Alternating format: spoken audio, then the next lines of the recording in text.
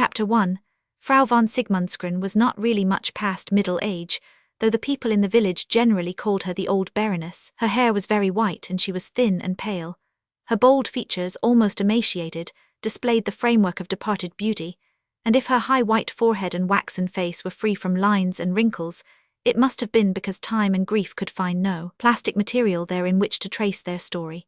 She was a very tall woman too, and carried her head erect and high, walking with a firmness and elasticity of step, such as would not have been expected in one whose outward appearance conveyed so little impression of strength. It is true that she had never been ill in her life, and that her leanness was due to the most natural of all causes, but these facts were not patent to the observer, and for reasons which will presently appear she herself would have been the last to mention them. There was something, too, in the look of her blue eyes, shaded by long brown lashes which had retained their colour, that forbade any expression of sympathy. The least experienced of mankind would have seen at a glance that she was the proudest of women, and would have guessed that she must be one of the most reticent. She moved and spoke as though Sigmundsgren were still what it had been in former days, and she had brought up her only child to be as much like herself, as it was possible that anything so young and fair could resemble what was already a type of age and gravity. Poverty is too insignificant a word to describe the state in which the mother and daughter lived, and had lived for many years. They had no means of subsistence whatever beyond the pension accorded to the widow of Lieutenant von Sigmundsgren, fallen on the field of honour, as the official report had expressed it, in the murderous war with France. He had been the last of his name, and at the time of his death had no relations living.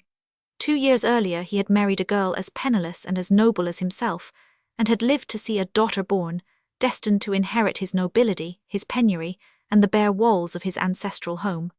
Sigmundsgren had been a very grand castle in its day, and the half-ruined walls of the old stronghold still rose majestically from the summit of the crag. Indeed, the ruin was more apparent than real as yet, and a few thousands judiciously expended upon the masonry would have sufficed to restore the buildings to their original completeness.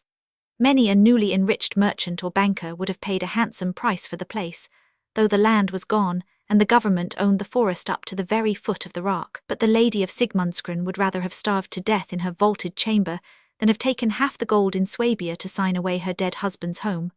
Moreover, there was Greif, and Greif was to marry Hilda, after which all would be well again. Greif, with his money, would build and restore and furnish the old castle, and bring back the breath of life into the ancient halls and corridors. But in order that Greif might marry Hilda, it was necessary that Hilda should grow up beautiful, and to grow up at all, it was necessary that Hilda should be fed. It had come to that, to the very question of food, of mere bread to eat. There was not enough for two, but Hilda must not starve. That was the secret which no one, not even Hilda herself, must ever understand. During the first years it had not been so hard to live. There had been a few poor jewels to sell, a few odds and ends that had brought a little money. While Hilda was a little child it had been easier, for she had needed but few clothes, and being little had needed to eat less. But at last there had come a day when Frau von Sigmundsgren, not so thin nor so pale as now, had seen a hungry look stealing into the eyes of the fair-haired girl. It was little enough that they had between them, but the mother said to herself that she could keep alive with less. The careful economy which bought nothing not capable of sustaining life and strength could go no further. There were but so many pence a day for food, and to expend more today was to starve tomorrow. From that moment Frau von Sigmundsgren began to complain of headache, and especially of loss of appetite. She could not eat, she said. She did not think there was anything the matter, and she would doubtless be better in a few days. But the days ran on to weeks, the weeks to months, and the months to years, and Hilda grew tall and fair, unconsciously eating her mother's portion of the daily bread. No hermit ever lived upon so little as sufficed for the Baroness. No perishing, shipwrecked wretch ever measured out so carefully the ounce of biscuit that must maintain life from day to day. No martyr ever submitted more patiently and silently to his sufferings. But Hilda grew, and the years sped on, and Greif would come in time. Greif, upon whom such great hopes were centred, was a distant cousin as well as a neighbour. The relationship was on the side of Hilda's mother, whose grandfather had been a Greifenstein, and who might have been expected to accept some assistance from her rich connections, especially as she was quite willing that her daughter should marry their only son.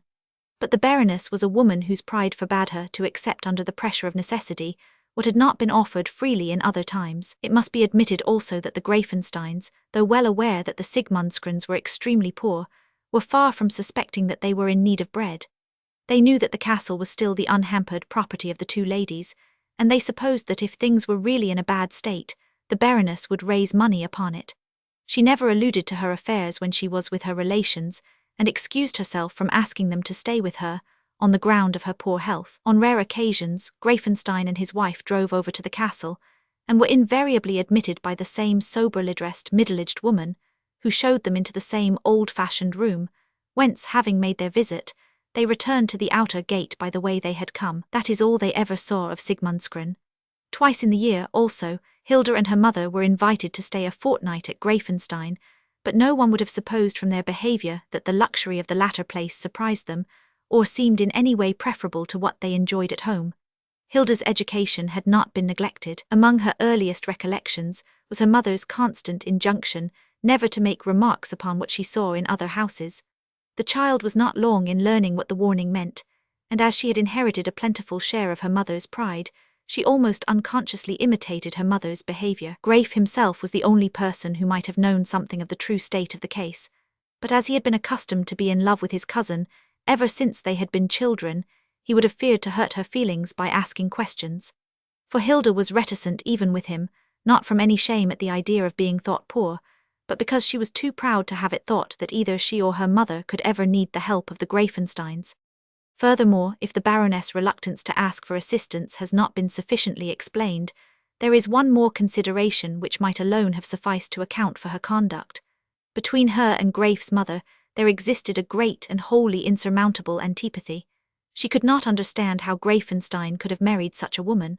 There was a mystery about it which she had never fathomed. Greifenstein himself was a stern, silent man of military appearance, a mighty hunter in the depths of the forest, a sort of grizzled monument of aristocratic strength, tough as leather, courteous in his manner, with that stiff courtesy that never changes under any circumstances, rigid in his views, religious, loyal, full of the prejudices that make the best subjects in a kingdom and the bitterest opponents of all change.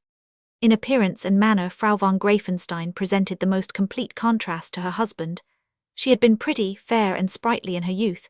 She was now a faded blonde, full of strange affectations and stilted sentiments. Possessing but indifferent taste, she nevertheless devoted much time to the adornment of her person. She was small of stature, but delicately made, and if her nervous desire to please had granted to her outward personality a moment's repose during the day, she might still have passed muster as a fairly good-looking woman.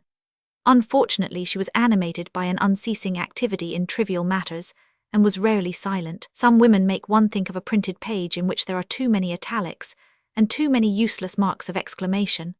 At first, their constant cries of admiration and outbursts of enthusiasm produce a vague sense of uneasiness in the listener, which soon develops to a feeling of positive distress, and generally ends in a real and deep-rooted dislike. At the beginning one looks about anxiously for the object which could produce so grotesque a smile. There is nothing, for the conversation has been as lead, but the smile does not subside. It only passes through the endless variations that succeed each other from the inane grin to the affected simper which is meant to be tender. The whole face moves perpetually, as the facial muscles of a corpse, excited by an electric current, seem to parody all the expression of living human sentiment. Frau von Greifenstein was not in reality so foolish as might have been thought. Her silliness was superficial. One part of her life had been full of strange circumstances, and if the whole truth were told, it would appear that she had known how to extract a large amount of personal advantage from situations which to many persons would have seemed hopeless.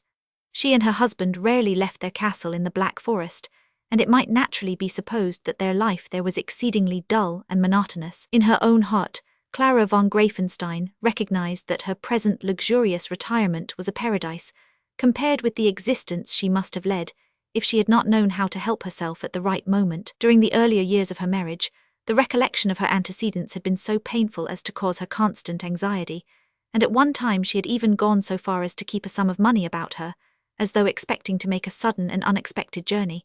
But 25 years and more had passed, without bringing any untoward incident, and she felt herself very secure in her position.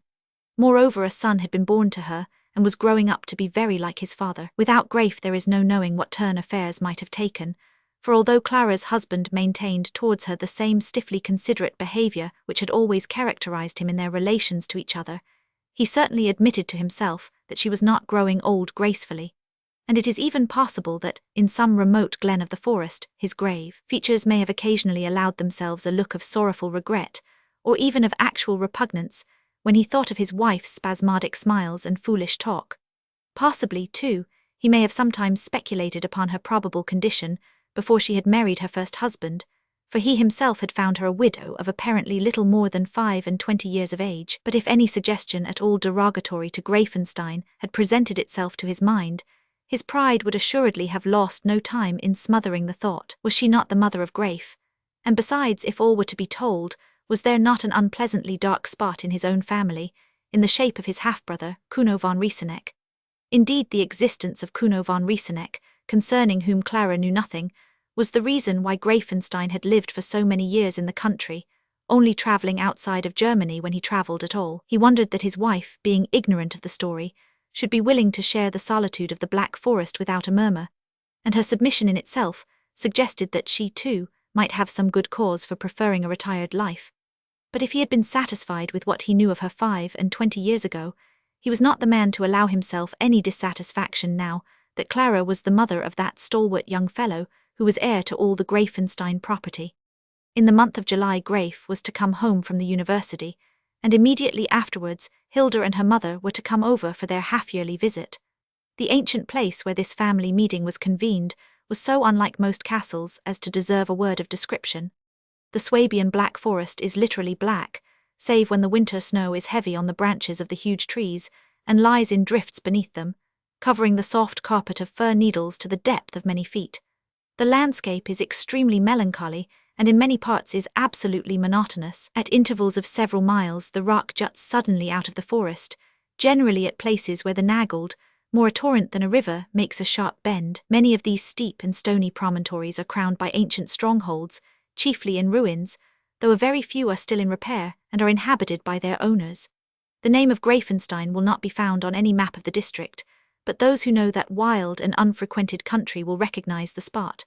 The tumbling stream turns upon itself at a sharp angle, swirling round the base of a precipitous and wedge-like cliff. So steep are the sides that they who chose the summit for a fortress saw no need of building any protection, save one gigantic wall which bestrides the wedge of rock, thus cutting off a triangular platform between the massive bulwark and the two precipices that meet at the apex of the figure. This single fortification is a solid piece of masonry, enormously thick and of great height, its two extremities being surmounted by pointed towers, connected by a covered walk along the top of the wall, which even at that height is fully 6 feet wide and nearly 100 in length. This was the rampart behind which the Greifensteins had dwelt in security through many generations, in the stormy days of the robber barons.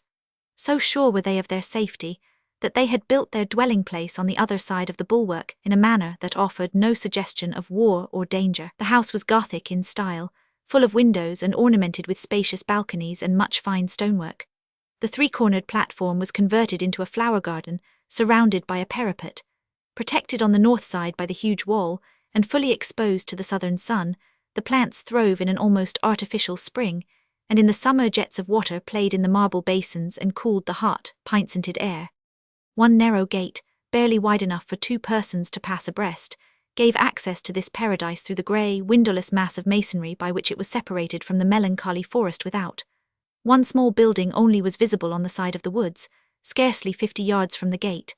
This was a small, square stone tower, half overgrown with brush and creepers, and evidently abandoned to decay. It was known in the family and neighbourhood as the Hunger Therm, or Hunger Tower, as having been used as a place for starving prisoners to death, in the fine old days when the lords of Greifenstein did as they judged good in their own eyes. Frau von Sigmundsgren used to look curiously at the grey building when she was staying with her relations.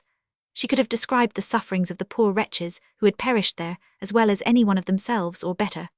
Not 20 miles from all the luxury that dwelt behind that lofty bulwark, she had been starving herself for years in order that her only child might live. And yet the well-fed woodmen touched their caps, and their rosy wives and daughters curtsied to the Lady Baroness who, as they told each other, spent her life in the towers of Sigmundsgren hoarding untold wealth, which would one day belong to the golden-haired Lady Hilda. They knew, for the knowledge could not be kept from them and their kind, how very few were the silver pieces which were ever seen in the hands of old Burble, when she came down to the village market to buy food, and they naturally concluded that the Baroness was a miser even like some of themselves. keeping her store of gold in a broken teapot somewhere among those turrets in a spot known only to the owls. It is also possible that Berbel, her name was Barbary, encouraged the idea, thinking it better that her beloved mistresses should be thought avaricious than poor. The burgomaster of the hamlet, who had to take off his coat in order to sign his name when that momentous operation was unavoidable, but who was supposed to know vastly more than the schoolmaster, used to talk about certain mines in Silesia, owned by the Sigmundskrans, and once or twice he went so far as to assure his hearers that gold and even diamonds were found there in solid blocks as big as his own moss krug, that portentous jug from which he derived inspiring thoughts for conversation, or peaceful satisfaction in solitude, as the case might be. All, however, agreed in predicting that things would go much better when the young gentleman of Greifenstein was married to the young lady of Sigmundskron.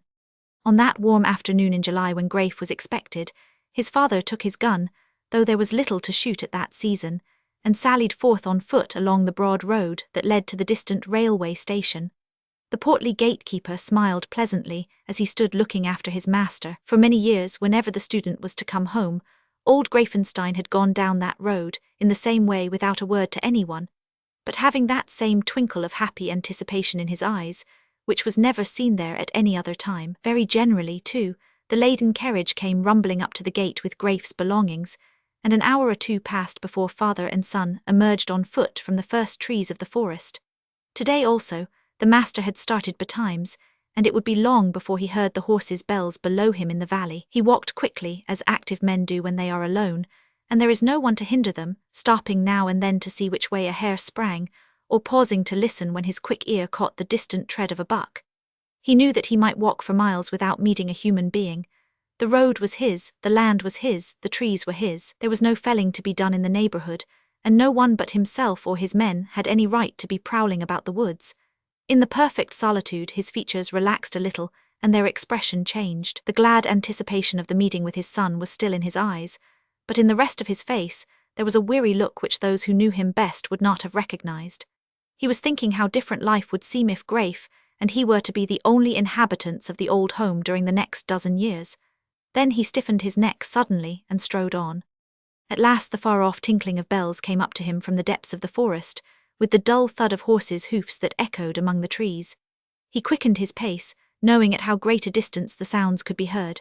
10 minutes elapsed before the carriage came in sight, and then almost instantly a loud shout rang through the woods, followed by an answer from old Greifenstein, deeper, but quite as strong. "Father, Greif." Greif had leaped down from his place and was running up the hill at a pace that would have tried the horses. In a moment more the two tall men were in each other's arms, kissing each other on the cheek. At 23 the student looked as much like his father as a young and fair man can look like an elderly dark one. Their features were the same, both had the same sinewy firmness of build and the same eyes, but Greif's close-cut golden hair and delicate moustache gave him a brilliancy his father had never possessed. He seemed to bring the light with him into the deep shade of the glen where they met. One looking at him would have felt instinctively that he was made to wear the gleaming uniform of a Prussian lifeguard, rather than the sober garments of a civilian. As a matter of fact, he was dressed like an Englishman, and would probably have been taken for one, to his own intense disgust, in any European crowd. "And how is the mother?" he asked in a somewhat formal tone, as soon as the first embrace was over. He had been brought up with dutiful ideas. "Your mother is exceedingly well," answered Greifenstein, whose manner also stiffened perceptibly. There was a moment's pause. Perhaps it was in the hope of dissipating that awkward feeling which somehow or other always made itself apparent when the lady of Greifenstein was mentioned, that her husband pulled out his case and offered Greif a cigar. "I have brought you a pipe," said the latter, and as the carriage came up to where they were standing he snatched his bag off the back seat. "It will make you feel young again," he laughed as he took a paper parcel from the receptacle. "It is a corpse pipe, colours and tassels and all." Greifenstein, one of whose favourite hobbies was the advantage of pipes in general, was as delighted as a boy with the little gift, and instantly produced a huge silver tobacco box out of the depths of his shooting coat, from which he began to fill the china bowl. "Thank you, my boy," he said as he drew the air through the unlighted pipe to assure himself that there was no obstruction. Then he took out an old-fashioned flint and steel, lighted a bit of tinder with a practised hand, and laid it upon the tobacco. He made a sign to the coachman, who urged his sturdy Mecklenburg horses up the hill and was soon out of sight. The two men walked slowly forwards and smoked in silence for a few minutes. "When is Hilda coming?" asked Graif at last, when he thought he had allowed a decent interval to elapse before putting the question which chiefly interested him. "She will come tomorrow with her mother," replied Greifenstein, not noticing, or pretending not to notice, the faint blush that rose in his son's face. "I suppose we must wait another year," remarked Graif with a sigh. "It seems absurd that at my age I should not have finished my education. You will be glad when you are married that you have your military service behind you." "I do not know," answered the young man absently. "You do not know?" exclaimed his father in surprise. "Would you like to go and live with Hilda in a garrison town while you served your year as a volunteer?" "I was not thinking of that. I have thought lately that after all I had better take active service. Would you object?" Greifenstein was taken by surprise, and would possibly have uttered a loud exclamation if he had not long ago schooled himself to be incapable of any such breach of gravity. But he did not answer the question. "Father," began Graif again after a pause, "is it true that you ever had a brother?" Greifenstein's tough face turned slowly grey. "A half-brother," he answered with an effort. "My mother married again." Graif glanced sideways at his father and saw that he was oddly affected by the inquiry, but the young man had his own reasons for wishing to know the truth. "Why have you never told me that I had an uncle?" he asked. "He is no uncle of yours, my boy, nor brother of mine," answered Greifenstein bitterly. "I fought about him the other day, that is all," said Graif. "He is not worth fighting for." "Then the story is true." "What story?" Greifenstein stopped short in his walk and fixed his sharp eyes on his son's face. "What story? What do you know?" "A man told me that your brother had been discharged from the army with infamy infam casertand, condemned to imprisonment, for betraying some arsenal or armory into the hands of the rebels in 1848. I told Himmel that he lied. What else could I say? I had never heard of the scoundrel." "You were quite right," answered Greifenstein, who was very pale. "I never meant that you should know any more than your mother. That is the reason why we live in the country all the year. But I thought it would come, I feared that someone would tell you." "I do not think that anyone will repeat the experiment," observed Graif, turning away and looking down at the torrent, which was visible between the trees. "And what has become of this Herr von Rieseneck, if that was his name?" "He is alive and well. Rich for anything I know to the contrary. He escaped from the fortress where he was confined and made his way to South America. I had not seen him for some time before that disgraceful affair. We had quarrelled about other matters, and he had entered the Prussian service. I wish you had told me about him before." "Why should I? Do you think it is a pleasant subject for conversation? As his name was not mine, thank God, there was a chance that you might never know nor hear of him. I see why you do not wish me to enter the army." "Yes," answered Greifenstein laconically, and he once more walked forward. For some time neither spoke. Greifenstein's profound hatred of his dishonoured brother was too deeply stirred to allow of his continuing the conversation, and in a different way the younger man was quite as much affected as his father. When the student with whom he had fought had cast in his teeth the evil deeds of Kuno von Rieseneck, he had unhesitatingly denied the story, thinking it a merely gratuitous insult, invented on the spur of the moment. No one present during the altercation had thought fit to confirm the tale, and Graif had wreaked his vengeance upon his enemy in the most approved fashion, in the presence of the assembled corpse. But the words had taken effect, and he had determined to learn from his father's lips whether they had any foundation in fact. Being satisfied of the truth of the story, however, his mood changed. No one who has not studied the character of the German gentleman, the old-fashioned Edelman, will readily understand how directly he feels himself injured by the disgrace of a relative, even very distantly removed. He has often little enough in the world but his name and his pride of caste, but as compared with the former he holds his life as of no value whatsoever, and where the latter is concerned, he will suffer much rather than offend the exclusiveness of his class by derogating from the most insignificant of its prejudices. He is not afraid of poverty. No one can maintain the position of a gentleman with more exiguous resources than often fall to his share. Rather than leave the smallest debt of honour unpaid, he will unhesitatingly take his own life. That a man should suffer himself to live after doing such a deed as had broken Kuno von Rieseneck's career seems to him a crime against humanity. He is often called avaricious, because like Frau von Sigmundsgren, he is often very, very poor, but he has never been called a coward nor a traitor by any man or class of men who knew him. All gentlemen throughout the world are brothers, it is true, for to be a gentleman is to be brave, honest, courteous, and nothing more. But the gentlemen of different nations are like brothers brought up in different schools. An Englishman who should demand satisfaction by arms of another Englishman for a hasty word spoken in jest would be considered a lunatic in the clubs, and if he carried his warlike intentions into effect with the consent of his adversary, and killed his man, the law would hang him without mercy as a common murderer. On the other hand, a German who should refuse a duel or not demand one if insulted would be dismissed from the army and made an outcast from society. And these things do not depend upon civilization, since modern Germany is probably more civilized than modern England. They depend upon national character. When Grafe heard of his uncle's existence, and at the same time of his disgrace, it seemed to him that a cloud had descended upon his own brilliant future. He had long nursed in secret his desire for a military life, and had often wondered at his father's unwillingness to discuss the matter. He now suddenly understood the true state of the case and realized, by the measure of his disappointment, the magnitude to which his hopes had grown. But there was something more than this in the despondency which seized upon him so quickly and would not be thrown off. "Does Hilda know this?" he asked, at length giving expression to his thoughts. Greifenstein did not answer at once. "I do not think her mother would have told her," he said after a time, "but her mother knows. And my mother does not. No, nor never shall if I can help it." If the two men spoke little on their homeward walk, it was not for lack of sympathy between them. On the contrary, if anything could strengthen the strong bond that united them, it was the knowledge that they had a secret in common which they must keep together. Chapter 2.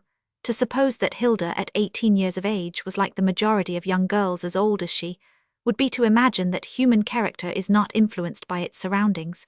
She was neither a village Gretchen, such as Faust loved and ruined, nor was she the omniscient damsel of modern society. During the greater part of her existence, she had lived without any companions but her mother and the faithful Burble, but she had grown up in a wild forest country, in a huge dismantled stronghold, of which the windows looked out over the tumbling torrent, and across endless thousands of giant trees, whose dark tops rose like sombre points of shadow out of the deeper shade below.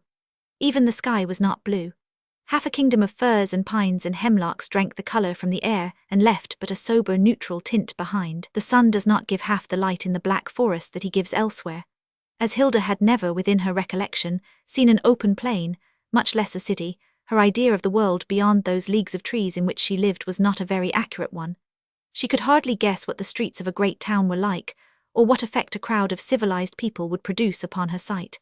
And yet she was far from ignorant. There were books enough left at Sigmundsgren for her education, and the Baroness had done what was in her power to impart such instruction as she could command. Hilda had probably read as many books as most girls of her age, and had read them more carefully, but she was very far from loving study for its own sake.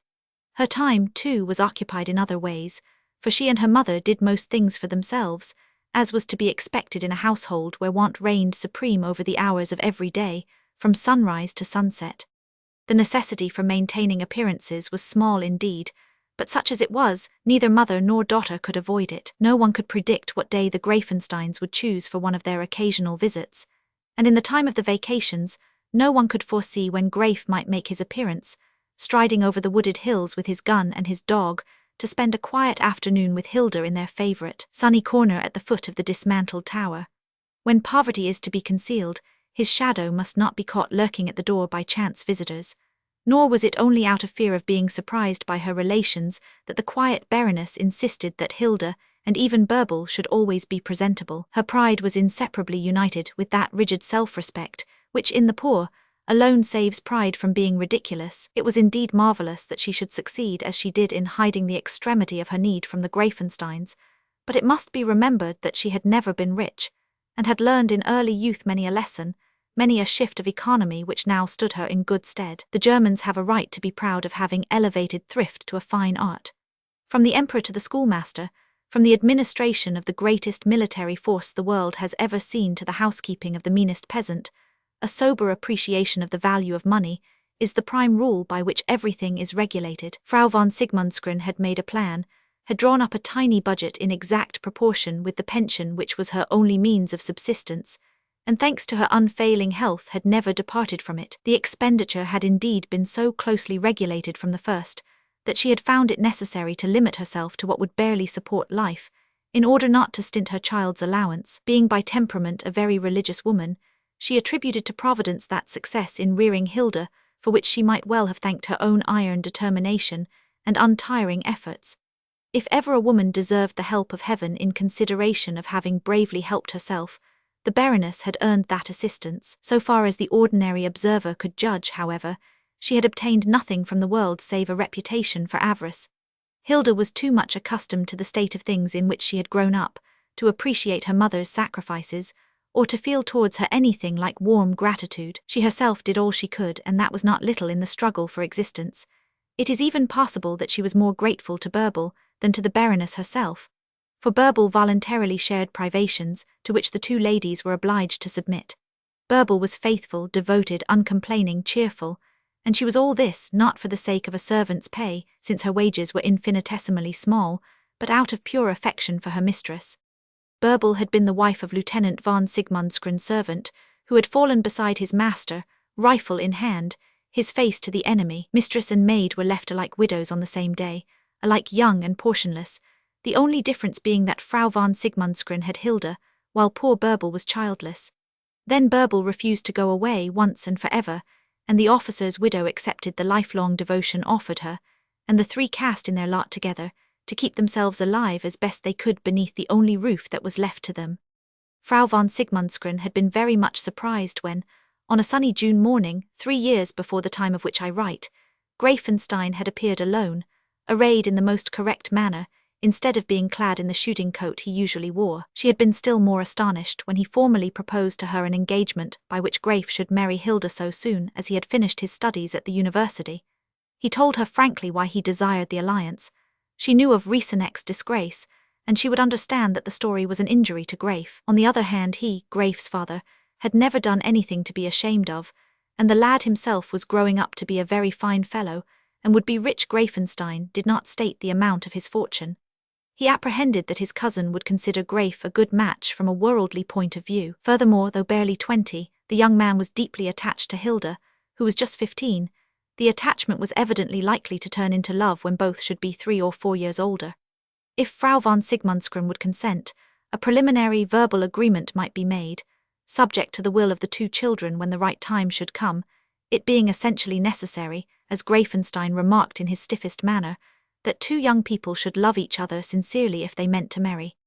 The Baroness opened her clear blue eyes very wide, as though she had seen a coach and 4 laden with sacks of gold driving through the old gates of the castle. But she was far too well bred to burst into tears, or to exhibit any embarrassment, or even an improper amount of satisfaction. She replied that she was much obliged, that she was poor, and that Hilda would inherit nothing whatsoever except Sigmundsgren, a fact which her cousin must please to understand from the first, that if the absence of any dower were not an obstacle, it was not for her to create difficulties. And finally that she believed Hilda to be quite as much attached to Greif as Greif to her. Thereupon Burble was sent to fetch a bottle of wine. There had been 6 bottles in the cellar 13 years ago, and this was the first that had been opened, and Greifenstein refreshed himself therewith and departed, as stiffly, courteously and kindly as he had come. Greif had come over as often as he pleased during his vacations, and had written whenever he liked during his terms. Never having seen anyone at home or abroad whom he considered comparable with Hilda, he had grown up to love her as naturally as he loved the pine-scented air of his home, the warm soft sun, or the still beauty of the forest. Hilda was an essential part of his life and being, without which he could imagine no future. Year by year it grew harder to say goodbye, and the happiness of meeting grew deeper and more real. There was a pride in the knowledge that she was for him only, which played upon the unconscious selfishness of his young nature, and gave him the most profound and exquisite delight. At 23 he was old enough to understand the world about him. He had accomplished his year of obligatory service in the army, and had come into contact with all sorts of men, things and ideas. He was himself a man and had outgrown most boyish fallacies and illusions, but he had not outgrown Hilda. She was there in the heart of the forest in the towers of Sigmundsgren, away from the world he had seen, and maidenly ignorant of all it contained, waiting for him, the incarnation of all that was lovely and young and fair and spotless. He pitied his fellow students, who loved vulgarly whatever came into their way. He could not imagine what life would be without Hilda. It was a strange sort of love too, for there had been no wooing. They had grown up for each other as naturally as the songbird for its mate. There had been no hindrances, no jealousies, no alternate hopes and fears, none of those vicissitudes to which love is heir. Nothing but the calamity of death could interfere with the fulfillment of their happiness, and perhaps no two beings ever loved each other from whom death seemed so far. Hilda was happy, too, in her own way, for what she knew of the outer world was what she saw through Greif's eyes. To him, the greatest of all blessings would be to come back to the forest and never to leave it again, and Hilda argued that the world could not be worth seeing if the woods were so vastly preferable as he seemed to think. She felt herself to be what she was in his imagination, a part of the nature in which she had grown up, as much as the oldest and tallest fir tree on the hillside. People who spend all their lives in unfrequented regions feel a sense of property in the air, the earth and the water, which citybrid folks cannot readily understand. They have such an intimate, unconscious knowledge of the seasons, the weather, the growth of plants and the habits of animals, that it seems to them as though their own hearts beat in every corner of the world around them, and as though all the changes they see from day to day were only manifestations of their own vitality. They may not see, or know that they see, beauties which amaze the wanderer who visits their wilderness, but they feel them as he never can, and feed on them as he cannot feed. Their senses, not dulled by daily close contact with thousands of indifferent and similar objects, nor by the ceaseless chatter of their fellow beings, see sights and hear sounds altogether beyond the perceptions of gregarious man. The infinite variety of nature, as compared with the pitiful monotony of the works of humanity, produces in their minds an activity of an especial kind. They do not know what mental weariness means, nor the desire for nervous excitement. The succession of morning and evening does not bore them, for it is a part of themselves, like hunger and the satisfaction of appetite, thirst and the refreshing draught from the spring. They are good, though their virtues be negative, and they are happy, for they have never heard of unhappiness. Their existence is the very opposite of ours, full where ours is empty, empty where ours is crowded to overflowing. They are never alone, for the world is their companion. They are never hurried, for they move with time itself, whereas our existence is but one long effort to outrun the revolution of the hours. They do not dream of fame, for they feel the eternity of perpetually renewed life in all that surrounds them. They have never heard of competition, for their only rival is God himself. Hilda's earliest recollections did not go back beyond the time when she had been brought to the Black Forest, and the singular simplicity of her life made the past years seem strangely short. Children whose first remembrances are full of new impressions grow old quickly, while those to whose perceptions little is offered grow up more slowly and more naturally. Other conditions being the same, these latter will be calmer, healthier, and more reasonable. The best horse is not the one which is made to do the most work as a colt, though performing dogs must learn their tricks as puppies if they are to learn them at all. Much in life depends upon the truth of our first impressions, and as this, in its turn, depends directly upon our ability to judge what we see and hear, it is clear that children may be injured permanently if too many things be brought within the sphere of their observation before they have learned the uses of hearing and sight. The grand solitudes of the forest, the imposing calm of nature when at rest, the indescribable magnificence of the winter storms, had furnished Hilda with her first deep impressions. That death of which her mother sometimes spoke was the disappearance of all that lived beneath the soft, silent snow. That mysterious resurrection of the dead was nature's irresistible glad leap to meet the sun, as the noonday shadows shortened day by day. That happy life to come was the far-off summer, when the wind would sigh and whisper again among the branches he had so rudely handled in his wrath, when all the air would smell of the warm pines, when the mayflower would follow the hawthorn, and the purple gentian take the mayflower's place, when the wild pea-blossom would elbow the forest violet, and the clover and wild thyme and mint would spring up thick and crisp, and sweet for the dainty roebuck and his doe. Hilda used to think that the souls of the blessed would at last take their bodies again, just as the wildflowers in the wood sprang up with their own shape and beauty, each according to the little seed that had lain dead and forgotten since autumn had sighed its dirge above their myriad tiny graves, burying the summer as sadly as men bury those they dearly love. And yet Hilda never put any of those thoughts into words, though in her books she loved best those words that expressed her half-formulated feelings. Had she been removed to the noise and the whirl of city life, she would very probably have known how to define what she had lost. She might even have made others feel what she herself had so keenly felt. But in the silent towers of her home, or amidst that noiseless, ever-growing life that belongs to undisturbed nature, all she could have wished to express was expressed for her, in a grander language than that of man. She had no need of spending long hours in reverie and contemplation, as people do who are not used to their surroundings, or who compare their present with their past. Constant occupation had become a part of her being, and unceasing small activity in household matters the condition of her life. Heaven knows, there was enough to do between making and mending everything she wore, keeping in order even the small part of the gigantic building which she and her mother inhabited, cultivating as best she could the plot of ground in the castle yard, which was all the land left to her, the last of her name, and in the midst of all this manual labour, in maintaining that prescribed amount of appearance, from which she had never been allowed to deviate since she had been a little child. A spotless perfection of neatness was indeed the only luxury left within reach of the two ladies, and for that one available satisfaction there was no trouble they would not cheerfully undergo. But these manifold household labours did not vulgarise Hilda's character. If she enjoyed the luxury of Greifenstein during her half-yearly visits, it was not because she disliked or despised her own home life. She was too thoroughly conscious of the inevitable to groan over her lot. She was too strong in mind and body to desire luxurious idleness, and she never imagined that a woman could find occupation except in household duties. Her whole existence had made her so simple that she could never have comprehended that complicated state of mind which is so delightful to society. Something of nature's own freshness, too, had been infused into the young girl's veins, refreshing and renewing the life in that old blood of which she was the last descendant. Blue eyes are rarely very bright. Hilda's seemed to have a special vitality of their own, which gave the impression that they must shine in the dark as some crystals do for a few seconds when they have been long exposed to the sun. They were of that rare type which appear to sparkle even when not seen directly, not merely reflecting the light as a placid pool reflects it, but making it dance and change as sunshine does in falling water. Hilda's hair was yellow, and yellow hair is often lustreless as the pine dust in the woods, but has glowed as it were by its own colour without reflection, out of the very abundance of vitality. Her features were delicate and aquiline, but were saved from any look of deficient strength by that perfection of evenly distributed colour which comes only from matchless health and untainted blood, combined with a rare strength in the action of the heart. Hilda possessed one of those highly favoured organisations which nature occasionally produces as normal types of what humanity should be. Such people bring with them a radiance that nothing can extinguish, not even extreme old age. Their beauty may not be of the highest type, but their vitality is irresistibly attractive, and spreads to their surroundings, undiminished by any effort they make. When Hilda was told that if she and Graif loved each other they should marry, she was far less surprised than her mother had been when old Greifenstein had made his proposal.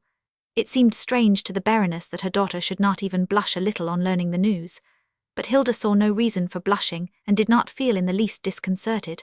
To her it all seemed perfectly natural. She had always loved Graif, ever since she could remember anything. Why should he not love her?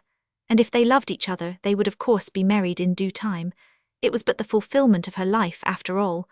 There was surely nothing in the idea to cause her any emotion. Did not heaven dispose everything in the best possible way, and was not this the best possible thing that could happen? Did the hawk mate with the wren or the wild boar with the doe? But the Baroness did not understand. She asked Hilda if she should be very unhappy if Graif died, or if he married someone else. God will not be so unkind, answered the young girl simply. Frau von Sigmundsgren was silent. It was clear that Hilda, in her innocence, had never expected anything else, but her mother trembled to think of what might happen if that simple faith were rudely disappointed. It was characteristic of the devoted mother that she thought of her child's heart, and not of the worldly difference to Hilda between single life at Sigmundsgren and wedded life at Greifenstein, between starvation and plenty, extreme poverty, and the state of enjoying all that money could give. It was long before she could comprehend what had passed in Hilda's mind, or the process of reasoning by which the young girl had reached such a calm certainty of anticipation. When she at last saw that it was an extremely simple matter, she realized how completely her daughter had been shut off from the world since her birth. At first she had doubted the reality of the girl's quiet manner in the circumstances, but she soon discovered that Hilda behaved during Graif's visits exactly as she had always done, meeting him gladly, parting from him regretfully, speaking with him as though there were no difference in their relations in the present, nor were to be in the future, excepting that Graif would always be present, instead of only coming from time to time. She knew that Graif himself was far from looking at the matter with such supreme calm. She saw the colour come and go in his fair face in a way that showed a constant emotion, and she feared lest such a very susceptible young man as he appeared to be should be entrapped, when away from home, by the designing mother, of whom every other mother sees the type in the background of her thoughts. But Graif did not fall a victim to any such schemes. If Hilda had at all resembled most girls of her age, he could have compared her with them, and the comparison would not have been to her advantage. She could not have possessed their cheap accomplishments, their knowledge of waltzing, or their intimate acquaintance with their neighbours' affairs. She could not have put on their sentimentality with men, nor their cynicism with each other. She could not imitate their glances, and she did not imitate their dress. She was a creature apart from them all. Deeply imbued as he was with all the prejudices of an exclusive caste, Graif could not have looked upon Hilda as he did if she had been a peasant's child, even though she had been herself in all other respects.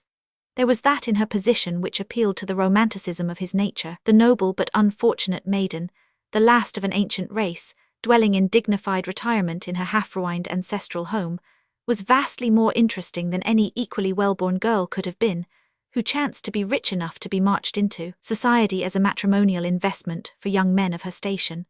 But it was precisely because Hilda possessed that one point in common with all such eligible young ladies that Graif regarded her with a romantic devotion he could never have felt for a village Gretchen. His pride in her nobility was indeed far less than his love for herself, but it made for that love a rampart against love's deadliest enemy, which is ridicule. He certainly did not tell himself so. He would have thought it an insult to Hilda to worship her for anything but her own self, but he was none the less aware that the pedestal upon which his idol stood was strong enough to withstand any assault. This being certain, it was the very impossibility of any further comparison that attracted him most. She was unlike anyone whom he met, or was ever likely to meet, and his imagination invested her with many exceptional attributes, most of which she undoubtedly possessed in one degree or another. Each time he returned and left the noisy train and the smart modern railway station behind him, to plunge into the silent forest, he felt more strongly that his real sympathies all lay between Greifenstein and Sigmundsgren, and that his visits to the world were only disturbing dreams. They must be renewed from time to time, at ever-increasing intervals, but the real peace of his life awaited him in his home. He, too, like Hilda, was a child of the woods, and felt that the trees, the foaming streams and the changeless crags were all parts of himself, to lose which would be like forfeiting a limb of his body or a sense of his intelligence. The Baroness need not have been afraid lest he should wander about the world to forget Sigmundsgren or Hilda. Nature had made him constant, and circumstances had made him happy in his own place. And so for years the lives of all these persons had run on, until the time was approaching when Graif and Hilda were to be married, and great changes were to be made at Sigmundsgren. Graif had come home for the last time but one, and his next return would be final. During months and years, the Baroness and her daughter had been slowly preparing for the great event.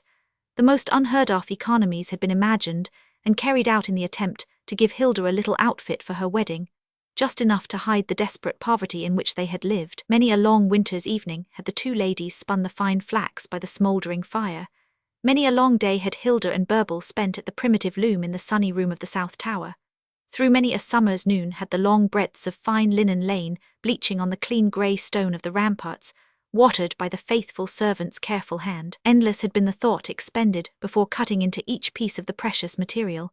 Endless the labour lavished upon the fine embroideries by Hilda herself, upon the minute stitching by her brave-hearted mother. But the work had progressed well, and the finished garments that lay amidst bundles of sweet-smelling dried herbs in the great old press would have done credit to the spinning and weaving and handiwork of skilled craftsmen. It was fortunate that there had been time for it all, else Hilda would have made but a poor figure on the great day.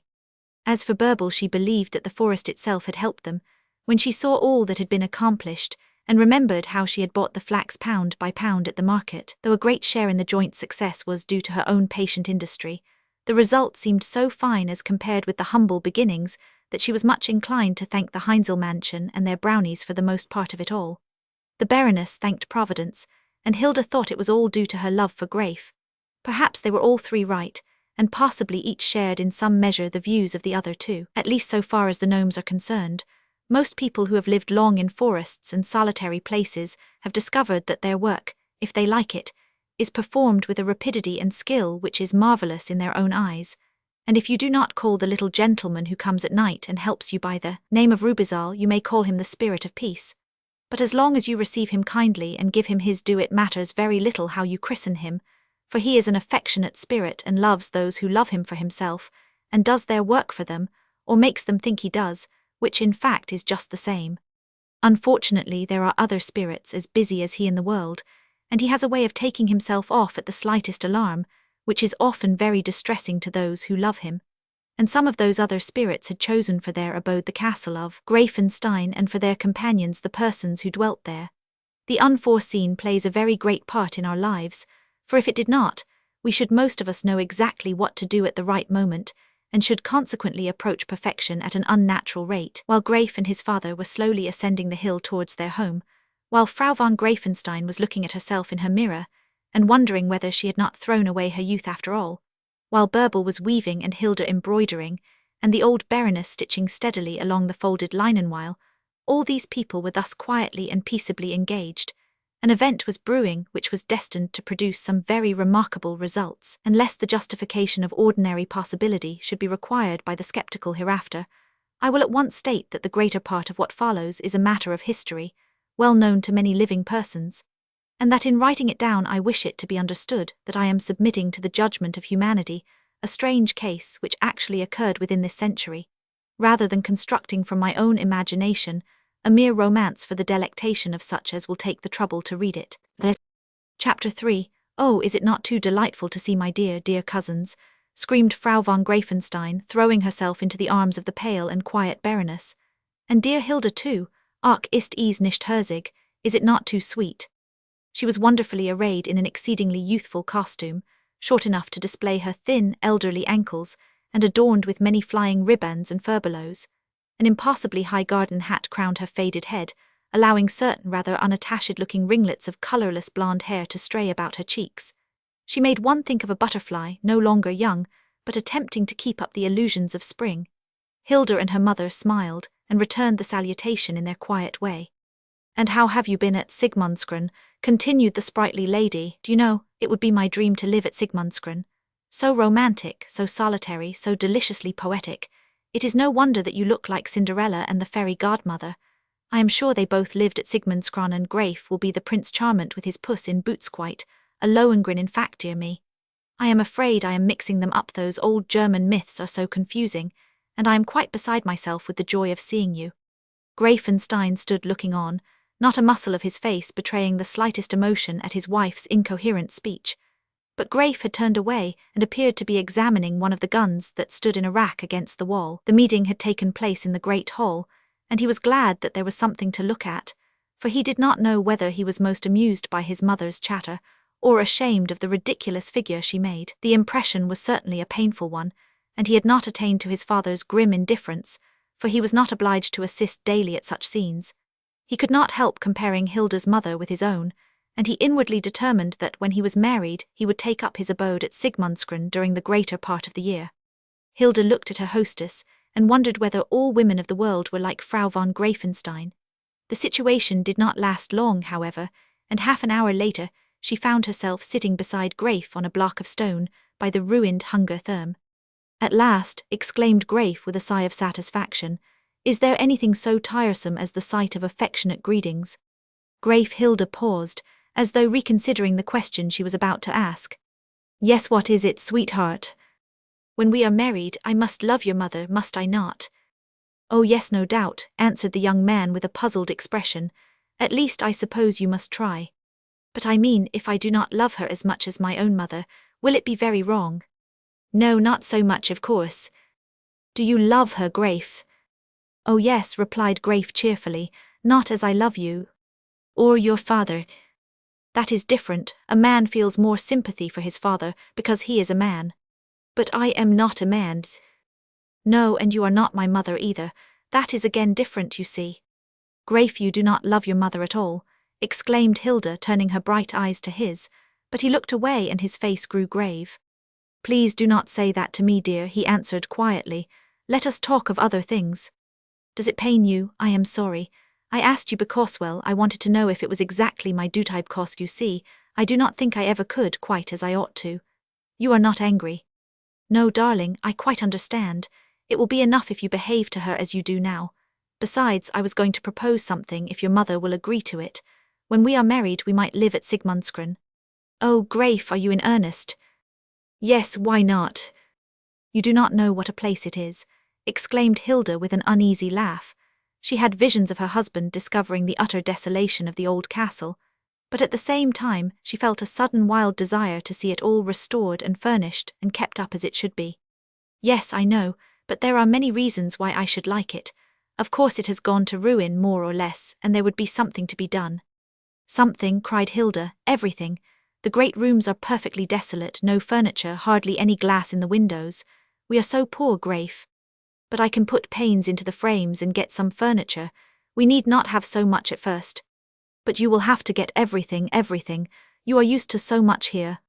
I should not need much if I had you, answered Grafe, looking at her, as the colour rose in his own face. I do not know, perhaps not.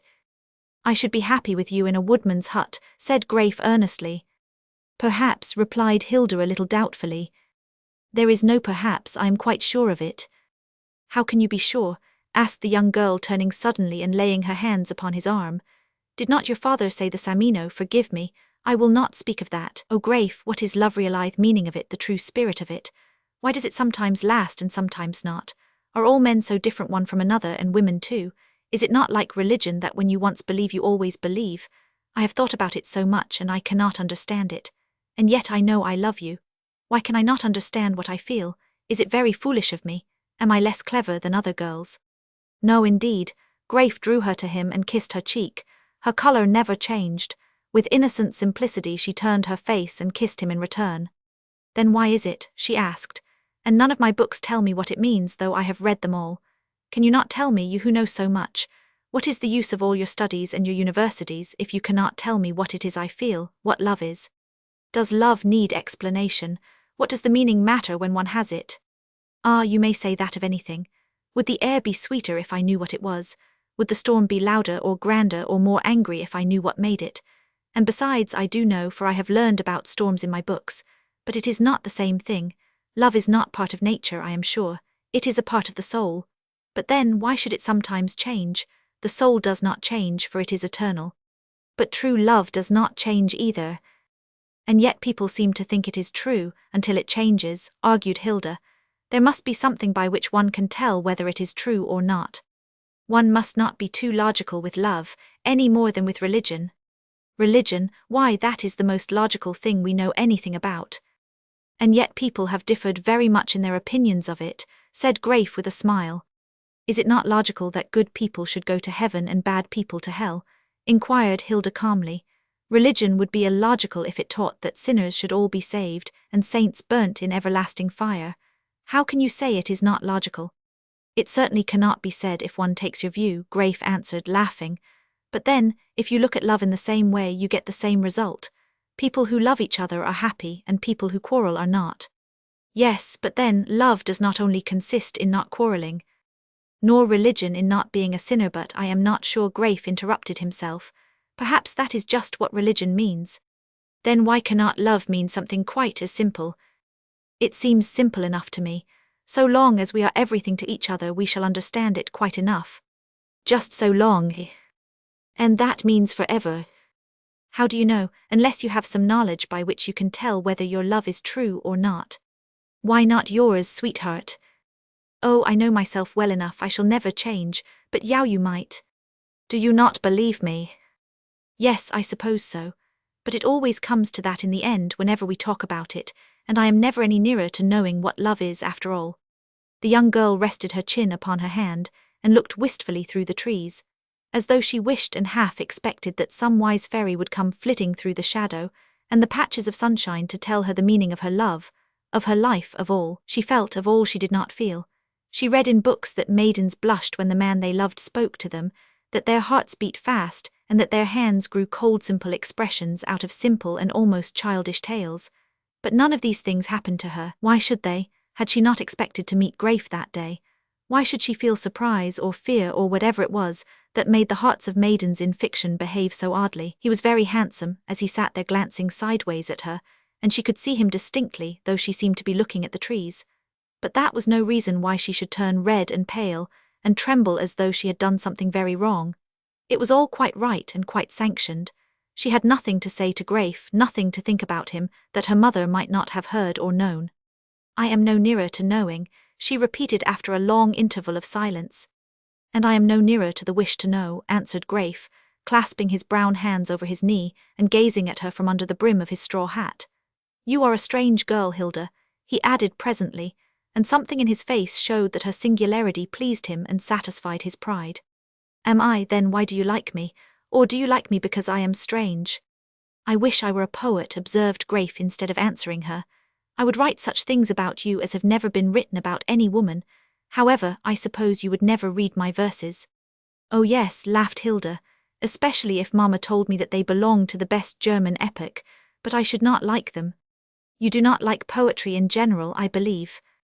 "It always seems to me a very unnatural way of expressing oneself," answered Hilda thoughtfully. "Why should a man go out of his way to put what he wants to say into a certain shape? What necessity is there for putting in a word more than is needed, or for pinching oneself so as to cut one out that would be useful for the sense, just because by doing that you can make everything fit a certain mould and sound mechanicalte rat-tat-tat-tat tum-tum. Ich weiß nicht was soll es bedeuten and all the rest of it. There is something wrong. That poem is very sad and romantic in idea, and yet you always sing it when you are particularly happy." "Most people do," said Grafe, smiling at the truth of the observation. "Then what is there in poetry? Does I love you sound sweeter if it is followed by a mechanical ta-ra-ta-ra-ta-tum of words quite unnecessary to the thought, and which you only hear because they jingle after you, as your spurs do, when you have been riding and are on foot at every step you take?" "Schlegend," laughed Grafe, "an annihilating argument. I will never think of writing verses any more, I promise you." "No, don't," answered Hilda emphatically. "Unless you feel that you cannot love me in plain languagine prose," she added, with a glance of her sparkling eyes. "Verse would be better than nothing then." "Then nothing anything would be better than that." Grafe fell to wondering whether her serious tone meant all that he understood by it, and he asked himself whether her calm, passionless affection were really what he in his heart called love. She felt no emotion like his own. She could pronounce the words "I love" again and again, without a tremor of the voice or a change in the even shading of her radiant color. It was possible that she only thought of him as a brother, as a part of the world she lived in, as something dearer than her mother, because nearer to her own age. It was possible that if she had been in the world, she might have seen some man whose mere presence could make her feel all she had never felt. It was conceivable that she should have fallen into this sisterly sort of affection in the absence of any person who might have awakened her real sensibilities. Grafe's masculine nature was not satisfied, for it craved a more active response, as a lad watches for the widening ripples when he has dropped a pebble into a placid pool. An irresistible desire to know the truth overcame Grafe. "Are you quite sure of yourself, sweetheart?" he asked softly. "Of what?" "That you really love me, do you know?" Before he could finish the question, Hilda was looking into his face, with an expression he had never seen before. He stopped short, surprised at the effect of his own words. Hilda was very angry, perhaps for the first time in her whole life. The brightness of her eyes almost startled him, and there was a slight contraction of the brows that gave her features a look of amazing power. Grafe even fancied that, for once, her cheek was a shade paler than usual. "You do not know what you say," she answered very slowly. "Darling, you have misunderstood me," exclaimed Grafe in distress. "I did not mean to say." "You asked me if I were sure that I really loved you," said Hilda very gravely. "You must be mad, but those were your words." "Hear me, sweetheart. I only asked because, you see, you are so different from other women. How can I explain?" "So you have had experience of others." She spoke coldly, and her voice had an incisive ring in it that wounded him as a knife. He was too inexperienced to know what to do, and he instinctively assumed that look of injured superiority which it is the peculiar privilege of women to wear in such cases, and which, in a man, exasperates them beyond measure. "My dear," said Grafe, "you have quite misunderstood me. I will explain the situation." "It is necessary," answered Hilda, looking at the trees. "In the first place, you must remember what we were saying, or rather what you were saying a little while ago. You wanted an explanation of the nature of love. Now that made me think that you had never felt what I feel." "I have not had your experience," observed Hilda. "But I have not had any experience either," exclaimed Grafe, suddenly breaking down in his dissertation. "Then how do you know that I am so different from other women?" was the inexorable retort. "I have seen other women and talked with them." "About love?" "No, about the weather," answered Grafe, annoyed at her persistence. "And were their views about the weather so very different from mine?" inquired the young girl, pushing him to the end of the situation. "Perhaps." "You do not seem sure. I wish you would explain yourself as you promised to do. Then you must not interrupt me at every word. Was I interrupting? I thought my questions might help you. Go on. I only mean to say that I never heard of a woman who wanted an explanation of her feelings when she was in love. And then I wondered whether your love was like mine, and as I am very sure, I supposed that if you felt differently you could not be so sure as one.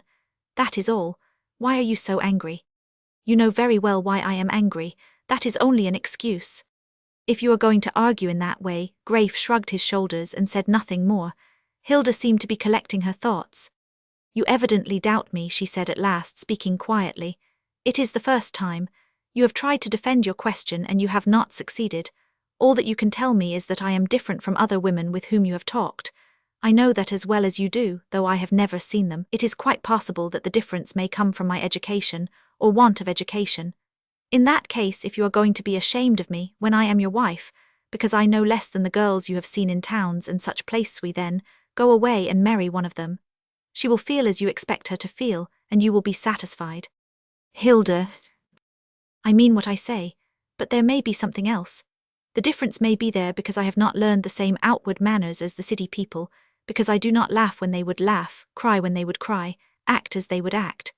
I do not know half the things they like or do or say, but from what I have read I fancy that they are not at all simple, nor straightforward in their likings and dislikes, nor in their speech either. I do not even know whether I look like them, nor whether if I went to their places they would not take me for some strange wild animal.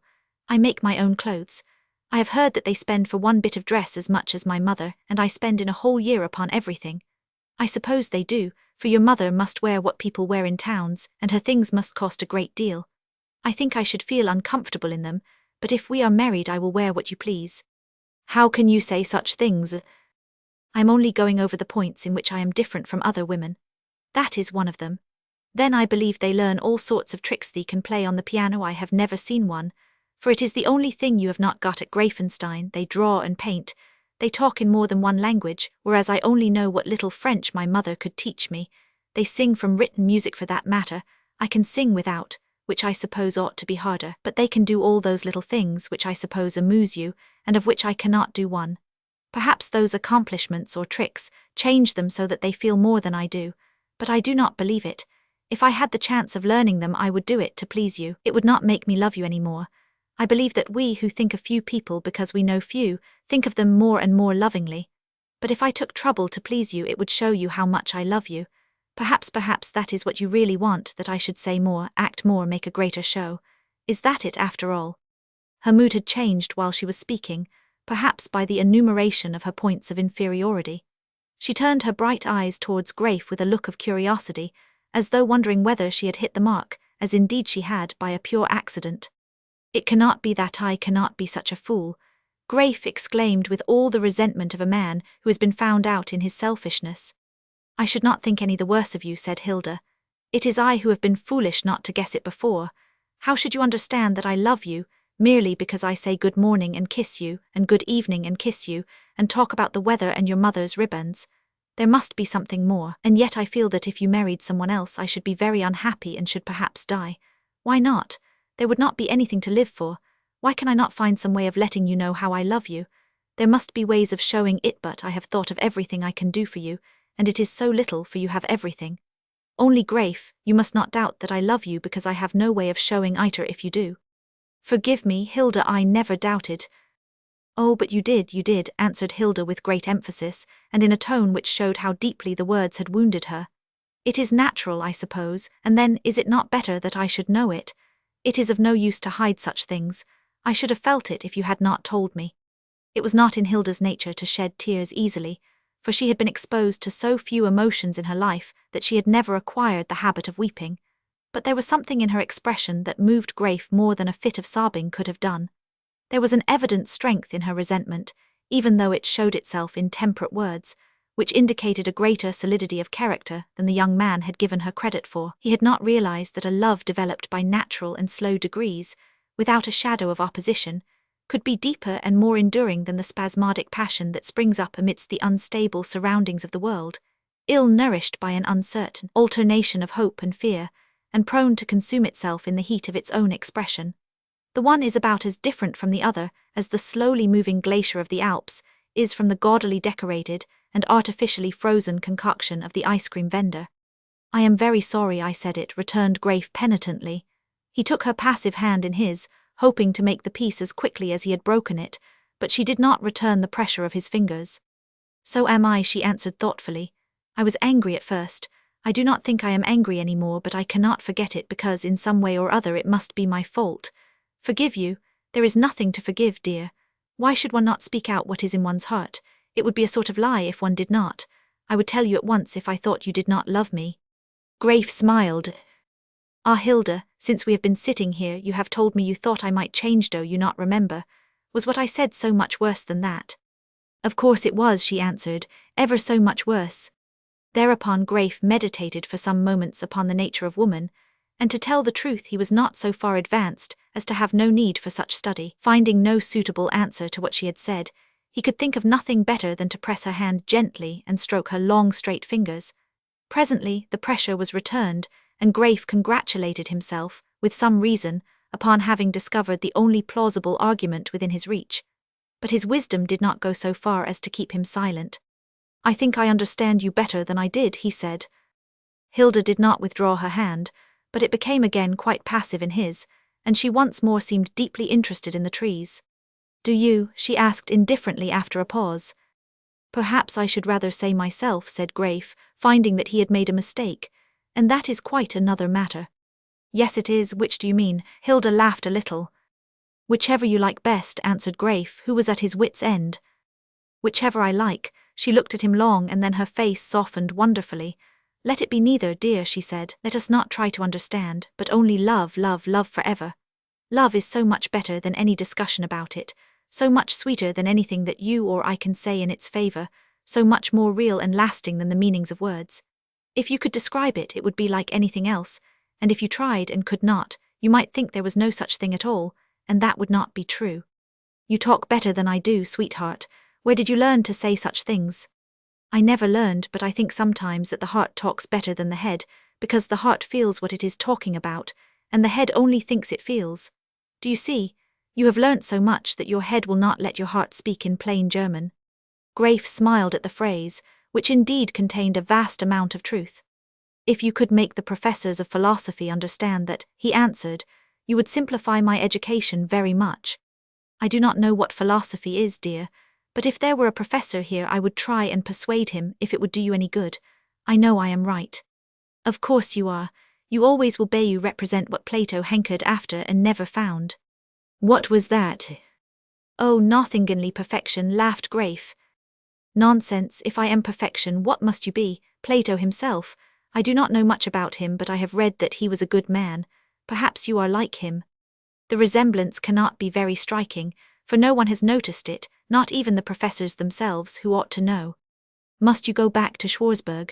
Hilda asked, suddenly growing serious. Yes, but it is the last time. It will not seem long, there is so much to be done. No, it will not seem long, answered Hilda, thinking of all that she and her mother must do before the wedding. But the long times are not always the sad times, she added sorrowfully. I shall be here for Christmas, said Grafe, and in the new year we will be married, and then we must think of what we will do. We will live at Sigmundsgren, as you said, shall we not? Yes, but before that we will go away for a while. Away, why? People always do when they are married. We will go to Italy if you like, or anywhere else. But why must we go away? Asked Hilda anxiously. Do you think we shall not be as happy here as anywhere else? Oh, I could not live out of the dear forest. But, sweetheart, you have never seen a town, nor anything of the world. Would you not care to know what it is all like beyond the trees? By and by, I would like to see it all. But I would like poor old Sigmundsgren to see how happy we shall be. I think the grey towers will almost seem to laugh on that day, and the big Fürsti saw my great-grandfather's wedding, Grafe. I would rather stay in the old place for a little while. And after all, you have travelled so much, that you can tell me about Italy by the fire in the long evenings, and I shall enjoy it quite as much because you will be always with me.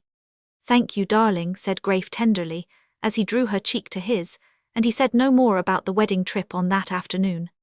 The shadows were beginning to lengthen, and the cool breeze was beginning to float down the valley, towards the heated plain far away, when Hilda and Grafe rose from their seat under the shadow of the Hunger Therm, and strolled slowly along the broad road that led into the forest beyond. Whatever feeling of unpleasantness had been roused by Graif's unlucky speech had entirely disappeared, but the discussion had left its impress far in the depths of Hilda's heart. It had never occurred to her in her whole life before that anyone, and especially Greif, could doubt the reality or the strength of her love. What had now passed between them had left her with a new aspiration of which she had not hitherto been conscious. She felt that hereafter she must find some means of making Greif understand her. When he had said that he understood her better, she had very nearly been offended again, for she saw how very far he was from knowing what was in her heart. She longed, as many have longed before, for some opportunity of sacrifice, of heroic devotion, which might show him in one moment the whole depth and breadth and loyalty of her love. Chapter 4. While Hilda and Greif were talking together, the 3 older members of the family party had established themselves in a shady arbour of the garden, close to the low parapet, whence one could look down the sheer precipice to the leaping stream and watch the dark swallows shooting through the shadow and the sunshine, or the yellow butterflies and moths fluttering from one resting place to another, drawn irresistibly to the gleaming water, out of which their wet wings would never bear them up again to the flower garden of the castle above. Frau von Greifenstein had seated herself in a straw chair with her parasol, her fan and her lapdog, a little toy terrier which was always suffering from some new and unheard-of nervous complaint, and on which the sensitive lady lavished all the care she could spare from herself. The miserable little creature shivered all summer, and lay during most of the winter half paralyzed with cold in a wadded basket before the fire. It snapped with pettish impotence at everyone who approached it, including its mistress, and the house was frequently convulsed, because there was too much salt in its soup or too little sugar in its tea. Greifenstein's pointers generally regarded it with silent scorn, but occasionally, when it was being petted with more than usual fondness, they would sit up before it, thrust out their long tongues and shake their intelligent heads, with a grin that reached to their ears, and which was not unlike the derisively laughing grimace of a street boy. Greifenstein never took any notice of the little animal, but on the other hand he was exceedingly careful not to disturb it. He probably considered it as a sort of familiar spirit attached to his wife's being. Had he been an ancient Egyptian instead of a modern German, he would doubtless have performed a weekly sacrifice to it, with the same stiff but ready outward courtesy, and prompted by the same inward adherence to the principles of household peace, which so preeminently characterized him. The lady of Sigmundsgren had neither parasol, nor lapdog, nor fan. Her plain grey dress, made almost as simply as a nun's, contrasted oddly with the profusion of expensive bad taste displayed in her hostess attire, as her serious white face and quiet noble eyes were strangely unlike Frau von Greifenstein's simpering, nervous countenance. The latter lady would certainly have been taken at first sight for the younger of the two, though she was in reality considerably older, but a closer examination showed an infinite number of minute lines, about the eyes, about the mouth, and even on her cheeks, not to mention that telltale wrinkle, the sign manual of advancing years, which begins just in front of the lobe of the ear and cuts its way downwards and backwards, round the angle of the jaw. There was a disquieting air of improbability, too, about some of the colouring in her face, though it was far from apparent that she was painted. Her hair, at all events, was her own and was not dyed, and yet, though she possessed an abundance of it, such as many a girl might have envied, it remained utterly uninteresting and commonplace, for its faded straw-like colour was not attractive to the eye, and it grew so awkwardly and so straight as to put its possessor to much trouble in the arrangement of the youthful ringlets she thought so becoming to her style. These, however, she never relinquished under any circumstances whatever. Nevertheless, at a certain distance and in a favourable light, the whole effect was youngish, though one could not call it youthful, the more so as Frau von Sigmundsgren, who sat beside her, was, at little over 40, usually taken for an old lady. For some moments after they had all sat down, no one spoke. Then Greifenstein suddenly straightened himself, as though an idea had occurred to him, and bending stiffly forward in his seat, addressed his cousin. "It gives us the greatest pleasure to see you once more in our circle," he said emphatically. Frau von Sigmundsgren looked up from her fine needlework, and gracefully inclined her head. "You are very kind," she answered. "You know how happy we are to be with you." "Ah, it is too delightful," cried Frau von Greifenstein with sudden enthusiasm, covering the toy terrier with her hand at the same time, as though anticipating some nervous movement on his part at the sound of her voice. The dog stirred uneasily and uttered a feeble little growl, turned round on her lap, bit his tail, and then settled himself to rest again. The lady watched all these movements with anxious interest, smoothing the folds of her dress at the spot on which the beast was about to lay his head. "Ah, my beloved, my treasure," she murmured in a strident whisper, Did I wake you? Dear, dear Pretzel, do go to sleep. I call him Pretzel, she added, looking up with a wild smile because when he is curled up with his little legs together on his side, he is just the shape of those little twisted rolls my husband likes with his beer. It is a vulgar name, yes, but this is a vulgar age, dear cousin, you know, and we must not be behind our times. Is it? Asked Frau von Sigmundsgren, without taking her eyes from her work. Oh, dreadfully so, is it not, Hugo? I am sure I have heard you say so.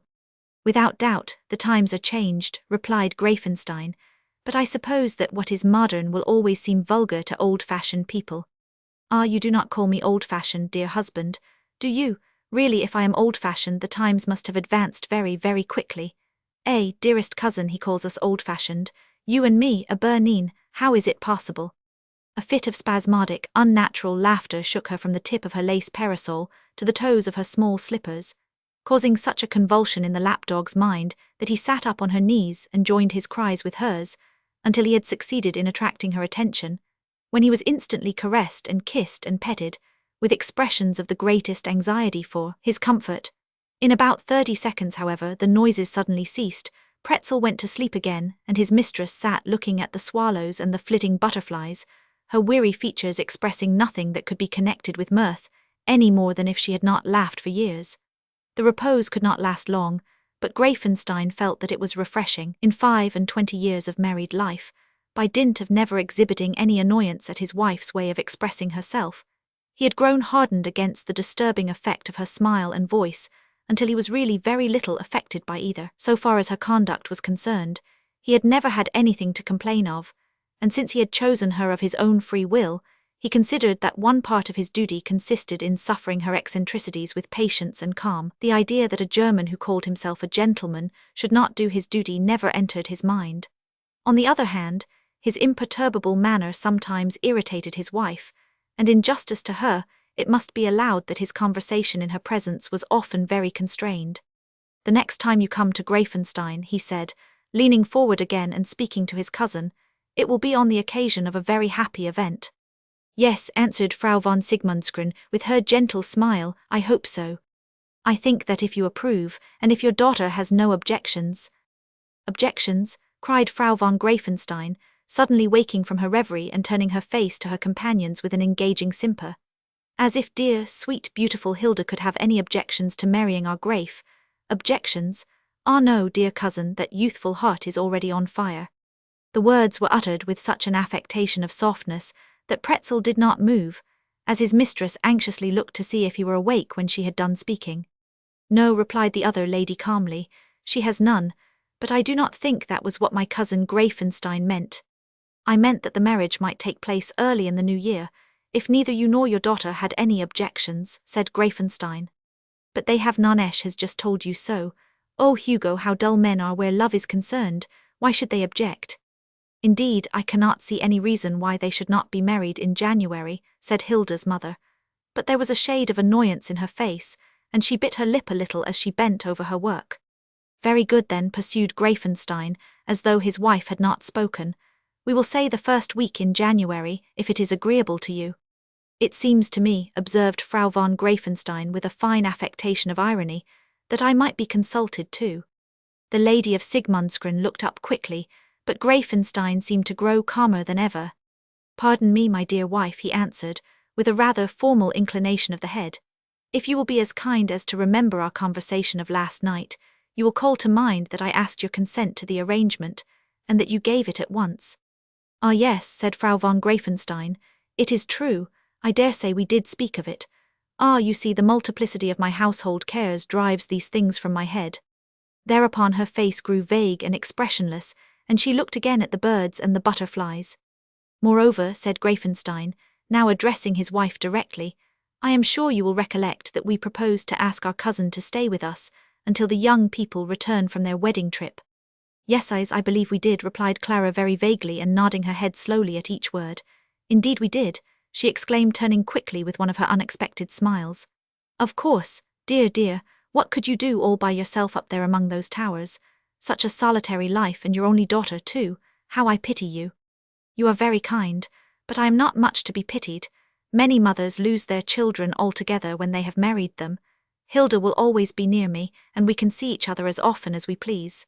Your room at Greifenstein will always be ready to receive you, said the master of the house. Oh, always, always, affirmed his wife with great vivacity. The conversation languished. It was impracticable to discuss anything seriously in the presence of Frau von Greifenstein, for her inopportune interruptions rendered any connected talk impossible. Presently Greifenstein took a newspaper from his pocket and began to read the news of the day aloud to the two ladies. He did not read well, and the sound of his mechanical voice had a drowsy effect in the warm June air, like the clacking of an old-fashioned mill, dull, regular and monotonous. Neither of his companions, however, felt inclined for sleep. His wife watched the birds with a weary look, and his cousin plied her needle upon her fine work. During many hundreds of afternoons like this, Frau von Greifenstein had sat in the same place hearing the same voice, and wearing the same expression. She rarely listened, though she occasionally uttered some exclamation more or less appropriate to what she thought she had heard. She was generally asking herself whether she had done well to accept the peace and the isolation that had fallen to her lot. Her life was certainly neither happy nor gay. She had all that money could give, but there was no one to see that she had it. Like glory, wealth gives very little satisfaction unless there is a public to witness its effects, and the pleasure we derive from them. Frau von Greifenstein had no public, and to a nature that is fond of show the privation is a great one. She could dress herself as gorgeously as she pleased, but there was no one to envy her splendor, nor even to admire it. For years she had played to an empty house. If, by any fantastic combination of events, it were possible that a fairly good actress should ever be obliged to play the same part every night for 25 years in an absolutely empty theatre, and if she did not go mad under the ordeal, she would perhaps turn out very like the Lady of Greifenstein. The stage was always set, the scenery was always of the best and newest, the vacant boxes and the yawning pit were brilliantly lighted, the costumes were by the best makers, the stage manager was punctual and in his place, the curtain went up every day for the performance. But Frau von Greifenstein's theatre was silent and untenanted, not a voice broke the stillness, not a rustle of garments or a flutter of a programme in a spectator's hand made the silence less intense, not an echo of applause woke a thrill of pride or vanity in the heart of the solitary performer.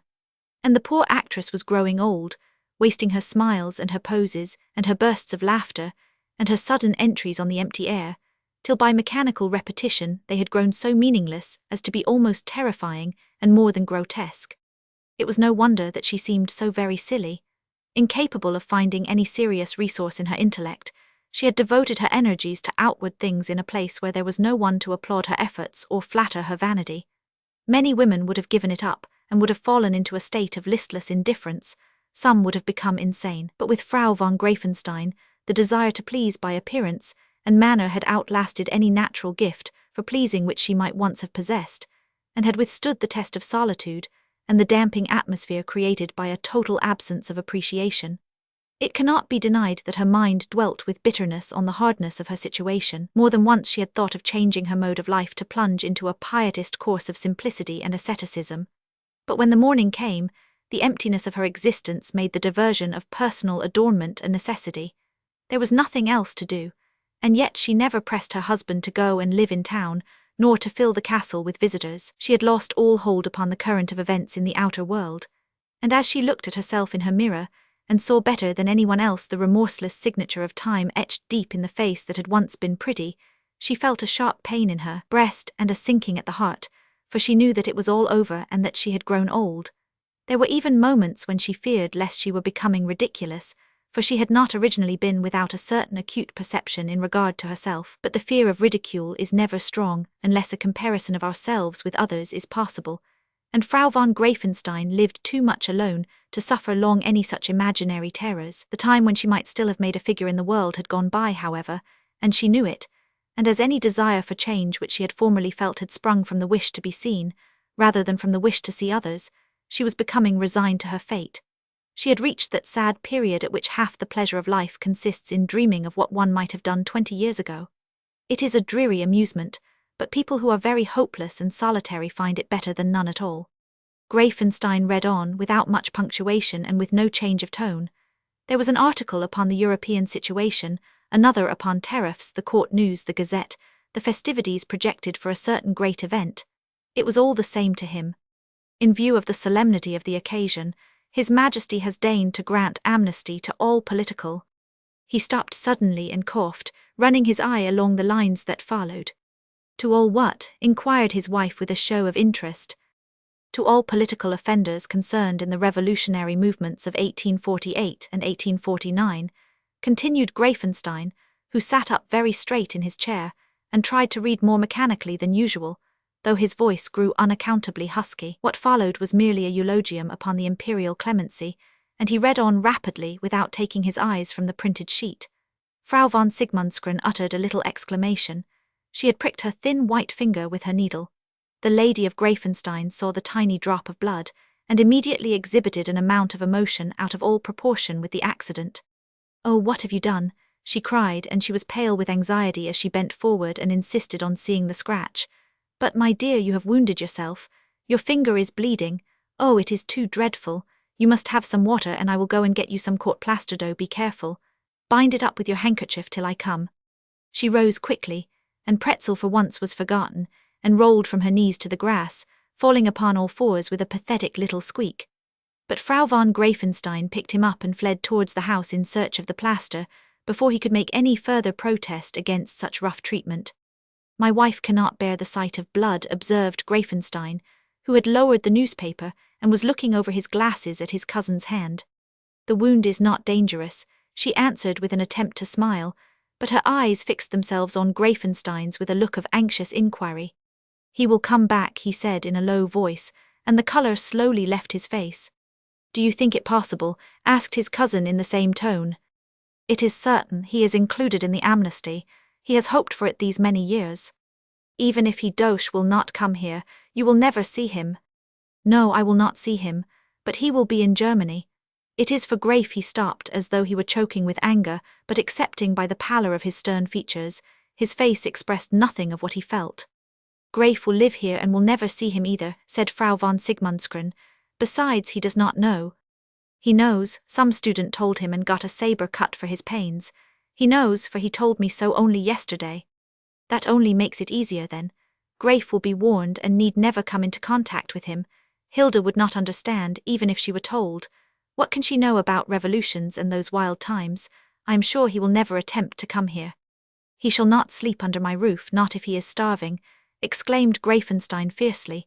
"If he had not been the dog he is, he would have made an end of himself long ago." "Do not say that, cousin. It was better that he should live out his life in a foreign country than do such a bad thing." "I do not agree with you. When a man has taken Judas Iscariot for his model, I think he ought to follow so eminent an example to the end." Frau von Sigmundsgren did not wish to argue the point. Far down in her heart there existed an aristocratic and highly irreligious prejudice about such matters, and though her convictions told her that suicide was a crime, her personal sentiment of honor required that a man who had disgraced himself should put an end to his existence forthwith. "He will write if he means to come," she observed, by way of changing the current of the conversation. "It would be more like him to force himself upon me without warning," said Greifenstein, folding the paper with his lean strong hands and drawing his thumbnail sharply along the doubled edges. The action was unconscious, but was mechanically and neatly performed, like most things the man 999. Then he opened it, spread it out and looked again at the passage that contained the news. Suddenly his expression changed. "I do not believe he is included in the amnesty," he said. "He was not convicted for a political misdeed, but for a military crime involving a breach of trust. He aggravated his offense by escaping. I do not believe that he is included." "But will he not believe it himself?" asked Frau von Sigmundsgren. "It will be at his peril then." Greifenstein's face expressed a momentary satisfaction.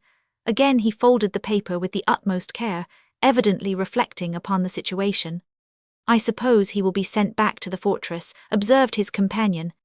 "I would almost rather he were pardoned than that," answered Greifenstein gloomily. "The whole scandal would be revived, me name would appear, it would be a fresh injury to Greif. And my wife knows nothing of it, she would hear it all." "Does she know nothing?" asked Frau von Sigmundsgren, looking curiously at her cousin. "Not a word, she never heard his name. I could not help supposing that she left us just now, because she was disturbed at the news and she has not come back." "She is not so diplomatic as that," answered Greifenstein with something like a grim smile. "She forgets things easily, and has probably been detained by some household matter." Frau von Sigmundsgren could not help admiring the way in which Greifenstein always spoke of his wife, excusing her more noticeable eccentricities and affecting to ignore her minor peculiarities, with a consistent dignity few men could have sustained in the society of such a woman. It was a part of his principle of life, and he never deviated from it. It had perhaps been strengthened by the necessity of teaching Graif to respect his mother and to treat her with a proper show of reverence, but the prime feeling itself was inseparable from his character, and did honor to it. Whatever he might think of his wife, no living person should ever suspect that he could have wished her to be different. He had chosen her, and he must abide by his choice. But his cousin was a very keen-sighted person, and understood him better than he guessed, admiring his forbearance and giving him full credit for his constancy. She had her own opinions concerning his wife, and did not like her, nor was she quite free from a disturbing apprehension lest at some future time Graif might develop some of his mother's undesirable peculiarities. At present, indeed, there seemed to be nothing which could justify such fears, but she found it hard to believe that the young man had inherited nothing whatever from his mother. She could remember the time when Frau von Greifenstein had been younger and fresher, when her hair had been less dull and colourless, and when her complexion had possessed something of that radiance which was so especially noticeable in her son. And yet Hilda's mother felt instinctively that she could never dislike Graif, even if he became vain and foolish, which did not seem very probable. For some minutes neither of the cousins spoke, and Frau von Sigmundsgren sat doing nothing, which was altogether contrary to her nature, her work lying upon her knees and her hands joined one upon the other. As for Greifenstein, he had at last folded the paper to his satisfaction, and had returned it to his pocket. Presently the sound of his wife's footsteps was heard upon the gravel path. She seemed less excited than when she had left her seat. "I have kept you waiting," she said as she came up. "I could not find what I wanted, and when I did that dreadful Pretzel was swallowing a pair of scissors and nearly had a fit, so that I had to give him a hot bath to calm him. He is such a care. You have no idea, but here it is if it is not too late. I am so dreadfully sorry, I thought I should have died. Do let me put it upon your finger." The scratch had entirely disappeared, but Frau von Sigmundsgren did not wish to appear ungracious or ungrateful, and held out her hand without any remark. It would have seemed uncharitable to make Clara's errand look wholly superfluous before Greifenstein, but he paid very little attention to what was passing, for he was preoccupied with his own thoughts, and before long he rose, excused himself for going away by saying that he had some pressing correspondence, and left the two ladies to their own devices. Frau von Sigmundsgren felt rather uncomfortable, as she always did when she was alone with her hostess. Today she had an unpleasant consciousness that she was in the way, and that, if she were not present, Clara would have already disappeared in order to be alone. She resolved to make the interview as short as possible. "The weather is very warm," she remarked, as a preparatory move towards going into the house. "Is it?" asked her companion, as though she had been told something very unusual. "It seems so to me," responded the Baroness, rather surprised that the fact should be questioned. "But then, it always seems warmer here after Sigmundsgren." "Yes, perhaps so, I dare say it is. How very good of His Majesty is it not? To grant an amnesty." "Yes, to forgive those dreadful creatures who did so much harm. I am sure I would not have done it, would you? But you are so good. Did you ever know any of them?" "Oh no, never." I wish she was going to say that she had been too young, but she was stopped by a feeling of consideration for Clara. "I was never in the way of seeing them," she said, completing the sentence. "As for me," said Clara, "I was a mere child, quite a little thing, you know." An engaging smile per woman, it was more than half mechanical, and unconscious emphasized this assertion of her youth. Frau von Sigmundsgren, in whom enforced economy had developed an unusual facility for mental arithmetic, could not refrain from making a quick calculation. 48 from 88, 40 a young thing, perhaps 10 and 40 50. Clara was virtually admitting that she was 50, and if she owned to that she must be nearer 60. In other words, she must have been well over 30 when she had married Greifenstein. She was certainly wonderfully well preserved. And yet Greifenstein had more than once told his cousin that he had married his wife when she was a widow 25 years of age.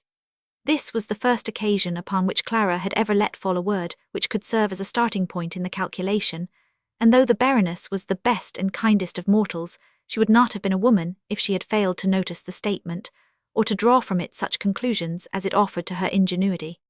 "The people who profit by the pardon will be old men," she remarked. "Old," repeated Clara with a scarcely perceptible start. "Not so very. They may be less than 60. A man of 60 is still young at that age. I wonder whether any of them will profit by the permission to return. What do you think, Therese? The question was asked with every show of interest, and the Baroness raised her quiet eyes from her work. She and Clara very rarely called each other by their first names. They generally avoided the difficulty by a plentiful use of the convenient designation of cousin. Frau von Greifenstein evidently meant to be more than usually confidential, and her companion wondered what was coming and began to feel nervous. Really, she answered, I do not know. I suppose that a man who has been expelled from his country and exiled for many years would naturally take the first opportunity of returning. I should think it probable. On the other hand, she stopped a moment to smooth a stitch in her work. On the other hand, repeated Clara anxiously. Well, I was going to say that in 40 years, a man might learn to love an adopted country as well as his own, and might prefer to stay there. It would depend upon the man, upon his character, his tastes, perhaps upon whether he had gone into the revolution out of mistaken patriotism or out of personal ambition. Do you think so? Why? Frau von Greifenstein seemed deeply interested. Because I fancy that a patriot would come back at any rate. His love of his country would be the strongest element in his nature. An ambitious man would either have found a field for his ambition elsewhere in 40 years, or the passion would have died a natural death by that time. Ah yes, there is truth in that, but what a dreadfully extraordinary position, she exclaimed with one of her unexpected bursts of laughter. What a novel, do you not see it? Oh, if I were only a novelist, what a plot I could make out of that. Dearest cousin, is it not time to have coffee? Chapter 5. From that day the life at Greifenstein became even more drearily monotonous than it had been before, for all the party excepting Grafe and Hilda.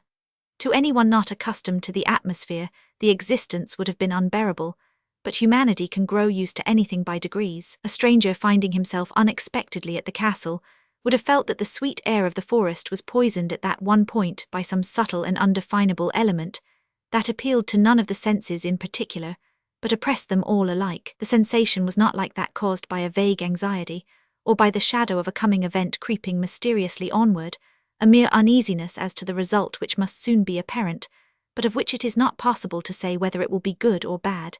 It was worse than that, for if there were to be any result at all, it must be very bad indeed. Greifenstein himself felt as he supposed a criminal might feel who was hourly expecting discovery. If his half-brother returned, the suffering caused by his presence in the country would be almost as great as the shame of having committed his crime could have been. Frau von Sigmundsgren was more indifferent, for she had never known the man, and her knowledge of what he had done was less accurate than Greifenstein's, but she was nevertheless very uncomfortable when she thought of his appearance. It had been judged best to acquaint Grafe with the proclamation of the amnesty, in order that he might be prepared for any contingency, but the news made very little impression upon him, for he had learned the existence of his disgraced relative so recently that he had from the first feared his return, and had thought of what he should do ever since. Moreover, he had Hilda with him, and he was very young, two circumstances which greatly diminished his anxiety about the future. He was very glad, however, that his academical career was so near its end, for he reflected that it would be tiresome to be constantly fighting duels about his uncle. For the present, he had abandoned the idea of taking active service in the army.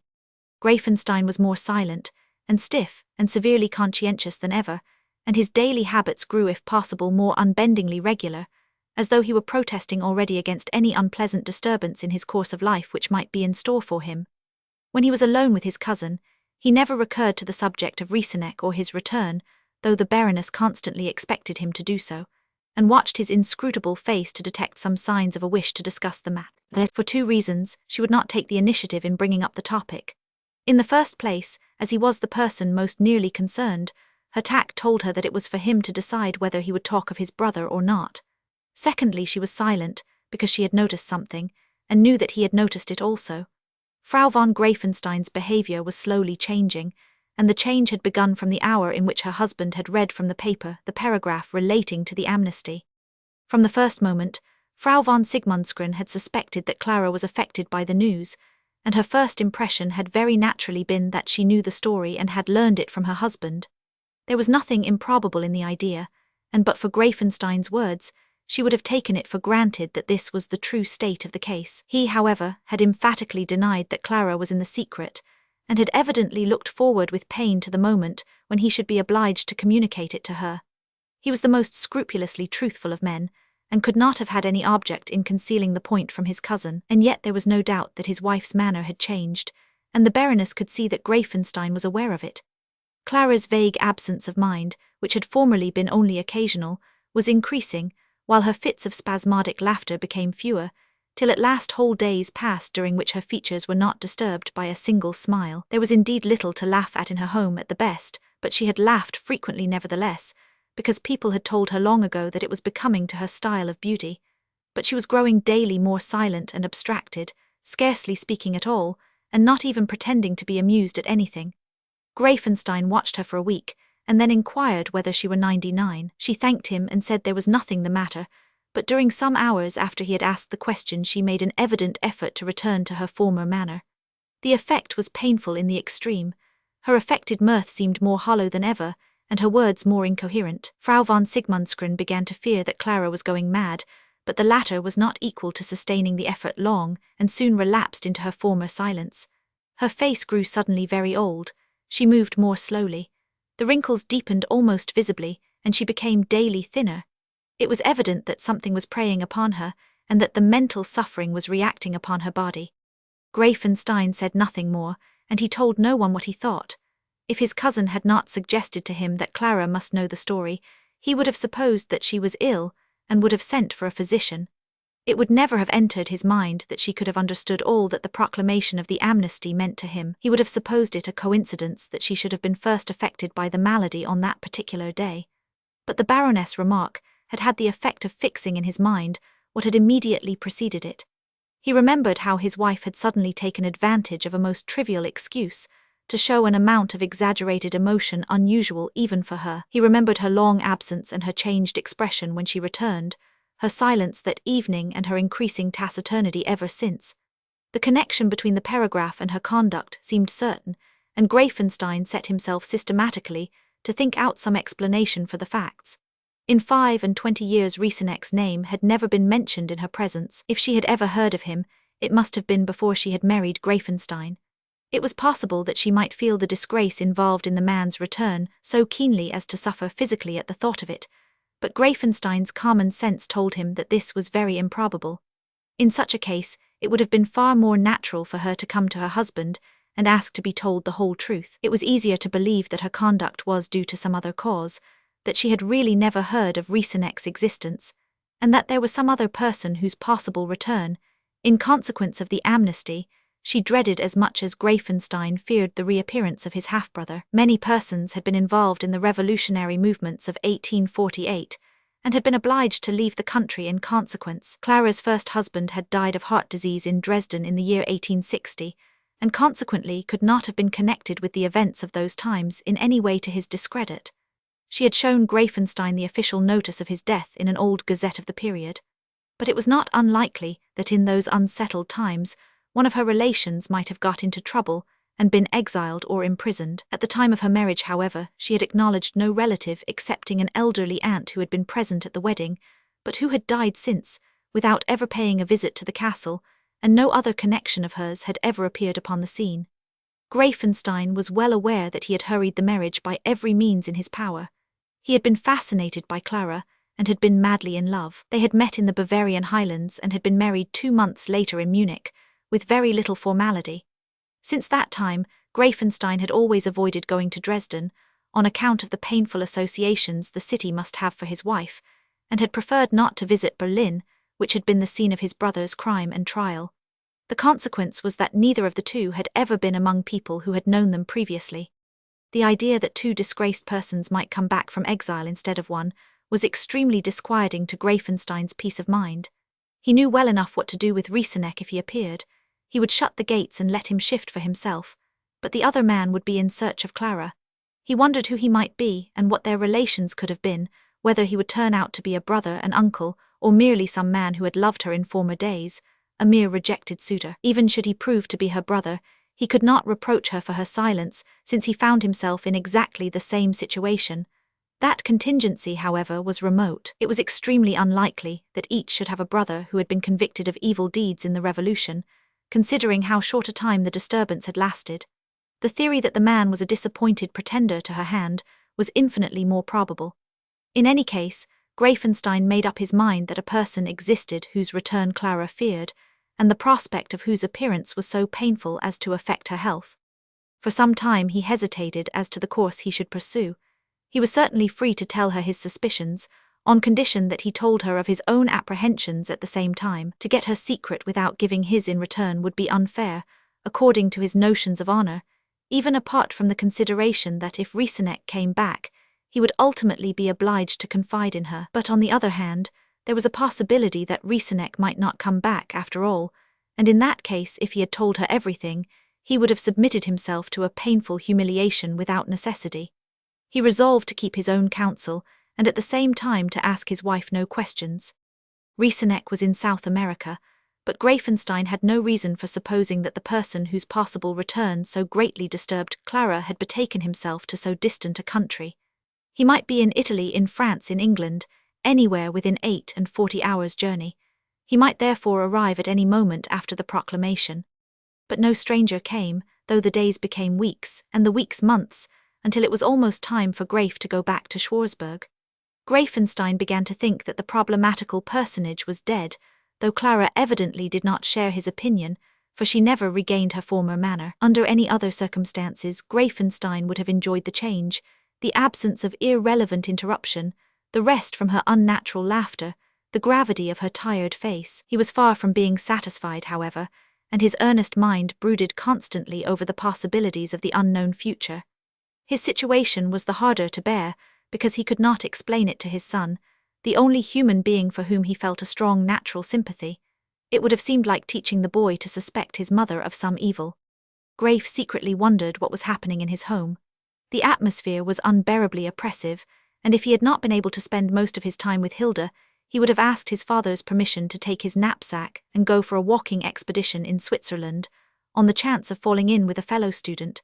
He had noticed the change in his mother from the first, and asked her daily if she were not better. Clara would not admit that she was ill, but she looked at Greif with an expression to which he was not accustomed, and which made him nervous. Hitherto he had never quite known whether she loved him or not. She had spoiled him as much as she dared when he was a child, but there had always been something in her way of indulging him which, even to the little boy, had not seemed genuine. Children rarely love those who spoil them, and never trust them. Their keen young sense detects the false note in the character, and draws its own conclusions, which are generally very just. Greif had found out when he was very young that his mother gave him everything he asked for, not because she loved him, but because she was too weak to refuse, and too indolent to care for the result. He had found her inaccurate in what she told him, and negligent in fulfilling the little promises upon which a child builds such great hopes, though she was always ready to pay damages for her forgetfulness by excessive indulgence in something else, when it was agreeable to her. Greif had discovered that his father rarely promised him anything, but that if he did, it was something worth having, and that he was scrupulously exact in keeping his word about such matters, even at the expense of his own convenience. He consequently admired his father and was proud to imitate him, whereas he very soon learned to consider his mother as a person of inferior intelligence, who did not know enough to be accurate, and who did not respect herself enough to fulfill her promises. But for his father's influence he would probably have ended by showing what he felt. Greifenstein, however, exacted from him an unvarying reverence and courtesy towards his mother, and never, even in moments of the greatest confidence, permitted the boy to criticize the least of her actions. To tell Greif of the suspicions which agitated his own mind was therefore contrary to Greifenstein's fixed principles, and consequently utterly impossible. In reply to his questions about his mother's health, the only answer which was at once plausible, and in accordance with truth, was the plain statement that Clara denied being ill, but that she nevertheless appeared to be suffering from some unknown complaint. Greif was not satisfied, but his own ingenuity could discover no explanation of the facts, and he was obliged to hold his peace. His mother's manner and her look when he spoke to her disturbed him. It was as though her uncertain and careless affection had suddenly developed into something more true and sincere. There was something wistful in the fixed gaze of her eyes, as though she feared to know what was in his heart, and yet longed for some more frank expression of his love for her than that mere reverential courtesy which he had been taught to show his mother since he was a child. Being very young and of a very kind heart, Greif began to wonder whether he had not misunderstood her throughout many years. He possessed that kind of nature which cannot long refrain from returning any sort of affection it receives, provided that affection appears to be genuine. He gradually began to feel a responsive thrill in his heart when he saw that his mother's sad eyes watched his movements and lingered upon his face. The tone of his voice began to change when he addressed her, though he was scarcely conscious of it. His words became gentler and more sympathetic, as his thoughts of her assumed a kindlier disposition. He began to reproach himself with his former coldness, and he frankly owned to himself that he had misunderstood her. It had always been his custom to go to his mother's boudoir in the morning, when he had not already left the house before she was visible. It was rather a formal affair. Graif knocked at the door and waited for her answer. Being admitted, he went to his mother and kissed her hand. She kissed his forehead in return. He asked her how she was, and she inquired what he was going to do during the day. After 5 minutes of conversation, he generally took leave of her with the same ceremony and departed. He usually avoided being with her at any other time, and accident rarely brought them together in the course of the day, for Graif was always with Hilda or with his father. Very gradually, he began to find this morning visit less irksome. He fancied that his mother would willingly have detained him a little longer, but that she felt how little he could care for her society as compared with that of Hilda. Then, too, she had grown so sad and silent as to excite in him a sort of pity. At last the feeling that was drawing them closer found expression. Graif had made his usual visit one morning and was about to leave the room. Her sorrowful, faded eyes looked up to his and slowly filled with tears. He felt an irresistible impulse to speak and yielded to it. "Mother," he said, kneeling down beside her and taking her hand affectionately in his, "what is it? Why are you ill and sad? Will you not tell me?" She looked at him a moment longer, wonderingly, as though hardly believing what she saw. Then she broke down. The long restrained tears welled up and rolled over her thin cheeks, making lines and patches in the pink powder, at once grotesque and pitiful. The carefully curled ringlets of colourless hair contrasted strangely with the sudden havoc in her complexion. Perhaps she was conscious of it, for she tried to turn her face away, so that Graif should not see it. Then all at once, with a heartrending sob, she let her head fall forward upon his shoulder, while her nervous, wasted hands grasped his 2 arms convulsively. "Oh, Graif, I am a very miserable old woman," she cried. "What is it, mother? Oh, tell me what is the matter," he exclaimed, not knowing what to say but amazed at the outburst he had so little anticipated. For some moments she could say nothing. Graif held her and prevented her from slipping off her seat. Looking down, though he could not see her face, he could see well enough how the tears fell fast and thick upon the rough sleeve of his shooting coat, and trickled down the woolen material till they rolled off at his elbow. He did not know what to do, for he had never seen her cry before, and was indeed little accustomed to woman's weeping.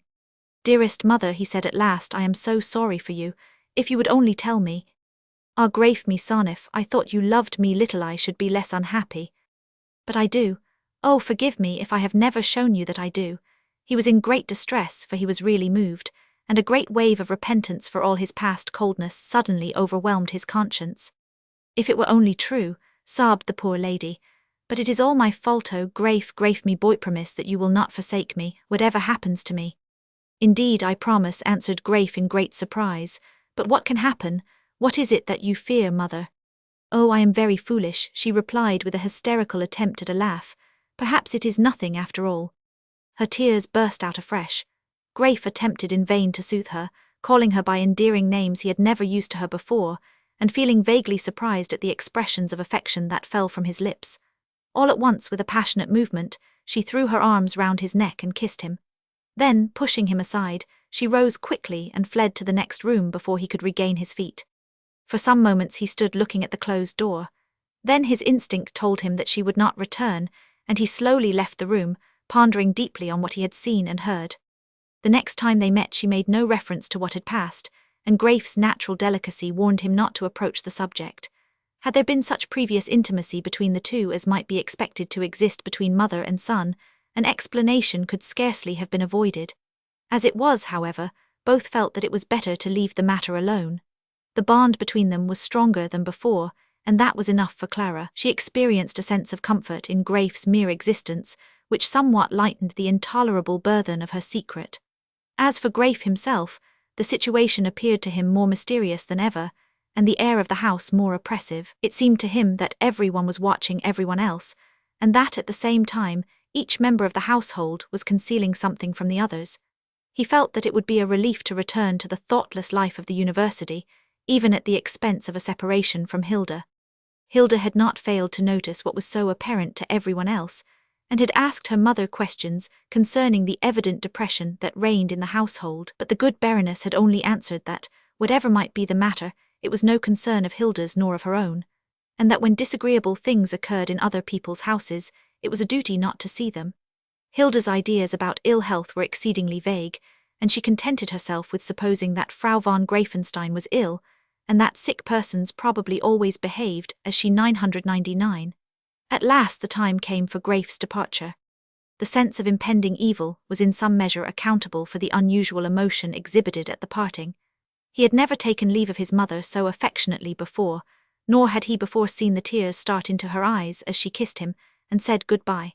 Never before had the grip of his father's hand seemed to convey so much of sympathy, nor did he remember that his own voice had ever at other times trembled as though it were sticking in his throat. Even Frau von Sigmundsgren was a little moved and pressed his hand warmly when he kissed her, though she said nothing.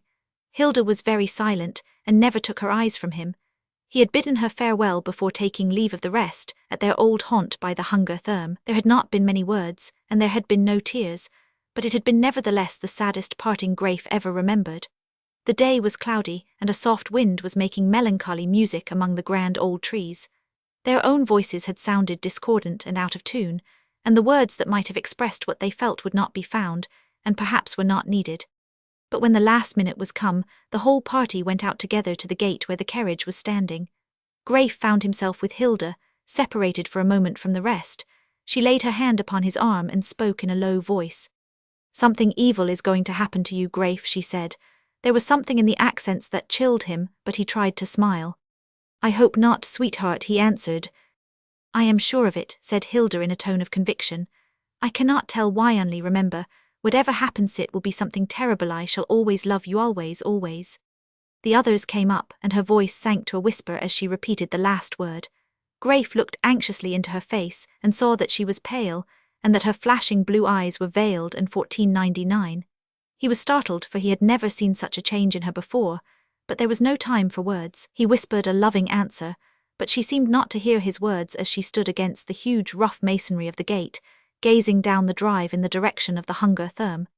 As he was driven rapidly away, he looked back and waved his hat. The others had stepped forward upon the pavement on one side of the gate, but Hilda had not moved. Then, as the turn of the road was about to hide the castle from view, he saw her cover her face with both her hands and turn back into the shadow of the deep gateway. Greif settled himself in his comfortable seat, wondering what it all meant. It was very strange that Hilda should have so suddenly and so forcibly expressed the same idea that had agitated his mother a few days earlier.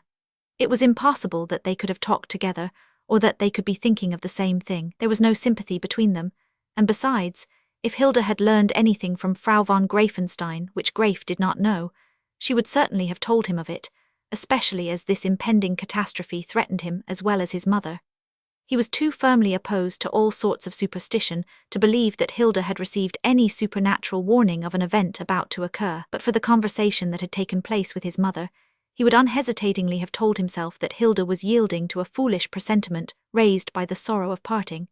Persons in love are very apt to fancy each separation the last, and to imagine some dreadful disaster to be in store for the object of their affections. He flattered himself that his own common sense was too strong to be shaken by such absurdities, but he owned that the sensation was a natural one. Without giving way to presentiments, he nevertheless always felt that something might happen to Hilda before his return, and it was not strange that she should feel the same anxiety in regard to him. The impulsive expression she had given to her fear was not in itself surprising, and if she had turned pale for the first time in her life, it was perhaps because her heart was really waking to something stronger than that even, emotionless affection she had hitherto bestowed upon him.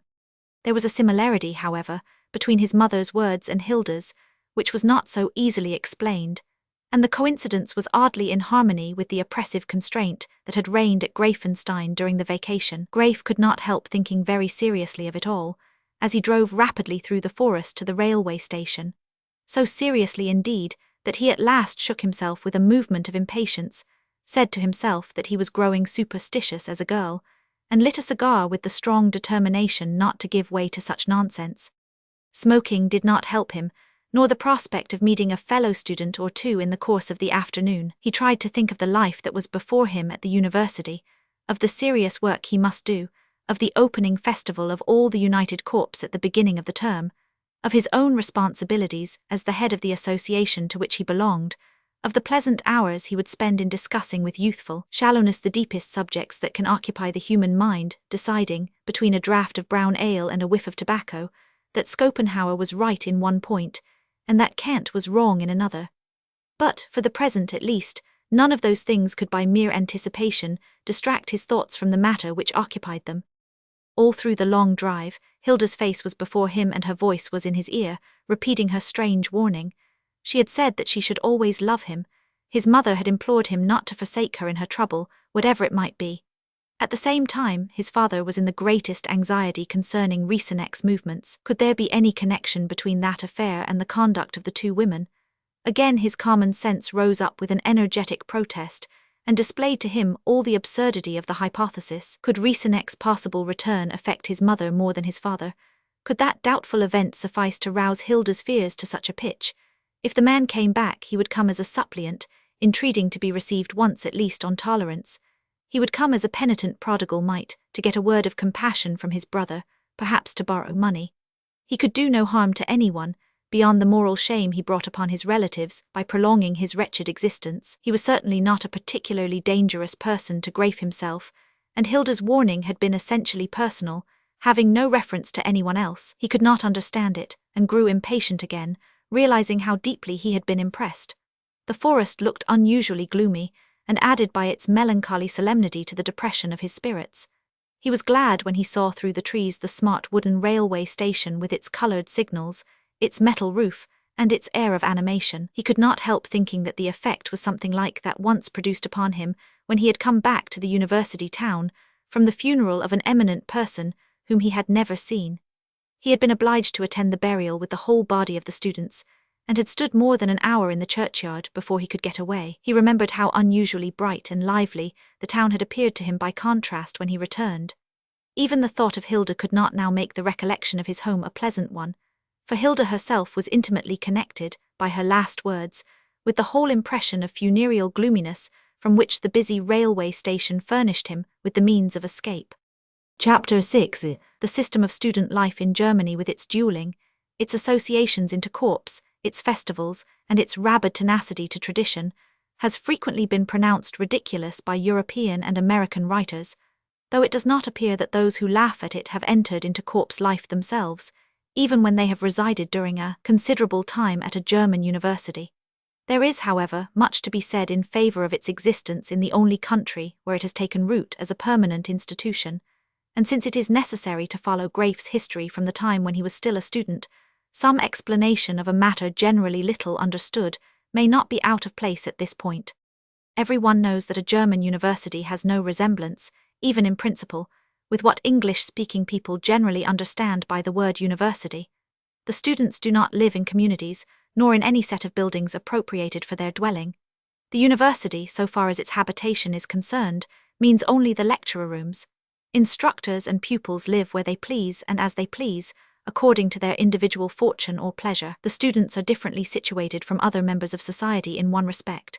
They are not amenable to the police for any ordinary offence, but in such cases are brought before the university authorities, and are liable to be confined in the university prison, attending the lectures belonging to their course during the period of their detention, for which purpose they are let out and shut up again at stated hours. This corresponds to some extent with the English system of gating. A very large body of young men of various ages find themselves almost entirely their own masters, at an age when the English undergraduate is bound to be at home at 12 o'clock, to attend chapel and hall dinners, besides fulfilling the obligations imposed by a regular course of study. They live in lodgings, free of any supervision whatever. They eat where and when they please. If they do not choose to hear lectures, there is no one to oblige them to do so, for they are supposed to possess enough common sense to know that the loss is theirs if they fail at their examinations. It is natural that under these circumstances they should form associations among themselves. In every university there will be a certain number of students from each of the country's principal provinces.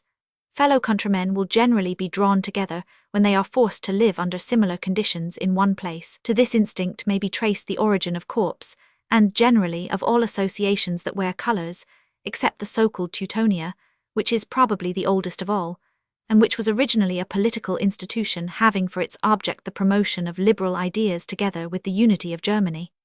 There are corps of the same name, but the two are always quite distinct, and their colours are generally different. There are three classes of associations: the Burschenschaften or fellowships, the Landsmannschaften or fellow countrymen's unions, and the corps. The latter word is French and was formerly spelt corps. As no better word could be found or introduced, the German initial letter is used to distinguish the meaning when used in this sense. Besides these three classes of acknowledged associations, all wearing colours and recognized by the university, there are usually a number of subordinate ones, termed contemptuously Blason, which may be translated bubbles, a designation given on account of their supposed instability. Although admission to these unions is generally, and probably always, obtained by ballot, they are not clubs in any ordinary sense of the word. Each has a habitation or lodge, called a nape or drinking hall, and a fencing groom, or a share in the use of one.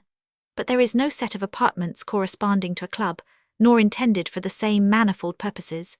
The organization and object of the union require no such conveniences.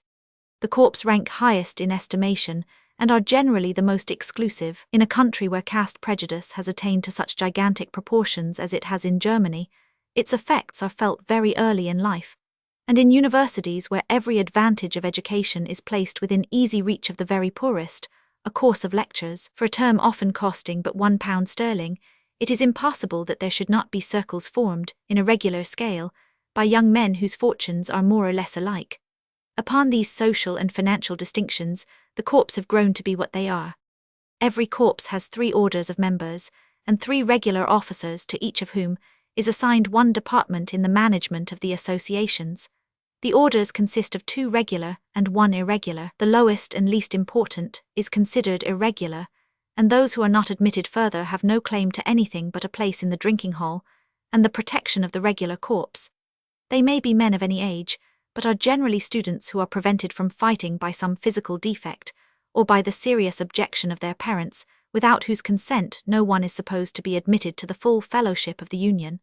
The second order consists of novices, who are designated by the name of foxes. The appellation is probably derived from the custom of playing a kind of game, at the opening of the term, which is called the fox hunt, and in which the novices, riding astride of chairs, are made to run the gauntlet through the fellows who are armed with blackened corks, and who, without moving from their places, attempt to smudge the faces of the youngsters as they hop past. These foxes are young students who have just joined, and who are not admitted to the rank of fellows until they have fought a certain number of times. They are raised to the higher dignity after a ballot, at which they are not present, and the term of probation generally lasts 6 months or 1 term. The fellows or Burschen are full-fledged corps students, eligible to become officers. The officers are 3, and are called respectively the first, second, and third in charge. The first is the chief, who presides at formal meetings and in the drinking hall, where the corps assembles officially on 2 evenings of the week. He also represents the corps at the weekly meetings of all the representatives. The second in charge manages all affairs relative to fighting, and is personally responsible to the association for all formalities relating to the duels of its members. If any fellow or novice has challenged or been challenged by anyone else, he must immediately report the affair to the second in charge, who arranges the meeting for him, and warns him, at least 12 hours beforehand, of the time appointed. The third in charge is secretary and treasurer. He keeps the minutes of all meetings, collects the dues from the members, pays the bills, and is responsible for the financial department and correspondence. In well-conducted corps, and there are many such, the president considers himself morally bound to see that all the members attend their lectures regularly. That the associations are not generally mere idle, riotous bands of students is sufficiently shown by the fact that almost every prominent man in German public life has belonged to one of them, from the great chancellor downwards. Generally speaking, too, each novice is considered to be personally under the charge of one of the fellows, whose duty it is to keep him out of trouble, and to see that he is not idle. It will be seen that the system of organization is good, and that in reality it has a strong military element, like most organizations which find favor in Germany. But if it is military, it is also militant, and it is the fact that fighting is one of its chief objects, which has caused it to be so much abused by foreigners. It is necessary in the first place to understand the conditions of the sanguinary battles between the corps, and the points by which they are distinguished from the more serious affairs which are occasionally settled by appeal to arms. The ordinary student's duel is not a dangerous affair, though it is often far more serious than is commonly supposed. The weapon used is a long, light rapier, square at the point, two-edged and sharpened like a razor down the whole length of the front, and to about 9 inches from the point at the back. The hilt is a roomy basket of iron, though in some universities a bell-hilted sword is used, and in that case the guard is similar to the first position in saber fencing or single stick. The blade is very pliable and not highly tempered, so that in unskillful hands it is apt to bend and become useless. The law requires that the combatants should both wear an iron protection over the eyes, lest the loss of sight should render the student useless for military service. To protect life also, a heavy silk scarf bandage is placed round the throat, completely protecting the jugular vein and the carotid artery. The right arm, which in this peculiar fencing is used to parry the cut in tierce, is also protected by bandages, and the body is covered by a leathern cuirass, heavily padded, from the middle of the breast to the knees. It will be seen that the whole head, excepting the eyes, is exposed, as well as the chest and shoulders. Thrusting is forbidden as well as the cut in second below guard, but the latter is permitted when either of the combatants is left-handed, owing to the difference of the position. Novices' duels consist generally of 15 rounds, the first being merely a formal salute. The fellows fight during 15 minutes, unless one of them is severely wounded before the end of the time. An umpire has a stopwatch in his hand, and only the exact time of actual fencing is reckoned, which is rather a delicate and troublesome matter. Speaking is not allowed. If both combatants are good fencers and cautious, it sometimes happens that neither is touched, but as many as 30 slight wounds are occasionally inflicted on both sides. A surgeon is always present and decides when a wound is too severe to allow of further fighting. This usually occurs when a large artery is cut, or a splinter raised upon a bone. Meetings are generally arranged for novices, as soon as they have learned to handle the rapier, whether they have had any quarrel or not, and such encounters rarely lead to any result worth mentioning. The intention is to accustom the student to fighting for its own sake, and he must submit to the conditions or leave the corpse with ignominy. He learns to fence with coolness and judgment, in a way that could never be learned on the fencing ground with masks and blunted weapons, and he acquires from the first the habit of facing an armed man with little but his own blade to protect him. It must be remembered that dueling is a social institution in Germany. It is not necessary here to enter into a discussion of the merits of the system. It is enough to recall the late emperor's speech in regard to it, in which he declared that he would punish any officer who fought a duel, but would dismiss from the army anyone who refused to do so. The first clause of this apparent paradox restrains the practice from becoming an abuse or a general evil. The second imposes it as a necessity in serious cases. The penalty consists in a longer or shorter period of arrest, fixed within certain limits, and in case of the death of one of the combatants, the survivor is confined in a fortress for 3 years, provided that the duel has taken place with the consent of the superior officers of the regiment sitting officially as a council of honor, and that the encounter has been conducted in accordance with the requirements of the law.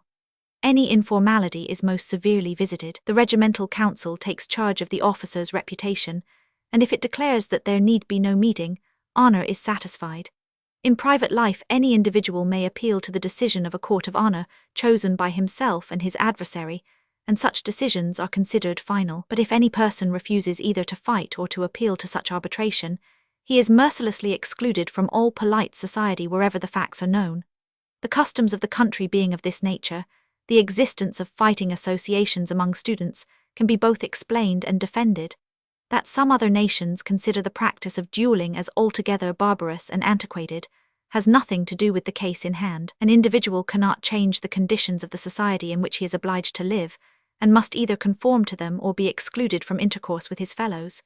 To learn to fight is, in Germany, as necessary as learning to eat decently is in England, and the schools of fighting are the corps and other university unions. As a direct consequence, they are also schools of life, and in some degree of etiquette. A man learns there exactly what sort of language is courteous, what words may be spoken without giving offense, and in what an insult really consists. By this means, a vast amount of trouble is saved for society, and a uniform standard of behavior is secured which is universally respected and adhered to by all who call themselves gentlemen.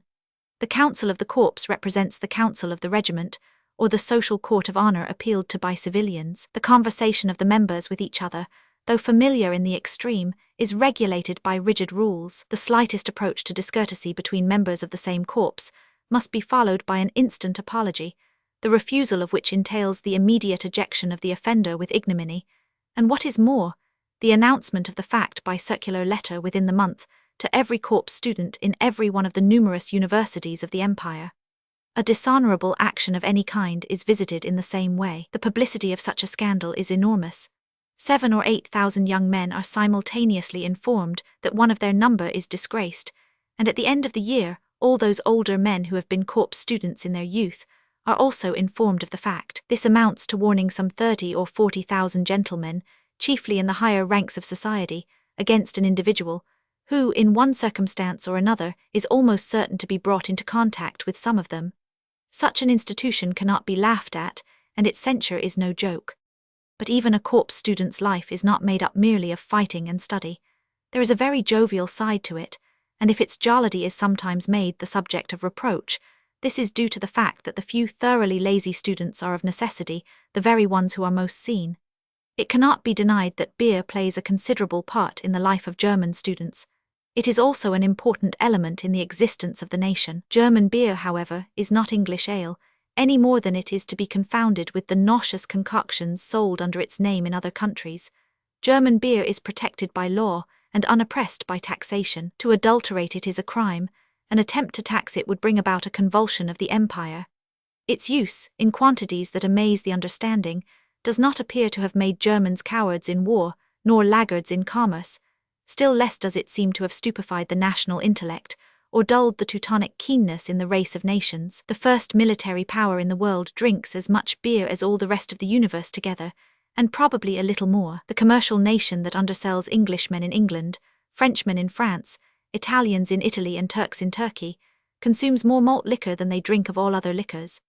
The intellectual race that has produced Kant, Goethe and Helmholtz, Bismarck, Moltke, Mommsen and Richard Wagner in a century, swallows Homeric draughts of beer at breakfast, dinner and supper. That other nations do not follow their example and laugh at their potations is of little consequence, even if the Germans do not to some extent owe their national characteristics to their national drink. It cannot be asserted with any show of reason that beer has swamped their intelligence, damped their military ardor, or drowned their commercial genius. Beer is the natural irrigator of conservative principles and intellectual progress. A little of it is good, much is better, and too much of it can never produce delirium tremens. Can more be said of any potable concoction manufactured by humanity for its daily use? The corpse student drinks beer, therefore, and as though he felt a sort of religious reverence for the drink of his fathers, he has invented laws and rules for the ceremony, from which no departure is allowable. Every meeting of the corpse begins and ends with a salamander. At the president's word the glasses or stone jugs are moved rhythmically upon the oaken board. Another word of command, and each student empties his beaker. Then the vessels are rattled on the table, while he slowly counts 3, with the precision of a military drum, then struck sharply again 3 times, so that they touch the table all together, and the meeting is opened or closed as the case may be. The same ceremony is performed when the health of anyone is drunk by the whole corpse. The principle is that on peaceful occasions the drinking cup takes the place of the rapier, and is used for saluting and for combat, as the sword is used in the duel. To give as much as is received is the object of both. As much as one student drinks to another's health, so much must the others drink in return. If 2 fall out in a discussion, the one may challenge the other to a beer duel. The weapons are full glasses. There is an umpire who gives the word, and he who empties his glass the first is the conqueror. The president can order anyone to drink a certain quantity pro pona, as a penalty for breaking a known rule, and the fellows have the same privilege in regard to the novices. There is another element, and a very important one, in the conduct of the jovial meetings. Singing is a traditional and indispensable business at every regular nape. Every student has a standard songbook at his place, containing both the words and music. As singing at sight is taught in every common school throughout the country, the result is not so cacophonous as might be expected. The voices are young, fresh and manly, the tunes full of life and of an easy nature, the verses simple and often grand, for they are selected from the writings of celebrated poets. The spirit of the poetry is generally patriotic or fraternal, always essentially national. The whole effect is fine and elevating, and those who have sat as young men at the table of a numerous corpse do not easily forget the sensations evoked by the strains in which they have joined. Song holds a large place in German life, and an essentially good one. As a means of strengthening popular patriotism, no one has ever denied its efficacy, and as a mere pastime, it is probably the most pacific and harmless that could be named. It may even be believed that the capacity and willingness among young men to amuse themselves with chorus singing indicates to some extent a national love of law and order. Italians are soloists in music and in principles. Germans are born chorus singers, and their great men do not sing themselves, but conduct the singing of others. The university of which Greif was a student, and which shall be called for convenience Schwarzburg, was one of the oldest in the country. The town in which it was situated possessed in a high degree the associations and the architectural features which throw a medieval shadow over many northern cities, causing even the encroaching paintbrush of modern progress to move in old-fashioned lines of subdued color. In northern lands, antiquity is not associated with the presence of dirt, as it is in the south. Nuremberg does not look modern because its streets are clean and there are no beggars, nor does the ancient seat of the Teutonic Knights at Marienburg look like a hotel, because its lofty corridors and graceful halls, with their cross vaults springing from central columns, are carefully swept and free from dust. It would be interesting to examine the causes which produce this odd artistic phenomenon. In Italy, the process of cleansing is destroying altogether the associations of antiquity and the artistic beauty which once charmed the traveller. Heidelberg, Nuremberg, and most places in Germany seem to have gained rather than lost in outward appearance by the advance of civilization. Possibly, the Germans of today resemble their ancestors of the 14th century more closely than a modern Florentine resembles Lorenzo de' Medici. Possibly, in Germany, such restorations as are necessary are executed with a keener perception of beauty in the model. Possibly, too, German conservatism, Gothic, thoughtful, stern, expresses itself in all it does, even as the Italians' queer love of change and fetish worship of what in other lands was called progress 30 years ago, shows itself in all his visible works. Architecture exhibits a nation's feeling far more exactly than literature or any other branch of art or science. People may or may not read the books that fill the market, and nobody cares whether they do or not except the author and the publisher. But people must live in houses of some sort, and if they are rich enough to choose, they will not live in houses they do not like, nor worship in temples of which the architecture irritates their nerves. Now architects are placed in the same position towards the house builders of the nation, in which authors stand towards the reading public. If people are conservative, and like old-fashioned buildings, the architect must satisfy his customers' love of tradition, just as the professional writer must write what is wanted, or starve. The difference in the result is that houses last some time whereas books do not. Greif was deeply attached to the university town. He had spent many happy hours within its walls, and had passed through many exciting moments of his young life amidst its high, narrow streets and ancient buildings. Such a place naturally exercised a greater influence over him than over most men of his age. Born and bred in the heart of the Black Forest, brought up in the house that had sheltered his race for centuries, he would have felt uneasy and out of his element if he had been all at once transported to a modern capital. But in Schwarzburg he felt that he was at home. The huge cathedral with its spires and arches and rich fretwork of dark stone seemed to him the model of what all cathedrals should be. The swift river that ran between overhanging buildings, and beneath old bridges that were carved with armorial bearings, and decorated with the rare ironwork of cunning smiths, famous long ago, bore in its breast the legends of his own forest home, and was impersonated in many a verse he had learned to sing with his comrades. The shady nooks and corners, the turns in the crooked streets, the dark archways of old inns, the swinging signs with their rich deep colour and Gothic characters, the projecting balconies, glazed with round bull's eyes of blown glass set in heavy lead, the marvellously wrought weathercocks of iron and gold on the corners of the houses, every outward detail of the time-honoured and time-mellowed town spoke to his heart in accents he not only understood but loved. Even the modern note did not jar upon him. There were few officers in the streets, few soldiers in bright uniforms. Occasionally a troop of white cuirassiers rode slowly through the main thoroughfare, looking more like medieval knights than Prussian soldiers. Their enormous stature, their bronzed faces, their snow-white dress and gleaming corselets, the stately solemn tramp of their great horses, their straight broad blades without curve or bend erect at their sides, all made them utterly unlike the ordinary soldiery of present times, and rendered their appearance perfectly harmonious with their surroundings. Even the students in their long boots and coloured caps did not look modern, as they strolled along in knots of 3 and 4 from the university to the mess at dinner-time, or thronged the pavements of the high street towards evening, when the purple light was on the cathedral spires, and the shadows were deepening below. Graif loved it all, and to some extent his affection was returned.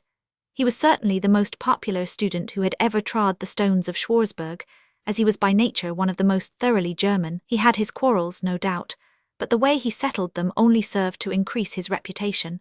He was pointed out as the man of 40 duels, who had never received a serious wound, and it was said to his credit that he never wantonly provoked any man, and that his victories had been chiefly gained over adversaries from neighbouring universities. He was looked upon as the natural representative of Schwarzburg in all great affairs, and when he presided in the turn of his corpse over one of the periodical festivities, his appearance was the occasion for a general ovation. The feeling that he was to be warmly welcomed was pleasant to Graif as he got out upon the platform and shook hands with a dozen who awaited him.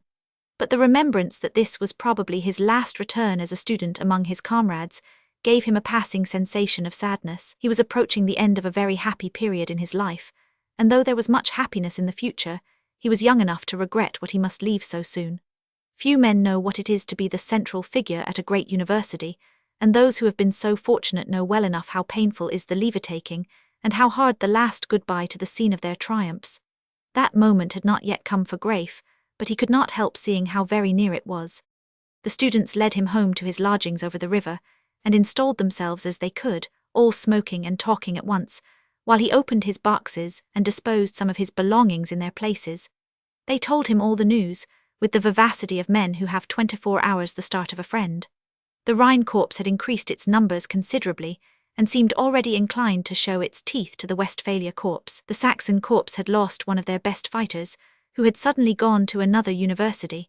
Hardly any of the Prussian Corps had arrived, and it was doubtful whether they could renew the lease of their old drinking hole. They themselves, their yellow caps showed that they were Swabians, were already on the lookout for new foxes to enlist, and believed that they had secured a couple of excellent novices.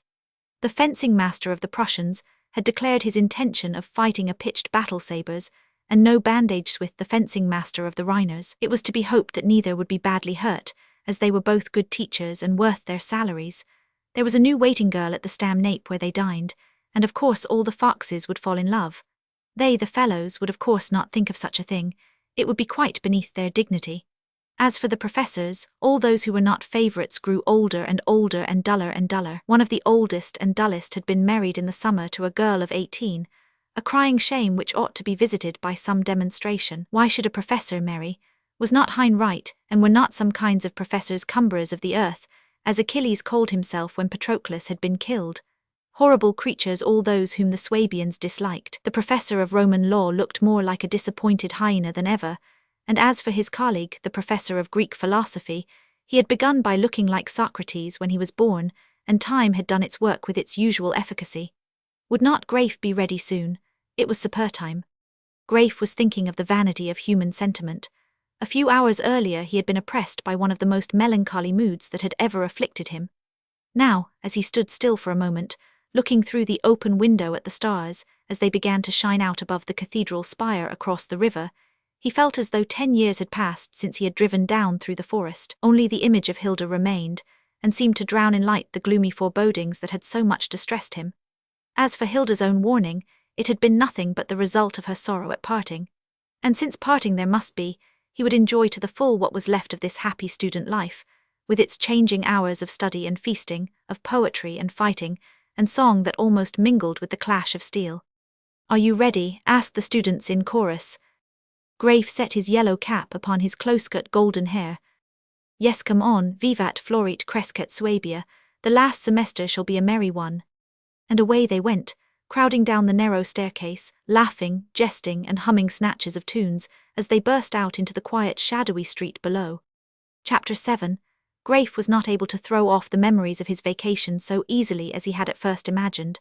The busy week that followed his return to Schwarzburg furnished enough excitement to divert his thoughts for a time into a more cheerful channel, and he was further reassured by the fact that his father's letter contained nothing that could alarm him. Everything was going on at Greifenstein as usual. Hilda and her mother had returned to Sigmundsgren. The shooting was particularly good. A postscript informed Graif that nothing had been heard from a certain person, who was not named. The young man thought his father's handwriting was growing larger and more angular than ever, and that instead of becoming less steady with advancing years, the letters looked as though they were cut into the paper with the point of a sharp knife. Some days passed quickly by, and he began to think that he had disturbed himself foolishly, and had suffered his judgment to be unbalanced by the impulsive speeches of Hilda and of his own mother. Then, all at once, as he sat one morning at his accustomed place in one of the lecturer rooms, noting in a blank book the wisdom that fell from the lips of a shriveled professor, his thoughts wandered, and the vision of Hilda rose before his eyes, with the expression she had worn when she had spoken of that terrible catastrophe which was in store for him. He could not imagine why he should have thought of the matter so suddenly, nor why it seemed so much more important than before. It required a strong effort to concentrate his mind once more upon what he was doing, and when he succeeded, he was aware that the point of the professor's argument had escaped him. Mechanically, he looked at his neighbour to see whether he had been making notes. The latter was a man much older than himself, and was busily writing upon loose sheets. He did not look up, but he seemed to understand what Graif wanted, for he handed him, or tossed him, the piece of paper on which he was scribbling, numbered the blank page beneath it, and went on quickly without even turning his eyes. Graif thanked him, and in the next pause of the lecture copied the notes into his own book. At the end of the hour, Graif returned the sheet and repeated his thanks. He did not know the man, even by sight, a fact which surprised him, as the stranger was rather a striking personage. "I am very much obliged," he said. "I was absent-minded thinking of something else." "That is always rash," replied the other. "I am very glad to have been of service to you." Although Graif was not fond of making acquaintances among students who wore no colours, he could not refrain from continuing the conversation. The two were the last to leave the hall, and went down the broad staircase together. "You have not been long in the university," he observed. "I have only just arrived. I have migrated from Heidelberg. Permit me to introduce myself," he added according to German custom. "My name is Rex." "My name is von Greifenstein. Most happy." "Most happy." Both bowed, stopping for the purpose upon the landing, and then looking into each other's eyes. Rex was a man of rather more than medium height, thin but broad-shouldered and gracefully built. He might have been of any age, but he looked as though he were about 30 years old. It would not have surprised anyone to hear that he was much older or much younger.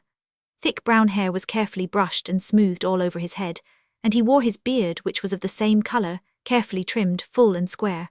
A soft and clear complexion, a little less than fair but very far from dark, showed at first sight that Rex rejoiced in perfect health. The straight nose was very classic in outline, the brow and forehead evenly developed, the modelling about the eyes and temples very smooth and delicate. But the eyes themselves destroyed at once the harmony of the whole face and gave it a very uncommon expression. This was due entirely to their colour and not at all to their shape. The iris was very large, so that little of the surrounding white was visible, and its hue was that of the palest blue china, while the pupil was so extremely small as to be scarcely noticeable. The apparent absence of that shining black aperture in the centre made the eyes look like glass marbles, and rendered their glance indescribably stony. Graif almost started when he saw them. "You preferred Schwarzburg to Heidelberg, then?" he remarked, by way of continuing the conversation. "For my especial branch, I think it is superior." "Philosophy?" asked Graif, thinking of the lecture they had just attended. "No, that is a pastime with me. I am interested in astronomy and in some branches connected with that science. You have a celebrated specialist here." "Yes, old Uncle Sternkitzler," answered Graif irreverently. "Exactly," assented Rex. "He is a shining light, a star of the first magnitude. If there is anything to discover, he will discover it. If not, he will explain the reason why there is nothing. He is a great man.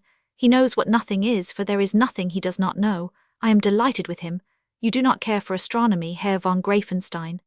"I do not know anything about it, and I have no talent for mathematics," answered Graif. "You intend to make it a profession, I presume?"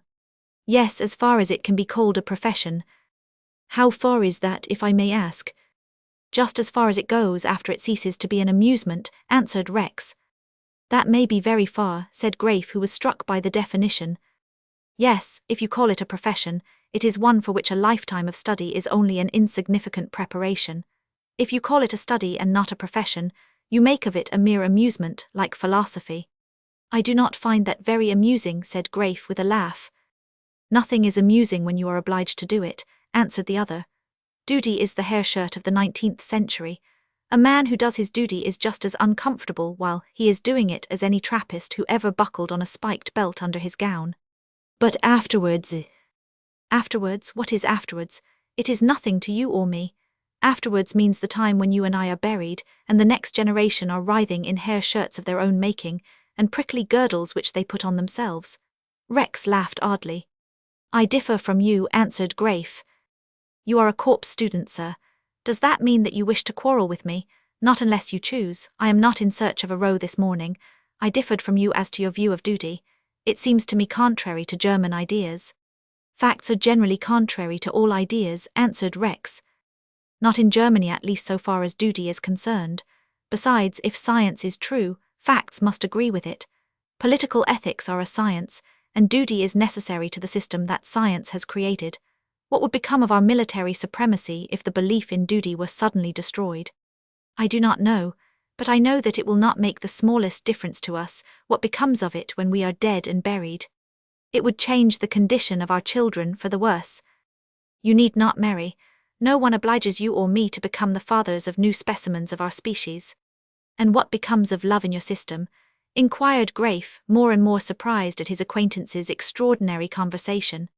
What becomes of anything when it has ceased to exist? Asked Rex. I do not know. There is nothing to know in the case. The motion you would call it foresaid motion continues, but the particular thing in which it was manifested is no longer, and that particular thing never will exist again.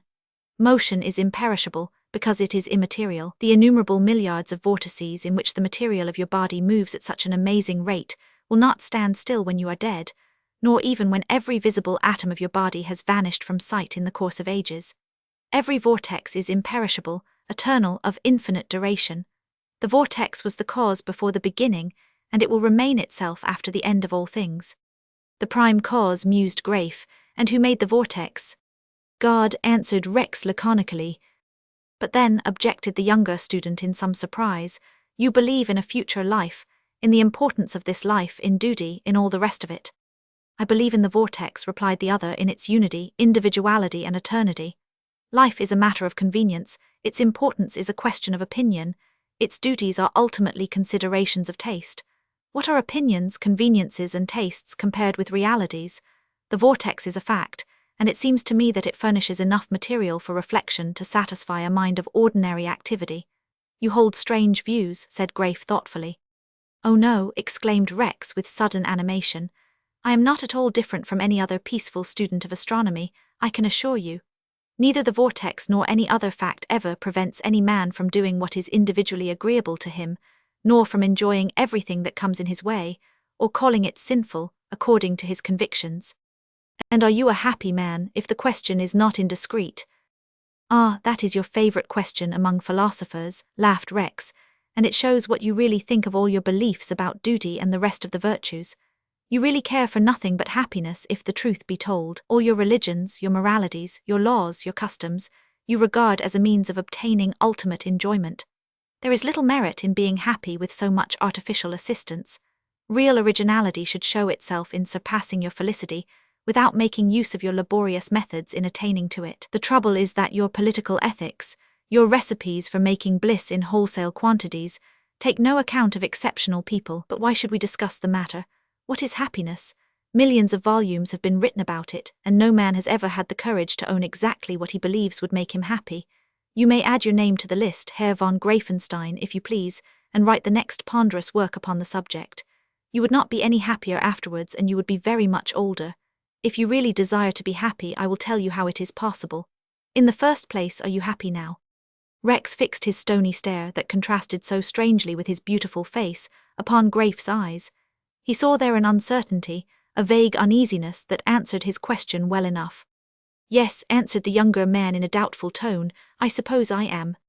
I think your happiness is not complete, said Rex, turning away. Perhaps my simple plan may help you. Interrogate yourself. What is it that you want? Find out what that something is, that is all. And then, why take it and be happy, answered Rex with a careless smile, as though the rule were simple enough. That is soon said, replied Grafe in a grave tone. I want what no man can give me. Nor woman either, and something you could not take if it were before you, within reach. No, I want nothing material, I want to know the future. Surely that is not a very hard thing, answered Rex, looking at his watch. It must be dinner time, said Grafe politely, as he noticed the action. He had no wish to detain his new acquaintance. "Indeed, it is just noon.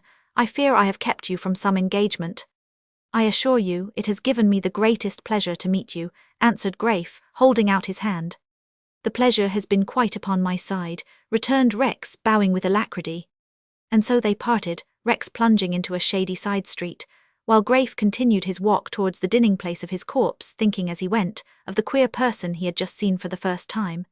His name was strange, his conversation was unusual, his eyes were most disagreeable, and yet oddly fascinating. Graif thought about him and was not satisfied with his short interview. The man's remark about the future was either that of a visionary, or of an absent-minded person who did not always know what he was saying. Graif himself could hardly understand how he had been led, in a first meeting with one who was altogether a stranger, to speak so plainly of what disturbed him. It was not his custom to make acquaintances at a venture, or to refer to his own affairs with people he did not know. He reflected, however, that he had not committed himself in any way, while admitting that he might easily have been drawn on to do so if the interview had been prolonged.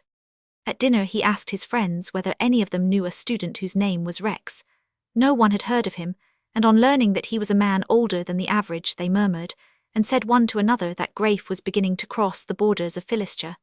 After the meal was over, Graif went to his lodgings and tried to work. The sudden anxiety that had seized him in the morning during the lecture grew stronger in solitude, until it was almost unbearable. He pushed aside his books and wrote to his father, inquiring whether anything had happened, in a way which would certainly have surprised old Greifenstein if he himself had been less nervous about the future than he actually was. It was a relief to have written, and Graif returned to his labours more quietly afterwards. He did not see Rex again in the lecture room, though his eye wandered along the rows of heads bent down over busy hands that wrote without ceasing. Rex was not among them. He had said that he considered philosophy an amusement, and he probably came to the hall where it was taught when the fancy seized him to divert himself, but the desire to talk with him again became stronger, until Graif actually determined to go in search of the man. The sun had gone down, and he stood at his open window as he had done on the evening of his arrival, watching almost unconsciously for the first stars to shine out above the cathedral spire. The air was very quiet, disturbed by no sound but the swirl of the deep river against the stone piers of the bridge far down below the student's window. There was something melancholy in the ceaseless rush of the strong water, which reminded him of the sighing of the trees at home, on that last morning when he had sat with Hilda at the foot of the Hunger Therm. At such a time, anything which recalled the circumstances of the vacation necessarily brought with it an increase in his anxiety. Graif thought of the evening that was before him if he joined his comrades at their usual place of meeting, and the prospect was distasteful. He would be glad to escape from the lights and the noise and the drinking and singing, even from his position of importance among his fellows, who made him their oracle upon all university matters. He would prefer to pass an hour or two in quiet conversation, in a quiet room, with Rex, the student of astronomy and mathematics. He did not know where he lived, nor whether he would be at home at that hour, but it was easy to satisfy his curiosity upon both points. He found the address he wanted at the beadle's office. Rex lived in a dark street near the cathedral. Graif climbed many flights of steps, finding his way by striking one match after another. At the top there was but one door. He knocked twice and waited. There was no answer, and he knocked again. He was sure that he could hear someone moving inside the apartment, but the door remained closed. Annoyed at being kept waiting, he pounded loudly with the piece of iron and called on Rex by name. He was rewarded at last by hearing footsteps within. "Who are you?" asked an angry voice, "and why are you making such a hideous noise?" "My name is von Greifenstein," replied Graif, "and I want to see Herr Rex." He was preparing for a disagreeable encounter with some unknown person, when the door opened quickly, and he found himself face to face with Rex himself. His expression was bland in the extreme as he held up the light he carried and greeted his guest. "I beg your pardon," he said in tones very unlike those Graif had just heard. "I had no idea that it was you. Pray come in." "I am afraid I am disturbing you," answered Graif, hesitating as though he had forgotten the tremendous energy he had put into his knocking. Not at all," repeated Rex, carefully fastening the door when Graif had entered. "You see, I am a newcomer and have no friends here," he continued apologetically, "and I did not imagine that you knew my address." After passing through a narrow passage, Graif found himself in a large room with 3 windows. It was evident that Herr Rex lived more luxuriously than most students, for there was no bed in the place, and an open door showed that there was at least one other apartment beyond. A couple of bookcases were well filled with volumes, and there was a great heap of others upon the floor in the corner. 2 large easy-chairs stood on opposite sides of the porcelain stove, which at that season was of course not in use. A broad table in the centre was covered with books, many of them new, and papers covered with notes or figures were strewn amongst them in the greatest disorder. Near one of the windows Grafe noticed a writing desk, upon which lay a few drawing and writing materials, and a large sheet of paper. It was clear that Rex had been at work here, for a bright lamp stood upon the desk, and its strong light fell from beneath the green shade upon the mathematical figure that had absorbed the student's attention. "It is a very quiet lodging," remarked Rex, drawing forward one of the armchairs and then seating himself in the other. "It is just what I wanted. I do not like noise when I am reading." Grafe did not exactly know what to say. To visit a student in his rooms when he had only met him once was a new experience, and Rex's stony blue eyes seemed to ask the object of his coming. It was evident that Rex only spoke of his habitation in order to break a silence which might have been awkward. "The fact is," said Grafe, as though answering a direct question, "I have been thinking of what you said the other day." "You do my remarks an honour which I believe they have never received before," replied Rex, bending his handsome head and smiling in his brown beard. "Do you remember? I said that I needed only one thing to make me happy. I wanted to know the future. You answered that it must be easy to get my wish. Were you in earnest, or did you speak thoughtlessly? That is what I came to ask you." "Indeed," Rex laughed. "You said to yourself that your acquaintance was either a fool or an absent-minded person, did you not?" Well, Grafe hesitated and smiled. "Either visionary or absent-minded," he admitted. "Yes, I could not explain your remark in any other way." "Of course you could not, unless you suspected that I might be a charlatan." "That did not occur to me." "It might have occurred to you, considering what I had said. It might occur to you now if I answered your question, but on the other hand it is of no importance whether it does or not. My reply will contribute to your peace of mind by helping you to catalogue a man you do not know among the fools and charlatans of whom you have heard. Would you like to know the future? I can tell it to you if you please." "The vortex, I suppose," answered Grafe rather scornfully. "Yes, I can tell you the direction of the vortices of which you are composed for a time, while they are on their way to join other vortices in the dance of death. The vortices do nothing but dance, spin and whirl forever through life, the farce, through death, the tragedy, and through all the eternity of the epilogue. What do you wish to know?" "You are jesting," exclaimed Grafe moodily. "I wish you would be in earnest." "In earnest," cried Rex contemptuously. "What is earnestness?" He rose and went to the desk upon which the lamp was burning, opened it and took a fresh sheet of paper from within. Grafe watched him with considerable indifference. He had not found what he had sought, and he already meditated a retreat. Rex paid no attention to him, but rapidly described a circle upon the paper and divided it into 12 parts with a ruler. "Do you remember the date of the day we met?" he asked, looking up. "It was a Monday," replied Grafe, wondering what his companion was doing. "That will do, I have a calendar," said Rex. He consulted an almanac which he drew from his pocket, made a few short calculations, and jotted down certain signs and figures in various parts of the divided circle. When he had finished, he looked attentively at what he had done. The whole operation had occupied about a quarter of an hour. "I do not wonder that you are anxious," he remarked, as he resumed his seat in the easy-chair, still holding the sheet of paper in his hand. "What have you discovered?" inquired Grafe with an incredulous smile. "You are threatened by a great calamity, you and all who belong to you," replied Rex. "I suppose you know it, and that is the reason why you want to know the future." Grafe's cheek turned slowly pale, not at the announcement, but at the thought that this chance student perhaps knew of Riesenek's existence, and of all that his return might involve. "Herr Rex," he said sternly, "be good enough to tell me what you know of me and my family from other sources than that bit of paper." "Not much," answered the other with a dry laugh. "I barely knew of your existence until I met you the other day, and I have not mentioned you nor heard your name spoken since." "Why then you can know nothing, and your figures cannot tell you," said Grafe, not yet certain whether to feel relief at the protestation of ignorance or to doubt its veracity. "Shall I tell you what I see here?" "Tell me the nature of the calamity." "Its nature or the cause of it?" inquired Rex, scrutinizing the sheet of paper. "I suppose that they must be closely connected. Let me know the cause first, it will be the surest test." Rex laid the paper upon his knee and folded his hands, looking his guest in the face.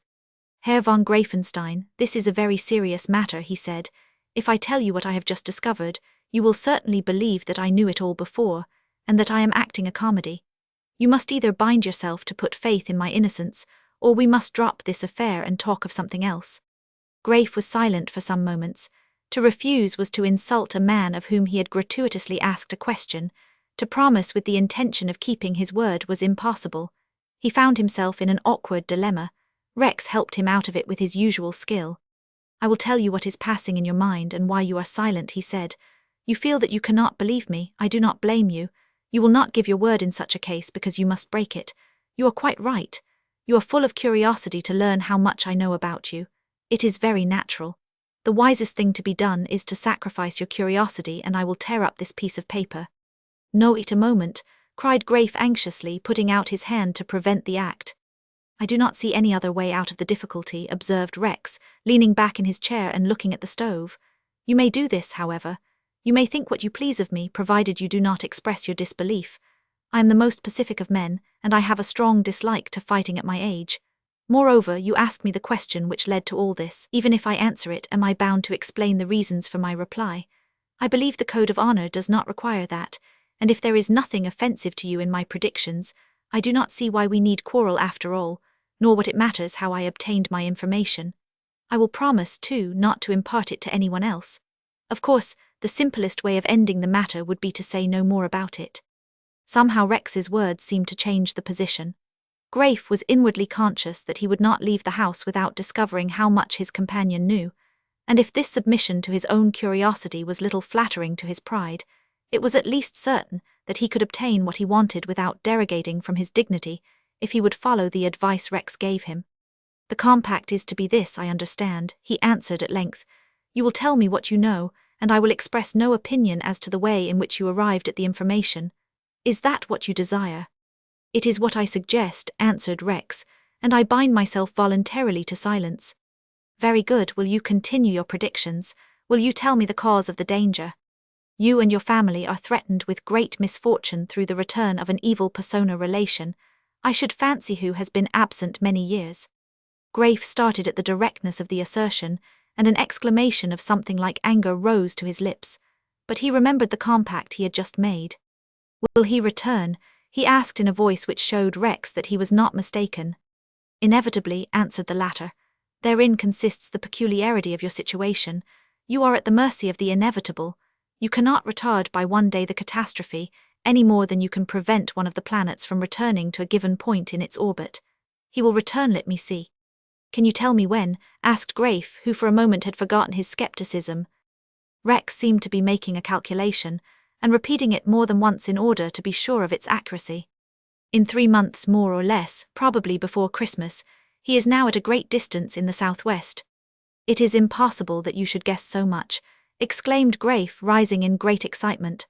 You are not to express an opinion, I believe, observed Rex, looking coldly at the younger man. Can you describe him? Asked Graif almost fiercely. Oh yes, replied the other. He is elderly, almost old, perhaps 60 years of age. He is violent, unreliable, generally unfortunate, probably disgraced. That is no doubt the reason why you dread his return. Look here, Herr Rex, cried Graif, interrupting him violently. I do not care a straw for our compact, as you call it. You agreed to it. I did not desire to speak further in the matter. Will you agree to forget that there was any compact? Asked Graif desperately. Oh no, certainly not, answered his tormentor. And you will not forget it either. You are a man of your word, Herr von Greifenstein. All I can do is to hold my tongue and tell you nothing more. That need not prevent my quarrelling with you about something else. No, if you find it possible. It is not easy to quarrel with me. But if I were to insult you... You will not do so, returned Rex very calmly and gravely. You are bound not to attack me about my predictions, and so far as any other cause of disagreement is concerned, I think you will find it hard to discover one, for you came here to make a friendly visit without a thought of quarrelling.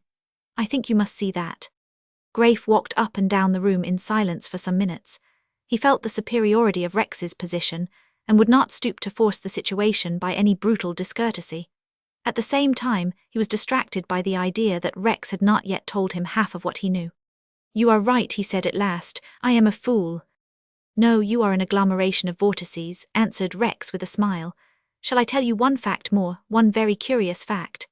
Tell me all, answered Grafe with sudden energy. In the nature of things, you should have news of that person today. You have not heard from him before coming here. No, and I think nothing could be more improbable than that I should have news of him at all, beyond what you tell me. Besides, I could prevent the possibility of such a thing. How? Inquired Rex. By trespassing upon your hospitality until midnight, answered Grafe with a laugh, in which his natural good temper reappeared once more. Will you do so? Asked the student with the greatest readiness. Here is a test of my veracity. Whether you stay here or go home or wander out alone by the river, you will hear of that individual before midnight. But nobody knows I am here. The stars know, answered Rex with a smile. Will you stay with me or will you go home? It makes no difference, excepting that by staying you will give me the advantage of your company. What is that? Asked Grafe. There was a loud knocking at the outer door. Probably news from your uncle, answered Rex imperturbably. Will you open the door? There can be no deception then. Yes, I will open the door. A telegraph messenger was outside, and inquired if Herr von Greifenstein were in the lodging. How did you know where I was? Asked Grafe. It was marked urgent, and so I inquired at the poodle's office, answered the fellow with a grin as he signified the official by the student's slang appellation. Grafe hastened to the inner room and tore open the envelope, his face pale with excitement. My father telegraphs your uncle has written his intention to return at once. Good heavens. He tossed the bit of paper to Rex and fell back in his chair overcome by something very like fear. Rex glanced at the dispatch and then returned to the study of his figure without betraying any surprise. Chapter 8. Grafe's first sensation was that of astonishment, almost amounting to stupefaction. Rex could have desired no more striking fulfillment of a prediction than chance had vouchsafed to him in the present instance, for he admitted to himself that fortune had favoured him, even though the arrival of the news within 24 hours was not in his belief a mere coincidence. The telegram might have come at any other moment, and might have found Grafe in any other place. As for Grafe, he saw at a glance how impossible it was that Rex should have foreseen the incident, or planned the circumstances in which it occurred. He could not have known that Grafe was coming that evening, unless he knew everything, and moreover the dispatch was fresh from the office, and 20 minutes had not elapsed between the time of its reception over the wires and of its delivery into Grafe's hands. If the occurrence was strange, its effect upon the young man was at least equally unforeseen. Grafe had always despised persons who professed to dabble in the supernatural, and had laughed to scorn all the so-called manifestations of spiritualism, mesmerism, and superrational force. When he had heard that the great astronomer Zollner had written a book to explain the performances of Slade, the medium, by means of a mathematical theory of a fourth dimension in space, Grafe had believed that the scientist was raving mad. Up to the moment when the telegram had arrived, he had been convinced that Rex was a cheat, who had accidentally learned certain facts connected with the Greifensteins, and was attempting to play the magician by making an adroit use of what he knew. When brought suddenly face to face with a phenomenon he could not explain, Grafe's reason ceased altogether to perform its functions. The news he had just received was startling, but the bewilderment caused by its arrival at that precise juncture made even Riesenek's return seem insignificant, in comparison with Rex's power to foretell the announcement of it. I do not understand, said Grafe, staring at his companion. Nor I beyond a certain point, replied the elder man, looking up from his paper. How could you know? I did not until a few minutes before I told you. Of course you thought I 999, it is very natural. It could hardly have been a coincidence, said Grafe, almost to himself. Hardly, Rex smiled. And yet, continued Grafe, I do not see any way of explaining it all.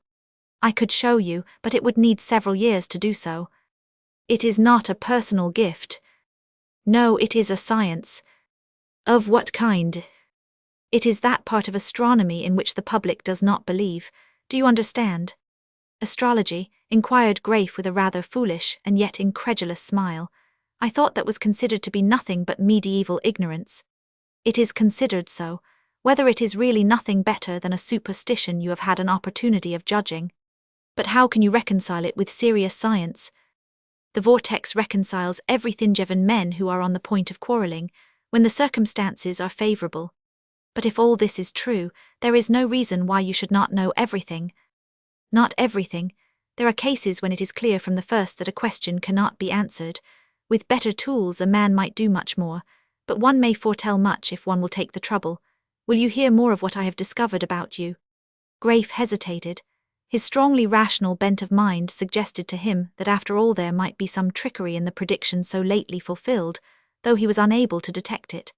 But if Rex foretold the future, Graif felt that he must be influenced, and perhaps made very unhappy by the prophecy, which might in the end prove utterly false. It would be more prudent, he thought, to wait and lay a trap for the pretended astrologer, by asking him at another time to answer a different question, of which it should be certain that he had no previous knowledge. The conclusion was quite in accordance with Graif's prudent nature, which instinctively distrusted the evidence of its senses beyond a certain point, and desired to prepare its experiments with true German skepticism, leaving nothing to chance and fortifying the conclusion by the purification of the means. "Thank you," he said at last, "I will not hear any more at present." "Which means that you will ask me an unforeseen question, one of these days, to test my strength," observed Rex with a smile. Graif laughed rather nervously, for the remark expressed exactly what was passing in his mind. "I confess I meant to do so. How did you know what I was thinking?" "By experience. Are not the nine-tenths of every human being precisely like the nine-tenths of the next? The difficulties of life are connected with that tenth which is not alike in any two. Your experience must have been very great." "It has been just great enough to teach me to recognize the point at which no experience is of any use whatever." "And what is that point?" "Generally the sweetest in life and the most dangerous." "You speak in riddles, Herr Rex." "One man's life is another man's riddle, and if he succeeds in guessing its solution, he cries out that it is a sham and was not worth guessing at all." "I believe you are a man-hater," said Graif. "Why should I be? The world gives me all I ask of it, and if that is not much, the fault lies in my scanty imagination. The world is a flower garden. If you like the flowers, pluck them. Happiness consists in knowing what we want, or in imagining that we want something. To take it is an easy matter." "Then everybody ought to be happy." "Everybody might be if everybody would take the consequences. That is the stumbling block, the lack of an ounce of determination and a dram of courage." "Paradoxes," exclaimed Graif. "Life is a more serious matter."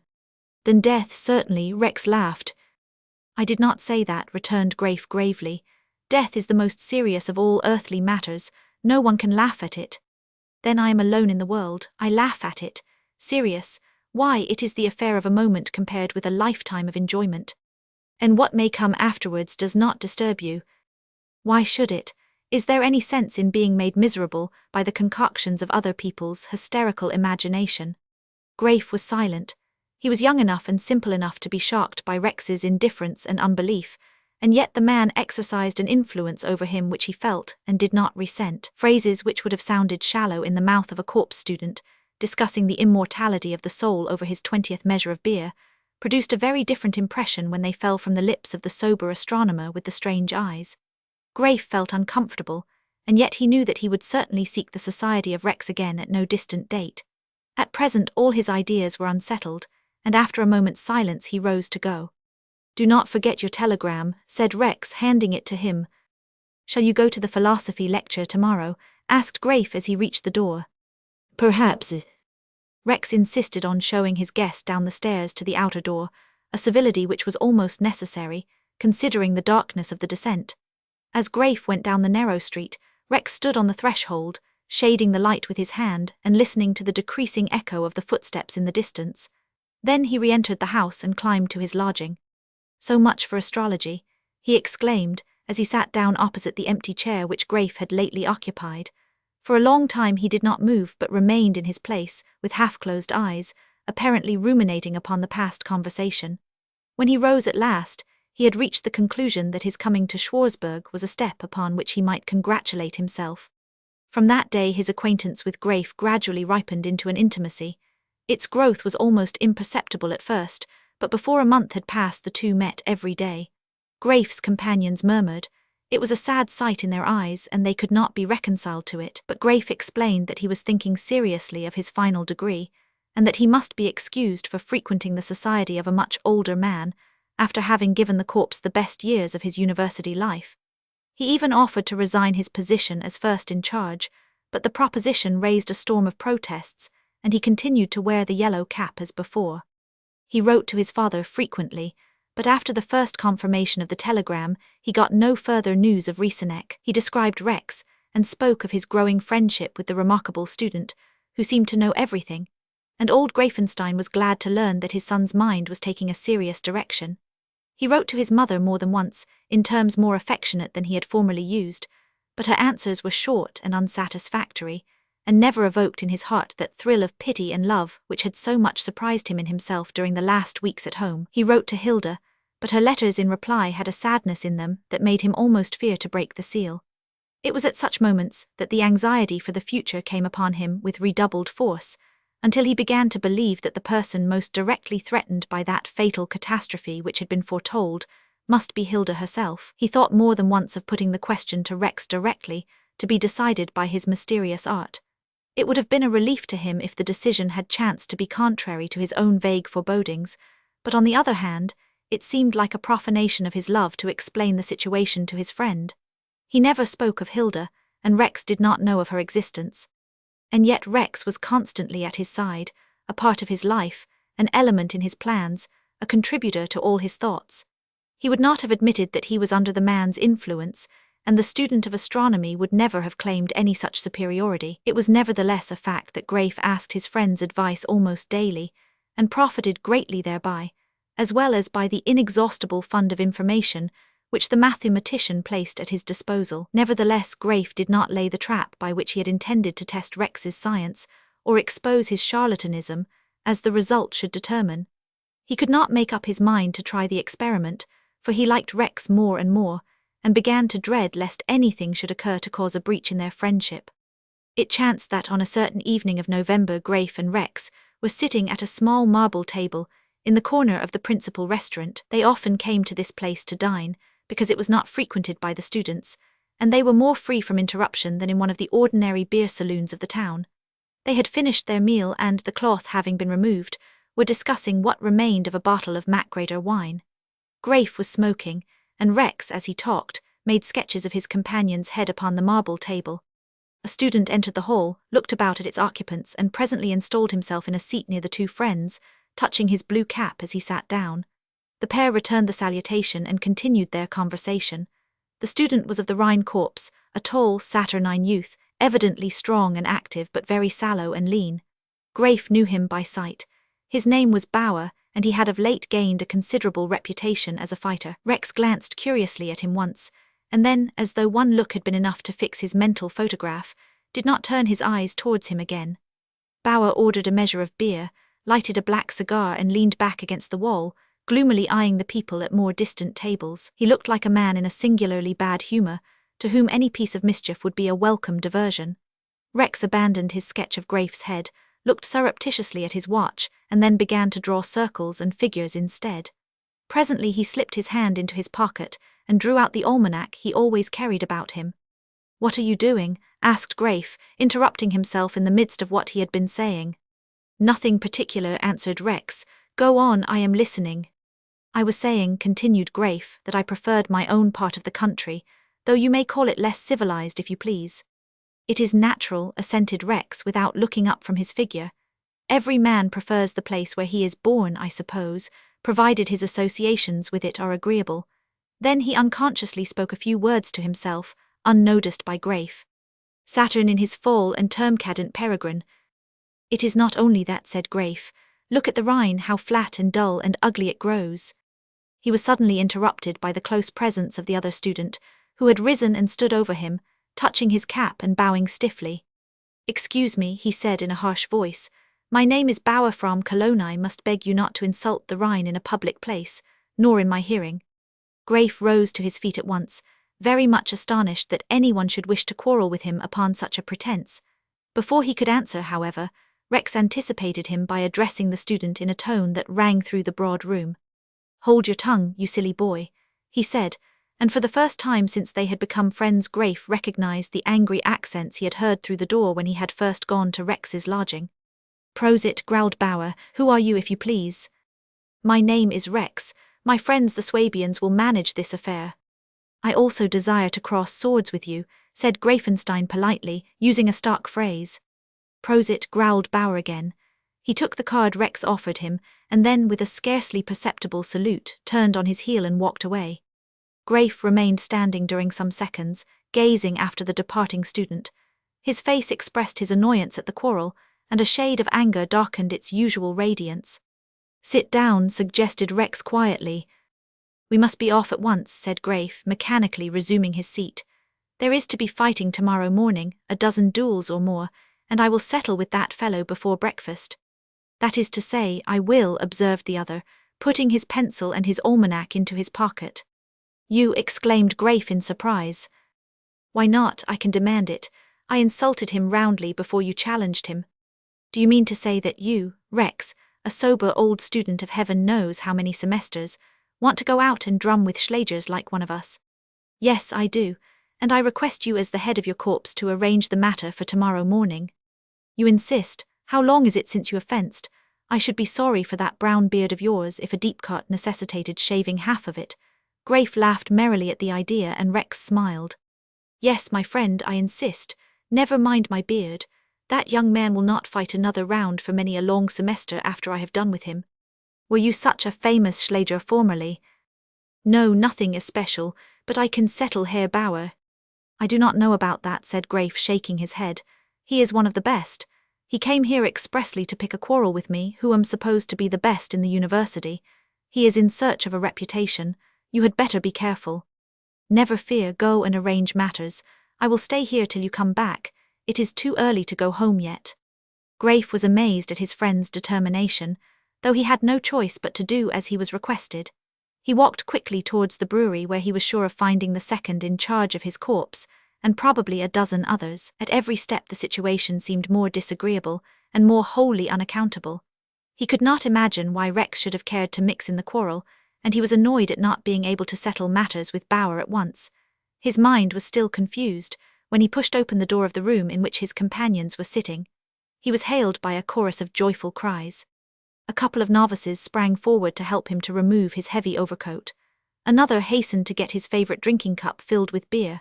The second in charge, a burly fellow with many scars on his face and a hand like a Westphalia ham, made a place for the chief next to his own. "We have had a row," Graif remarked when he was seated at the board, and had drunk a health to all present. "Ah, that is a good thing," laughed the second. "Tell us all about it." He drank what remained in his huge measure and handed the mug to a fox to be filled.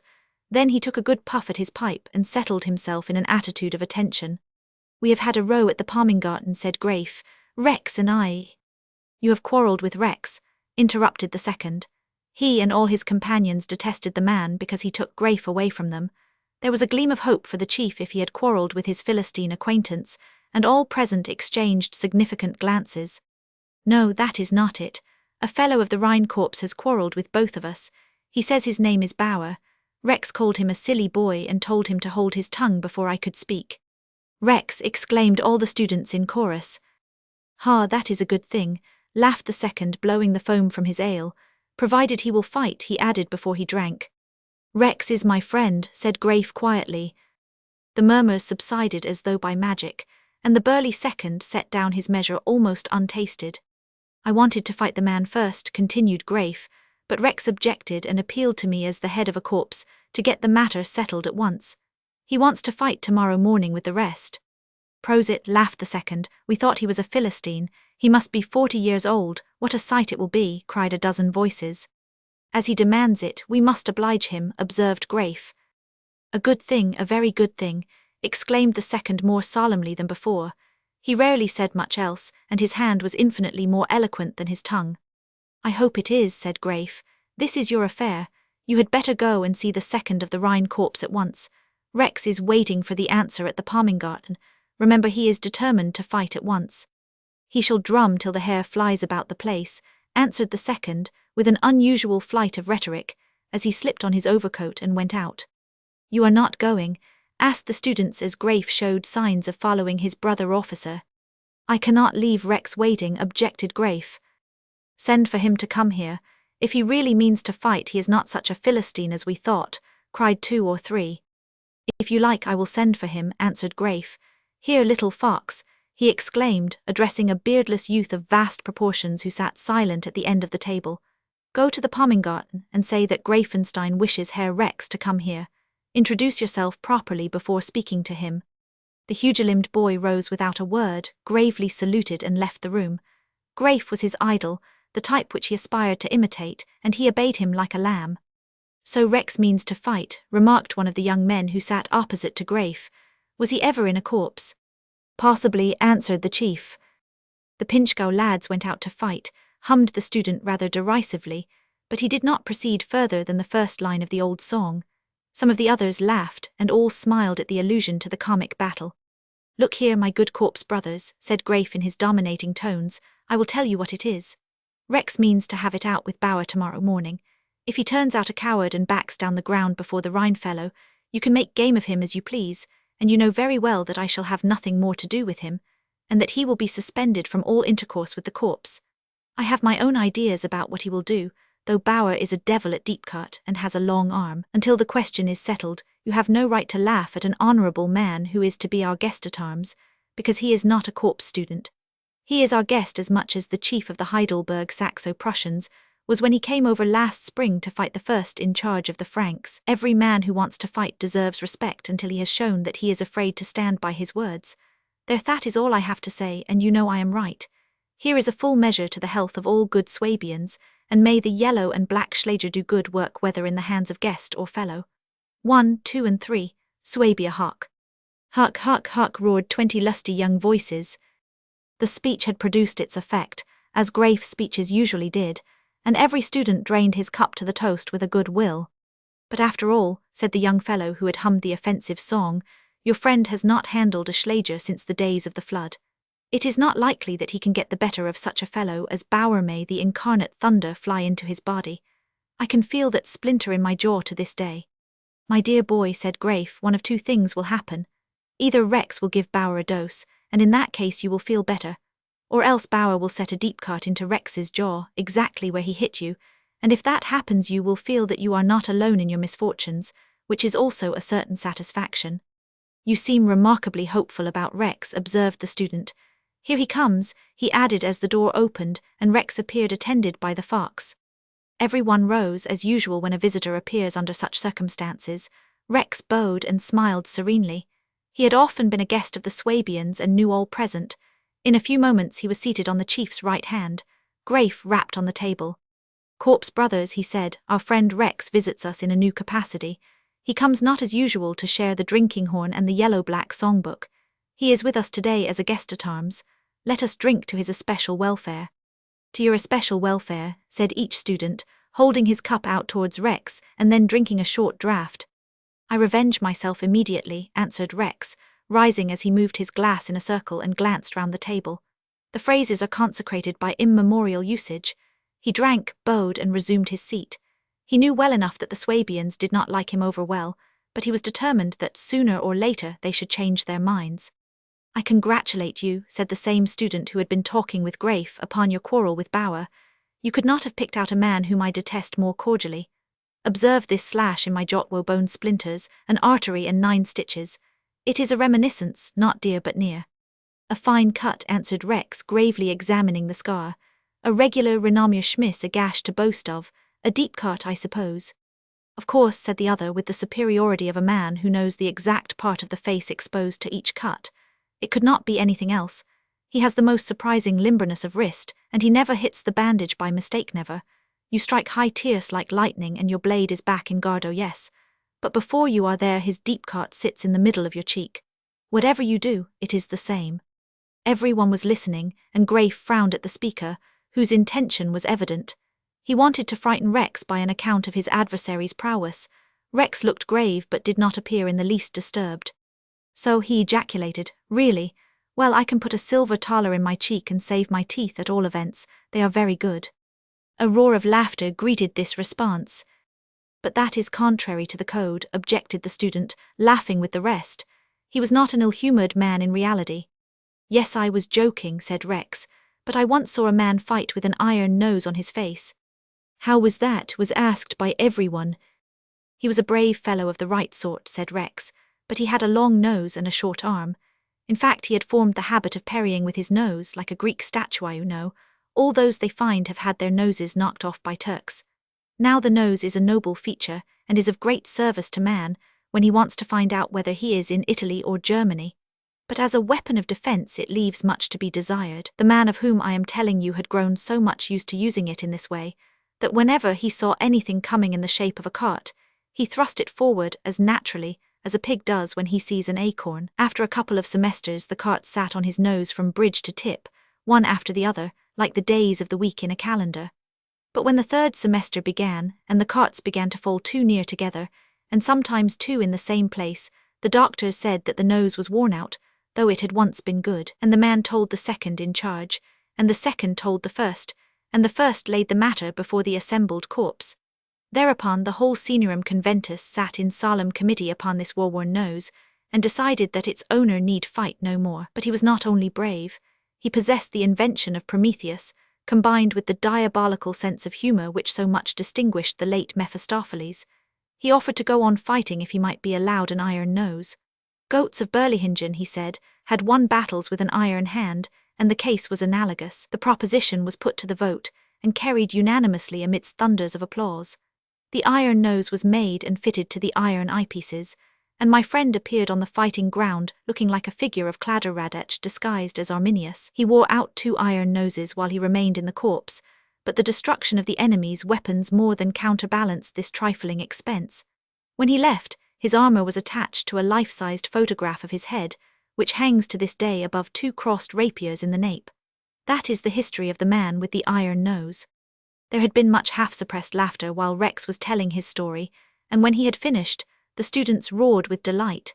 Rex had never before given himself so much trouble to amuse them, and the effect of his narrative was immense. "He talks as if he knew something about it," said one, nudging his neighbour.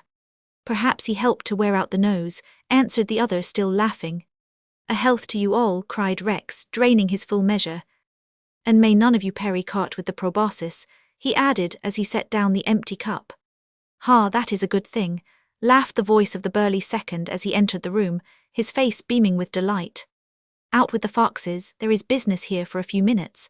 The foxes, who were not privileged to hear the deliberations of their elders upon such grave matters, rose together and filed out, carrying their pipes and drinking cups with them. Then the second sat down in his vacant place. "Well," asked Graif, "is it all settled?" "Yes, the cattle wanted to fight you first. I said the Philistine insisted, excuse me, no offence." "Good, now that was all." The second buried his nose in a foaming tankard. "Is it for tomorrow morning?" asked Rex calmly.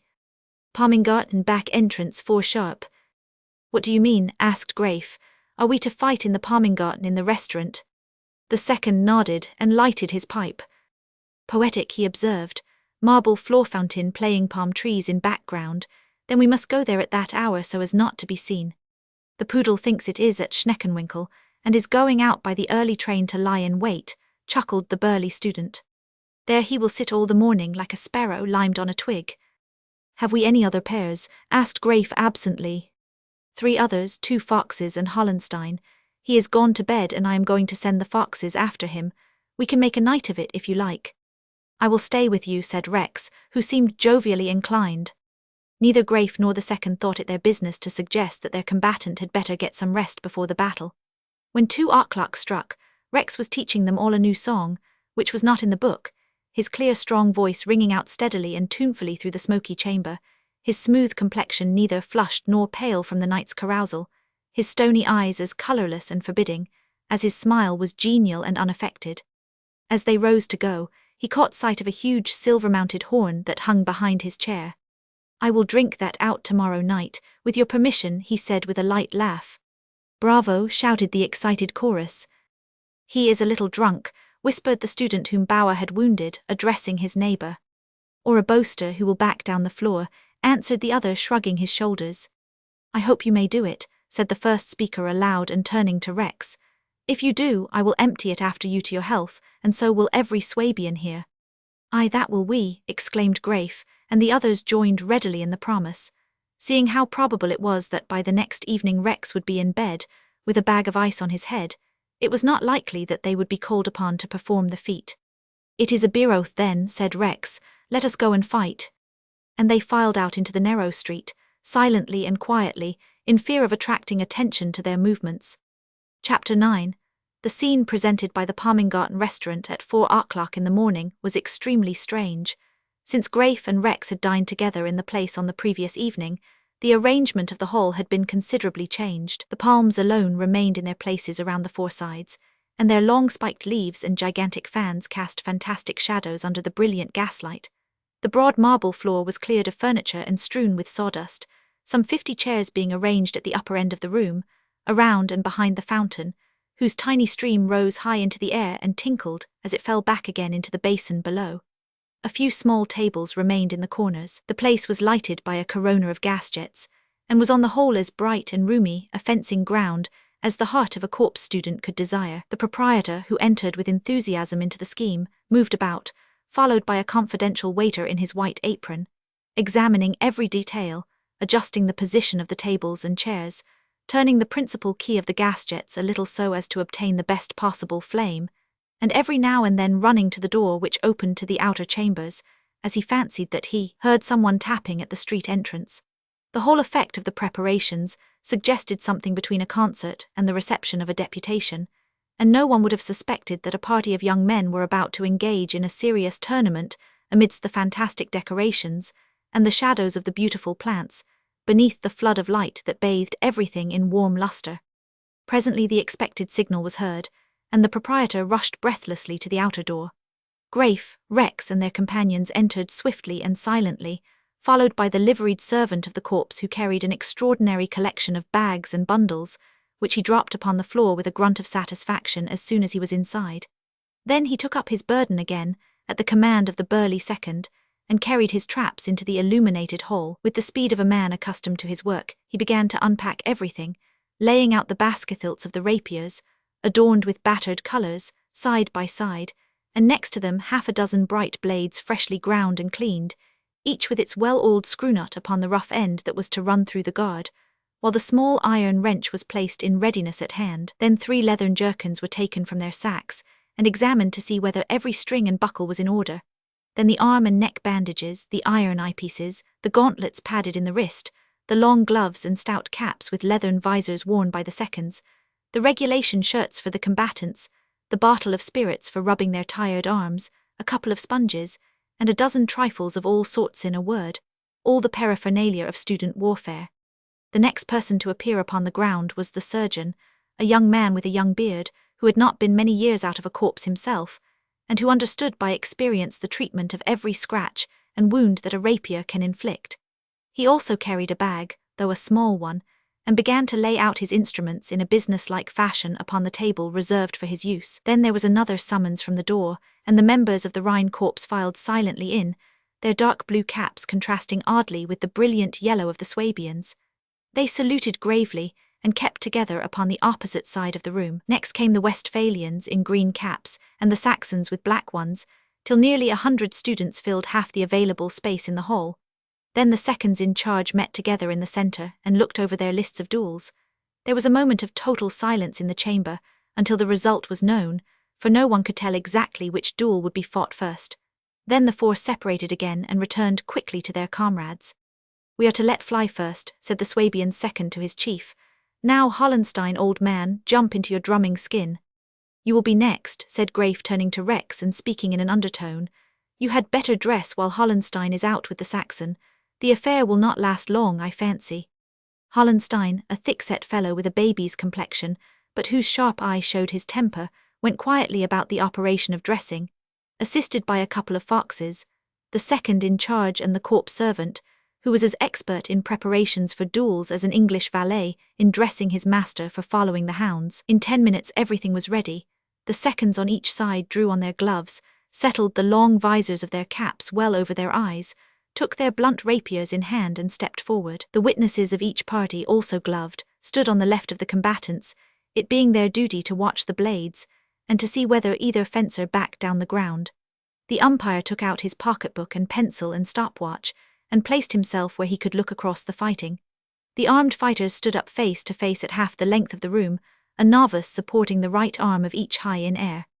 "Porkent and Parrot, are the combatants ready?" inquired the umpire, who was the chief of the Westphalians. Parrot, ready, was answered from both sides simultaneously.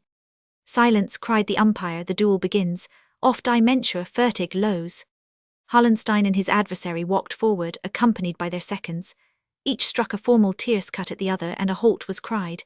They scarcely retired, and the umpire repeated the words to the fight. Ready, go, and the duel began in earnest. Both were accomplished swordsmen, and the combat promised to be a long one. They exhibited to the admiring spectators every intricacy of Schläger fencing, in all its wonderful neatness and quickness of cut and parry. From time to time a halt was called, and each man retired to his original place, his right arm being caught and held in air by the bearingfax, as the novice is called whose business it is to fill the office. The object of this proceeding is to prevent a rush of blood to the arm, which might cause pain and numbness in the member, and interfere with the combatant's quickness. A couple of good fencers, remarked Rex as he rose from his chair, and went to prepare himself for what was before him. You will see what will happen, answered Greif with a smile of confidence in his comrade. The drumming, as the students call it, proceeded for some minutes, and nothing was heard in the hall but the sharp whistle and ring of the blades, and the sound of shuffling feet upon the sawdust-covered floor. All at once Hallenstein turned his hand completely round upon his wrist in the act of striking what is called a deep cut, remained a moment in this singular position, which seemed to confuse his adversary, and then, as the latter was making up his mind what to do, suddenly finished the movement and returned to his guard in time to parry the inevitable tierce. A thin line of scarlet instantly appeared upon the Saxon's face, straight across his left cheek. Halt, cried both seconds at once. She sat, exclaimed the second of the Swabians, throwing down his blunt sword and making for a goblet of beer that was placed in readiness for him, as though he took no further interest in the proceedings. Hallenstein stood as usual with his arm supported by the novice, while the Saxon was examined by the surgeon. Abfuhr, said the latter, the word means that the wounded man must be removed.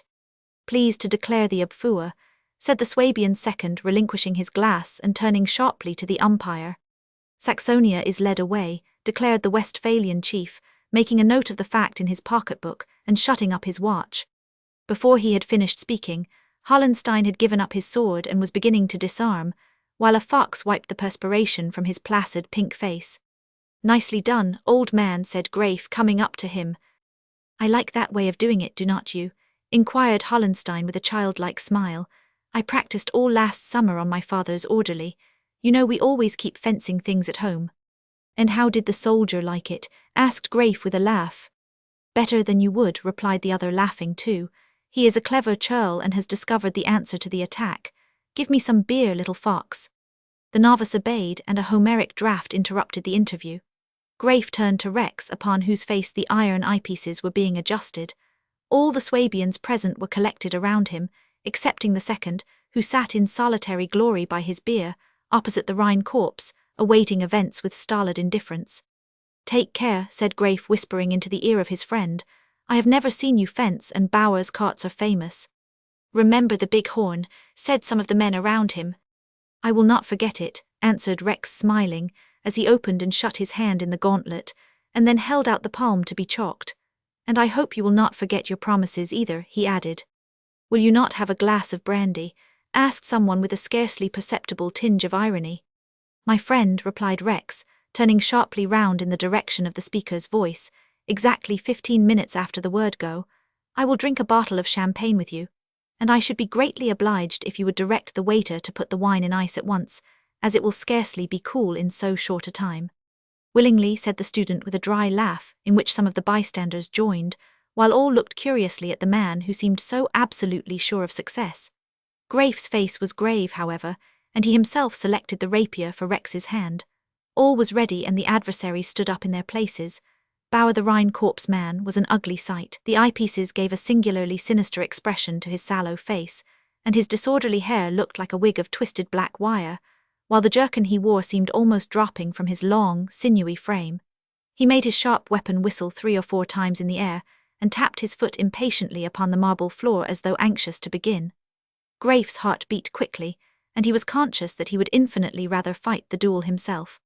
The umpire began by declaring that the duel was between Herr Bauer of the Rhine Corps and Herr Rex, who fought with Swabian weapons. Formerly of the Heidelberg Saxo-Prussians, said Rex quietly.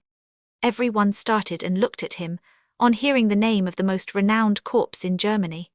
"With a charge?" inquired the umpire politely, and holding his pencil ready to enter the fact upon his notebook. "First," answered Rex laconically.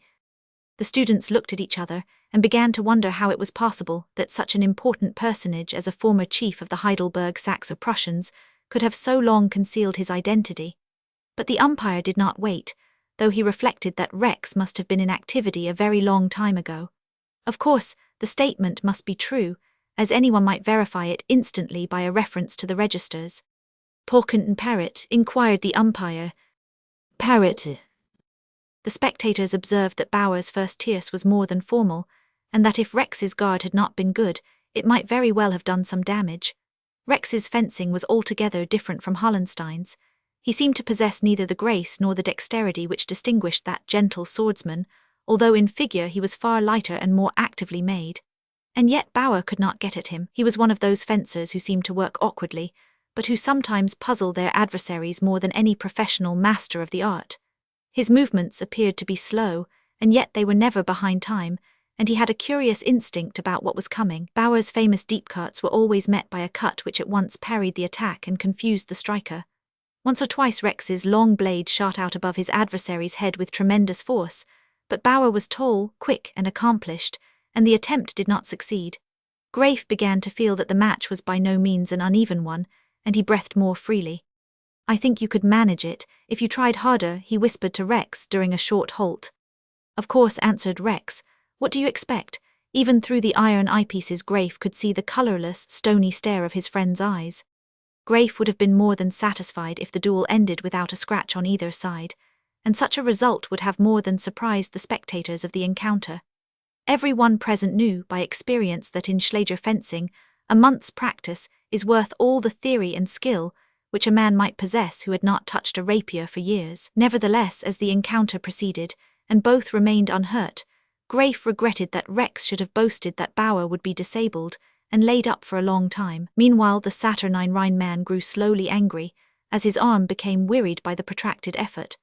His wiry locks were matted with perspiration, his shaggy brows knit themselves into an ugly frown, which was made more hideous by the black iron spectacles. He stamped his foot angrily, and made desperate efforts to get at Rex's face with his favourite undercut. "I am going to try now," said Rex during the next halt, and turning his head to Greif. He went forward again, and everyone noticed that his rapier was higher than usual and seemed not to cover him at all. He brandished it in the air in a way that looked utterly foolhardy. Bauer came on furiously, feeling that if he failed now he must be laughed at forever. His long arm turned with the rapidity of lightning, and everyone saw the whistling blade flash towards Rex's unprotected cheek. To the amazement of all present, the cut did not take effect. There was a loud clash of steel, accompanied by a harsh, grating noise. With irresistible fury Rex had brought down his weapon, countering in cart, parrying with his basket-hilt, and then tearing, as it were, the reverse edge of his flexible blade through his enemy's face, from forehead to chin. "She sat," exclaimed the Swabian second mechanically. But instead of dropping his blunt sword and making for his beer, he stood open-mouthed, staring stupidly at the unfortunate Bauer, as though he could not believe his eyes. The surgeon ran forward, looked at the wound, and almost immediately nodded to the umpire. "Renania is led away," said the latter in the midst of a dead silence. It would have been contrary to custom and etiquette for the Swabians to manifest any noisy satisfaction at the result of the affair.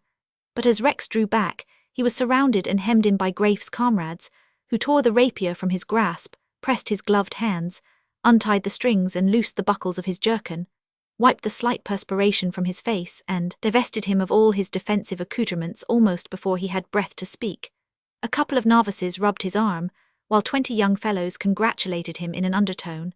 The two who were nearest were the student whom Bauer had formerly hurt, and the one with whom Rex had promised to drink the wine. The latter held a glass of champagne to the conqueror's lips. "Your health," said Rex as he drank. "It is not too cold to drink," he added with a smile when he had tasted the liquid. "With a little practice, you would have to drink it hot," laughed the other. "You must teach me that trick," said the rosy-cheeked Hollenstein. "It is the best I ever saw." "The Rhine Corps will have to make a contract for buying iron noses wholesale," remarked someone else, referring to the story Rex had told on the previous evening. Greif stood nearby, looking on with undisguised satisfaction, and not yet altogether recovered from his surprise. He could see at a glance that Rex's position with regard to the corpse was wholly changed, and that henceforth his friend was likely to be almost as popular as himself. The fact that Rex had been chief of the Saxo-Prussians was in itself a sufficient recommendation, and would long since have inspired them with respect, had Rex chosen to disclose his former dignity. Graif wondered why he had been silent, but on the whole he was glad that the man should have earned popularity by an exploit rather than upon the strength of his former importance. For the present, conversation was impossible. A couple of Graif's novices were to go out for the first time, and it was necessary to encourage them and see that everything went well. Swabia was in luck on that day, for the two youths acquitted themselves honourably, each fighting 15 rounds without being touched, and each inflicting a couple of very small scratches upon their enemies. A white day for the Swabians, said Graif, when he at last sat down to a sausage and a glass of beer for breakfast. His corpse had nothing more to do with the proceedings, for they had no more duels on the day's list, and as none of them had been hurt, they prepared to watch the subsequent fights over a glass of beer, collecting themselves round Graif, Rex, and the thirsty second. It was by this time about 5 o'clock in the morning. The gas burned steadily overhead, and the meeting of arms proceeded as regularly and quickly as any Roman show of gladiators. From time to time, the corpse servants washed the blood-stained marble floor and threw down fresh sawdust for the next encounter. The surgeon and the wounded were kept out of sight behind the plants, and nothing disagreeable met the eye. The gleam and flashing of the steel swords under the yellow light, the gay colours of the caps, the quick movements of combatants and seconds were all pleasant to see against the background of stately exotic plants, which made the whole look like a great conservatory. Graif looked at it all and enjoyed it, almost wishing that this might be the last scene of the kind which he should attend, and that he might always have the impression of it when he thought of his student life, so different from the dismal meetings that sometimes took place in deserted barns or in outhouses of country inns. In some ways he preferred the Palmengarten as a fighting ground to the forest glades, in which the summer duels were sometimes fought. He felt, as he sat there, chief of his corps, and looked up to by everyone, very much as he fancied a Roman emperor must have felt in his high seat over the arena. A deep sense of satisfaction descended upon his soul. He had the best place, his corps had been victorious, his best friend had highly distinguished himself, justifying Graif's own opinion of him, and gaining in 10 minutes the respect and admiration of all his comrades. Rex watched him in silence as though trying to guess his thoughts. "Yes, you are a lucky fellow," he said at last, hitting the mark as usual. The words chilled Graif, and his expression changed. All at once in that crowded place of meeting, amidst the satisfaction of victory and the excitement of other struggles, the memory of his home in the dark forest rose before him like a gloomy shadow. His mind went back to that evening when Rex's first prediction had been so suddenly fulfilled, and then, in an instant, it flashed upon him that only last night Rex had been drawing circles and strange figures upon the marble table at the moment when Bauer had approached them. He turned to his friend and spoke in a low voice. "You knew it by the figure," he said. "That is the reason you were so confident." "Yes," answered Rex quietly.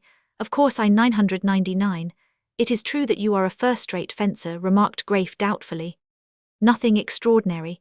The man had not a chance from the first, especially as we settled the matter so soon after the question was asked." "What question?" "The question I asked when I set up the figure." Graif was silent.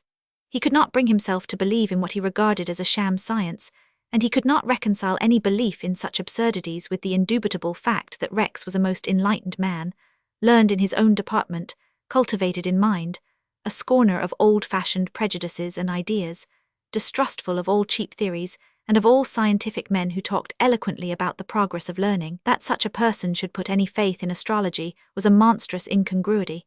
And yet Rex not only trusted in what he pretended to foretell, but was actually willing to risk serious personal injuries on the strength of his divinations. Graif thought of what he had read concerning fanatics, and the almost incredible good fortune which sometimes attended them. Then a wild desire overcame him to know what Rex had seen in the figure on that memorable night, which had brought the news of Riesenek's intended return. "We have not spoken of those things lately," he said after a long pause.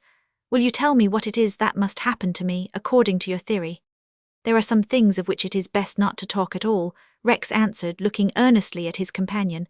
His hard eyes softened a little. "Is it as bad as that?" asked Graif with an attempt to laugh. "It is as bad as that, and as it will all happen through no fault of yours, and since nothing which you at least can do could prevent it, it is better that you should not know. You will not tell me. Not unless you insist upon it, and you will not. Why not? I do insist as much as one friend can with another. Grafe could not quite submit to Rex's way of saying what he would do or would not do. There are good reasons why you should not, returned the latter calmly. In the first place, we are good friends, and if I told you what is before you, it would be impossible not to injure our amicable relations. You feel that as well as I do. If warning could help you in the least, I would not be silent. If I had any advice to give you, I would offer it at the risk of offending you. You know that in your heart you would not quite believe me if I spoke, and that you would always fancy I had some object in view until all were accomplished. Even then you might never forget the disagreeable association between my personality and your calamities. I prefer to remain where I am in your estimation. Besides, why should I cause you all the pain of anticipation when it can do no good? After all, nobody is infallible. What if I had made a mistake in my calculations? That is true, answered Grafe, though his tone showed some doubt. Although he really did not believe that calculation or mathematics of any sort had anything to do with Rex's seeming knowledge of future events, the possibility of a mistake seemed small indeed, when Rex himself suggested it. I knew you would not insist, said Rex. Indeed, it is much better to watch those two fellows drumming on each other's heads, and to drink our early draught in peace without speculating about the future. Look at them. It is nearly a quarter of an hour and not a scratch yet, though they hit each other with every tierce, flat as a soup plate falling upon a millpond. But it is a pretty sight. Grafe did not answer. The gladiatorial show had lost its charms for him, and his mind brooded gloomily over coming events. The sun was not up, though it was broad dawn when he and his companions went out into the cool, silent streets, realizing when they breathed the morning air the closeness of the heated atmosphere they had quitted. They separated by degrees, dropping off, one after the other, as each approached his lodgings, but before going home they all accompanied Rex to the street door of his dwelling. When Grafe was alone he threw open his window to the fresh morning breeze, and sitting down as he was, drank in the air, which to him seemed so delightfully sweet, though it would have chilled a weaker man to the bone. It was all the refreshment he needed, in spite of a sleepless night, spent chiefly in an atmosphere heated by gas and heavy with the fumes of tobacco.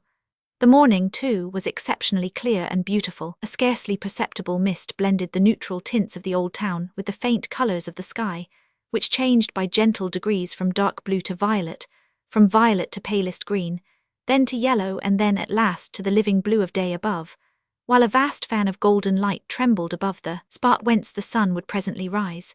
The level rays gilded the slender cathedral spire, and the glass of many a pointed gable window in the town sent back the flaming reflection. All above was warm, and all below was cold in the blue shadow that still darkened the flowing river and the narrow streets beyond. For a time Grafe gave himself up to the pleasure of the sight and sensation. His instinctive love of nature was strong enough to absorb his whole being at certain moments, for it was real, and not cultivated, thorough and altogether unconscious of itself. But when the exceptional loveliness of the dawn and sunrise was drowned in the flooding light of an ordinarily fine day, Grafe rose from his seat by the window and went about the business of dressing regretfully, as though he wished that the morning might sink back again into the twilight, as quickly as in the far north, when the sun first shows the edge of his disk above the horizon in early spring. He had no thought of taking any rest, and intended to go to the university as usual, for it was a part of his Teutonic character to take his amusement at the expense of his sleep, rather than to the detriment of his work. After such a night an Italian would have gone to bed, a Frenchman would have swallowed a brimming glass of absinthe, and would have passed the day in visiting his fellow students, or fellow artists. An Englishman would have taken a plunge in the icy river, and would have gone for a walk in the country. But Grafe did none of these things. He drank his coffee and went to his books and his lectures, as though nothing unusual had happened. He did it mechanically, and felt himself obliged to do it, as much as any guard officer in Berlin, who comes home from a ball at dawn, exchanges the inadmissible kid gloves and varnished boots he wears in society for the regulation articles of leather, smooths his hair with the little brushes he always has in his pocket, draws his sword and marches out with his company of grenadiers to the exercising ground, as merrily and as naturally as though he had spent the night in bed. Before he left the house again, Grafe received a letter from his father. It was some time since the latter had mentioned Rieseneck, and Grafe did not now expect any news concerning him. He turned pale as he read the contents. It appeared that Rieseneck had landed in Europe, and intended to proceed without delay to Berlin, in order to report himself at the Home Office as one who desired to take advantage of the amnesty with the intention of residing in his native country. I myself, wrote Greifenstein, have serious doubts in this matter. I cannot believe that your uncle is included in the general pardon for political offenders. He committed a crime against both civil and military law, and was condemned by a court-martial. It would have been more respectable to shoot him at once. As this was not done, I have actually been obliged to write to him now, warning him that in my opinion he is not safe. In the meanwhile, be careful, my dear boy, and keep amongst your own corps, where you are not likely to have trouble about your infamous relation. He is not worth fighting for, though you would of course be obliged to go out if a stranger made disagreeable remarks. Happily, in a little more than a month you will be at home, where such things cannot occur. Praise be to heaven, we are very well, though your mother continues to be more silent than usual. Hexerl has got over the distemper very well and is a fine pup. I have decided not to fell the old wood, though it is quite time. What need have I for the money? Let the trees stand till the wind blows them down. Perhaps you will be glad, though you do not often go to that part of the forest.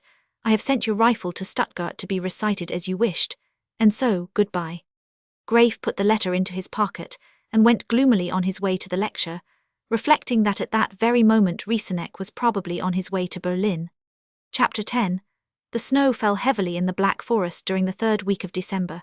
It lay in great white drifts against the huge rampart of Greifenstein, blown against the rough masonry by the bitter north wind, until the approach to the main gate was a deep trench dug in the white covering of the earth. The driving blast had driven great patches of flakes against the lofty wall, so that they stuck to the stones and looked like broad splashes of white paint. The north sides of the pointed roofs on the towers were white too, and gleamed in the occasional bursts of sunshine that interrupted the fierce weather. In the forest, the slanting branches of the firs were loaded down with irregular masses of snow, through which the needle foliage looked as black as ink. Not a spot of colour was visible anywhere, for everything was either black or white.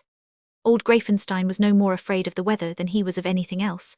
Day after day he went out with his gun and his dog, to fight his way for miles through the drifts, up and down hill, over the open moor where the snow was not knee-deep, under the giant trees from which great lumps of it fell now, and then upon his fur cap and grizzled hair, down into the dells and gorges where it was nearly up to his neck, and where his sturdy dog struggled wildly through the passage his master had made. Greifenstein pursued the only amusement of his life in his own solitary fashion, rarely shooting at anything, never missing when he did, killing a buck once or twice in a week, and bringing it home on his own shoulders for the use of his household, or lying in wait for 6 or 7 hours at a time to get a shot at a stag. Grimly pleased to be always alone, and silently satisfied in the thought that all was his, and his only, to kill or to let live at his seigneurial discretion. The keepers knew that he wanted no companions, and they kept out of his way when he was abroad, not dissatisfied perhaps that their tireless master should do most of their work in the bitter weather, leaving them to smoke their pipes in their cottages, or to drink their beer and cherry spirits in the inn of the distant village. He left the house in the morning, and rarely returned before dusk. It is not strange that his humour should have grown more stern and melancholy under such circumstances. Greifenstein and his wife seemed to understand each other, however, and though days passed during which they scarcely exchanged a word, neither complained of the other's silence nor felt the slightest desire to do so. From time to time, one of the servants declared that he could bear the life no longer, and gave up his large wages and gorgeous apparel to return to the city. He was replaced by another, without any remark. Contrary to German custom, Greifenstein never expected anyone to stay long in the house, and merely stipulated that anyone who wished to leave should give warning a fortnight previously. Neither he nor his wife were yet so old as to tempt servants to stay on for the death, in the hope of picking up something worth having in the general confusion. There was something strange in the way the pair lived, lonely and unloved in their ancient home, amidst a crowd of ever-changing attendants, who succumbed one by one to the awful dreariness of the isolated life, and went away to give place to others, who in their turn would give it up after 6 months or a year. And yet neither Greifenstein nor Clara would have changed their existence. Greifenstein had abandoned the attempt to explain his wife's illness, if she were really ill, but he could not help seeing the alteration that was going on for the worse in her appearance and character, and the sight did not contribute to his peace. He himself looked much the same as ever. After receiving the news that his half-brother intended to return, he stiffened his stiff neck to meet whatever misfortune was in store for him, and when he learned that Rieseneck was in Europe, he only set his teeth a little closer and tramped a little more savagely through the snowdrifts after the game, He knew that he could do nothing to hinder the progress of events, and he knew that if his brother came to Greifenstein, he should need all his strength and energy in dealing with him. There was nothing to do but to wait. As for Clara's secret, the more he thought about it, the more persuaded he was that it was not connected with Rieseneck, but with some other person. He grew anxious, however, as he watched her, for it was now clear that unless something occurred to revive her vital energy and her spirits, she must soon become an invalid altogether, even if she did not die of her sufferings. More than once Greifenstein proposed to go away to travel, to spend the winter in a southern climate, but she refused to leave her home, with a firmness that surprised him. There was Greif, she said, and Greif must be considered. When he was married they might go away and leave the castle to the young couple. Until then she would not move. Greifenstein could not but see the wisdom of this course. Meanwhile he attempted to induce his wife to live more in the open air, to ride, to drive, to do anything. But she confessed that she was too weak to face the inclement weather. Greifenstein was a kind-hearted man in his own peculiar way, and he began to be sorry for her. She no longer distressed his sense of fitness, as formerly, by her inopportune interruptions, her wild smiles, her hysterical laughter, her pitifully flippant talk. He said to himself that she must be ill indeed to be so serious and quiet. Perhaps she needed amusement. His ideas of diversion were not of a very gay nature, and since she would neither leave the house nor the country, he did not quite see what he could do to amuse her. But the thought that it was necessary for her health grew, until he felt that it was his duty to do something. Then he hesitated no longer and made a desperate attempt, involving a considerable sacrifice to his own inclinations. He proposed to read aloud to her out of the best German authors. Even poor Clara, whose sense of humour was almost wholly gone, smiled faintly and opened her faded eyes very wide at the suggestion. "What an extraordinary idea!" she exclaimed. The time when Greifenstein made his proposition was the evening, when the two sat in their easy-chairs on each side of the great heraldically carved chimney-piece in the drawing-room. They generally read to themselves, and each had a small table with a shaded lamp and a pile of books. "My dear," answered Greifenstein, "it is not a question of ideas. I have examined the matter and I have come to the conclusion that you must be amused. It is therefore my duty to provide you with amusement. As I cannot sing nor dance, and as you do not play cards, I cannot think of any more fitting method of diverting you than by reading aloud. German literature offers much variety. You have only to choose the author you prefer, and I will read as much as you like." Greifenstein was absolutely in earnest, and delivered his remarks in his usual dry and matter-of-fact way. When he had finished speaking, he took up the volumes that were on his table, one after the other, and looked at the titles on the covers, as though already trying to decide upon the one which would best suit his purpose. Clara did not find a ready answer to his arguments, and her smile had disappeared. Her wasted hands lay idly in her lap, and her tired head sank forward upon her breast. She wished it were all over, and that she might fall asleep without the dread of waking. Greifenstein did not notice her. "What shall it be?" he asked. She raised her face slowly and looked at him. "Oh, Hugo, I would rather not," she exclaimed faintly. Her husband laid down the volume he had last taken up, leaned back in his chair, folded his knotted hands over his knee and looked at her intently. "Clara," he said after a few moments, "what is the matter with you?" "Nothing, nothing at all," she answered with a feeble effort to look cheerful. "There is no object in telling me that," returned Greifenstein, still keeping his eyes fixed upon her. "There is something the matter with you, and it is something serious. I have watched you for a long time. Either you are bodily ill or else some matter troubles your mind." "Oh no, nothing, I assure you," she replied in a scarcely audible tone. "I repeat that it is of no use. I do not wish to question you, my dear," he continued, almost kindly. "Whatever your thoughts are, they are your own, but I cannot see you wasting away before my eyes without wishing to help you. It is part of my duty. Now a man is stronger than a woman and less imaginative. It may be that you are distressing yourself with little reason, and that, if you would confide in me, I might demonstrate to you that you have no cause for repining. Consider well whether you can tell me your trouble, and give me an answer."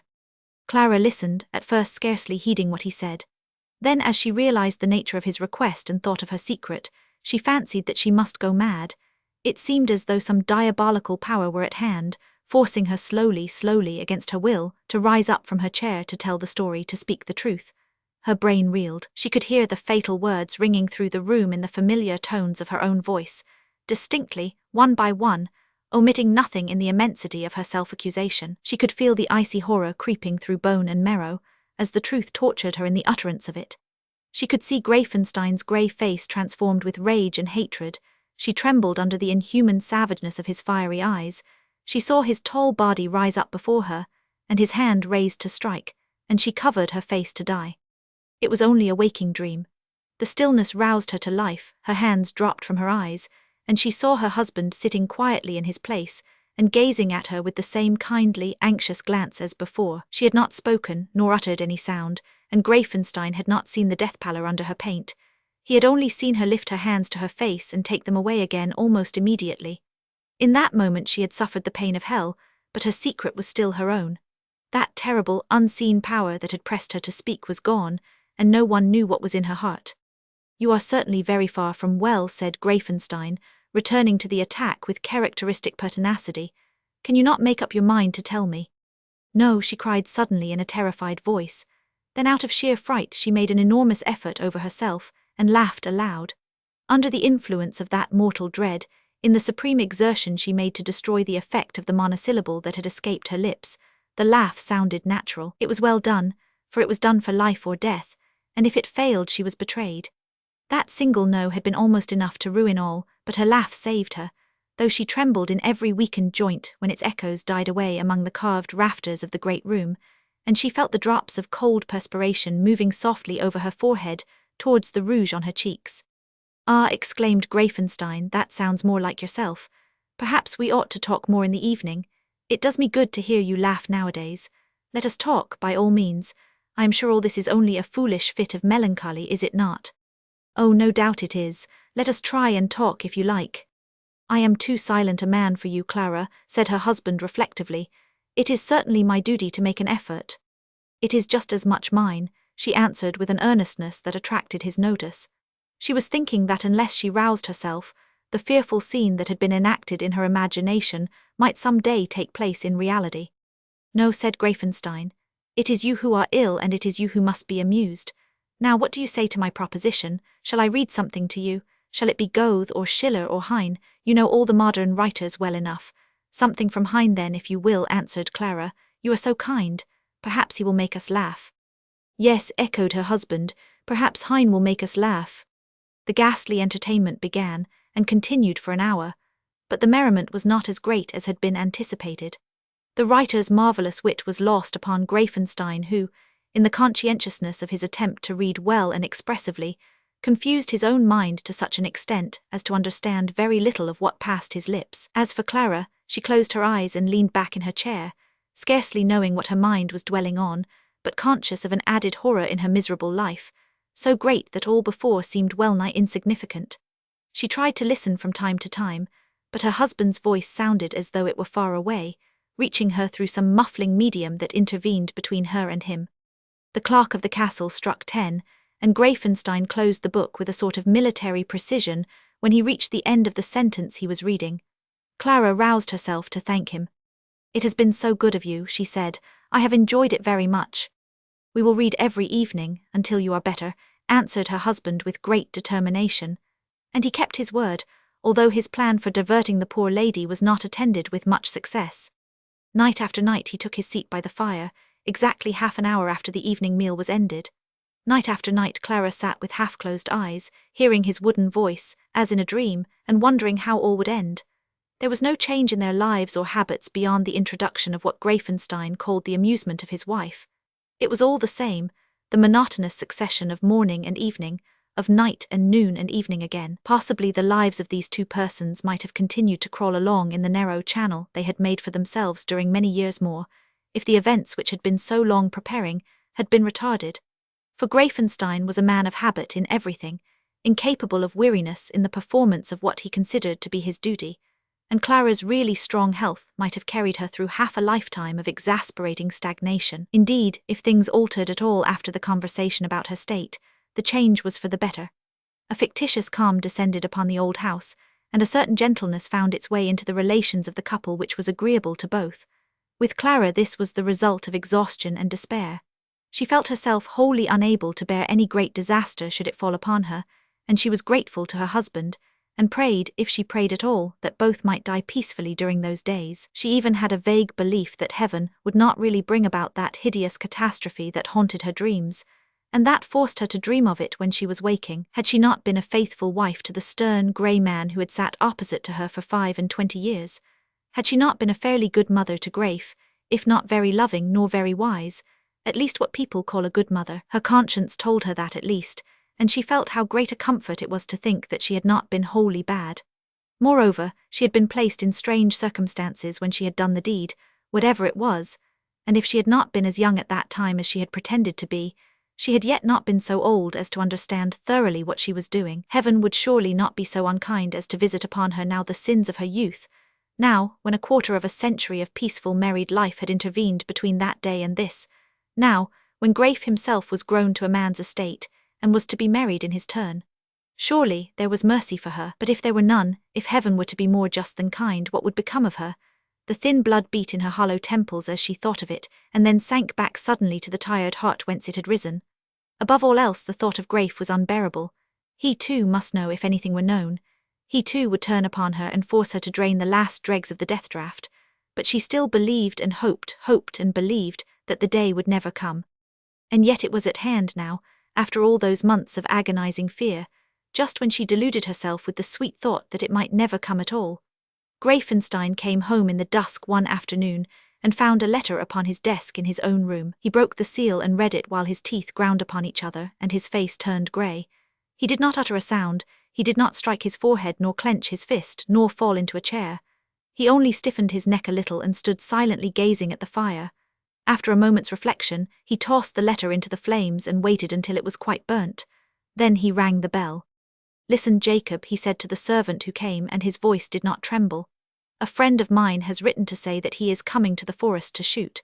He comes alone as I go myself. It is bad weather, and he may find his way here at any hour. When he presents himself, bring him immediately to this room and send for me. I will not go far from the castle until he arrives." The servant asked the gentleman's name. "Herr Brandt," answered Greifenstein without hesitation. The letter had informed him that Riesenek's application to be included in the amnesty had been absolutely refused, and that he had fled a second time under an assumed name. He appealed to his brother to help him over the frontier to Constance, and said that he might arrive at any time after his letter. When he was alone, Greifenstein sat down to consider the situation, after carefully filling and lighting the pipe his son had brought him at his last visit.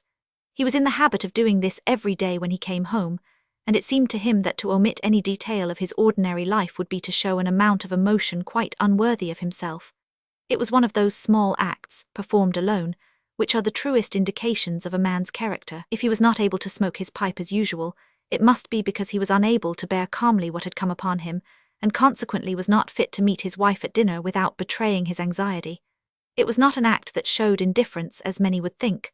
On the contrary, it was the expression of his indomitably conscientious nature.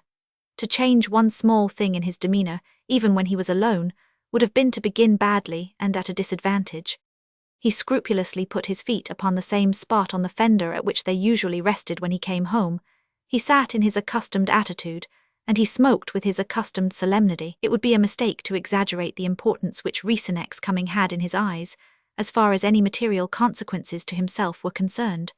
There was no ruin before him, no inevitable disaster. He dreaded the moral side of the incident, and worst of all the possibility of his being obliged to tell Clara of the existence of his disgraced brother. He knew well enough that the newspapers would contain an account of Riesenek's attempt, and he feared lest some journalist with a long memory should recall the fact of the relationship. Like most men who have formerly lived in a capital, he fancied that everyone still knew him and respected him, and he attached immense importance to the mere mention of his name. That he should be called the brother of a disgraced and criminal officer in a journal seemed to him a terrible calamity, an almost unbearable blow to his pride. He did not guess that he was as really forgotten as though he had been 20 years dead. The days when he had worn a uniform seemed very near to him still, and he could not realize that his own youth could seem so distant to those who had once known him. His whole nature revolted against the thought of meeting Riesenek, and though he was not troubled by an active imagination, he could not help thinking of the bitter words he would use in the interview. There was nothing cynical in his moral composition. To him, honor was a fact and not a prejudice, a priceless possession of his own, a household idol for which he was at all times ready to sacrifice every other consideration. The existence of his brother was a rent in the wholeness of that fact, a flaw in his title to that possession, a stain upon the divinity of that domestic god. Greifenstein was very unhappy, and his trouble took the form of resentment against the offender, rather than of a mild and harmless self-pity. He was hindered from forgetting, and he would not forgive, for the injury was real as he saw it. In crowded cities, men have other things to do than to trouble their peace concerning ideals. A neighbor, a friend, a relation, falls into overwhelming disgrace. They pause a minute, and then pass on, reflecting with all the certainty gained by long experience that the world will soon forget, and that, after all is said, their brother's infamy is no concern of theirs. But when men who are scrupulously honorable themselves, and who respect their own family traditions of honor more than anything else on earth, are shut off from the world for many years, they cannot look at such matters as city folks do. The less they have to do, the more they think of their household history, and the greater is the pride they feel in reviewing the biography of their race. A sort of medieval twilight descends upon their latter years, and their souls receive the heraldic vision. They brood gloomily over the misdeeds of some long-dead ancestor, and their faces glow when they think of their crusading forefathers. They fight again the battles of long ago, they charge with Welf or Waiblingen, they follow the Kaiser to his coronation in imperial Rome, they strive through the press of knights, they perish with Conradin in Naples, they prick hotly after the standard of the great Rudolph, they kill and riot throughout the 30 Years' War, they shed their heart's blood with Frederick, they fall at Austerlitz, they rise at Leipzig, they are with Blücher at Waterloo, with Unser Fritz at Königgrätz, with Schmedo's gallant cuirassiers in the deadly ride of Mars-la-Tour, and they land themselves each evening before the carved escutcheon of the old chimney-piece at home, the proud descendants of a race of heroes known to fame. And yet, though all be true from first to last, fame knows little of them. Who remembers their names? Their fathers for ages were gentlemen like themselves, never very great or powerful, sometimes poor, almost insignificant in the great throng of light-hearted soldiers on whose necks empires have rested, and by whose hands kingdoms have been overthrown. Probably not one of all those dead knights ever felt half the pride in himself that is felt in him by his representative in the 19th century, nor experienced half as much pleasure in gazing at his battered shield, with its half-defaced cognizance, as now brings the blood to his descendant's cheek, as he looks at the carved stone semblance of the original. In the trained sight of this modern gentleman, the past is more real than its own reality was long ago. He is more loyal than the law, more royalist than the king, more Protestant than Luther, more conservative than a Chinese sage. An insinuation against any member of his race, though he have been dead since the First Crusade, is a direct insult to himself, to be wiped out by personal combat. His sleeping passions, if roused, take but one direction, to fight for something, his king, his religion, or his honor. His memories and his prejudices are complicated, interwoven and entangled beyond all belief. His character is simple, for his only principle is that those prejudices and traditions are alike infallible and unassailable, and that no sacrifice must be spared in defending them. Such is the old-fashioned German country gentleman, and such was Hugo von Greifenstein. Rieseneck, a traitor to his country, the betrayer of a military trust, condemned, a fugitive and publicly infamous, was about to enter the sacred place of his brother's idols. For a few hours at least he was to abide under the roof which sheltered such precious memories. His abominable presence was to defile the honorable dwelling of all the Greifensteins. Worse than that, his execrated name was to be coupled with that of Greifenstein himself in the public prints. Matters could not be worse, in the estimation of the iron-grey man who sat solemnly smoking his pipe before the fire, and straining every faculty to maintain his usual composure, even in his solitude. The situation seemed unbearable, and yet it must be borne. Every moment was in all likelihood bringing Rieseneck nearer, every minute might be the last before his coming. There was nothing to be done. Greifenstein had not even the diversion of making preparations for the man's hurried journey, since any show of preparation might be detrimental to the scheme. His plan was to start in the early dawn of the next morning with guns and dogs as though for a shooting expedition, to ride as far as possible, then to leave the horses, and to cross the frontier into Switzerland. Nothing could be easier, and he knew that Rieseneck was aware of the fact from his knowledge of the locality. Moreover, it was probable that although the application for pardon had been refused, no attempt would be made to arrest the fugitive. He would be allowed to leave the country unmolested, as it would be considered impolitic to increase the scandal by consigning him again to the fortress whence he had escaped so many years before. Greifenstein had nothing to fear for himself, and he cared nothing what became of his brother, provided that he were not caught. Nevertheless, he suffered extremely while he waited, for he dreaded the meeting, as he could not have dreaded any material danger. He was making a calculation with the object of fixing some limit of time within which Rieseneck must arrive, and he came to the conclusion that the catastrophe could not be far distant. Rieseneck would probably come to the nearest railway station by train from Stuttgart, and walk thence to Greifenstein, leaving any luggage he might have with him to be forwarded after he had made good his escape. In that case, if he had started on the day when he wrote, his coming might be only retarded a little by the fact of his being on foot, whereas the lad who brought the post was mounted. A knock at the door interrupted his reflections. Something told him that Rieseneck was at hand, but he turned his head with studied calmness so that he could see the servant's face, and held his pipe steadily between his teeth. "Herr Brandt has arrived," said the man quietly, as though nothing unusual were occurring. Greifenstein, even in that moment, had the courage to scrutinize the attendant's features, but their expression betrayed no suspicion. "Show him in," returned the master of the house in unshaken tones. He rose slowly to his feet and stood with his back to the fire.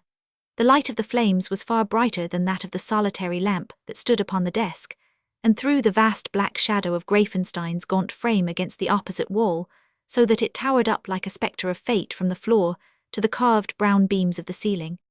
The servant threw the door wide open and stood aside, as a tall old man entered the room. Chapter 11.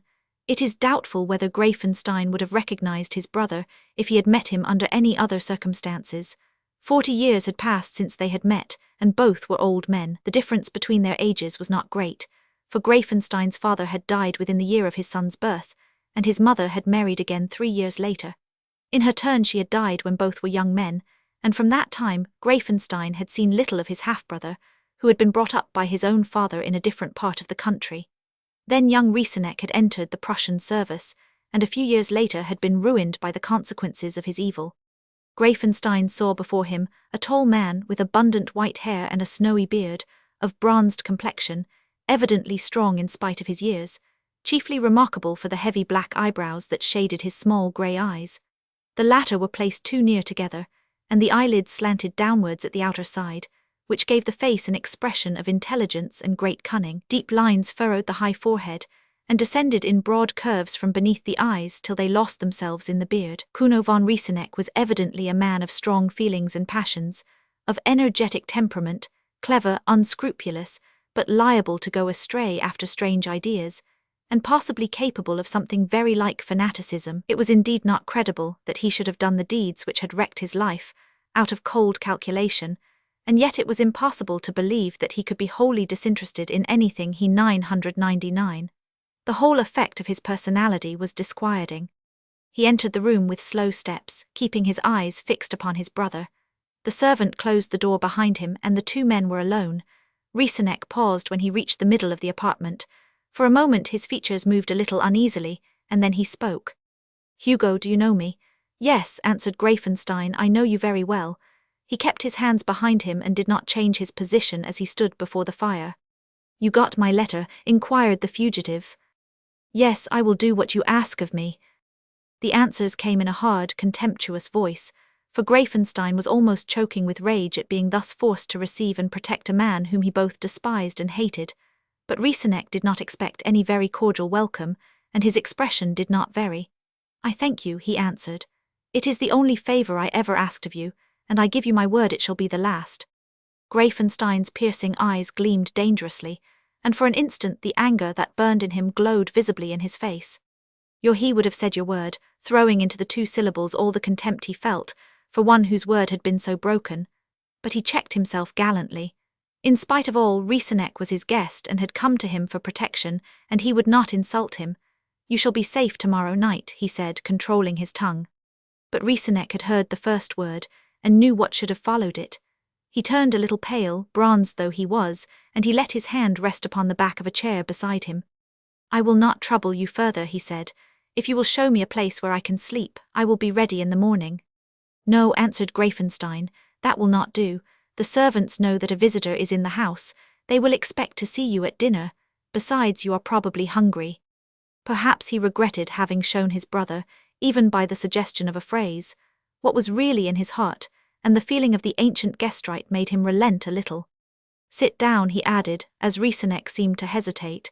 "It will be necessary that you dine with us and meet my wife. We must not excite suspicion."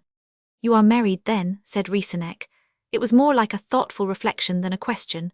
Though he had written to his brother more than once, the latter's answers, when he vouchsafed any, had been curt and businesslike in the extreme. I have been married 25 years, Greifenstein replied. It was strange to be informing his brother of the fact. Rieseneck sat down upon a high chair and rested his elbow upon the table. Neither spoke for a long time, but Greifenstein resumed his seat, relighted his pipe, and placed his feet upon the fender, taking precisely the attitude in which he had been when his brother was announced. The situation was almost intolerable, but his habits helped him to bear it. I was also married, said Rieseneck at last in a low voice as though speaking to himself. You never saw my wife? He asked rather suddenly. No.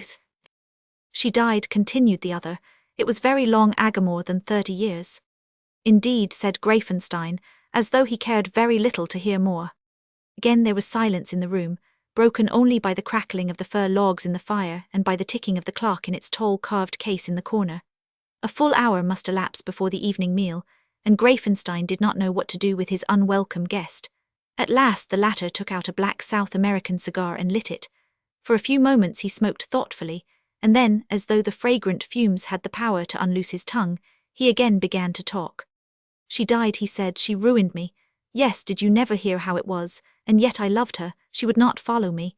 Then they sent me some of her hair and the boy, but for her it might never have happened, and yet I forgive her. You never heard how it all happened? I never inquired, answered Greifenstein. You say she ruined you, how do you mean? She made me do it. She was an enthusiast for liberty and revolution. She filled my mind with ideas of the people's sovereignty. She talked of nothing else. She besought me on her knees to join her party, as she called it. She flattered me with dreams of greatness in a great republic. She illuminated crime in the light of heroism. She pushed me into secret societies, and laughed at me for my want of courage. I loved her, and she made a fool of me, worse than a fool, a traitor, worse than a traitor, a murderer, for she persuaded me to give the arms to the mob. She made me an outlaw, an exile, an object of hatred to my countrymen, a thing loathsome to all who knew me. And yet I loved her, even when it was all over, and I would have given my soul to have her with me. Greifenstein's face expressed unutterable contempt for this man, who in the strength and pride of youth had laid down his honor for a woman's word, not even for her love, since he had possessed that already. It seems to me, he said, that there was one very simple remedy for you. A little lead in the right place, I know, and yet I lived and I live still. Why, I do not know. I believed in the revolution, though she had forced the belief upon me, and I continued to believe in it until long after I went to South America. And when I had ceased to believe in it, no one cared whether I lived or died. Then came this hope and this blow. I could almost do it now. Greifenstein looked at him curiously for a moment, and then rose from his place and went deliberately to a huge dark piece of furniture that stood between the windows. He brought back a polished mahogany case, unlocked it and set it beside his brother upon the table, under the light of the lamp. Rieseneck knew what he meant well enough, but he did not wince. On the contrary, he opened the case and looked at the beautiful weapon, as it lay all loaded and ready for use in its bed of green baize cloth. Then he laid it on the table again, and pushed it a little away from him. Not now, he said quietly. I am in your house, you would have to declare my identity, it would make a scandal, I will not do it. You had better put it into your pocket, answered Greifenstein grimly, but without a trace of unkindness in his voice. You may like to have it about you, you know. Rieseneck looked at his brother in silence for a few seconds, and then took the thing once more in his hands. Do you mean it as a gift? He asked. You might not care to claim it afterwards. Yes. I thank you. He took the revolver from the case, examined it attentively, and then slipped it into his breast pocket. I thank you, he repeated. I do not possess one. Greifenstein wondered whether Rieseneck would have the courage to act upon the suggestion. To him, there was nothing horrible in the idea. He was merely offering this despicable creature the means of escape from the world's contempt. He himself, in such a case, would have taken his own life long ago, and he could not understand that any man should hesitate when the proper course lay so very clear before him. He went back to his seat as if nothing unusual had happened. Then, as though to turn the conversation, he began to speak of the plans for the morrow. He did not really believe in his brother's intentions, but as an honourable man, according to his lights, he considered that he had done his duty in giving the weapon. We can ride a long distance, he said, and then we can walk. When you are once at the lake, you can find a boat which will take you over. I warn you that it is far. It will be enough if you show me the way, answered Rieseneck absently. You are very kind. "It is my interest," said Greifenstein, unwilling that his feelings should be misinterpreted. Then he relapsed into silence. Of the two, Rieseneck was the more at his ease. Possibly he did not realize how his brother despised him. Moreover, he had associated during many years with people of many nations, and he did not feel at once that his brother was so very different from these, or so very differently situated towards him. His mind, too, was somewhat unbalanced by the shock he had lately received, and his attention was concentrated upon himself rather than upon the things and persons he saw. During the greater part of his life, he had made use of his acute intelligence in his dealings with the world, and under any other circumstances, he would in all likelihood have made a determined effort to gain his brother's sympathy. But in the refusal of his application for a pardon he had believed certain, he had suffered a severe blow. Deep in his tortuous nature, there existed at least one sincere and good quality, which was his passionate love for his native country. It had been distorted indeed through the influence of another strong affection, the love for his wife while she had lived, and being misdirected by her agency, the very strength of his patriotism had been the chief cause of his ruin. Now, however, 40 years of exile had effaced all belief in parties or in the efficacy of revolutionary change, and had left him nothing but the original love of his native land, for itself as it was, or as it might be, were it empire, kingdom, or republic. What did it matter whether Germany were subject to one form of government or to another? Time had softened his hatreds, and had spread its dim mantle over his own disgrace, while it had exalted his beloved nation among all the nations of the earth. Germany's victories, Germany's unity, the glory of her imperial race, the pride of her iron statesmen, the untold possibilities of her future existence, all were his as they belonged to every born German by right, to share in and to rejoice over with all his heart. For 40 years he had dreamed of returning, if it were only to live under an unknown name in some quiet hamlet, if it were merely for the sake of feeling that he was like a nameless drop of the blood that flowed in his country's veins. He asked nothing but the permission to end his life upon the soil whereon he had been born.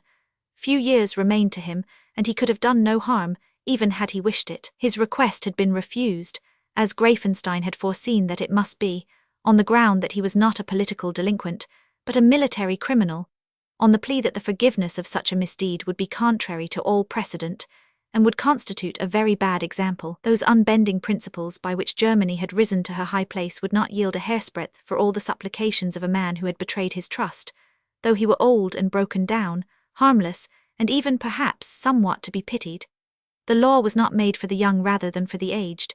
It was the same for all, unchangingly just and pitilessly conscientious. But Rieseneck had suffered in the one tender spot that remained in his heart, and the wound had deadened his sensibilities in all other respects, while it had slightly disturbed the balance of his faculties. It is hard to believe that he would have spoken of his dead wife as he did, if he had realized exactly what Greifenstein felt towards him. The sufferings of the last week had revived in him the memories of long ago, and he had talked almost against his will of what was in his mind. He sat silently by the table and finished his cigar. As he threw away the stump that remained, Greifenstein looked at the clock and laid down his pipe. "We dine in a quarter of an hour," he observed, rising to his feet. Rieseneck rose, too, and spread his broad, thin hands to the blaze of the fire. "There is a room here which is conveniently situated for you," said Greifenstein, opening a door, and then striking a match to show the way. He lighted the candles upon the dressing-table and turned to his brother. Rieseneck was looking at him with a singularly disagreeable expression, which Greifenstein could not understand. The simple action had roused the exile's hatred and jealousy. During the last hour he had thought little of where he was. Now he suddenly realized the extent of what he had forfeited. There was nothing especial in the simply furnished bedroom to account for his feelings. The thought that hurt him embraced far more than that. He saw his brother rich, honorable, respected, living in his ancestral home, in his own country, and possessing a full right to all he enjoyed. He did not know that there were rarely guests in Greifenstein. He only saw how natural it was that they should come, and he hated his brother for his power to live as his fathers had lived before him, and to entertain whom he pleased under his own roof. He thought bitterly of his own beautiful home in Chile, for his affairs had prospered in his exile, and he had lived in a princely fashion. He had lacked nothing for many a long year, saving only the right to build his home upon an acre of German ground, but that he could not have, and that he envied his brother with all his heart. Greifenstein, however, paid no attention to the angry light in Rieseneck's eyes. "You will find the room convenient," he said. "You can lock your door, and if there should be any pursuit and the police should come here, you have only to go through that press. There is a door in the back of it. Look. He opened the panel and held the light forward into the dark way beyond. Where does that lead to? Inquired Rieseneck. To a small room in the thickness of the main wall. Thence a winding stair descends to a passage. Follow that and you will come out in the Hunger Therm. Such devices are common in buildings of the old time in Germany, and Rieseneck manifested no surprise. He only nodded gravely. Greifenstein closed the panel and then left him alone. Rieseneck, however, determined that before going to rest, he would follow the passage to the end and ascertain whether it really afforded a means of escape, or whether his brother had contrived a trap for him. In the meanwhile, the ordeal of dinner was before him, and it was necessary that he should assume the part of the visitor, lest Greifenstein's wife should suspect anything. He wondered vaguely what sort of woman she was, and whether she knew of his existence. Greifenstein took the precaution of sending word to his wife that there was a visitor in the castle. In her nervous state, he feared lest the sudden appearance of a stranger might agitate her, and although he had long abandoned the idea that she knew anything of Rieseneck, his cautious mind admitted the pure possibility of their having been previously acquainted. Even in that extreme case, however, he could not believe a recognition probable, for he himself would certainly not have known Rieseneck, nor admitted that the bearded old man was the person from whom he had parted 40 years before. Greifenstein's chief thought was to get the man away and out of the country without any unpleasant incident, and in order to accomplish his purpose, he forced himself to behave in his usual manner. After all, 24 hours would settle the matter, and the first of the 24 was already past. When Clara heard that there was to be a guest at dinner, her first sensation was one of extreme terror, but she was reassured by the information her maid gave concerning the general appearance of Herr Brandt. The woman had not seen him, but had of course heard at once a full description of his personality. He was described as a tall old gentleman, exceedingly well dressed, though he had arrived on foot and without luggage. The maid supposed that his effects would follow him, since he had chosen to walk.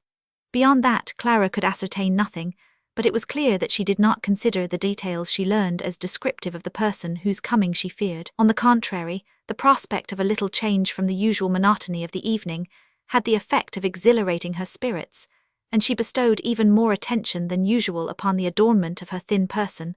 The nature of the woman could not die. Her natural vanity was so extraordinary that it might have been expected to survive death itself. She belonged to that strange class of people who foresee even the effect they will produce when they are dead, who leave elaborate directions for the disposal of their bodies in the most becoming manner, and who build for themselves appropriate tombs while they are alive, decorated in a style agreeable to their tastes. Clara arrayed herself in all her glory for the feast. She twisted the ringlets of her abundant faded hair, until each covered at least one obnoxious line of forehead and temples.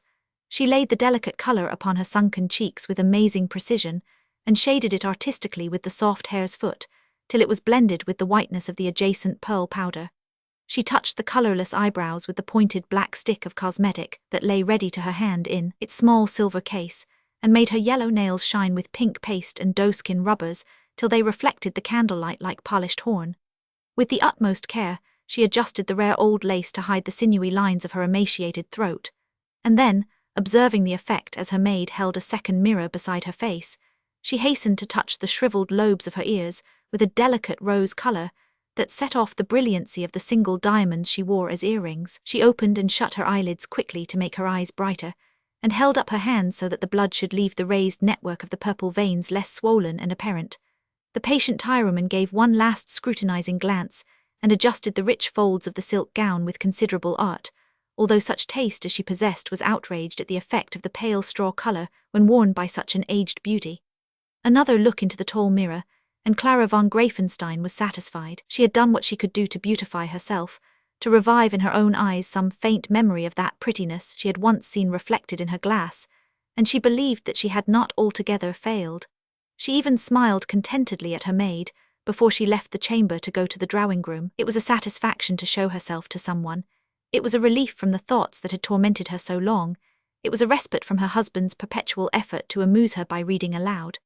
For a few hours at least, she was to hear the sound of an unfamiliar voice, to enjoy the refreshing effect of a slight motion in the stagnant pool of worn-out ideas that surrounded her little island of life.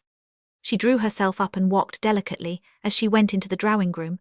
She had judged that her entrance would be effective, and had timed her coming so as to be sure that her husband and Herr Brandt should be there before her. The room looked just as it usually did. It was luxurious, large, warm and softly lighted. Clara almost forgot her age so far as to wish that there had been more lamps, though the shade was undeniably advantageous to her looks. She came forward and saw that the two men were standing together before the fire. The door had moved noiselessly on its hinges, but the rustle of the silk gown made Greifenstein and Rieseneck turn their heads simultaneously. Clara's eyes rested on the stranger with some curiosity, and she noticed with satisfaction that his gaze fixed itself upon her own face. He was evidently impressed by her appearance, and her vain old heart fluttered pleasantly. "Permit me to present Herr Brandt," said Greifenstein, making a step forward. Clara inclined her head with an expression that was intended to be affable, and Rieseneck bowed gravely. She sank into a chair and, looking up, saw that he was watching her with evident interest. It struck her that he was a very pale man, and though she had at first been pleased by his stare, she began to feel uncomfortable as it continued. "You are old friends, I suppose," she remarked, glancing at her husband with a smile. Both men bent their heads in assent. "I had the honor of knowing Herr von Greifenstein when we were both very young," said Rieseneck after a pause that had threatened to be awkward. "Indeed, and you have not met for a long time. How very strange. But life is full of such things, you know," she laughed nervously. While she was speaking, the intonations of Rieseneck's voice seemed to be still ringing in her ears, and the vibrations touched a chord of her memory very painfully, so that she forgot what she was saying and hid her confusion in a laugh. Greifenstein was staring at the ceiling and did not see his brother start and steady himself against the chimney-piece. At that moment dinner was announced. Clara rose with an effort from her seat and stood still. She supposed that Herr Brandt would offer her his arm, but he did not move from his place. Greifenstein said nothing. A violent conflict arose in his mind and made him hesitate. He could not bear the idea of seeing his wife touch even the sleeve of the man he so despised, and yet he dreaded lest any exhibition of his feelings should make Clara suspicious. The last consideration outweighed everything else. "Will you give my wife your arm?" he said, addressing Rieseneck very coldly. There was no choice, and the tall old man went to Clara's side and led her out of the room, while Greifenstein followed alone. They sat down to the round table, which was laden with heavy plate and curious pieces of old German silver, and was illuminated by a hanging lamp. 100 persons might have dined in the room, and the shadows made the panelled walls seem even further from the centre than they really were. Vast trophies of skulls and antlers and boars' heads loomed up in the distance, indistinctly visible through the dim shade, but lighted up occasionally by the sudden flare of the logs from the wide hearth. The flashes of flame made the stags' skulls seem to grin horribly, and gleamed strangely upon the white tusks that protruded from the black boars' heads, and reflected a deep red glare from their artificial eyes of coloured glass. The servants stepped noiselessly upon the dark carpet, while the 3 persons who shared the solemn banquet sat silently in their places, pretending to partake of the food that was placed before them. The meal was a horrible farce. There was something somberly contemptible to each one in the idea of being forced into the pretence of eating, for the sake of the hired attendants who carried the dishes. For the first time in his life, Greifenstein's hardy nature was disgusted by the sight of food. Rieseneck sat erect in his chair, from time to time swallowing a glass of strong wine, and looking from Clara's face to the fork he held in his hand. She herself exercised a woman's privilege and refused everything, staring consistently at the monumental silver ornament in the midst of the table. When she looked up, Rieseneck's white face scared her. She had no need to see it now, for she knew who he was better than anyone, better than Greifenstein himself. That power whose presence she had once felt when alone with her husband was not with her now. A deadly fear overcame every other instinct save that of self-preservation. She struggled to maintain her place at the table, to control the shriek of horror that was on her lips, as she had struggled to produce that feigned laugh 10 days ago with all her might. But the protracted strain was almost more than she could bear, and she felt that her exhausted nerves might leave her helpless at any moment. She had read in books vivid descriptions of the agony of death, but she had never fancied that it could be so horrible as this, so long drawn out, so overwhelmingly bitter. In truth, a more fearful ordeal could not be imagined than was imposed by a relentless destiny upon this miserable, painted, curled and jewelled old woman as she sat at the head of her own table. It would have been easier for her, had she known that she was to meet him. It would have been far less hard, if she had lived her life in the whirl of the world, where we are daily forced to look our misdeeds in the face, and to meet with smiling indifference those who know our past and have themselves been a part of it. Even a quarter of an hour for preparation would have been better than this gradual recognition. in which each minute made certainty more positive. There was but one ray of consolation or hope for her, and she tried to make the most of it. He had come because he had failed to obtain his pardon, and his brother was helping him to leave the country quietly. She was as sure of it as though she had been acquainted with all the details. Tomorrow he would be gone, and once gone he would never return, and her last years would be free from fear. The fact that he came under a false name showed that she was right. In an hour she could excuse herself and go to her room, never to see his face again. Her hands grasped and crushed the damask of the cloth beneath the table, as she tried to steady her nerves by contemplating her near deliverance from torture. Greifenstein was the bravest of the three, as he had also the least cause for anxiety. He saw that it was impossible to continue the meal in total silence, and he made a tremendous effort to produce a show of conversation. "There has been much snow this year, Herr Brandt," he said, raising his head and addressing his brother. Rieseneck did not understand, but he heard Greifenstein's voice and slowly turned his ghastly face towards him. "I beg your pardon," he said, "I did not quite hear." "There has been much snow this year," Greifenstein repeated with forcible distinctness. "Yes," replied his brother, "it seems so." "After all, it is nearly Christmas," said Clara, trembling in every limb at the sound of her own voice. Only an hour more to bear, and she would be safe forever. Only another effort and Greifenstein would suspect nothing. Rieseneck looked mechanically at his brother, as though he were trying to find something to say. In reality he was almost insensible, and he hardly knew why he did not fall from his chair. A servant brought another dish, and Clara helped herself unconsciously.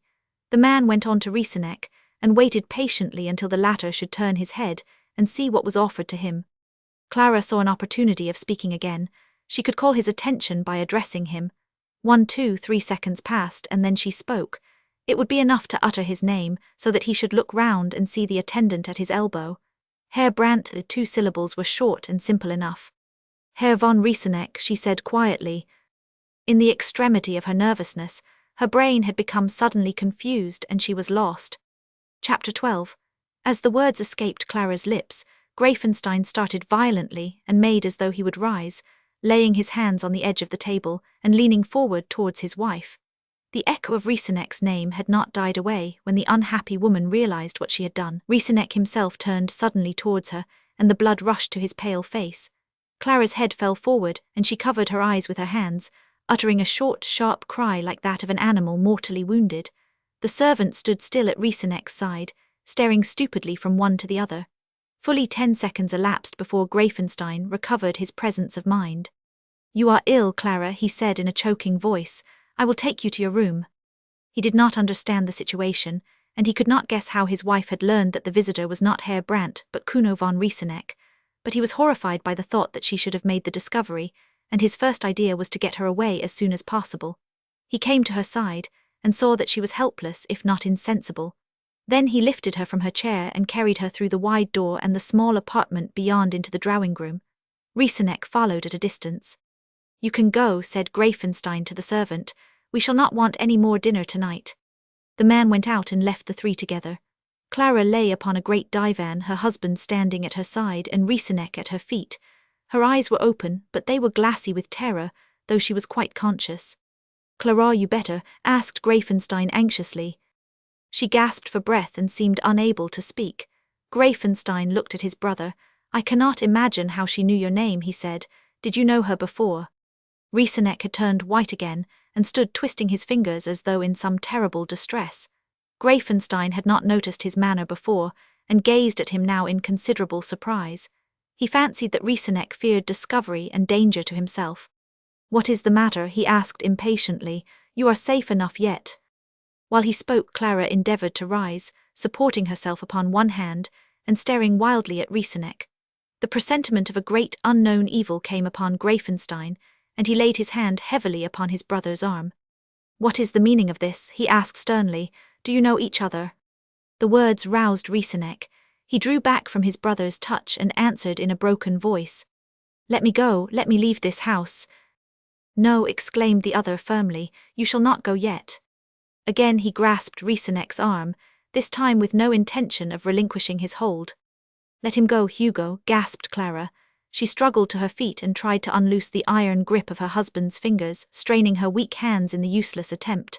"Let him go," she repeated frantically. "For God's sake, let him go." What is he to you? Asked Greifenstein. Then, as though he guessed some fearful answer to his question, he repeated it in a fiercer tone. What is he to you? And what are you to her? He cried, facing his brother as he shook him by the arm. You have cause to be angry, said Risenek, and so have one. He fixed his eyes on Clara's, and something like a smile flitted over his features. Speak, commanded Greifenstein, to whom the suspense was becoming unbearable. Clara saw that Risenek was about to utter the fatal words, and with a last remnant of energy, she made a desperate attempt to cover his mouth with her hand. But she was too late. This woman is my wife, not yours, he cried in ringing tones. In an instant, Greifenstein thrust his brother from him, so that he reeled back against the wall. Liar, he almost yelled. Clara fell upon the floor between the two men, a shapeless heap of finery. Risenek looked his brother in the face and answered the insult calmly. From the moment when he had recognized Clara, he had felt that he must see the whole horror of her fall with his own eyes in order to be avenged for his wrongs. I told you my wife was dead, he said slowly. I believed it. She is alive. She has lived to ruin you as she ruined me. Clara von Risenek, that is your name. Stand upon your feet, lift up your infamous face, and own your lawful husband. Even then Clara might have saved herself. One vigorous protest, and Greifenstein would without doubt have slain his brother with his hands, but she had not the strength left to speak the strong lie. She dragged herself to her accuser's feet and threw her arms about his knees. Mercy, she could not utter any other word. You see, said Risenek, she is alive, she knows me. Mercy, groaned the wretched creature, fawning upon him with her wasted hands. Down, beast, answered the tall old man with savage contempt. There is no mercy for such as you. Greifenstein had stood still for some seconds, overcome by the horror of his shame. One glance told him that his brother had spoken the truth. He turned away and stood facing the empty room. His face was convulsed, his teeth ground upon each other, his hands were clenched as in the agony of death. From his straining eyes great tears rolled down his grey cheeks, the first and the last that he ever shed. And yet by that strange instinct of his character which abhorred all manifestation of emotion, he stood erect and motionless as a soldier on parade. The death blow had struck him, but he must die on his feet. Then, after a long pause, broken only by Clara's incoherent groans and sobs, he heard Risenek's footstep behind him, and then his brother's voice calling him by his name. Hugo Hat has this woman deserved. Death, answered Greifenstein solemnly. She helped to ruin me through my faults, she has ruined you through no fault of yours. She must die. She must die, repeated Greifenstein. She has given you a son who is nameless. She cast off the son she bore to me because through me his name was infamous. She must pay the penalty. She must die. Greifenstein did not turn round even then. He crossed the room to the chimney-piece and laid his 2 hands upon it. Still he heard his brother's voice, though the words were no longer addressed to him. Clara von Risenek, your hour is come. Mercy, Kuno, for God's sake. There is no mercy. Confess your crime. The time is short. The wretched old woman tried to rise, but Risenek's hand kept her upon her knees. You shall do me this justice before you go, he said. Repeat your misdeeds after me. You, Clara Kurtz, were married to me in the year 1847. Yes, it is true, answered the poor creature in broken tones. Say it, you shall say the words. Her teeth chattered. Transfixed by fear, her lips moved mechanically. I, Clara Kurtz, was married to you in the year 1847. The woman's incredible vanity survived everything. Her voice sank to a whisper at the 2 last words of the date, for Greifenstein had never known her real age. You caused me to betray the arsenal, continued Risenek inexorably. I 999. You abandoned me when I was in prison. When I escaped you refused to follow me. You sent me false news of your death with a lock of your hair and the child. Clara repeated each word, like a person hypnotized and subject to the will of another. Then you must have changed your name. I changed my name. And you induced Hugo von Greifenstein to marry you, knowing that he was my brother and that I was alive. I had often told you of him. Clara made the statement in the words dictated. And now you are to die, and may the Lord have mercy upon your sinful soul. And now I am to die, may the Lord have mercy upon my sinful soul. Released from the stern command of her judge, Clara uttered a low cry and fell upon her face at his feet. You have heard, said Risenek to his brother, it is time. Greifenstein turned. He saw the tall old man's great figure standing flat against the opposite wall, and he saw the ghastly face, half hidden by the snowy beard. He glanced down and beheld a mass of straw-colored silk, crumpled and disordered, and just beyond it a coil of faded hair adorned with jeweled pins that reflected the soft light. He crossed the room, and his features were ashy pale, firmly set and utterly relentless. He had heard her condemnation from her own lips. He thought of his son, nameless through this woman's crime, and his heart was hardened. "It is time," he said. "Have you anything more to say?" He waited for an answer, but none came. Clara's hour had struck, and she knew it. There was deep silence in the room. Then the stillness was broken by a gasp for breath and by a little rustling of the delicate silk. That was all. When it was done, the two brothers stooped down again and lifted their burden and bore it silently away, till they reached the room in which they had first met. Then Greifenstein made sign that they should go further, and they entered the chamber beyond, and upon the bed that was there, they laid down the dead woman, and covered her poor painted face decently with a sheet and went away, closing the door softly behind them. For a moment they stood looking at each other earnestly. Then Risenek took from his pocket his brother's gift and laid it upon the table. "It is time for us also," he said. "Yes, I must write to Greif first." Half an hour later the short and terrible tragedy was completed, and of the three persons who had sat together at the table, suffering each in his or her own way as much as each could bear, not one was left alive to tell the tale. Outside the house of death, the silent, spotless snow gleamed in the light of the waning moon. Not a breath of wind sighed amongst the stately black trees. Only far below, the tumbling torrent roared through its half-frozen bed, and high above, from the summit of the battlement that had sheltered so many generations of Greifensteins from danger in war, and in peace from the bitter north wind, the great horned owls sent forth their melancholy note, from time to time, and opened wide their cruel, hungry eyes, as the dismal sound echoed away among the dark firs. Then all was confusion in an instant, within and without. Lights flashed out over the snow from the deep, low gateway, voices rang in accents of alarm through the halls and spacious corridors. Huge watchdogs sprang to the length of their rattling chains, and bellowed out their deep-mouthed cries. The shrieks of frightened women rose high above the noise, and were drowned again by the loud bass voices of excited serving-men. Then there was the clatter of iron shoes upon the stone pavements as the startled horses were led out into the moonlight from their warm dark stalls, the tinkle of curb chains, the wheeze of tightening leather girths, the clicking of curb and snaffle between champing teeth, the purse-like chink of spurs on booted heels, the soft, dull thud of riders springing into saddles. The iron-studded gates creaked back upon their huge hinges, as the burly porter, pale with fear, dragged open the heavy oak panels. Lanterns flashed, stable boys and house servants elbowed each other in the narrow way, and flattened themselves against the damp stone walls, as they heard the tramp of the approaching feet. Then 4 strong horses trotted out, 2 and 2, into the moonlight beyond, each bearing on his back a messenger of the terrible tidings, and all breaking into a brisk gallop as the party disappeared in the mottled black and white distance under the mighty trees. One rode for Sigmundskryn, and one for the nearest surgeon, one for the distant town, and one to bear the ghastly tale to Greif himself, the nameless orphan, who at that moment was marching sword in hand beside the tall standard of his corpse, at the head of 1,000 students, in all the magnificence of his fantastic dress, leading the great torchlight procession which closed the academic year, and which crowned with a splendid revelry the last act of his student life.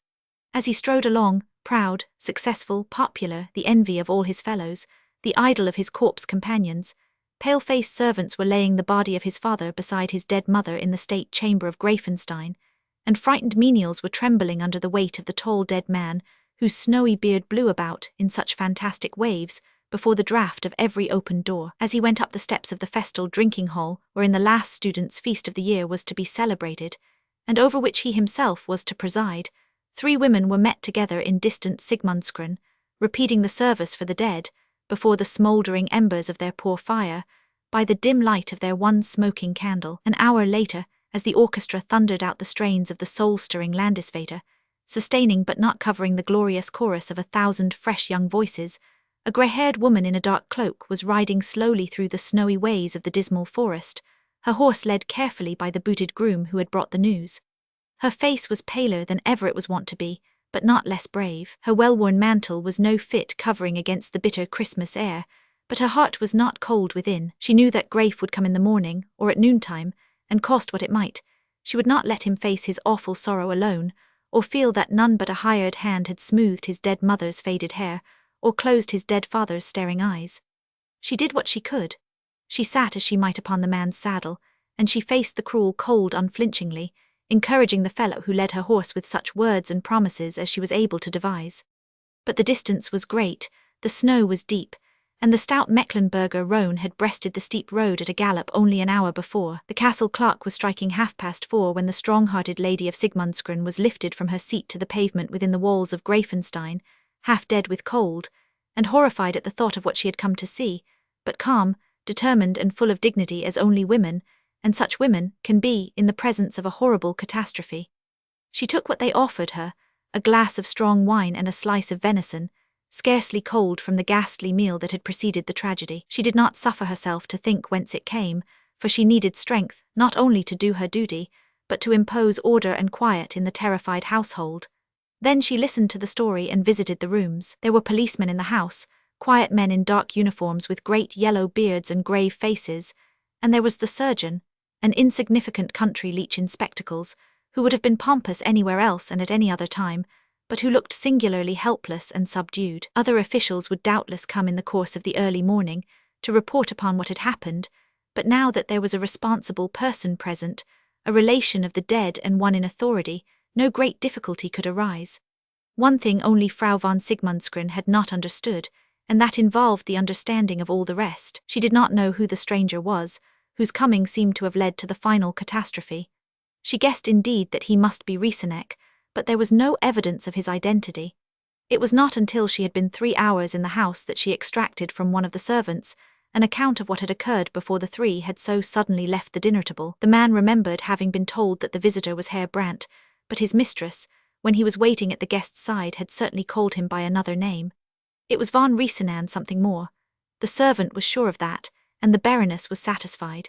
She did not care to tell him what the name really was, for she began to see dimly that the triple murder and suicide were in some way the result of the exile's coming. Nothing had been found, not a scrap of writing to give an explanation, not a sign to indicate a clue.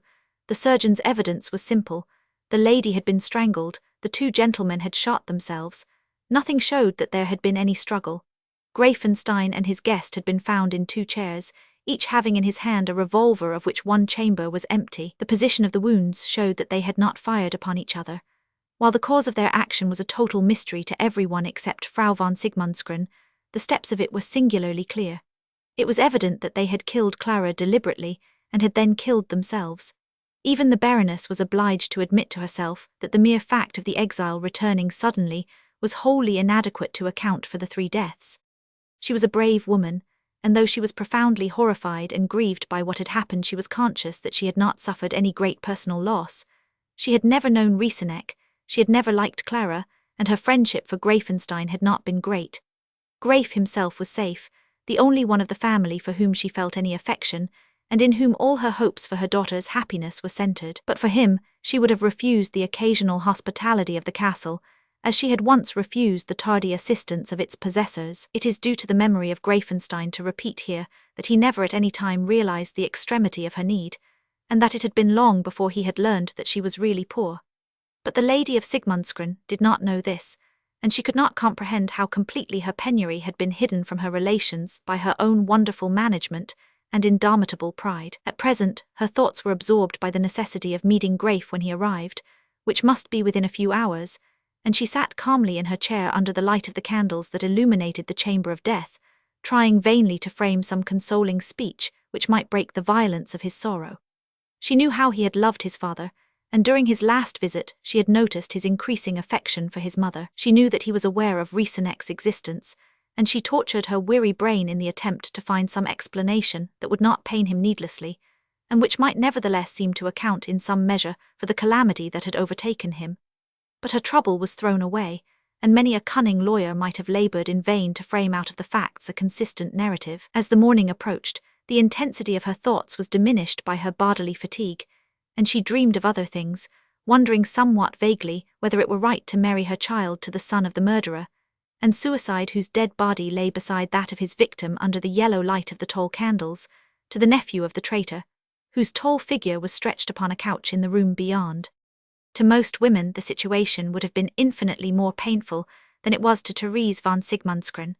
She was more like a sister of a religious order than a woman of the world. Years of ascetic practices, of constant self-sacrifice, of unswerving devotion had refined her nature from the fear of death, or the dread of its presence.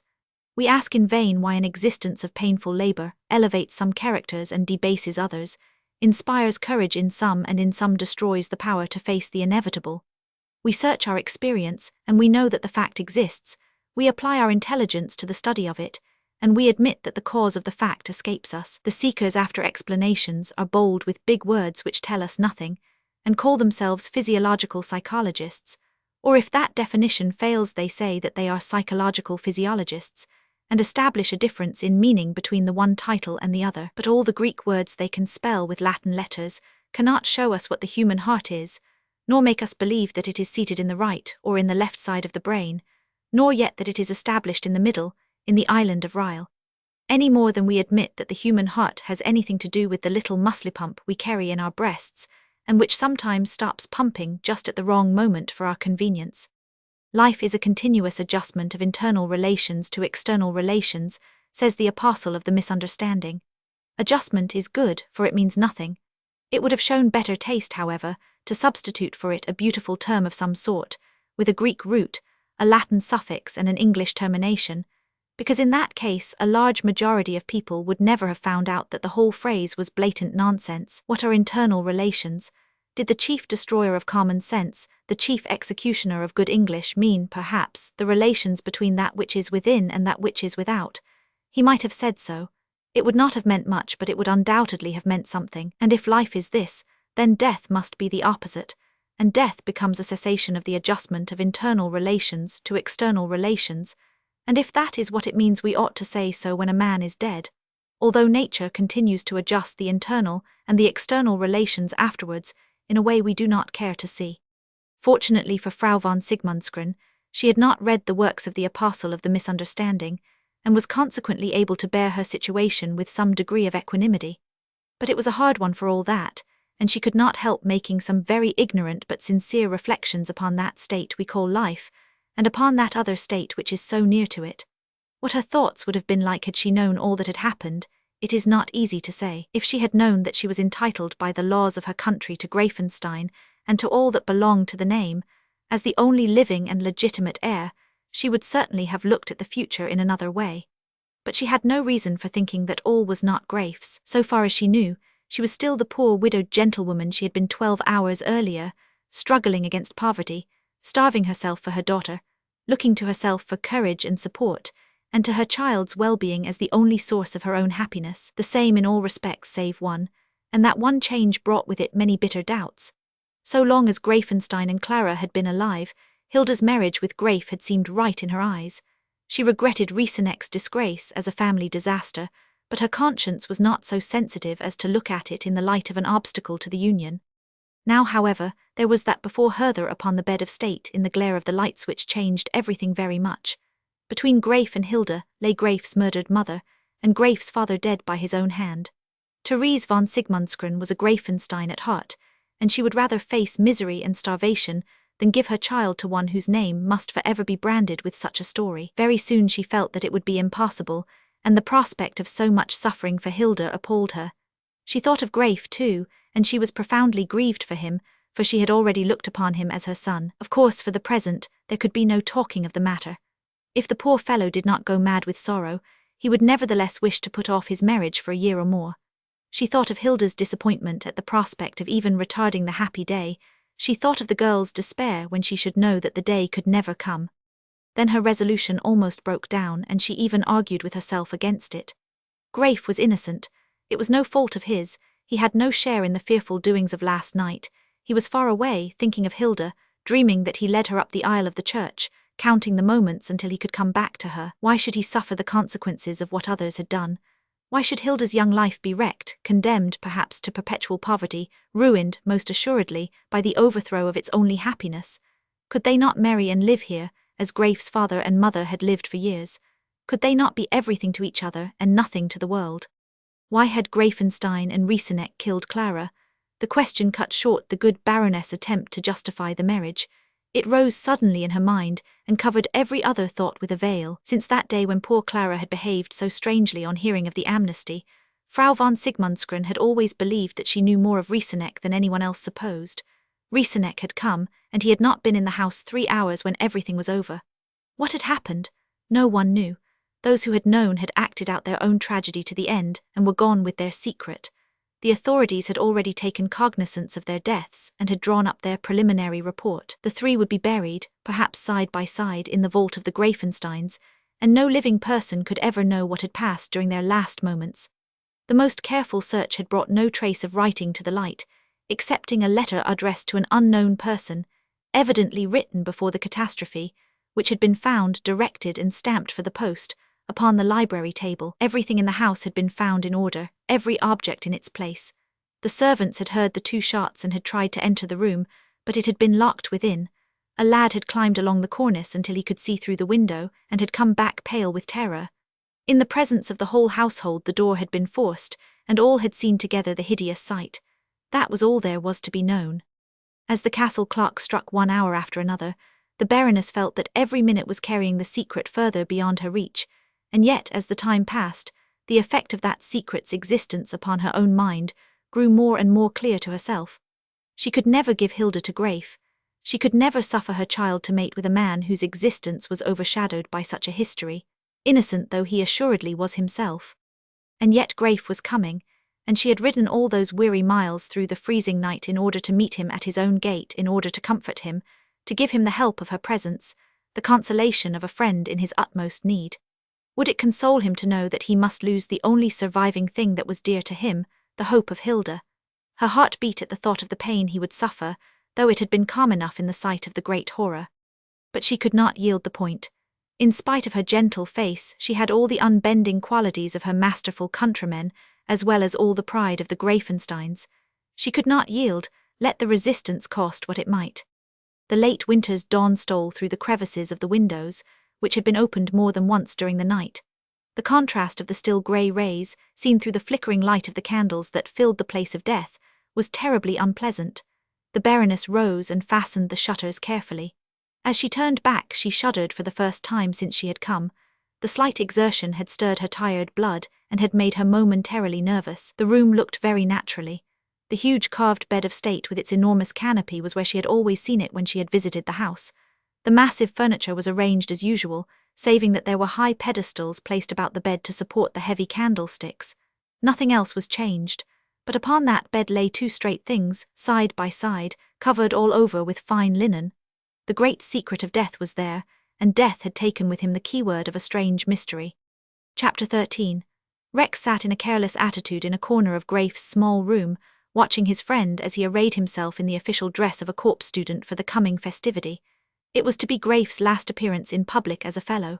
Tomorrow there would be a meeting of the corps, and he would resign his functions, and someone else would be elected in his stead.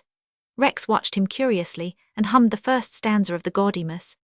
Give our hearts to gladness then, while the young life flashes, when our joyous youth is gone, when old age's aches are done, earth shall have our ashes. I wish you would not sing that song, exclaimed Graif, a little impatiently. There will be time enough to exercise your voice upon it when we begin to throw away the torches. It is the only song I ever heard that has any truth in it, answered Rex. You ought to write one about the vortex, and call it the physicist's lament, laughed the other. The idea is not new. Scheffel made geological jokes in verse and sang them. Go thou and do likewise, but do not make the idea of turning into a Philistine more unpleasant than it naturally is.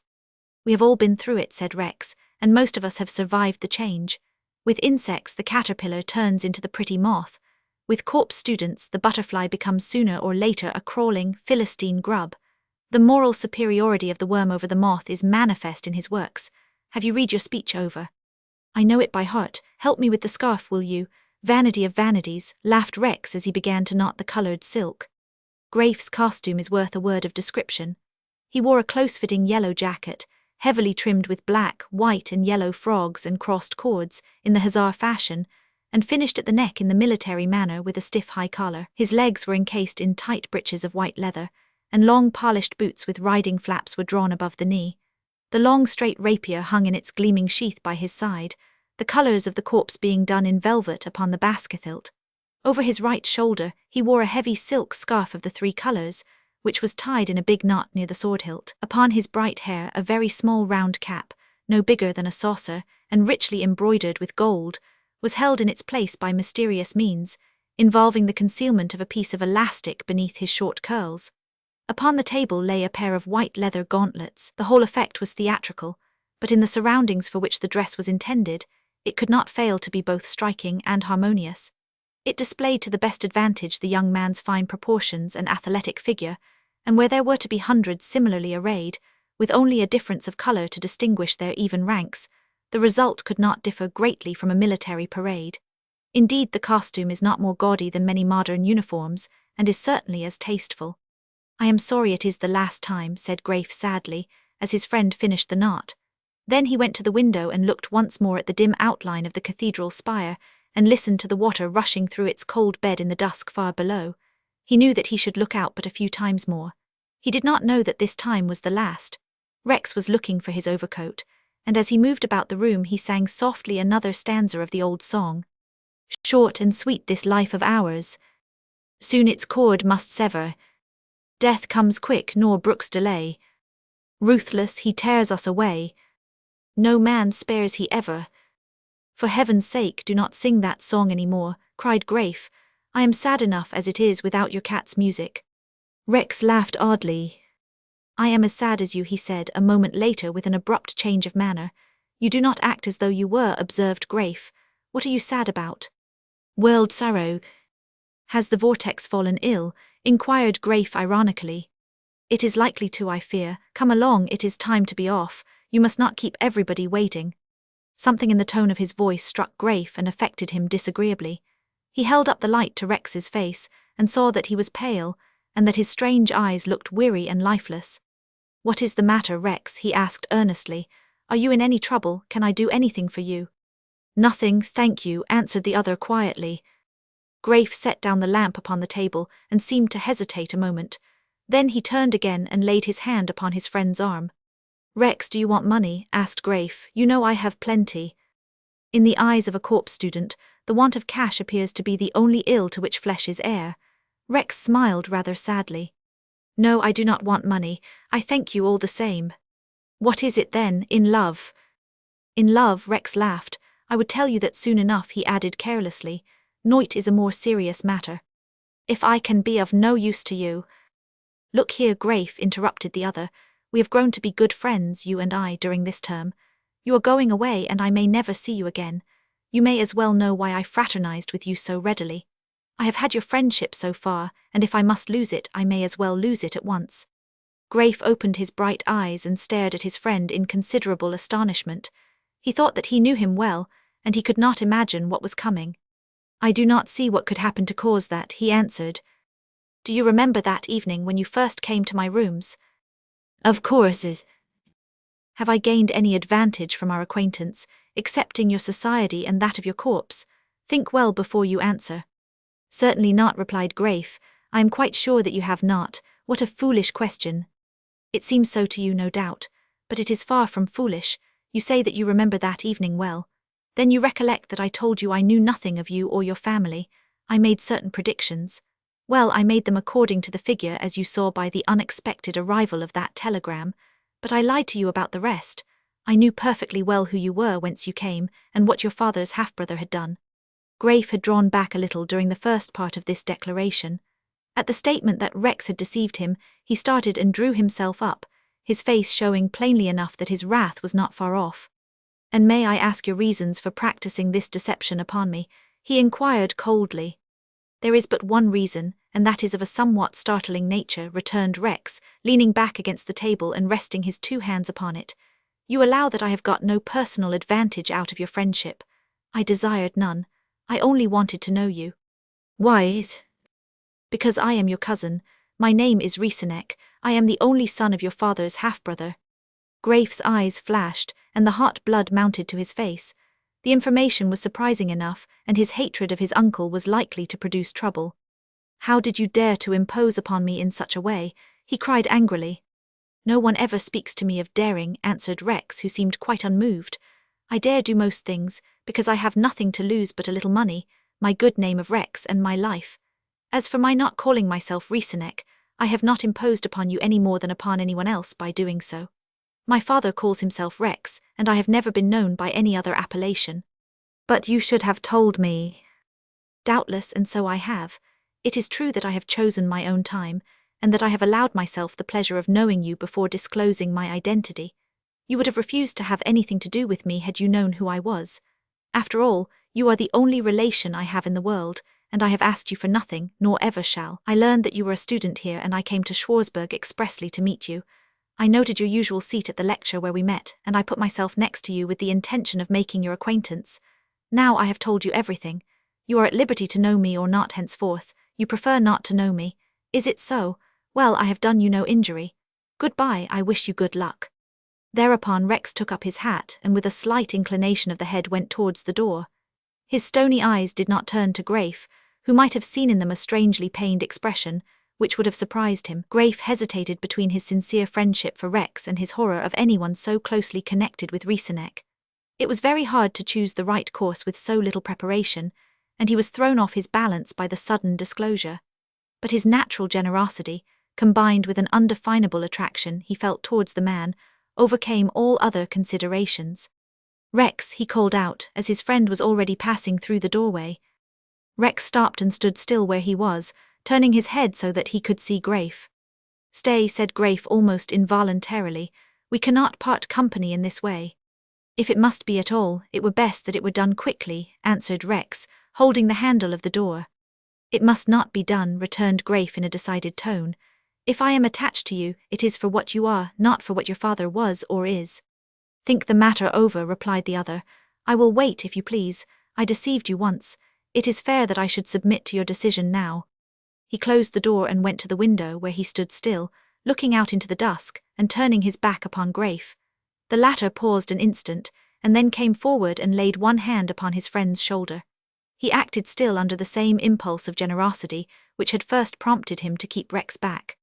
Rixit depends upon you. If you will, we shall be friends as ever. I exclaimed Rex, turning suddenly, with all my heart. Is there anything I desire more? Good, so be it then, answered Grafe, taking his hand boldly. So be it, repeated Rex. And now, said Grafe, why did you choose this moment to tell me your secret? Do you want to know? There is a reason for that too, and not a pleasant one. I can hear it. Tonight my father will sleep under your father's house. You will hear the news before morning. Tomorrow I shall leave here to meet him in Switzerland or not, as the case may be. He has been refused the benefit of the amnesty, but he will be allowed to leave the country quietly. I cannot leave him alone any longer. Grafe turned a little pale at the intelligence. Then this is the danger you foretold, he said. Yes. What will happen at Greifenstein tonight? How can I tell, exclaimed Rex. There may be an angry meeting, there may be worse, or your father's heart may be softened. You do not know him, then my uncle has written to you. I received the letter today before coming here. Do you see that it was better to have this explanation now, rather than to wait for tomorrow? Yes, it was better. Let us go, for the time presses. Truly I have no heart for this sport tonight. I wish I were at home. Do not wish, said Rex gravely. You could not help matters. Grafe extinguished the light, and the two men groped their way down the dusky staircase in silence, both feeling that an exceptionally difficult situation had been passed through with singular ease, both recognizing that the explanation had been hurried over in a way hardly to be accounted for, except by the theory that neither wished to lose the other's friendship. And yet, both Grafe and Rex knew that their decision had been final. The one had nothing more to conceal, the other had nothing left to forgive. Rex, like Rieseneck himself, believed that his mother had died long ago. Grafe, like all the rest, was ignorant of his own mother's identity. Sons of one mother, they went out of the house side by side, not dreaming that they were anything more than cousins, whose fathers were half-brothers, little guessing that within a few short hours the father of each and the mother of both would be lying stiff and stark in the chambers of lofty Greifenstein. They reached the great dark buildings of the university, and found themselves in a dense crowd of students of all colours, on the outskirts of a multitude of others who belonged to no associations. Here they parted, for Rex could not walk in the Swabian corps and must go with the black hats. We shall meet in the hall, said Grafe hurriedly. Your place is at our table as usual. And so they parted. In a few moments Grafe had found his companions by the tall standard, whose colors caught a few struggling rays of light from the street lamps. Everyone was talking, smoking, stamping cold feet upon the stones in the effort to keep warm, cracking jokes, both good and bad, craning necks to see the position of the standards, making agreements for pairing at the Landesvater, and generally complaining that the town clerks were all slow that night in Schwarzburg. Occasionally, a roar of laughter arose in the distance, where some unlucky burgher had found his way into a group of students and was being made the butt of a good-humored jest. And beneath the high, laughing tones, the perpetual hum of 1,000 talking voices neither rose nor fell, but droned unceasingly like the long pedal in a fugue, whose full deep note stands still amidst the strife of moving sounds, as the sun stood while the battle was fought out in Ajalon. The very life of the multitude seemed to produce a sound of its own, in the breathing of 1,000 pairs of strong young lungs, in the beating of 1,000 young, untired hearts, in the pulsation of so much youth brought together to one place. A blind man might have thought himself in the presence of some one monstrous human giant, overflowing with enormous vitality, warming the whole night with his breath, stirring the whole air with each careless movement of his vast body. There is something mysterious in a crowd, most of all in a crowd at night. The throng has simultaneous perceptions and movements, a joint sense of power or of fear, a circulation of consciousness as complete as that which exists in the nerves of every individual. Thousands of men, of whom each alone would act differently from his fellows, are all irresistibly impelled to think the same thoughts, to feel the same emotions, to yield to the same influences, or to join in the same work of destruction. But no one of them all can tell why he so feels, thinks and acts. The mystery of the crowd is upon him, and sways him whither it will, powerless, half unconscious and wholly irresponsible. The deep cathedral bell tolled the hour of 7. Before the strokes were all counted, the hum of the multitude had swelled to twice its former strength, and every one felt himself jostled a little by his neighbor. Then came the sharp, clear voices of those who directed the forming of the procession, the shuffling of many feet, and the muffled but irritated movements of those who had to make way. Then rose a sudden flare of light in a corner of the dark mass, followed quickly by another and another, till many hundreds of torches were aflame, sputtering, smoking and sending up tongues of flame into the black air. Again a word of command, and the even tramp of footsteps began to be heard, a mere patter as of big raindrops upon stones at first, but swelling gradually, and increasing, till the sound roused great echoes from the glowing buildings, while the blazing pitch flared up brighter and brighter into a broad sea of flame that flowed away in a narrow stream of fire, as the great company filed out of the square into the street beyond. Then, as the place of meeting was emptied, a breeze of cold air rushed into the vacant space. There was hurrying and scurrying of those who remained last, as they ran to take their places, and while a burst of march music was heard in the distance at the head of the column, the last stragglers fell into the file behind, the last torch disappeared into the narrow street, and the broad space that had been so full was left utterly deserted, illuminated only by a dozen dim gaslights in exchange for the lurid glow, which a moment earlier had lit up every wall and house from corner stone to pointed gable. In front of all marched the Swabians, the high standard waving in front, the burly second of the corps striding along upon its left with drawn rapier and clattering scabbard, while upon the right Greif walked, an erect and commanding figure, thrown into strong relief by the bright lights behind him. His face was pale, and his teeth were set, for as he led the head of the column he found time to reflect upon what had occurred during the last hour, and time to fear what was yet to happen. Willingly he would have left the rank and hastened to his lodging in time to be ready for the night train. A few short hours would have brought him to his home to learn the truth, were it good or evil, but the thing was impossible. He was of all others that night the man most watched, most admired, most envied. It was his last torchlight procession, his last turn of presiding at the great festival that was at hand, the last draught of that brilliant student's life he loved was at his lips. He could never again do what he was doing tonight. Tomorrow another would be chosen in his place, and tomorrow he was to join the dull ranks of the outer Philistines. The thought brought suddenly a flash of wild recklessness into the gloomy atmosphere of his reflections, and as he halted the column before the rector's house and started the ringing cheer for the Magnificus, his voice rang out with a metallic clearness that surprised himself. Hark, hark, hark, the vast chorus that followed his lead cheered his heart. What could Rieseneck do at Greifenstein after all? There might be a disagreeable scene, 2 of them perhaps, that would be all, and Rieseneck would go away never to return again. Rex and his predictions. Bah, the man believed in the power of the stars, and Greif, who trod so firmly at the head of 1,000 torches, believed in youth, and would not forfeit his last draught of glorious youthfulness for any such nonsense. On and on the procession marched, halting in the street where some favourite professor lived, in order to give him 3 thundering cheers, then tramping on to another and another down the high street, round the cathedral, back at last to the square whence they had started. Shoulder to shoulder, the students ranged themselves against the walls of the houses in serried ranks, drawing back as much as possible, so as to leave a broad space in the middle. There was a pause and a deep silence for several minutes, then the trumpets and horns flared out the grand old hymn of student life, the Gaudimus Igitur, Juvens dum sumus, and all those fresh young voices took up the strain with that perfect unison which only Germans know how to give to an improvised chorus. Gaudimus Igitur, Juvens dum sumus, post jucundum juventutem, post molestum senectutem, nos habit humus, nos habit humus. Ubi sunt qui ante nos in mundo fura, vadit ad superos transits ad inferos ubi jam fura. Vita nostra brevis est, brevi finiatur, venit mors velociter rapit. Nos atrociter nemini parseter. Vivant omnes virgins faciles, formacy, vivant et mulieres vivant. Et mulieres bani laboriosi.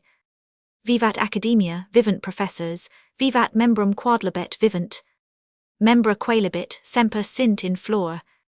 As the last stanza was sung, in slow and solemn measure, the students began to throw away their torches.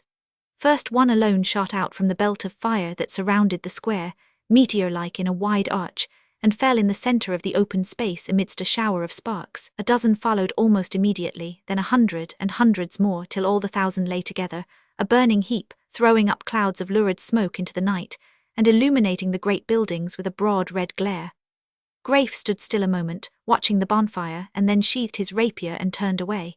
To him it was a sorrowful sight, this ending of his last torchlight procession. He remembered how as a young novice he had stood in the same place, his heart full of a strange enjoyment, and he wished that he could go back to those days and live his life again. During nearly 3 years since that time he had been a student, during more than one he had been a soldier, serving his time with the cuirassiers, and coming into the town as often as he could to spend an hour with his corpse. It was all over now, never to begin again. Only among those soldiers whom he had learned so easily to love could he hope to find again something of that good fellowship he had enjoyed with the brethren of the Swabian corps. Only in larger strife could he henceforth feel that glorious excitement of combat which had grown to be one of his nature's chief cravings. The corps life had done its work in the direction of his character, developing his latent love of organization and law, accustoming him to look upon cold steel as the arbiter of right, and upon his country as the strongest among those that draw the sword. Earth shall have our ashes, he exclaimed sorrowfully as he turned away, quoting the last words of the song. Undoubtedly, answered a familiar voice beside him. Undoubtedly, wherefore the best thing we can do is to make the earth ours without delay. Graif laughed as he recognized Rex. The latter had made his way round during the throwing of the torches in order to accompany his friend to the drinking hall. They moved away together in the great crowd. One ceremony was ended, the next would begin in little more than half an hour, as soon as all the corps were collected in the hall. This time, however, the company would include the corps only with their friends and such members of other universities as had come over to Schwarzburg to join in the festivity. And now for my last speech, observed Graif as they walked. I wonder what is happening at home. Rex did not make any answer, but Graif saw that he bent his head and seemed to start nervously. The reply came long afterwards, as they were ascending the steps of the drinking hall. I would rather not know what is happening, said Rex, but I would like to know where you and I shall be tomorrow at this hour. Probably together, with all good Swabians at my farewell feast. Rex shook his head. There was not time for more, as they were already within the building and Graif was obliged to attend to other matters. The hall was splendidly decorated. Each of the corps had a portion of the walls allotted to it, before which its tables were arranged in order. From the rafters to the floor vast draperies of coloured stuffs were hung and festooned, so as to show off the insignia of each association to the best advantage, panoplies of swords and helmets, escutcheons with broad bands of gold, silver and black, scores of richly mounted drinking horns, taken from every kind of beast, from the Italian ox, from the Indian buffalo, from the almost extinct ibex, and from the American mountain sheep, gifts from old members of the corps who had wandered over the world but had not forgotten their old companion silver tankards upon brackets, old standards of softened hue projecting out above, or crossed above coats of arms. In short, every object of beauty and value which had become the property of the Swabians during the last 50 years. Every other corpse had done the same, till not a foot of the walls was left bare. High above, in a gallery, sat the musicians, who were to accompany the songs with their instruments during the night. The students assembled quickly and took their seats. As the clock struck 9, Greif, as president of the presiding corps, called for silence and ordered the opening salamander. Hundreds of glasses rattled upon the oak boards in strict time, and the official nape was declared opened. The music burst out gloriously, echoing among the great wooden beams of the high roof, and song upon song rose full and melodious from below.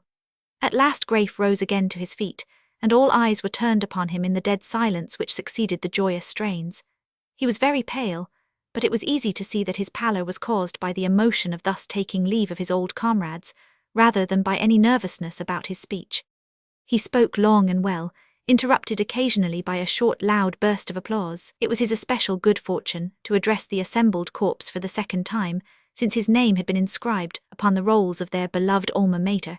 His greatest sorrow was caused by the thought that he had thrown his last torch, and must soon drain his last toast as one of their number. Life was divided by a sharp line into two portions, of which the sadder began when rapier and colours were hung up at home, to accumulate the dust that falls from Philistinism. Then the head must weary itself with staid matters, and the hand must loosen its hold upon the schläger, and forget its cunning fence. Happy were those who merely exchanged the whistling blade of the student for the heavy sabre of the soldier, the green forest glade of the mentor for larger battlefields and the hope of brighter fame, who, having shed an ounce of blood in defence of their student colours, could look forward to shedding all, to the last drop, for king and country. Happy were those few to whom the corpse was the beginning of an active life, and not the mere breathing space of liberty and good fellowship between the school bench and the desk. But whatever was to follow, whatever had gone before, none knew so well as they themselves, how sweet was the first taste of freedom, and how swiftly the bright time glided away amidst the music of the rapiers, the clash of beakers, and the song of free German voices. Greif dwelt upon the importance of the corpse in the life of the university, upon the part played by the university in the life of the whole land, and did not scruple to trace Germany's victories directly to their origin in the daily life of German students, so different from that in other countries. Moreover, in his own opinion, and in that of most of his hearers, Schwarzburg had no rival, certainly none. He added, in the eyes of those who belonged to it. Where in all Germany were there such professors, such monuments of learning?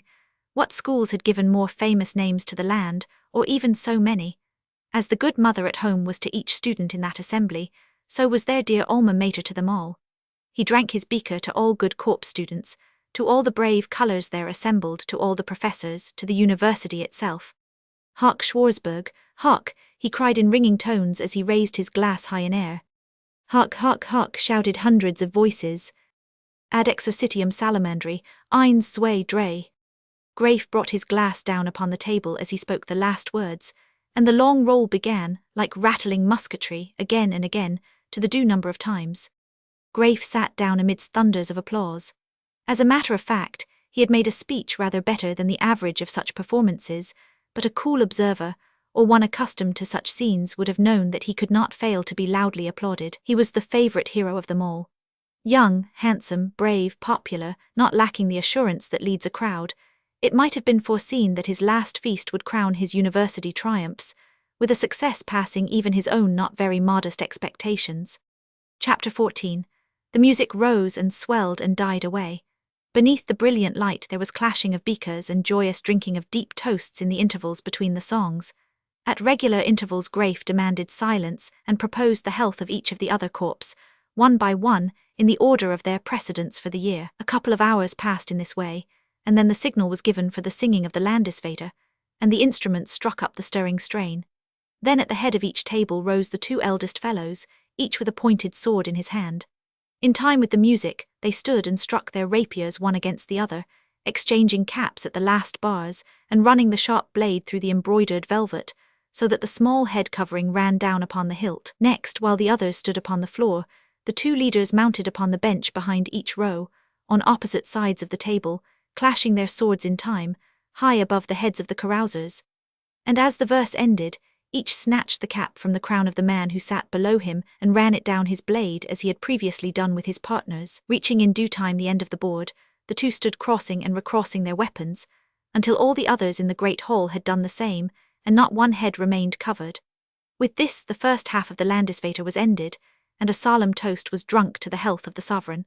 The second part was gone through in a similar manner, the leaders returning along the rows with the same ceremony, and restoring to each man his own head covering at the conclusion of each verse. It is a strange old custom of which it is not easy to discover the origin, though the meaning is clear enough. Every man of the assembly pledges his head to live and die for his sovereign prince or king, and in a country where loyalty is a fact, and patriotism a passion, the expression of both by an ancient ceremony is solemnly imposing. So great is the respect felt for the Landesvater and the sincerity of those who take part in it, that even in such a multitude of recklessly gay youths, the strictest sobriety is required of all until it is over, and is exacted under penalties of considerable severity. Once over, the mirth and enjoyment proceed in an increasing ratio, though it is to the credit of the German student that his gaiety on these public occasions never degenerates into unbridled license, and that while he sings, laughs and jests over his 50th glass, he maintains the outward forms of habitual courtesy towards his fellows,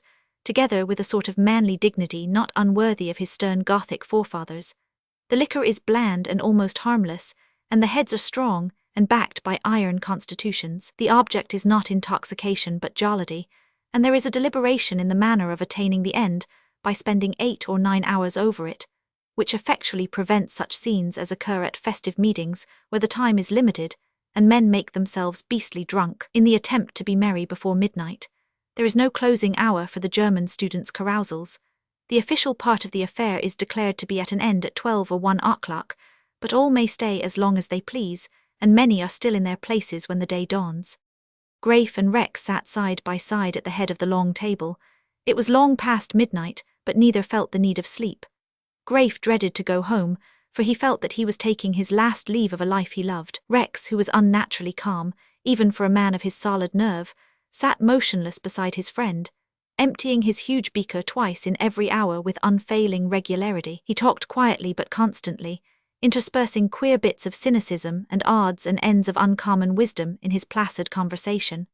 Graif knew by his manner that he was in reality sad and preoccupied, but was grateful for his pleasant talk, which blunted the keen edge of this rupture with first youth's associations. From time to time, Graif wondered rather vaguely whether his relations with Rex would continue in after life, and if so, whether they would not be affected for the worse by the revelation of Rex's identity. The excitement of the evening had perhaps momentarily expanded his natural generosity too far, and while he was quite aware that he could not now draw back from the friendship with honor, he was by no means sure that he might not afterwards regret his readiness to receive so kindly, as a cousin, him whom he had so much liked before he had been aware of the relationship. As he sat there, conversing with Rex, he attached an amount of importance to the situation which would have amazed him, had he known that of which both were ignorant, namely, that Rex was his half-brother as certainly as Rieseneck was half-brother to old Greifenstein. The hours wore on till scarcely 50 students remained in the hall, and they of the sturdy kind who make very little noise over their amusements. "Shall we go home or stay till morning?" asked Graif at last, hesitating whether to light a fresh cigar or not. "We might adjourn to your room," suggested Rex. "We can finish the night there." There was a stir near the door, and Graif looked round idly at first to see what was the matter, then with an expression of dismay. A man had entered the hall, a man with a ghastly face, who seemed to be making inquiries of the knot of corpse servants who waited for their tardy masters. Graif's eyes fixed themselves in the anticipation of evil, when he saw that the fellow wore the Greifenstein livery, and was one of his father's grooms. What was most strange was that he wore boots and spurs, as if he had ridden hard, though he could only have reached Schwarzburg by the railway. "Karl," cried Graif in a tone that made the man start, "what are you doing here?" Karl crossed the hall, his face growing paler than ever and his teeth chattering. He had not had time to recover from the thought of what he had left behind him. His hands trembled violently as they grasped the military cap he held. "Herr Baron," he stammered, staring at Graif with wide and frightened eyes. "Herr Baron," he began again, trying to frame the words. "Speak, Karl," exclaimed Graif, making a desperate effort to seem calm, though he instinctively dreaded the words which must fall from the man's lips. The groom turned appealingly to Rex, who sat motionless in his place, scrutinizing the messenger with his stony glance. "My God," cried he, "I cannot tell him. Sir, are you a friend of the Herr Baron?" Rex nodded, and laying one hand upon Graif's shoulder as though to make him keep his seat, rose and made a sign to the groom to follow him. But Graif would not submit to be treated like a child, and sprang up, seizing the man's arm and drawing him nearer. "I will hear it myself," he said firmly. "Is it my father?" he asked in uncertain tones. Carl nodded gravely. "I caught the train as I jumped from the saddle," he answered. "My mother sent you?" asked Graif anxiously. The groom shook his head, and his tremor increased, while he stared wildly about as though in search of some escape from his awful mission. "Speak, man," cried Graif, mad with anxiety. "My father is ill and you are here, though my mother did not send you. Speak, I say." "They are dead," answered Carl in a low voice. Graif sank into his seat and covered his face. Suddenly Rex's impenetrable eyes flashed, and he, last of the three, turned white to the lips. "Is there another gentleman at Greifenstein?" he asked quickly. "He is also with them, sir." "Dead." "He shot himself." Rex closed his eyes and held the table with his two hands, for he knew who the stranger had been. Seeing that Graif did not move, and supposing that Rex was a mere acquaintance, the man took courage to tell the story, speaking in a low voice to Rex. "The gentlemen arrived before dinner," he said. "Their merciful lordships dined together, but the butler said they left the table before it was time. Then they heard firing in the house. We broke the doors and found the Lady Baroness dead, in the room beyond the Herr Baron's study, and in the study the Herr Baron dead with a pistol in his hand, and the other gentleman dead with another pistol in his hand. I saw them. They had shot themselves as they sat in their chairs before the fire, but the fire was nearly gone out, though the lamp was burning. And then we saddled and rode, we four, one for the police, one for the doctor, one for Sigmundsgren, and I for the railway, and here I am. You are a good friend of the young Herr, sir." "Yes, that I am," answered Rex, starting as though from sleep. "Then it would be best, sir, that you should tell me whither I should go, for the young Herr will be worse if he sees me." "Ask your way to the Red Eagle Inn," said Rex, "and stay there till we send for you." He gave the man a handful of loose coin, thoughtful of all contingencies as he ever was. "You need not talk about this horrible catastrophe," he said, as he dismissed the frightened groom. The latter disappeared as fast as he could, glad to get away from the sight of Graif's misery, and glad to have found someone to help him in telling his fearful tale. When he was gone, Rex laid his hand upon Graif's shoulder and spoke in a tone of quiet authority. "Come with me," he said. Graif rose to his feet like a man in a dream, and allowed Rex to put on his topcoat for him, and to lead him out of the almost deserted hall, through the group of servants who loitered at the door and made way respectfully for the pair to pass. "Whither?" asked Graif as they stood in the cold street. "To your room," answered Rex, quietly passing his arm through his friend's and gently urging him to move forward. Graif did not remember afterwards how he had found his way from the hall to his lodging. Neither he nor Rex spoke during the quarter of an hour they employed in reaching the street door, but Rex's arm was aching with the effort of sustaining and directing his companion. He lit a taper and prepared to help him up the stairs, but the sight of the familiar entrance recalled Graif to himself and dissipated the first stupor of his grief. He ascended the steps firmly, though he went like a man overcome with fatigue, to whom every movement is difficult. Still silent, Rex lit the lamp in the small room and began to help Graif to take off his mantle, but Graif pushed him aside gently and sat down as he was upon the well-worn chair. Rex went and sat himself down in a corner at some distance and waited. His instinct told him that his friend must have time to recover from the first shock before anything could be done. He shaded his eyes from the light with one hand and thought of his own sorrow. The silence was intense.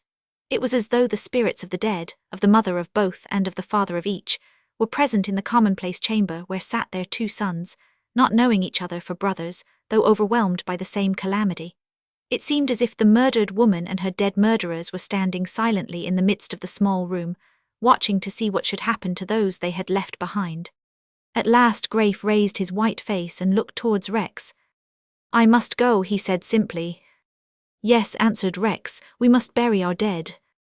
Graif looked at him as though asking for an explanation of the words. He had not heard all the groom's story. "My father is also with them," said Rex, answering the unspoken question. Graif grasped the table and stared at his companion stupidly for a moment. Then all at once his pale face grew luminous and his eyes glittered. "Risenek," he cried in a suffocated tone, "your father has slain mine, and yet you are here." He rose from his seat, half mad with horror, as though he would spring upon his friend. But the latter interrupted him, in a tone which enforced attention. Your mother is dead, God knows how. Your father and my father shot themselves, sitting in their chairs. Again Graif's head sank upon his clasped hands, and again the deadly silence descended upon the chamber. The long December night was over, and it was broad dawn when the two men got out of the express train at the station nearest to Greifenstein. Without a word, they entered the carriage that had been waiting for them, and the sturdy horses plunged into the forest, breasting the ascent as only strong animals can on a cold winter's morning. The early light made the great trees look unspeakably gloomy and mournful. There was not a tinge of colour to relieve the dead black shadows, or the icy grey of the driven snow. The tall firs stood solemn and motionless like overgrown cypresses, planted in an endless graveyard, filled with myriads of snow-covered graves, and in the midst Graif and Rex were whirled along over the winding road, pale as dead men themselves as they sat side by side in their dark garments, with set lips and eyes half closed against the freezing wind. But when the towering wall of Greifenstein came into sight far off above the black treetops, Graif started and leaned forward, fixing his eyes upon his home. Nor did he change his attitude until the carriage drew up before the deep gateway, and he was aware of a crowd of men and women who stood there awaiting his arrival. Before all the rest, he saw the tall, thin figure of Frau von Sigmundsgren. Her white hands were clasped together and she was bareheaded. Standing out before the others in her gown of sober grey, she looked like a medieval saint suddenly come down to earth in modern times. As Graif descended, she held out her arms to greet him. He realized that she must have journeyed from Sigmundsgren in the night in order to be before him. "I thank you," he said, kissing her hands. With an effort of will that would have done credit to his dead father, he entered the castle, bending his head gravely in acknowledgement of the servants' tearful salutations. Though most of them were the merest hirelings in the house, who had lately succeeded others like themselves, yet almost all were in tears. Frau von Sigmundsgren looked at Rex in some surprise. "A friend?" she asked with some hesitation. "More," answered Graif. "Let us go to some place where we can be alone." He shivered as he felt that he was under the very roof where those he loved best were lying cold and stark in death, but he set his lips and clenched his fingers, determined to bear all that was in store for him. Frau von Sigmundsgren hesitated as they approached the door of the drawing-room, and she looked sideways at Graif. "Better to my rooms," he said, and so the three went on through corridors and staircases till they reached the young man's apartments.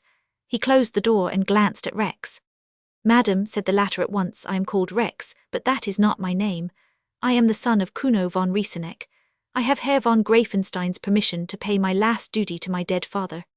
Frau von Sigmundsgren raised her gentle eyes in astonishment, and looked from one to the other of the two men. "Rex is my best friend," said Graif. "He needed no permission of mine to come here. I will explain all at another time." And now his voice broke and he turned away but recovered himself almost immediately. "And now, I beg that you will tell us what you know." The good Baroness detested weakness in herself and could not bear to see it in others, so that she told her story clearly and concisely, though with much caution and thoughtful tact. While she spoke, she watched the two friends, who sat motionless beside her, their hands clasped upon their knees, their heads bent down, their faces white with emotion.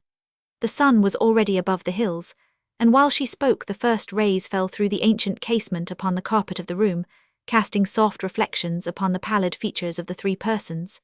"I will go to them," said Graif when she had finished, and he rose to his feet. The Baroness prepared to show him the way, and Rex would have followed, but she stopped him by a gesture. "I will come back for you," she said. "They are not together." She let Graif enter the chamber alone and softly closed the door after him. Then she returned to Rex. He was standing where she had left him. "I have something to say," she began, "and something to give you. This letter is yours. It was found in the room, sealed, directed and stamped as though it were to be posted, as it would have been had you not come. Nothing has been discovered for Graif, and this must have been written by Herr von Rieseneck. You are older than Graif, though he is brave enough, poor fellow. Here it is.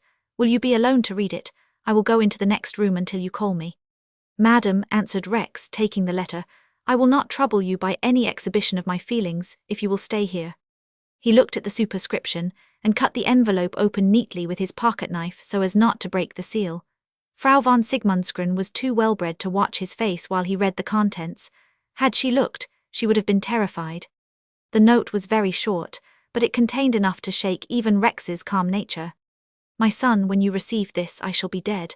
I arrived here this evening, and I have discovered that Frau von Greifenstein is your mother, my wife. She made me believe that she was dead, and married my brother under a false name. She has atoned for her crimes to her two husbands, who have done justice upon her, and now we also are about to pay the penalty of having executed that justice which is above all laws. At the point of death, I give this secret into your keeping. Your brother is a nameless bastard. Do not ruin him by betraying the shame of your father and of his. You are rich, but were you poor you would have no title to my brother's inheritance. Do not come to this place. They will bury me as decently as I deserve. Farewell. God keep you and make you happier than I have been. Your father. Von Rieseneck. Schloss Greifenstein, December 20. As Rex read the words he instinctively turned away. His face was hideously distorted, and his stony eyes seemed changed into coals of fire. Every fibre of his strong nature was strained and tortured by the iron grip of his suffering. Every pulse of his body beat with a frantic rage for which no outlet was possible. His eyeballs burned with excruciating pain as he attempted to read again the letter he still held in his hands. He was one of those habitually calm men who become almost insane when they are angry, and in whose placid strength passion of any sort, when roused, finds its most dangerous material. For a full minute he stood speechless, feeling as though his emotion must find some physical expression, lest it should kill him there and then. He heard a footstep, and then the door opened and closed softly. Looking round, he saw that he was alone. Frau von Sigmundsgren had understood from what she could see of his attitude that the letter had brought him news even worse than that of his father's death, and she had felt that to stay any longer would have been to intrude upon a sorrow in which she could have no share. Seeing that she was gone, Rex abandoned all restraint over himself, and submitted for a time to the overwhelming influences that surrounded him on all sides. His face became livid as he threw himself upon the couch, and his fingers were twisted unnaturally, as though their nerves were irritated by a strong electric current. Lying on his back, he rolled his head from side to side, like a man tortured on the rack, while his reddening eyes kept their sight fixed upon a blank point of the ceiling. The pain in his temples was as that of a red-hot screw boring its way through his brain, and while his white teeth ground audibly upon each other, his quick-coming breath blew a scarcely perceptible foam from his strained and parted lips. Father and mother honours were gone at one blow, not the mother he had learned to dream of as a boy, when some faint memory of her fair face was still with him. Not the tender and gentle mother who, if she had lived, would have been dearest on earth to him, and whose untimely death had lent her something heavenly and brightly mysterious. Not the mother of whom his father had often told him, who from her place of peace looked down perhaps and smiled when he did well, or was pained when he did wrong. Not the mother who in his sleep seemed to walk beside him when he was a child, robed in white, holding him by the hand and pointing heavenwards, like the picture of the guardian angel, so common in his native country. Not that mother who was to him the embodiment of all that was pure and lovely, and saintly and kind. Not that sweet mother who for nearly 40 years had held her secret place in the strange labyrinths of the lonely student's heart, to whose angelic figure he had often turned for consolation when weary with the aimlessness of deep study that led to nothing, or when satiated with all the useless, pleasureless pleasure which money could give, and which there was no one to forbid. That dear image was gone, but she was not the mother he had lost. She who had borne him was lying near him now, under that very roof. She had cast him off, him and his father, to spend all those years when he had thought her dead, with another man, worst shame of all, with the brother of her husband, and she had borne another son. She had given a brother to her firstborn, whom the world called noble and rich, who in truth was penniless and nameless as any beggar in the street. She had heaped dishonour upon father and son, and she had borne in dishonour a second son, and shamed the spotless life of a second father. And this woman, this wretch, this creature for whom no speakable name could be found, was his own mother, and was henceforth to stand in the place of her whose mere memory had been half divine. Her vile life, forfeited for her crimes as shamefully as though she had died by the defaming hands of the common hangman, her hideous existence was thrust before him in all its abomination, as the source of his own, in the stead of all that had seemed most holy and chaste, and worthy of his reverence. Was not her blood in his veins? Must not her evil nature of necessity show itself sooner or later in his own? Better the ounce weight of a finger upon that little bar of steel, to press which was to go beyond the risk of human infamy, beyond the possibility of reproducing in his own life the merest shadow of the sins that had darkened hers to the end. Better to cross at once that bridge whose passage is never choked, because all who go over move ever in the same way, and none pause whose path has led them to its hither side. Better to leap at once and take his secret out of human keeping. He would not have believed the horror if he had learned it from living man, but the message came from those who had sealed its truth with the dark red seal. It came from two men who had not been mistaken, of whom either, suspecting a mistake, would have slain the other for the mere accusation, Old men not carried away by a fleeting resemblance, by the breath of a word half understood, by suspicion of a glance only half seen.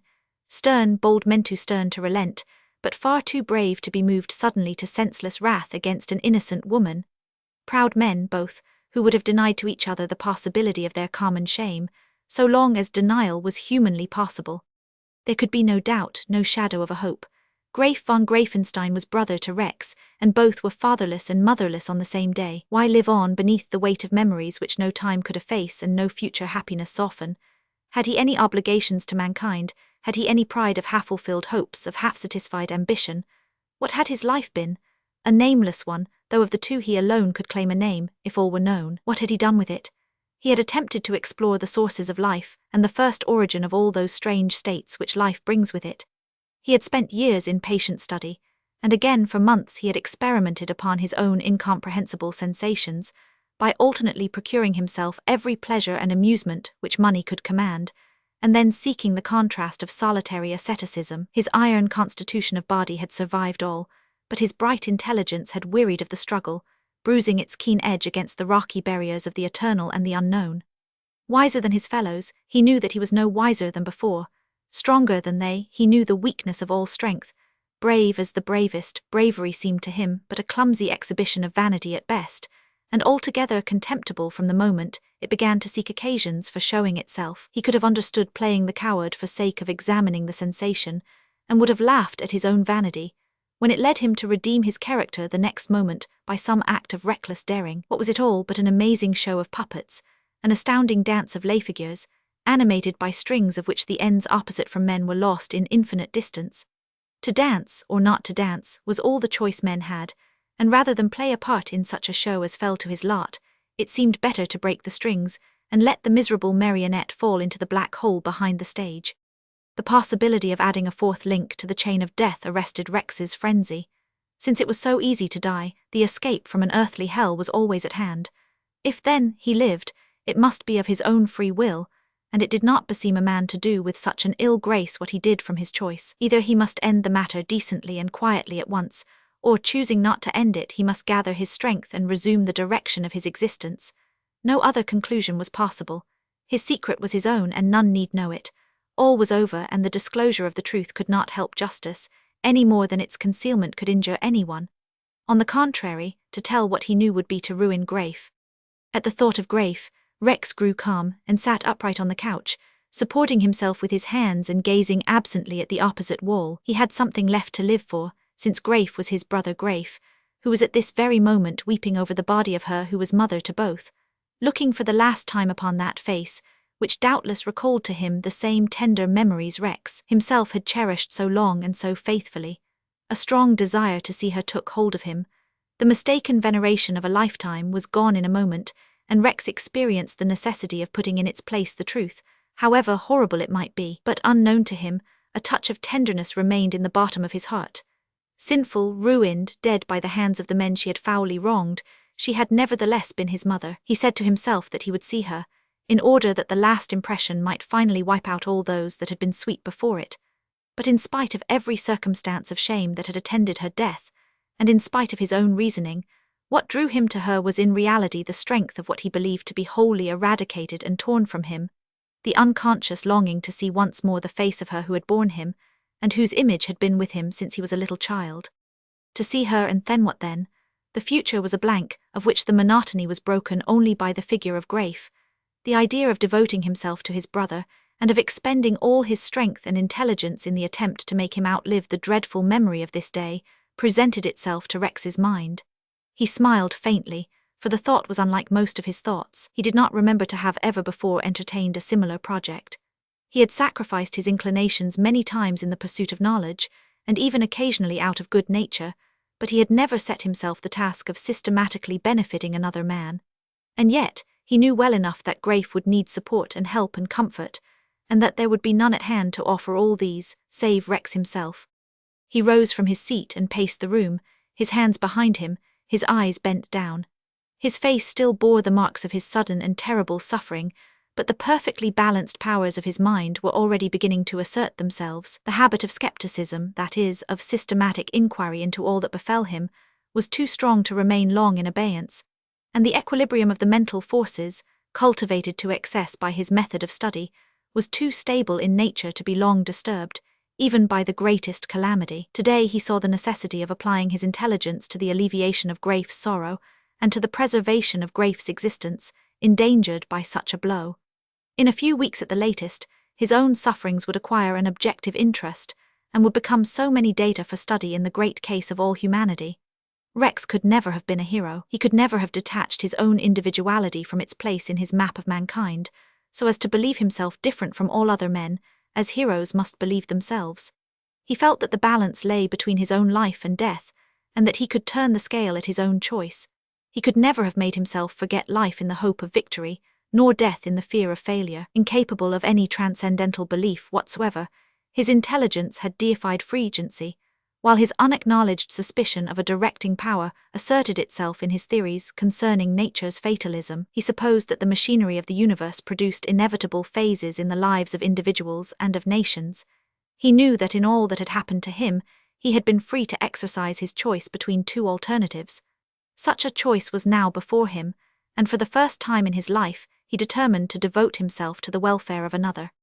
Chapter 15. An hour later Rex was supporting Greif as he returned from the state bedchamber to his own room. Strong and determined to be calm as the young man was, the sight had been too much for him, and it was clear that unless he could obtain sleep his nerves must break down under the strain they suffered. He reeled in his walk like a man half asleep, his bright eyes were glassy and fixed, his relaxed fingers were incapable of grasping Rex's arm, and the latter held him upright upon his feet and almost carried him along the dim corridors. Rex also had seen, but when he had once been face to face with that which had irresistibly drawn him to the room, he had felt no desire to look again. The drawn, white features of the dead lady recalled nothing to his mind out of the sweetness of the past, while their fixed expression of pain intensified the horror of the present until it grew unbearable. He had stayed long in the other chamber where his father lay, and as he gazed upon the stern dark face his wrath rose, swelling tumultuously in his breast as the tide of the sea, ebbing away as he thought of what was beyond, and as he realized that all vengeance had been accomplished and all justice done so that no one remained alive against whom he could feel anger, no one upon whom his hand could fall. They had taken the law into their own hands and had executed its extreme sentence upon her who had wronged them, and they had expiated their deed in their own bodies. Never was tragedy so swift, so desperate, and so complete. And now the morning sun was high in the heavens, mocking the solemn darkness of men's hearts with his fierce brightness, shining upon the ancient walls of Greifenstein as coldly and clearly through the keen winter air as he had shone yesterday, and as he would shine tomorrow. From eave and stringcourse and dripstone of the old castle, the melting patches of dazzling snow sent down mimic showers of diamond drops, and the moisture thawed from them made dark stains upon the grey masonry. A redbreast skipped about the furrows made in the white carpet by the carriage wheels, paused, turned his tiny impertinent head, and glanced up at the ramparts with a squint, as though to tell the time of day by the sun and the shadows of the projecting eaves. From the paved court of the stables, where all had been hurry and confusion on the previous night, came the occasional noise of an impatient hoof stamping upon the stones, the even sound of brushes on smooth coats as the men leisurely groomed the horses, the tinkling of curbchains polished and rubbed together by idle lads who were in no hurry, and occasionally the echo of a voice, instantly subdued to an undertone as the speaker remembered that this day was not to be like other days. At the door of the servants' hall, the two comfortable policemen in their dark uniforms and shining buttons sunned their fair beards as they smoked their morning pipes, exchanging a remark in a low voice about once in 5 minutes, and never without previously looking round to see whether anyone was listening to them, but chiefly occupied in watching an underkeeper, who was feeding the big hounds in a sunny corner of the inner court. Nature, in her pitiless irony, seemed more than usually mirthful on that clear morning. It was such a day as old Greifenstein, who lay upstairs, dead beside his dead wife, would have chosen to tramp far into the forest, with his gun on his shoulder and his dogs at his heels. It was such a day as would have made poor Clara's lot seem easier, softening her tortured conscience in a thaw of passing satisfaction, pleasant while it lasted, transitory as the gleam of light and warmth in the dismal winter of the Black Forest. The forest itself alone was unchanged. The trees looked blacker than ever against the blue sky, and under the violent light, around the vast amphitheatre of the hills, they stood motionless in their even rows, like a great assembly of dark-robed judges, judging the dead who lay in their midst, inquisitors whom no brightness could brighten, and in whose sombre countenances no smile was reflected from the glorious sky and dazzling light. Silent, grand, funereal, they stood in their places as they had stood 100 years ago, before those lives began which had now suddenly gone out, as they would stand when those other lives were extinguished which now were young. Neither Grafe nor Rex were seen again that day. In the course of time the representatives of the law arrived, did their office, and were regaled with a collation by the butler, during which they sat upon the chairs which last night had been occupied by those whose end they had come to ascertain. The case was very plain and their duties were simple. They went away and took the 2 policemen with them. Frau von Sigmundsgren moved noiselessly about the house, giving the necessary directions when there were any to be given, occasionally sitting down in a quiet corner to read a few pages of a devotional book she had found. More than once she went to the different rooms where Grafe and Rex had withdrawn, to see whether she could be of any use. Grafe was always in the same place, leaning back in a great easy-chair, pale and exhausted with grief but evidently master of himself. At last she found him asleep, and she drew a long breath of relief, for she knew that the chief danger was past. When she went to Rex she found him reading, and he did not relinquish his occupation during the whole day, so far as she could ascertain. Whether he understood what he read or not was more than she could determine. The volume contained a part of Goethe's works, and when she glanced at the page she saw that the student had selected the second part of Wilhelm Meister for his reading. He always looked up quietly when she entered, thanked her, and said that he needed nothing. Frau von Sigmundsgren could not rest.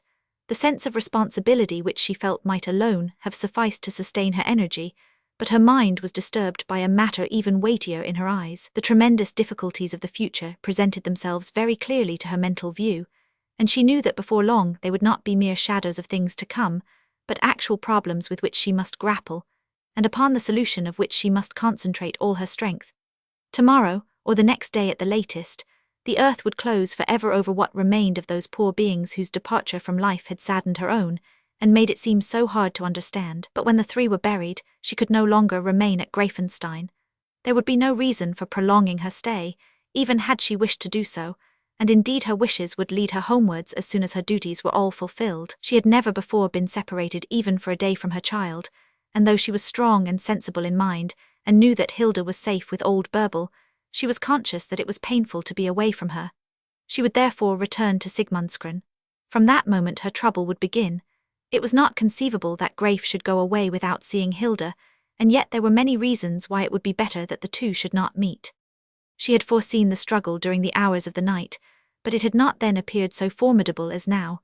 She had then thought more of Grafe, and it had not seemed impossible to tell him frankly what she felt. As she reflected upon what must be done, she saw that Hilda was the principal figure in the situation, and she realized that Hilda's happiness was infinitely more dear to her than anything else in the world. She hesitated, and for some time she told herself that the marriage must take place, come what might. To her, all that had happened since the previous evening was shrouded in an impenetrable mystery.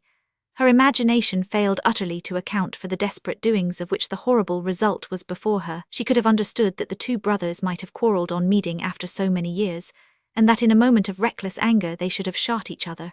Clara might have perished in the struggle while endeavouring to part them, but there was a dreadful appearance of deliberate intention in the whole tragedy which made such a hypothesis untenable. That Clara had been intentionally murdered, she could not doubt. Greifenstein might have slain her in a fit of passion, and might have taken his own life afterwards, but this could not account for Riesenek's suicide.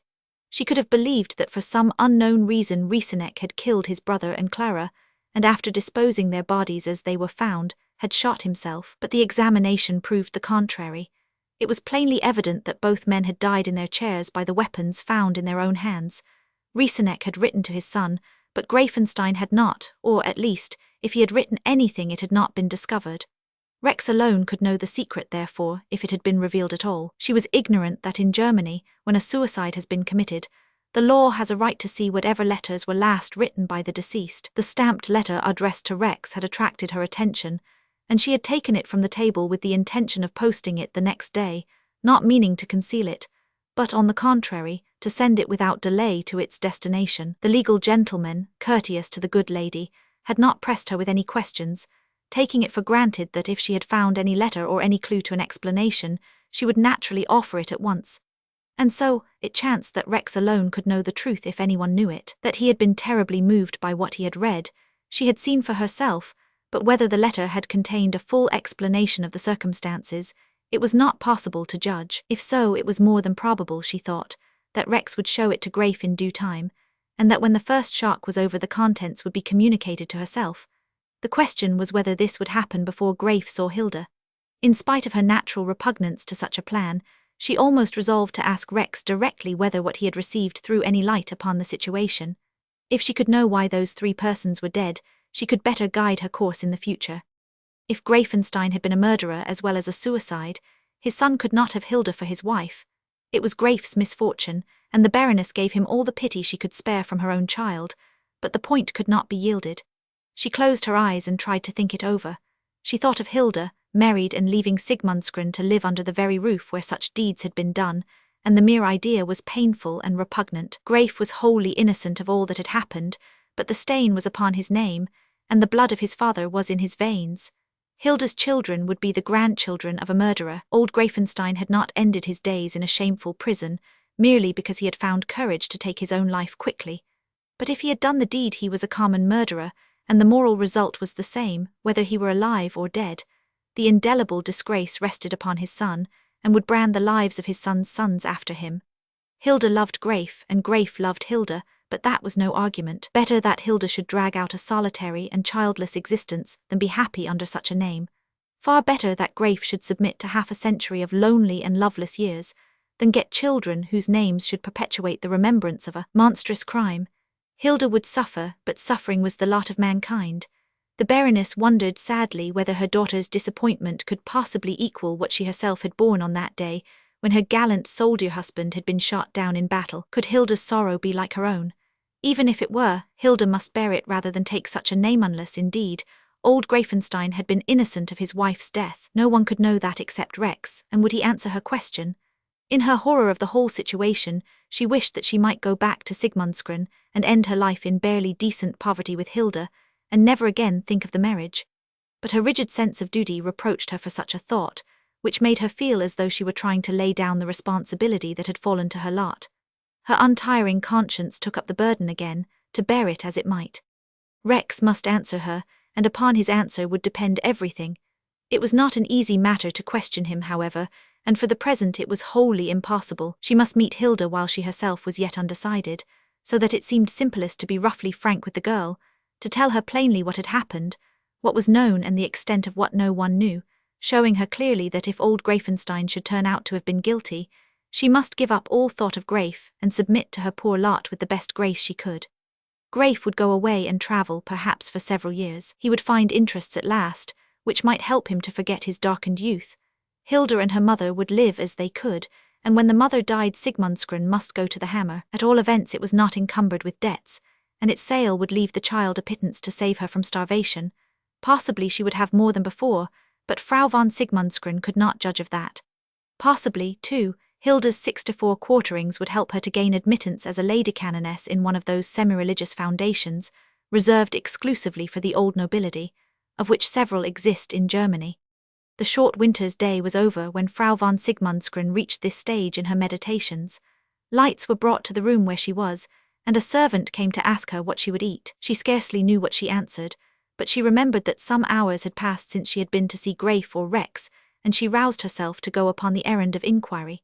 In the corridor she was met by another person who came to ask about the dispositions for the morrow, an ominous creature in black, the sight of whom recalled at once the hideous realities of the day, from which her mind had wandered in her anxiety for Hilda's welfare. She gave the necessary directions and continued upon her way. "Come in," said Graif's voice as she knocked cautiously at the door. As soon as she entered she saw that his state had been improved by the rest he had taken. His eyes were quiet, his colour pale but natural, his manner mournfully calm.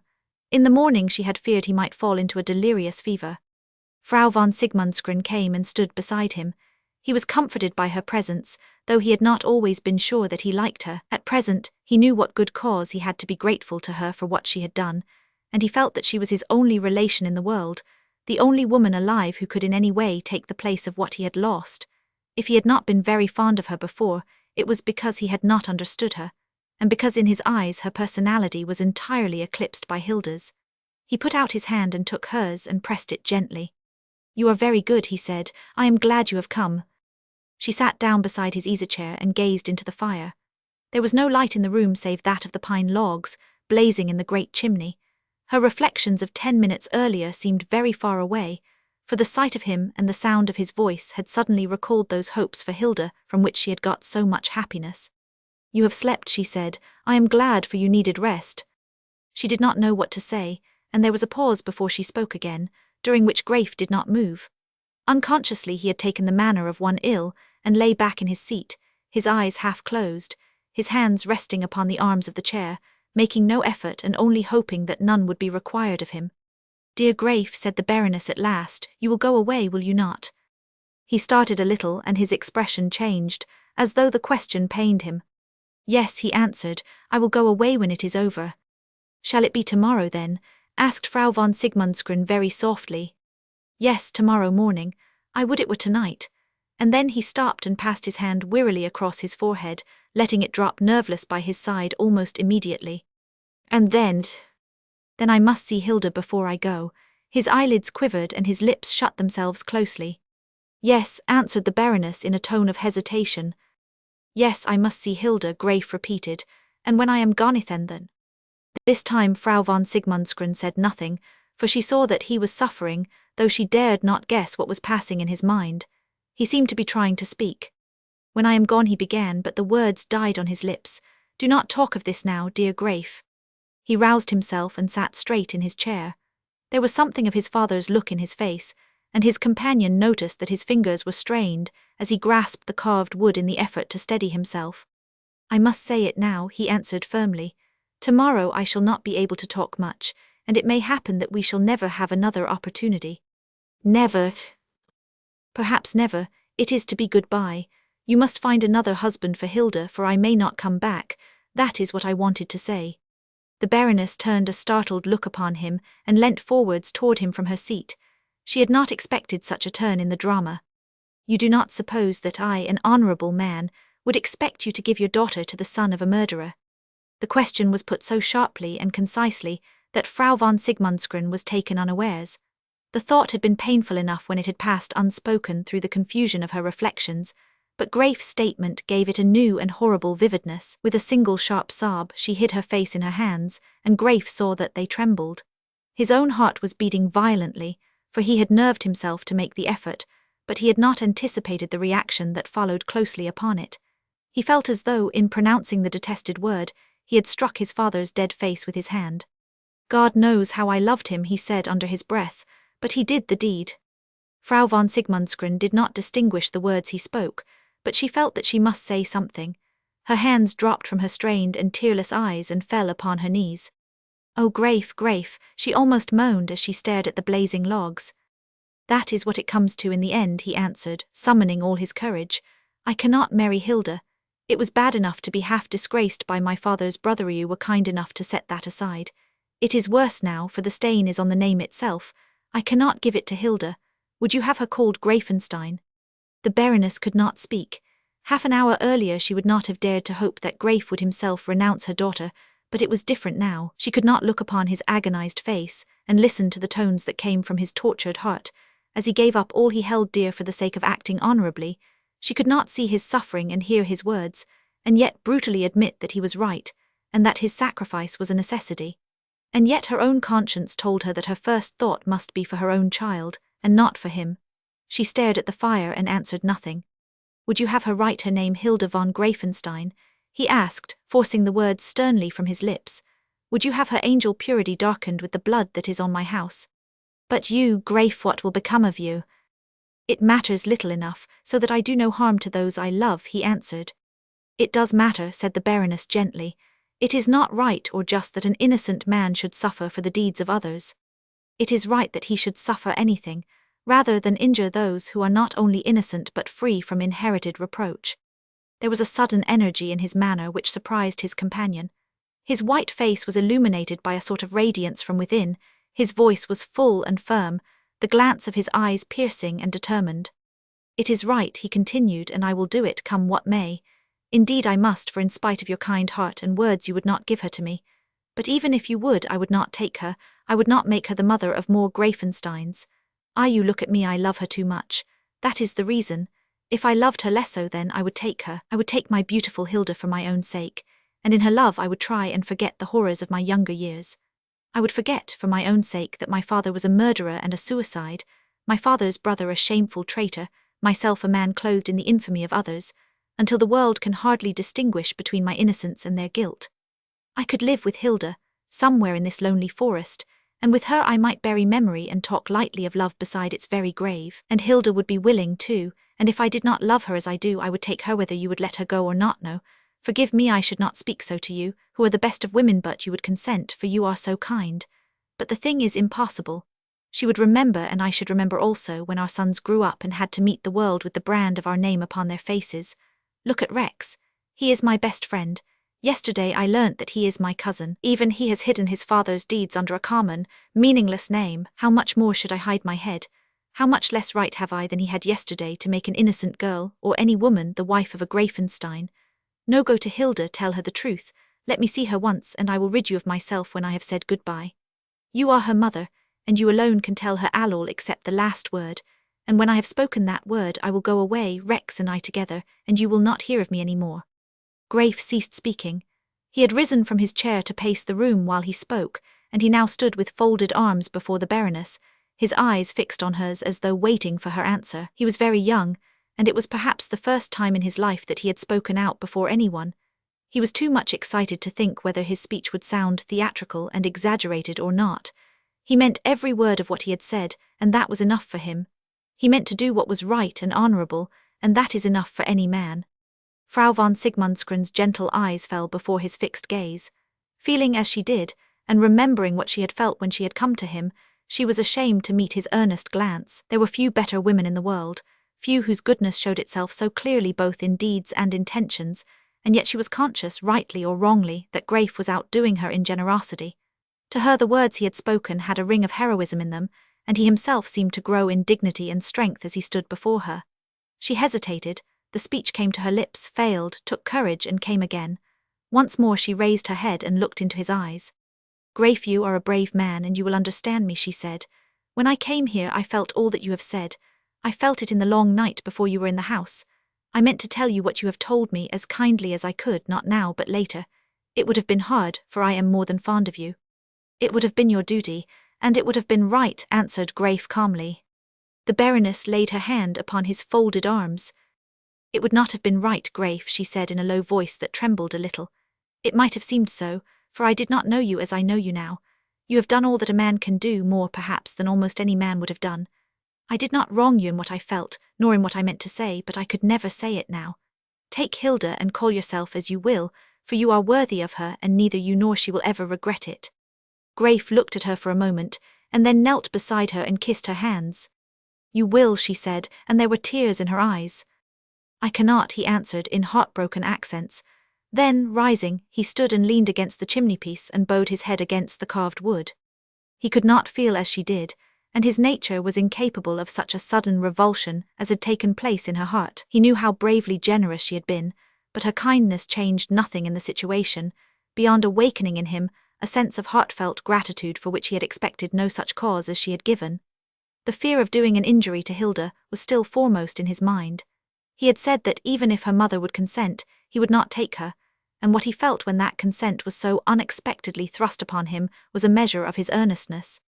Nothing is spared me, he said, almost under his breath, not even your generosity.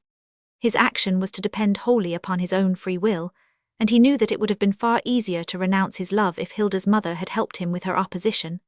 There she sat, offering him what he must not take, thrusting upon him that which his whole nature craved, and which his honour alone bid him refuse. Her sweet voice sounded like the soft music of temptation. Do not say so, Graif, she said. Remember that you are wholly innocent, and that Hilda loves you with all her heart and soul. Why must you force yourself to do what will make her and me so unspeakably wretched? After all, I take the most worldly argument it is for her and for me to decide. You have concealed nothing, and I know all, and if I say that your goodness and your heroism outweigh the rest, should you not be satisfied? And besides, you are young. You do not know how very quickly the world forgets. A score of years hence, who will remember the evil deeds of last night? They were not even done in a city. Those who did them had hardly any acquaintances, and perhaps no friends. You yourself are not old enough to be known to many, and you can live here until your children are grown up. It seems to me that I was wrong even to have thought of separating you two, wholly wrong and mistaken, and that I ought to ask your forgiveness for my intention." Thus she pleaded the cause of his own heart, giving many and good reasons why he should yield, while he stood struggling with himself, and wishing that he could stop his ears against her persuasion.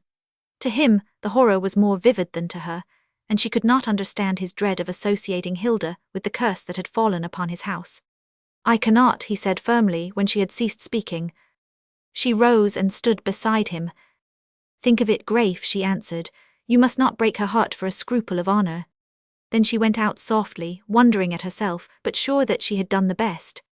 Chapter 16. Frau von Sigmundsgren was too conscientious a person to omit a mental review of what had passed. She knew indeed that she had acted kindly and generously, if not wisely, and she believed that in some cases kindness might be better than wisdom. She was struck by one point in Grafe's language.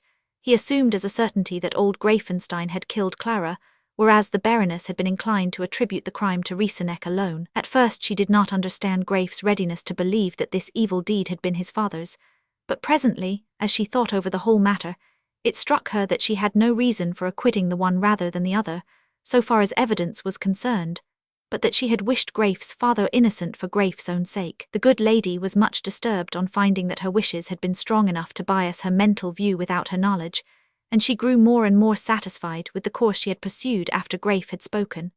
She saw clearly now that Grafe was indispensable to her for Hilda's happiness, and she comprehended that he was worthy of the girl. In the wicked world, which surrounded the Black Forest on all sides, persons would have been found malicious enough to suspect that Grafe really wished to be free from his engagement with Hilda. He himself, had he been less excited, would have hesitated before speaking as he had done, lest such a motive should be attributed to him. He would have acted and talked with more diplomacy and less outward energy, though with the same inward conviction, and it is by no means impossible that Frau von Sigmundsgren's first intention might in such a case have remained unchanged, and that she would have gently acquiesced in Grafe's proposal to give up the marriage.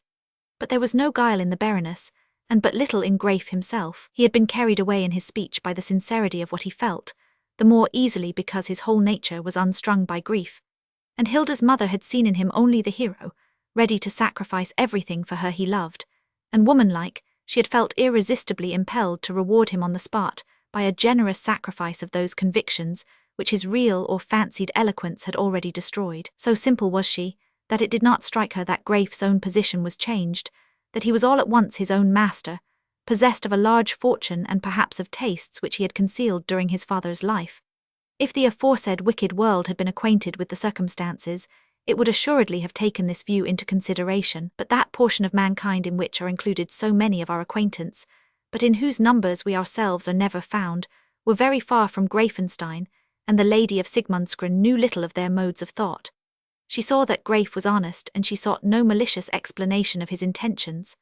On the contrary, the longer she reflected upon the interview, the more she admired him, and strange to say, the nearer she came to accepting his opinion of his father's guilt.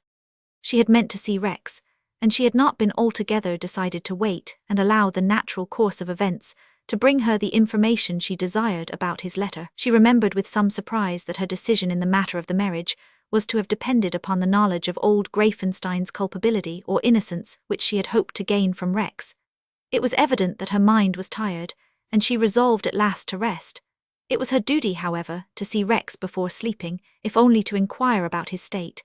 She would certainly not ask him any questions. She found him reading still, or pretending to read, by the light of a shaded student's lamp. Upon another table there was a tray with a couple of covered dishes upon it. His older and tougher nature showed itself there, she thought, for he must have given the order himself. He rose politely as she entered, and offered her a chair. His manner contrasted so strongly with Grafe's as to make her wonder whether he were in reality much affected or not. "I will not stay," she said. "I only came to see how you were and whether I could do anything for you." "You are very kind, I have all I need and more. Have you seen Grafe?" "Yes, he has slept, and I think he is safe. At first I feared lest his mind should be affected. He is younger than you, Herr von Herr Rix, and perhaps he is more sensitive." "Perhaps," replied Rex thoughtfully. "Would he care to see me?" "I have no doubt that Ish may possibly be tired." She hesitated. Rex's stony eyes examined her face attentively. "You have had an interview with him," he said in a tone of conviction, "and you have talked about this dreadful matter. I have a communication to make to you, Frau von Sigmundsgren. It will not take long." The Baroness started and looked at him earnestly. "What is it?" she asked. "You gave me a letter this morning. I will tell you frankly that you ought to have given it to the representatives of the law, for in such cases the law has a right to all letters of the deceased, and can even cause them to be intercepted in the post office." "I did not know," she replied in some perturbation. "I did, but as no one asked me for the letter I did not offer it. I cannot tell you all it contained, nor shall I tell Grafe. But this I will tell you.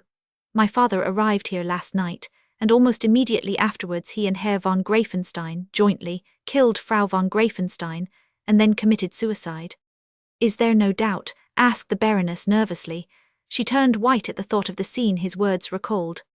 "The last confessions of men about to die are generally trustworthy," remarked Rex rather dryly. Of course. She wondered what other communication the letter had contained. "Exactly, and you may rely upon the exactness of what I tell you. My poor father had no reason for deceiving me, nor was he a man to deceive anyone. He had been a fanatic and an enthusiast in his youth, and if his fanaticism led him too far, he paid the penalty in 40 years of exile. But what could have induced Herr Greifenstein?" "Madam," said Rex courteously, but firmly, "I regret my inability to answer your question. It must be supposed that two such men had some cause for acting as they did, which seemed to them sufficient." "Forgive me," exclaimed the Baroness, "I did not mean to ask you. I thank you for having told me what you have. Am I to tell Grafe? I think indeed I know that what he believes coincides with your account." "Then you had better say nothing. I could not show him the letter, and if he knew that there was one, he might naturally enough reproach me with a want of confidence in him. I should be sorry to be placed in such a position at such a time." For a few moments neither spoke. The Baroness was formulating another question, which must be put to her companion. "Herr Rex," she said at last, "it is necessary that the last act of this tragedy should be completed tomorrow. You have a voice in the matter." She hesitated. "Whatever you do will be well done," answered Rex. He seemed to think the question over quickly. "If you have any objections to his resting here," he said presently, "I will take him away. Do not let any feeling of delicacy prevent you from being frank." "Let them lie together," replied Frau von Sigmundsgren. "It would be Grafe's wish. You are very thoughtful, Herr Rex, but you must not think that any such unkind feeling can exist any longer now. Though there is no real tie of blood, you are one of us. You and Grafe should be as brothers." A momentary light flashed in Rex's impenetrable eyes. "I will be a brother to him, if he will let me," he answered steadily. "I thank you very much for what you have done and for what you say." Frau von Sigmundsgren bade him good night and went away. She was a woman, and her curiosity was strong, though her conscience was stronger. She felt that she was in the presence of some extraordinary mystery, and that Rex himself was a somewhat mysterious personage. His eyes haunted her and disturbed her peace, and yet she could not deny that she was attracted by him. His quiet dignity pleased her, as well as the tone of his voice. She liked his face and its expression, and her deep-rooted prejudices of caste were satisfied, for she recognized in him a man essentially of her own class. There was something very manly, too, about his bearing, which could not fail to impress a womanly woman, no matter of what age. But his eyes followed her, and seemed to stare stonily at her out of the dark corners of the room. She was too much exhausted, however, to resist very long the oppression of sleep that came over her, and she was far too tired to dream, or at least to be conscious of dreaming. With the following morning came the last trial of her strength, and those who saw her wondered how a thin, pale woman, whose hair was already white, could show such constant energy, forethought, and endurance. She had led a hard life, however, harder than anyone there suspected, and she could have borne even more than was thrust upon her, without flinching or bending under the burden. On foot she walked in the mournful procession through the snow and the bitter wind, leaning but lightly on Grafe's arm, and sometimes feeling that she was helping him rather than accepting his assistance. It was nearly a quarter of a mile from the castle to the spot where the burial place of the Greifensteins was built in the depth of the forest, and the road was bad in many parts, though an attempt had been made to clear it, and the footsteps of those who bore the dead smoothed the path for the living who came after. At last it was over, the last short prayer was said, the great stone slab, green with the mould of centuries, was raised by 20 strong arms and was made to slide back into its place above the yawning steps that led down into the earth. The heavy doors of the mausoleum swung slowly upon their hinges. The huge, rusty lock was secured, and the unwieldy key was solemnly placed in the hands of the new master of Greifenstein. With slow steps, two and two together, all went back through the dim shadows of the trees, while the icy wind whistled and roared upon them from every giant stem, and the trodden snow creaked beneath their feet. Two and two they re-entered the low gateway of the castle, till the iron-studded oak clanged behind the last pair, sending rolling echoes along the dark, vaulted way. An hour later Graif and Rex sat together in sad silence before the big blazing logs in Graif's room, faintly conscious of the comforting warmth, looking at each other from time to time without speaking, each absorbed by the pain of his own thoughts. It seemed as though several hours had passed in this way, when Graif at last broke the silence. "I will ride to Sigmundscryn tomorrow," he said, "and then we will go away." Rex looked at him, nodded gravely and answered nothing. "We must go together," Rex said Graif after another long pause. "Will you come?" "I will go with you wherever you will. If we part it shall not be my fault." "Thank you." The great logs crackled and blazed, sending up leaping flames and showers of sparks into the wide chimney, and reflecting a warm red glare which contrasted oddly with the cold and sunless light of the winter's afternoon. The sound and the sight of the fire supplied the place of conversation and animated the stillness. "Rex, did you know that I was to have been married next month?" Graif asked the question suddenly, as though he had come to an unexpected decision. "I thought it possible that you would marry soon," answered his companion. "I was to have been married to my cousin Hilda in January. How far away that seems." "The daughter of Frau von Sigmundscryn." "Yes, we have been engaged for years." "And you are going to Sigmundscryn to see her to tell her that it is all over." Graif completed the sentence. Rex rested his elbows on his knees and leaned forward, staring at the fire. He knew what Graif meant without any further explanation, and he realized how much more his cousin would stand in need of comfort than before, but his active and far-sighted intelligence did not accept the necessity of breaking off the marriage. He approved of Graif's wish to do so, and admired his courage, but at the same time he saw the utter desolation and gloominess of the life in store for him if he persisted in his intention. He held his peace, however. "You see that I could not do otherwise," Graif said at last. Still Rex answered nothing and stared persistently into the flames, though his cousin was looking at him. "Would you," continued Graif, "if you were in my place, have the courage to offer such a name as mine to an innocent girl?" "You are as innocent as she," observed Rex. "Personally, but that is not the question. Would you bring her here to live in this house, to be a part of all the evil that has befallen me and mine?" "You can live where you please," said Rex philosophically. "And besides, by a very simple process of law you can call yourself by another name. Do away with the name and live in another place, and you are simply Graif and she is simply Hilda. There could be no question of doing her an injury. Names are foolish distinctions at best, and when there is anything wrong with them, it is foolish not to get rid of them at once.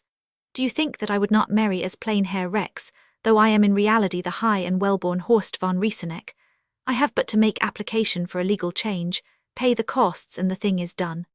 Outwardly it is true, but the fact would remain. You are Rieseneck and I am Greifenstein for all our lives, and our children will be Riesenecks and Greifensteins after us if we marry. I would not lay such a curse upon any woman, much less upon one I love." "A curse is a purely conventional term, having no real meaning in life," replied Rex. "The reality is you yourself, your love and her love, whether you be the Emperor or Herr Schmidt. At least that is all the reality which can ever affect either of you, so far as marriage is concerned. I do not say that your name, or mine, would not be a disadvantage if we were ambitious men, and if we wanted to be statesmen or officers. But I do assert that no sensible person will blame you or me for marrying happily if we have the opportunity, merely because our fathers did evil in their day." Graif listened attentively, but shook his head. "It is strange that you should not think as I do about this," he answered. "We think alike about most things, but you need not try to persuade me against my will. I will not yield. Will you take my advice about a smaller matter?" "If I can." "Then listen to me. Do not be hasty. If you must see Fräulein von Sigmundscryn tomorrow, do not let your parting be final. You may regret it all your life." "What would my regret be, compared with hers, if in the course of time she realized that she had done wrong in taking my name?" "Are there any men of her family alive?" asked Rex. "Is there any other branch?" "No, if there were, they would never allow the marriage, even if I wished it." "I did not ask for that reason. If she is alone in the world, take her name. Call yourself Graif von Sigmundsgren and revive an ancient race without letting your own die out. Graif was silent. It had not struck him that such an arrangement might be possible, but he saw at a glance that Rex had dealt a telling blow against his resolution. To have married Hilda as Greifenstein would have always remained out of the question. To have chosen a common and meaningless appellation would have seemed an insult to her, but the idea suggested by Rex was alluring in the extreme. He knew how bitterly both Hilda and her mother regretted the extinction of their family, and how gladly they would welcome such a proposal. By one stroke of the pen Greifenstein and its memories would be detached from his future life, and there would be something in their place, a name to make honourable, a home in which to plant new associations. Above all there would be the love, the pride, the happiness of Hilda herself. He felt that his determination was weakened, and he made a final effort not to yield, scarcely knowing why he resisted any longer, since the possibilities of the future had grown so suddenly bright. Rex saw at a glance that he had made a deep impression upon his cousin, and wisely left the remedy he had administered to take its effect gradually. He knew human nature too well to fear that Graif could ever shut his eyes to the prospect unveiled to him. Time must pass, and in passing must heal the gaping wound that was yet fresh. Every month would take the ghastly tragedy further away, and bring more clearly to Graif's mind the hope of happiness. As for the rest, it was buried in Rex's heart, and no power would ever draw from him the secret of his brother's birth. Rightly or wrongly, he swore to hold his tongue. He did not know to whom the great Greifenstein property would go if he told the world that Graif was a nameless orphan, with no more claim to his father's wealth than Rex himself. It seemed strange to be suggesting to Graif the means of discarding a name that never was his, but which must in all probability belong to someone who coveted it, in spite of the associations it would soon have for all who heard the tale. Rex sat in silence thinking over the almost endless intricacies of the situation, and wondering what would have happened if that letter had fallen into the hands of the law, and what would have become of Graif. He would have been absolutely penniless. Not even his mother's heritage, if there were any, would have belonged to him, for Rex could have claimed it as his own. He looked at the handsome face of his cousin, and tried to imagine what its expression would have been, if all things had taken place legally, and if Graif had received only what was his due. The sensation of preserving so much to anyone by merely keeping silence was strange to Rex. He did not know whether he himself might not be considered a party in a fraud if the matter were tried before a tribunal, though he had not spoken one untrue word in the whole affair. Verily, silence was gold. To Graif, Rex's silence was almost equivalent to life itself. One word could deprive him of everything, of Greifenstein, of his name, of every item and miserable object he possessed, as well as of the broad lands and the accumulated money. He would lose all, but in whose favour? Rex did not know. Perhaps the lawful heir of Greifenstein was a poor officer of foot in a third-rate garrison town, eking out his pay with the remains of a meagre inheritance, desperately poor, and as desperately honourable. Possibly there was a connection with some great and powerful family. Into his full hands everything would go, if the truth were known. Possibly Rex stopped short in his train of thought, astonished that he should not have sooner hit upon the fact. Possibly Frau von Sigmundsgren and her daughter were the only living relations. It seemed almost certain that this must be the case when he thought about it. And if Soif he held his peace, and if Graif persisted in not marrying Hilda, then he, Rex, was keeping that gentle, half-saintly old lady out of her rights. The new confusion caused by the idea was so great that even Rex's tough brain was disturbed. His instinct told him that the Sigmundsgrens were poor. Perhaps they were in real want. If he said nothing, if Graif persisted, if in later years Graif married another wife, as was most likely and possible, what sufferings might the man who had brought this about be responsible for? And yet, what a prospect, if he should take his letter from his pocketbook and hand it to Graif, as they sat side by side in the quiet room before the open fire. He had meant to burn the scrap of paper. It would be easy to toss it into the flames before Graif's eyes. But if ever all those things should happen of which he had been thinking, what proof would remain that the Baroness or her daughter had a right to what was theirs even now? If ever that time came, Graif would not believe a spoken word. Would it not have been best, after all, to give the writing to the men of the law, requesting their discretion? No, for all this might be spared if only Graif married Hilda. Until he had realized what issues were at stake, Rex had been satisfied with the suggestion he had made to Graif, believing that it would ultimately bear fruit in the desired result. Now, however, it seemed insufficient and wholly inadequate to the importance of the case. Graif must marry Hilda, and the letter must not be destroyed, for it might prove a valuable instrument with which to hasten or direct the march of events.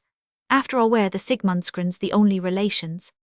The idea that they were the only heirs at law had presented itself so forcibly that the sudden doubt concerning the fact made Rex desperate. There was no difficulty, however, in ascertaining the truth from Graif himself and without rousing his suspicions. It was even natural that Rex should ask the question, considering what had gone before. "Have you no other relations besides the Sigmundskrans, Graif?" he asked. "None but you yourself." "I am not counted, as the connection is in the female line," said Rex calmly. "I mean, if you were to die, the Sigmundskrans would be the heirs, unless you married and had children, would they not?" "Yes, I suppose they would. I had not thought of it.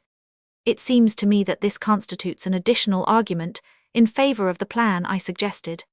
Graif did not answer at once, for he felt the weight of Rex's words, though he did not understand the whole intention of his cousin.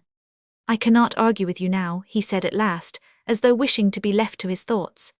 Rex was too wise to be annoyed, for he saw that Graif's refusal to discuss the matter any further was the result of his inclination to yield, rather than of a hardening determination.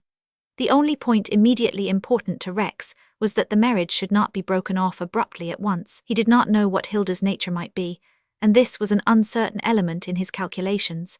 It was certainly most probable that if she loved Graif sincerely, she would not part with him easily, nor suffer him to sacrifice himself without making a desperate effort to hold him back. On the other hand, and for all Rex knew, Hilda might be a foolishly sentimental, half-frivolous nonentity, who would take offence at the first word which spoke of parting and consider herself insulted by Graif's chivalrous determination. She might be a suspicious girl, who would immediately be attacked with jealousy, and would imagine that Graif loved another and wished to be free from herself. On the whole, Rex, in his worldly wisdom, thought it improbable that Hilda would turn out to be sincere, simple and loving, whereas for her own interest it was important that she should possess these qualifications. Lastly, Rex reflected that Hilda might very well be a selfish, reticent, scheming young woman, who would know how to manage Graif as though he were a child. He almost wished that she might have enough worldly guile to cling to Graif for his fortune as well as for his love anything, rather than that the marriage should be broken off. If that disaster occurred, if by Graif's impatient desire to be generous to the extreme limit of what honour could demand, or by Hilda von Sigmundskran's possible lack of affection or of wisdom, the two were to be permanently separated, Rex confessed that he should not know what to do. His own position would in that case be very far from enviable, for he would certainly have been a party in a fraud, of which the practical result had been that the Sigmundskrans were kept out of their property. The moral point presented to his conscience was an extremely delicate one to decide. His nature, as well as his education, impelled him to tell the truth regardless of all consequences, for its own sake. But the question arose whether he was bound to tell what he knew when no one asked him for the information, when the consequences might be so tremendous, and when the least effect that could be anticipated must be the immediate ruin of his brother. He believed that he should be justified in his silence, provided that those who would legitimately profit by the secret he withheld should receive all the advantages to which they were entitled. It seemed to him a case in which his conscience must gamble upon the probabilities. If it turned out well, he might congratulate himself upon having produced much happiness.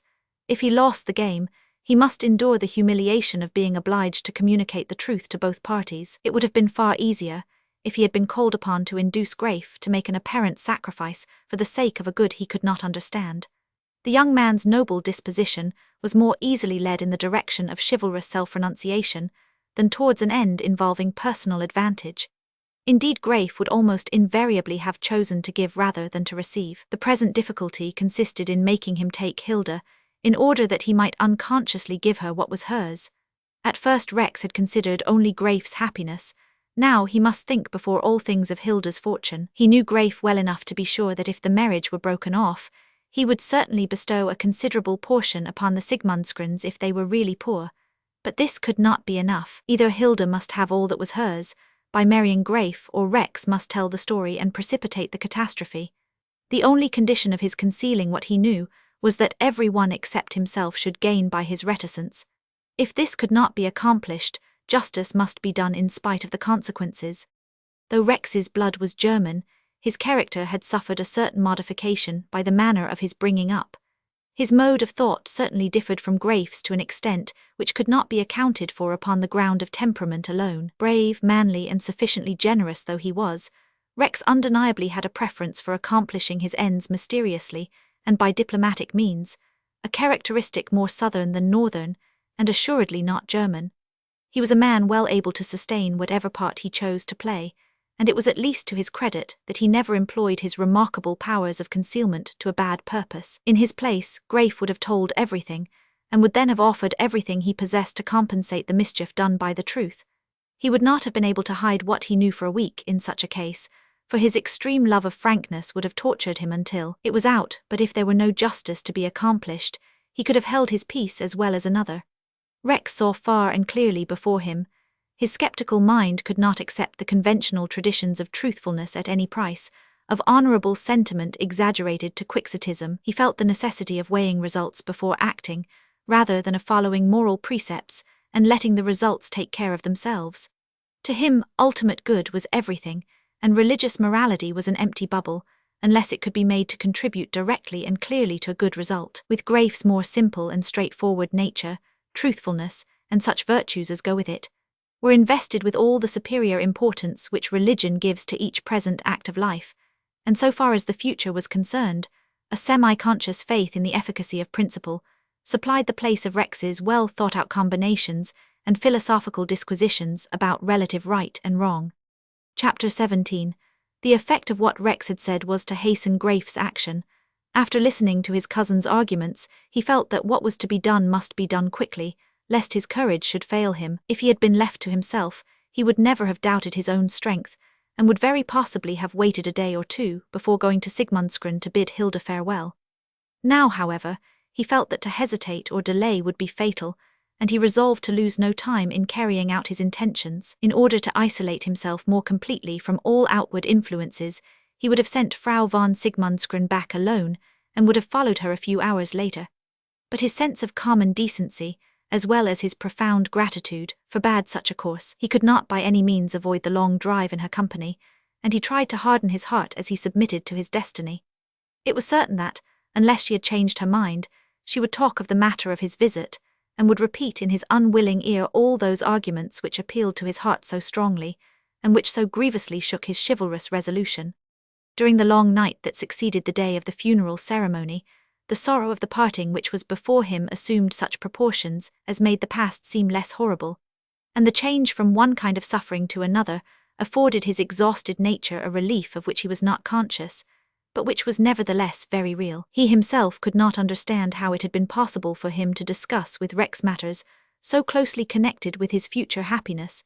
Scarcely an hour after the heavy gates of the mausoleum had closed upon the father he had so deeply loved, and upon the mother he so tenderly regretted, for he did mourn for her sincerely, in spite of his earlier indifference. He was yet too near the catastrophe to attempt to explain it, but in the confusion of his grief her words came vividly to his mind. He recalled the expression of her face when she had implored him not to forsake her, whatever happened, and he knew that in some way she must even then have had a forewarning of her end. He remembered many strange incongruities in her manner, which he had once disliked intensely, but which now pointed to the existence of a secret in her quiet life, and which, having seemed contemptible when she had been alive, took a tragic importance now that she was gone. He recalled very clearly that morning when he had felt a thrill of pitying tenderness for the lonely woman, and when she had responded so suddenly and passionately to his simple words. He had never loved her, and had perhaps had little cause for any affection, but the suddenness and the horror of her death strengthened in him every kind memory, and overshadowed by its dark presence whatever in her life had lacked dignity and worth. As for his father, he had felt for him a passionate devotion of which he dared not think now, and yet he had been able to talk with Rex, if not freely, at least with a complete command of his faculties. He would have reproached himself with heartlessness, but when his thoughts dwelt upon those he had lost, he knew that the self-accusation was unmerited.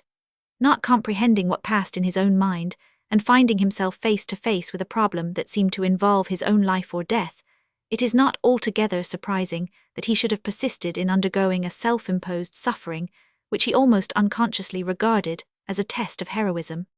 But as he did his best to fortify himself in his intention, another power stood before him, not a gloomy presence of evil, not a sorrowful but relentless fate, not a thing in itself terrible, grand or heroic, and yet stronger and more real than any of those other shadows which surrounded his life.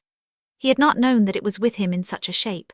He had not realized what it would be to face that which has conquered all men sooner or later. The love of Hilda, which had softened all his youth, but which in its unopposed calm had seemed so gentle and tender that by an effort of his strong will he might put it off if he would. The quiet spirit of calm which had been with him so long, purifying his thoughts, simplifying his hopes for the future, encouraging him ever in each present day. The love of untarnished youth for spotless maidenhood rose up like the dawn upon a traveller in a strange land, shedding its universal light upon the secret places of his soul. It was a wonderful revelation of beauty appearing in the midst of his sorrow, contrasting the magnificence of its splendour with the darkness in which he would have hidden himself. He groaned as he lay alone in his solitary chamber, and the passionate tears burst from his eyes. He had met at last that which must vanquish all his resolutions, and turn all his desperate efforts into vanity. That sudden flash of radiance in the midst of his grief was but a dark shadow compared with the light of Hilda's face. If the mere thought of her made all resistance seem impossible, would he be able to go to her tomorrow and tell her that they must part? But it was not a mere thought, as he called it. He had thought of her for years, but never in this way. She had dwelt in his heart a long time, but he had never felt anything like this. It was true that he had never resisted her presence before. Could that be the reason? Could it be that love was a companion for the weakest of mankind, if kindly entertained, and yet if resisted, the master of the very strongest? Graif in his pride of youth believed himself as strong as any, and the sensation of being thus utterly overpowered was crushing and humiliating. He would not yield, but he well knew that he was conquered beforehand, and must be led away captive in the end. He sat up and tried to reason with himself. It was but an illusion after all, and it was just such an illusion as should strengthen his purpose. If Hilda were indeed, as she doubtless was, this exquisitely lovely creature, could anything be more contemptible than to give her a name which must be a reproach, a position in which her beautiful life must be made half shameful by the memory of hideous crimes? Momentarily satisfied with himself, he once more laid his head upon the pillow, but he had hardly closed his eyes when Rex's suggestion flashed through his brain, and Hilda's clear voice seemed to cry Sigmundsgren in his ears. The thought of bearing another name, of being no longer Greifenstein, of being the father of a new race in a new home, presented itself to him in all its attractions. After all, said Rex to his conscience, you are wholly innocent, and it is only the sound of the name to which you object or which you fear for her. Take hers and be happy under it, since you would be miserable under your own. After all, one is as good as another, and it would be better to be plain Herr Rex than to throw over the joy of a lifetime for the sake of 3 syllables that have a disagreeable ring. Names are nonsense, and a man's reputation is his own, not to be made or marred by his father's evil deeds. The Sigmundsgrens know all, and it is for them to judge, not for you. If they will make you one of them, what right have you to make them unhappy for the sake of your own prejudices? Graif was very young to cope with such difficulties, when even love itself was against him. Though Rex said little, that little was eloquent and full of practical sense, like many of Rex's sayings. Graif shed bitter tears and ground his teeth and wrung his hands. Hilda, Hilda, he cried aloud in his solitude, what would you have me do, if you knew all, if you knew me, if you knew my heart?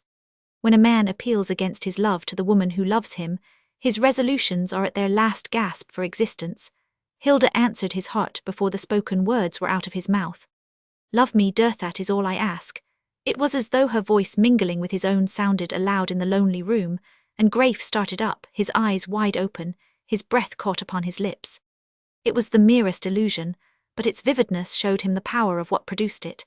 He was struggling bravely for an idea, trying to do what seemed knightly, and noble and high, and vanquished though he was, he would fight to the very end. The cold, bright morning rose over the sombre trees, and suddenly entered his chamber like the broad reflection of polished steel.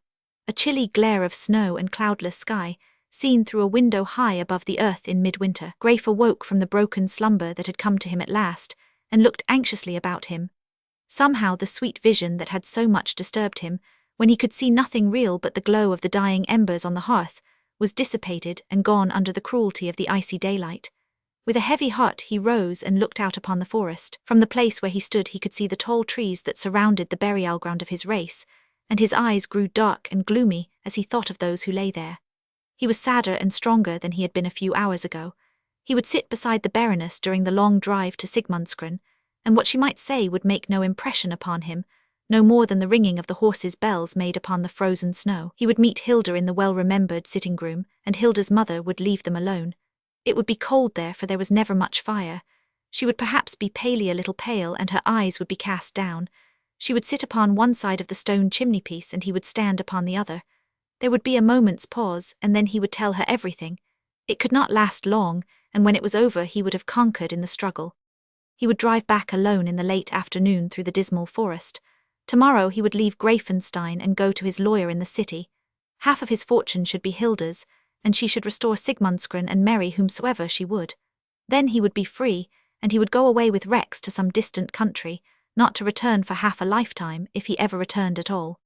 The plan was simple, comprehensive, and satisfactory. Nothing remained but to put it into immediate execution. He had given the necessary orders on the previous night, and as soon as Frau von Sigmundsgren was ready, they would start upon their drive. He finished dressing and went in search of Rex. The latter looked even more pale and disturbed than Graif himself, though with characteristic determination he was attempting to eat his breakfast. "I am going to Sigmundsgren," said Graif, entering the room. "Will you wait for me here? Tomorrow we will go away, or tonight if you like." "I will wait willingly. Where should I go?" Rex rose, pushing the silver salver away from him. "Very good, I shall be back at dusk. Goodbye." Graif held out his hand in evident anxiety to get away, for he did not want to hear any more of his cousin's plausible reasoning, and dreaded lest Rex should broach the subject of his errand. But the latter detained him in spite of himself. "Do nothing rash or hasty, Graif," he said earnestly. "A life's happiness is easily thrown away, and hardly found again when you have parted with it, and more than half of life's happiness is the love of woman. Goodbye." Graif made his escape as quickly as he could, but Rex had found time and words to touch the strongest chord in his heart. As he descended the stairs, he felt again something of the influence that had visited him in the night, and he wished that he had not gone to Rex's room before leaving the house.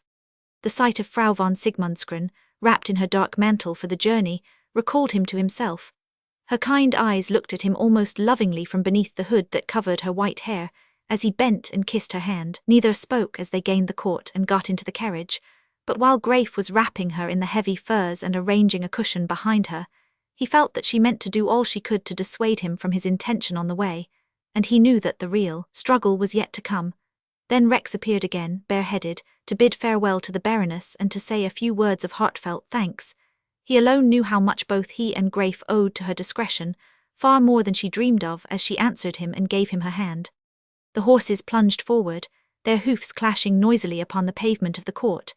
Out of the bright light the carriage disappeared into the darkness of the gateway, and as quickly rolled out again upon the dazzling snow beyond. After that there would be snow and trees and rocks and trees and snow, until the grey towers of Sigmundsgren loomed up above the tops of the firs. Graif leaned back in silence as they spun over the white road. Every moment now was a moment gained, provided that nothing was said to weaken his purpose. He braced himself in his seat with his feet and his back, as though he expected the carriage to upset, and closed his lips tightly as if to meet a physical accident. Frau von Sigmundsgren glanced at him once or twice and noticed his expression, and his resolution to look straight before him. Had she possessed Rex's penetration, she would have guessed what was passing in his mind. As it was, she vaguely suspected that he had not altogether given up his plan, and the thought made her uneasy. She could see the clearly cut outline of his handsome face without turning her head. He had put on a fur coat, and she thought that fur was singularly becoming to fair men who had good complexions of frivolous observation, apparently, but in reality not so worthless as it appeared. She was thinking of the impression Graif would make upon Hilda, and wondering whether the girl would find him greatly changed or not. She was woman enough to suppose that much would depend upon the first moments of the meeting which was about to take place, and upon the look Graif should first see in Hilda's eyes. If he found her sad, pale, ready to pity him, his nature would be hardened, partly because he hated to be pitied by anyone, partly because that same irritation would help him to execute his purpose. But if, on the contrary, Hilda met him with an ill-concealed joy, if there were light in her bright eyes and colour in her cheeks, if her voice spoke sympathy in his sorrows while her face told him of her gladness in the meeting, then things might turn out very differently. After all, thought Frau von Sigmundsgren, Graif was only a man, and could not be expected to act altogether wisely unless a woman helped him. She had certainly not always held such beliefs, but in latter years they had grown upon her. Sigmundsgren was a women's establishment and naturally independent. The Baroness had grown to think that after all women, when thrown entirely upon their own resources, can manage better than men. She was sure that no three men could have lived so decently and fairly well upon as little as sufficed for herself, Hilda and Bärbel. It is true that the distance from such daily forethought and hourly prudence as she needed in her life, to such wisdom as Rex, for instance, possessed so abundantly was considerable. But the Baroness looked upon that as an insignificant argument, if indeed it presented itself to her mind at all. She thought little of Greif's determination to persist, if only Hilda could seem more glad to see him, than sympathizing in his misfortunes. With a woman's wholesale faith in woman, she believed utterly in the power of one of Hilda's glances to keep Greif at Sigmundsgren forever. Especially good women believe in all other women, more than those who are neither notably good nor notably bad. A man's faith in his fellows bears little or no relation to his own moral character, the best men being often the most distrustful, and not always the most agreeable companions. But the better a woman is, the more she believes all other women to be both good and wise, a phenomenon not hitherto explained, though very frequently observed. The Baroness held views of this sort concerning Hilda and old Bärbel. It was characteristic of her that, as soon as her generosity had got the better of her hesitation in regard to the marriage, she began to consider Greif in the light of a well-beloved adversary, whom the feminine powers of Sigmundsgren must vanquish for his own good. It was characteristic, too, that in all her uncertainty she had never considered for a moment the great worldly advantages to be gained or lost. We might have sent word that we were coming, she said, when they had driven more than a mile without speaking. Hilda would have come to meet us on the road. It is better so, answered Greif mournfully. I do not see wit would have given the child such pleasure, remarked his companion, glancing at his face to see whether his expression would change or not. Would it, do you think? Asked Greif in an indifferent tone, though a very slight colour rose in his pale face. Indeed it would. It is wrong in you to doubt it. Poor Hilda, she has not too many pleasures of any sort, and meeting you is one of the greatest. The blush in Greif's cheek deepened. Again he set his feet firmly before him and braced himself in his seat as though to resist a shock. He hated himself for betraying his feeling in his face and wished it were night. The Baroness continued to speak in gentle tones, determined to obtain an answer from him, and if possible to make him engage in argument, for she believed that if he argued he was lost. Yes, she said, it is a lonely life she leads up there. I am too old to be a real companion, and there is only old Bärbel besides. It is pathetic to see her begin to count the days as soon as you are gone, and to watch her face as it gradually turns less grave when more than half the score is marked away. Does she do that? Asked Greif, conscious that he was growing crimson. Always. She used to do it when she was a mere child, and you were only an overgrown boy. It seems to me that she always loved you, long ago, I mean. Greif sighed and looked away. The half-boyish blush faded slowly from his cheeks and left his face paler than before. The good lady saw the change with regret, and wondered whether the slip of the tongue she had made in her last sentence could have anything to do with it. But she did not despair, though she allowed a few moments to pass in silence. To her surprise, it was Greif who renewed the conversation, and in a manner she had not in the least expected. I have always loved Hilda, he said, avoiding her eyes resolutely. Ever since I first remember your bringing her to Greifenstein. We were very small, and it must have been in the spring, for we picked mayflowers and found strawberries in the woods. She was not more than 6 years old then, observed Frau von Sigmundsgren. And I was 11, I think, replied Greif, forgetting his effort to be silent in the childish reminiscence. Was that the first time you came? I believe so. It was 4 years after we came to live in Sigmundsgren. Why did you not come sooner? Greif asked. It seemed to him that it would be wise to keep the conversation upon the doings of 12 years ago. Another mile of the road was passed, and he was still unshaken. There were many reasons, answered the Baroness. We had not always been on the best of terms, perhaps because we had scarcely ever met, and I did not care to seem to be forcing my acquaintance upon my relations, so I stayed away for a while. After all, what really brought us together more than anything else was the fondness of you two children for each other, which showed itself from the first. They brought you to see Hilda, and then we went to your house again and saw gradually.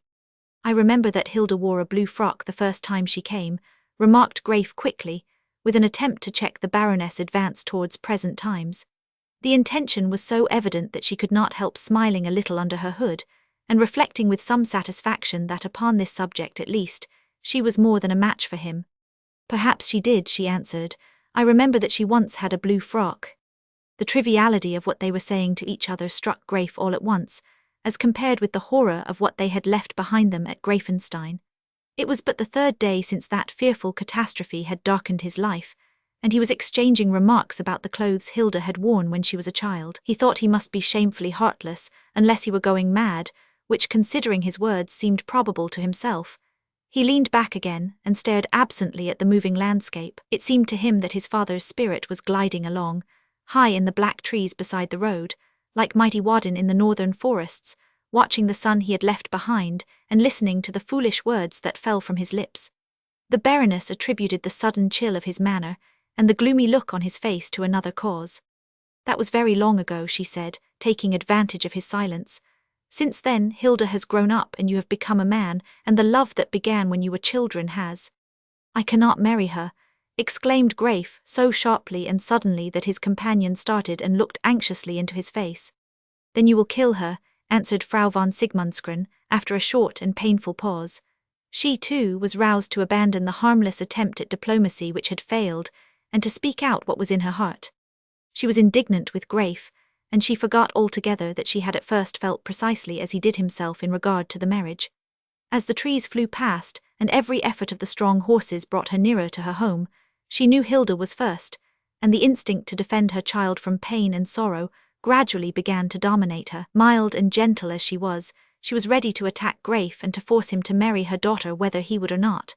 She grew nervous, for the coming meeting between the two might decide their fate, and every moment lost might be the most important. Graif did not reply at once to what she had said, but a shiver passed through his limbs, and he drew the furs more closely about him. You are wrong, he said at last. Hilda will forget me in time and will marry a better man and a happier one. I did not mean to tell you I may as well I shall make arrangements to give her half of what I have in the world. She will be an heiress then, and can marry well. Frau von Sigmundsgren did not understand him. To her the speech seemed cynical and brutal, an insult to Hilda's love, a slight upon her own poverty. The gentle lady's pale and delicate face flushed suddenly with righteous anger, and her small hands were clenched tightly beneath the furs. There was a bright light in her soft blue eyes as she answered him. Hilda will neither accept your fortune, nor forget you, though it would be better, perhaps, if you could pass out of her memory. Graif could not see her face, which was hidden by the hood she wore, without leaning forward, but her words and her tone surprised him. He had been very far from supposing that he should offend her by making such a proposal, or by hinting that Hilda might marry happily at some future time. The emotion he had felt had probably made his voice sound harshly, and after all, he had perhaps shown little delicacy in speaking of the money, but he was quite unprepared for his companion's freezing answer. With Graif, however, it was impossible that any misunderstanding should last long, for he was too honest and frank to submit to being misunderstood himself. I do not know what you thought that I meant, he said, turning towards her, but you would not be angry if I had explained myself better. Frau von Sigmundsgren gave him no assistance, but sat quite still in her seat. In her view he had spoken lightly of her child's love, and had proposed to set matters right by giving her some of his money. She was angry, and she believed that she had a right to be. I love Hilda, continued Graif, and his voice trembled a little. If there were a phrase which he had not meant to pronounce, or to think of during the day, it was that. He found himself in a position which obliged him to affirm the strength of his love, and the mere sound of the words disturbed him so that he stopped short, to collect his thoughts. You do not act as though you loved her, said Frau von Sigmundsgren coldly. 2 days earlier it had seemed to her that in renouncing Hilda he was giving proof of a heroic devotion, and yet she was not really an inconsistent woman. I mean to, answered Graif rather hotly. If I refuse to marry her, it is because I love her too much to do her such an irreparable injury. I do not see how I could love her more. As for the rest, it has nothing to do with my love or hers. You are the only heir to Greifenstein after me, and when I die it will in any case be all yours or Hilda's. I can do nothing with so much, and you may as well have the benefit of what will be yours some day, perhaps very soon. Is that unreasonable? Does that offend you? If it does, let us say no more about it, and forgive me for having said as much. It would be better not to speak of the fortune, said the Baroness, beginning to relent. And you understand me about Hilda? I cannot say that I do, replied Frau von Sigmundsgren with all the obstinacy of a good woman thoroughly roused in what she believes to be a good cause. You love her, and yet you are willing to make her miserably unhappy. The two facts do not agree. Graif suppressed a groan and looked at the trees before he answered. If she would only have left him alone, it would have been so much easier to do what he knew was right. It is perhaps better that she should be unhappy for a time now, while she is young, than regret her name when she has taken mine. His own words had a sententious sound in his ear, and he felt that they were utterly inadequate, but he was fighting against heavy odds and did not know what to say. I tell you that the child would die of a broken heart," exclaimed the Baroness with the greatest conviction. "You say you love her, but you do not know her as I do. I suppose you will allow that it would be better that she should have moments of regret in a lifetime of happiness than that she should die." She was certainly using strong language, but the time was passing rapidly, and in the distance she could distinguish already the grey towers of Sigmundsgren crowning the beetling crag. She was to be pardoned if she seemed to exaggerate Hilda's danger, but she believed every word she spoke, and she was growing more and more nervous at every turn of the road. "If I believed that, if I even thought that were better for Hilda's happiness." Graif left the sentence unfinished, for he felt that he was on the edge of the precipice, though he was still inwardly convinced that he was right and that she was wrong. The Baroness thought the day was almost won. All her anger melted away in the prospect of success, and she talked much and earnestly, dilating upon the situation and using every argument of persuasion which she could devise. But Graif said little, and though he was careful not to offend her afresh, he did not again come so near to committing himself as he had done once. "And for that matter," said the Baroness, as the carriage swung round the curve and began the last ascent that ended at the castle gate, "for that matter, you can call yourself Sigmundsgren instead of Greifenstein." Graif moved uneasily in his furs. It seemed as though everything were conspiring against him. Chapter 18. Hilda's quick eyes had discerned the carriage when it was still far down upon the road, a mere moving speck in the distance. She had thought it probable that her mother would return on that day, and she knew that she would be driven over from Greifenstein. Moreover, it was very likely that Graif would accompany her, and from the moment when she first saw the vehicle, she watched it and followed it along the winding road, until she could clearly see that a man was seated beside her mother. Then the look of anxiety disappeared all at once from her fair face, and was followed by an expression of satisfied happiness, which would have been good to see if anyone had been there to watch her.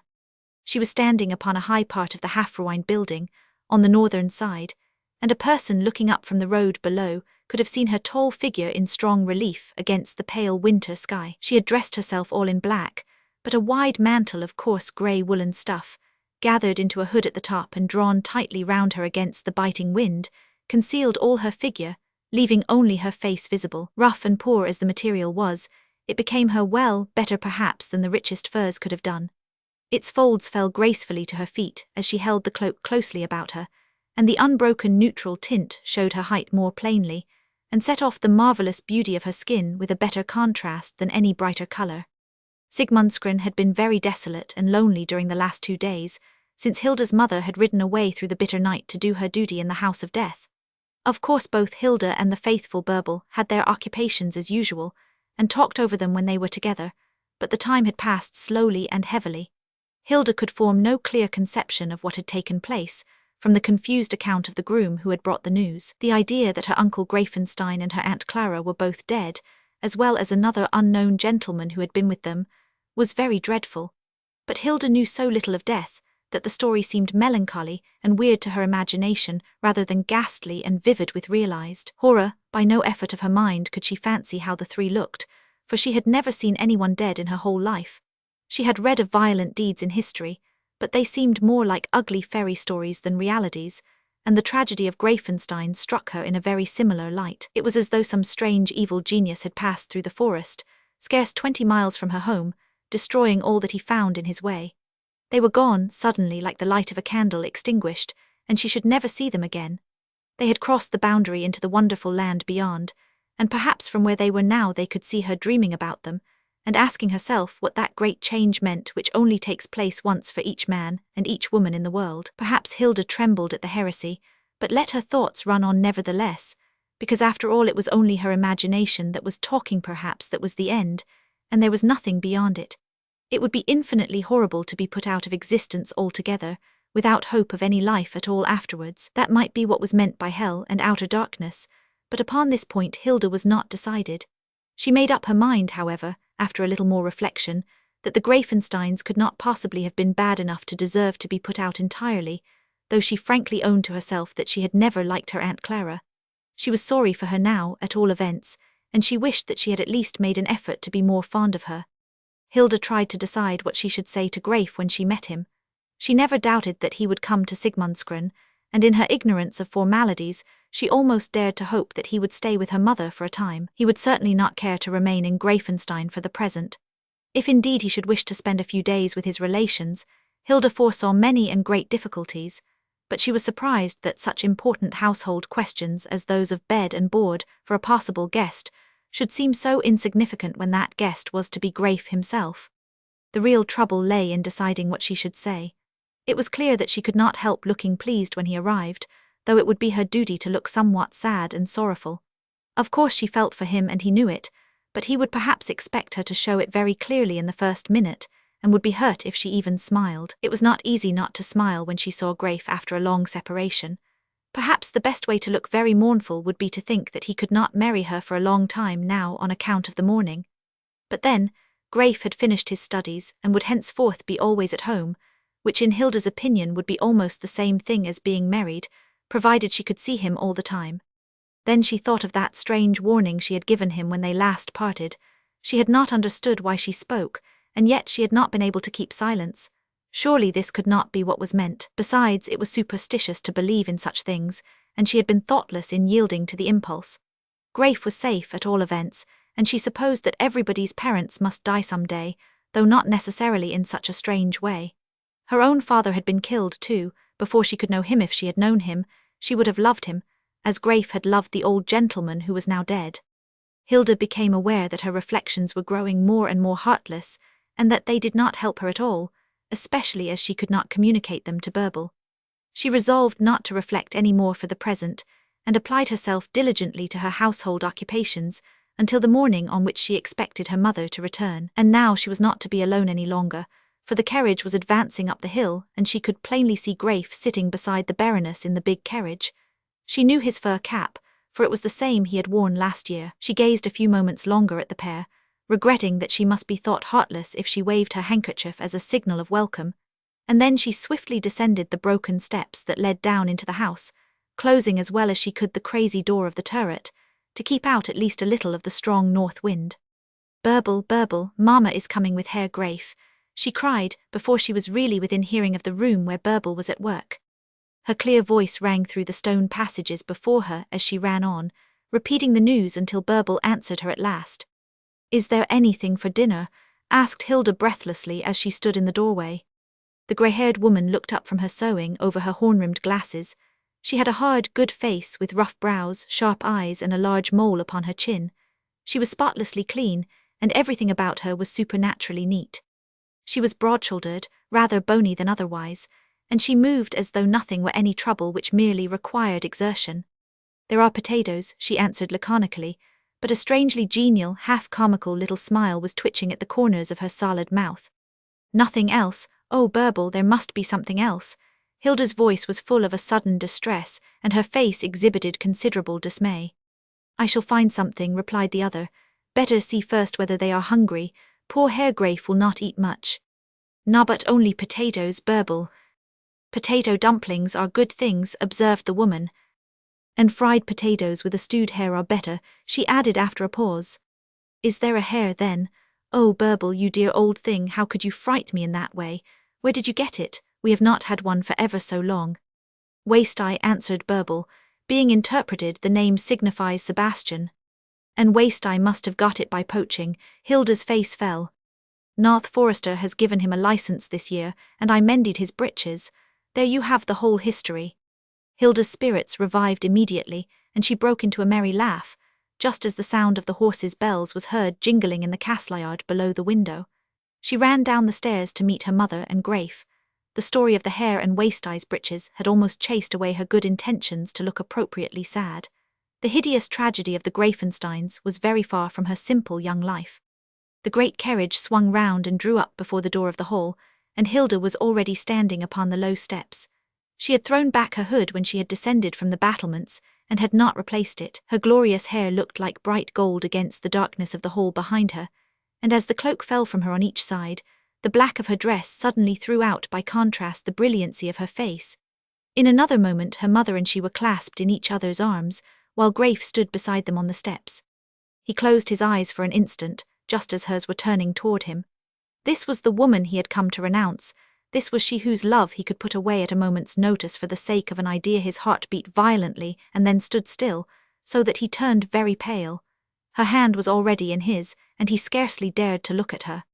Grafe, are you ill? She asked anxiously. He had not seen her smile. He had escaped that, he thought. But as he looked up he saw what was harder to bear than any look of joy at his coming. She, who never used to change colour, was pale to the lips, and in her eyes was a look of terror for him which betrayed all her love, and devotion and power of suffering for him, in the flash of an instant. She had indeed been terrified, for he had turned ashy white as he closed his eyes, and his figure had swayed a little unsteadily as though he had been about to fall. Are you ill, Grafe? She repeated, unconsciously drawing him nearer to her. It is nothing, my head turned for a moment, he said. Hilda was not satisfied, but she saw that whatever had been the matter, he had recovered himself for the present at least, and she supposed that he was exhausted with the fatigue and grief which had filled the last days. She became silent and preoccupied, as they all entered the hall together and ascended the steps to the sunny sitting room over the court. Then Frau von Sigmundsgren left her alone with Grafe, on pretence of taking off her mantle and smoothing her hair, but as she went away she gave him a look which signified that she would not disturb them for some time. There was the great stone chimney-piece, just as Grafe had seen it in his vision of the meeting, and Hilda sat down beside it, as he had fancied that she would. But the room was not cold as he had anticipated, for the fire was clear and big, and the sun streamed brightly in through the southern window. He had imagined the place chill and dreary, for he knew that he should need the impression of dreariness to help him. Instead, it was warm and sunny, and though Hilda was still a little pale, her pallor did not produce the effect he had expected. He tried to begin, for in spite of all his resolution was still unbroken, but the words stuck in his throat. Grafe, said Hilda, looking up suddenly into his face, I do not know how to tell you I am so sorry for you, dear. I have not the words, but it is all in my heart. You understand, do you not? She had risen, seeing that he was still standing, and she came to him and clasped both her hands upon his shoulder and looked up into his eyes. It would have been easier if she had begun in any other way than that.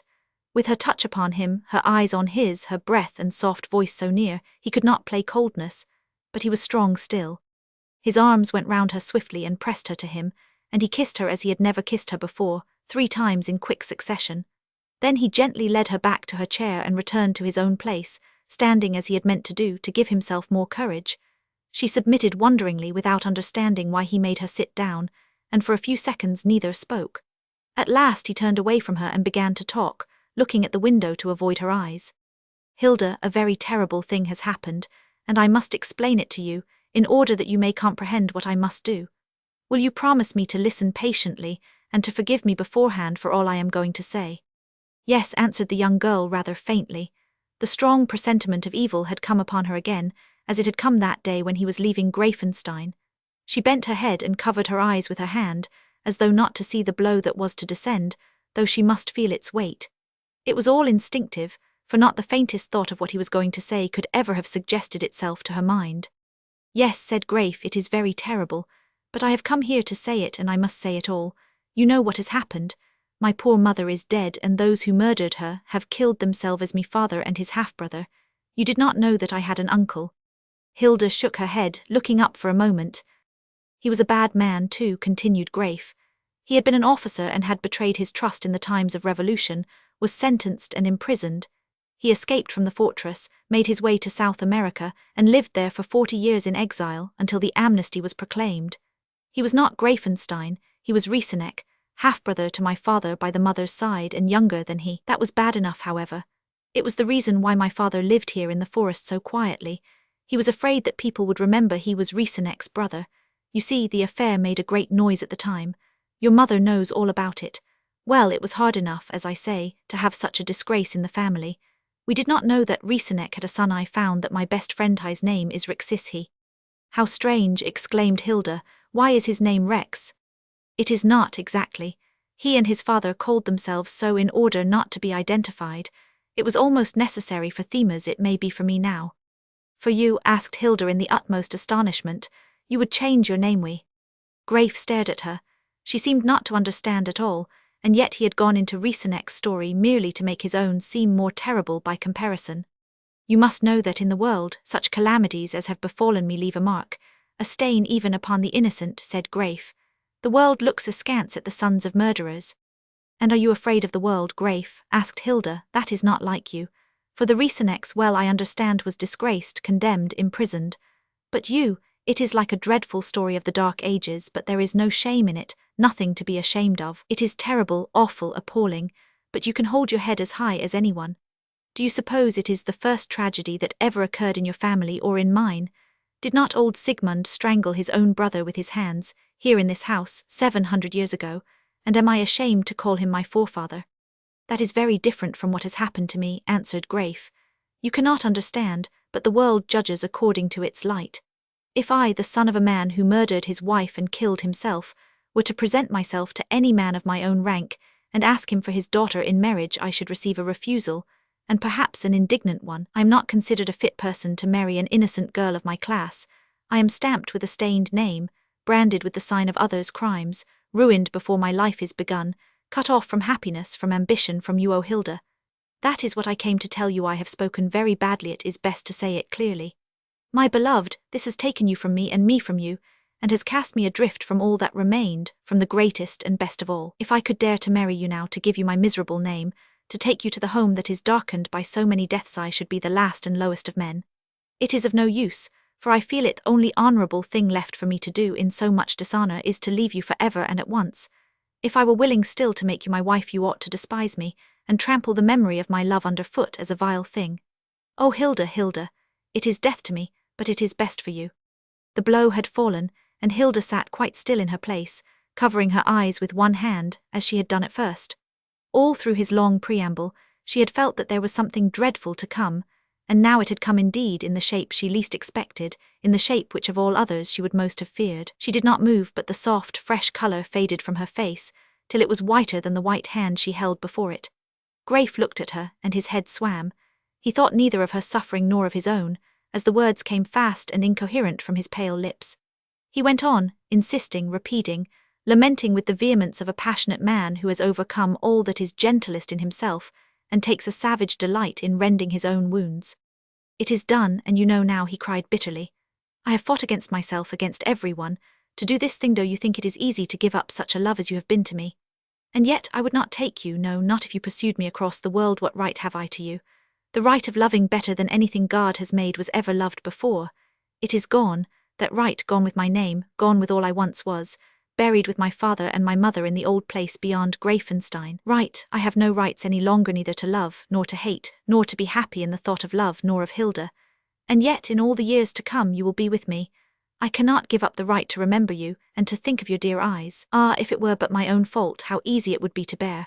I wish I had wronged you. You would thrust me from you, it would help me at least. If I had done you harm, I could die for it, and that would be so easy and simple, and would end all so well.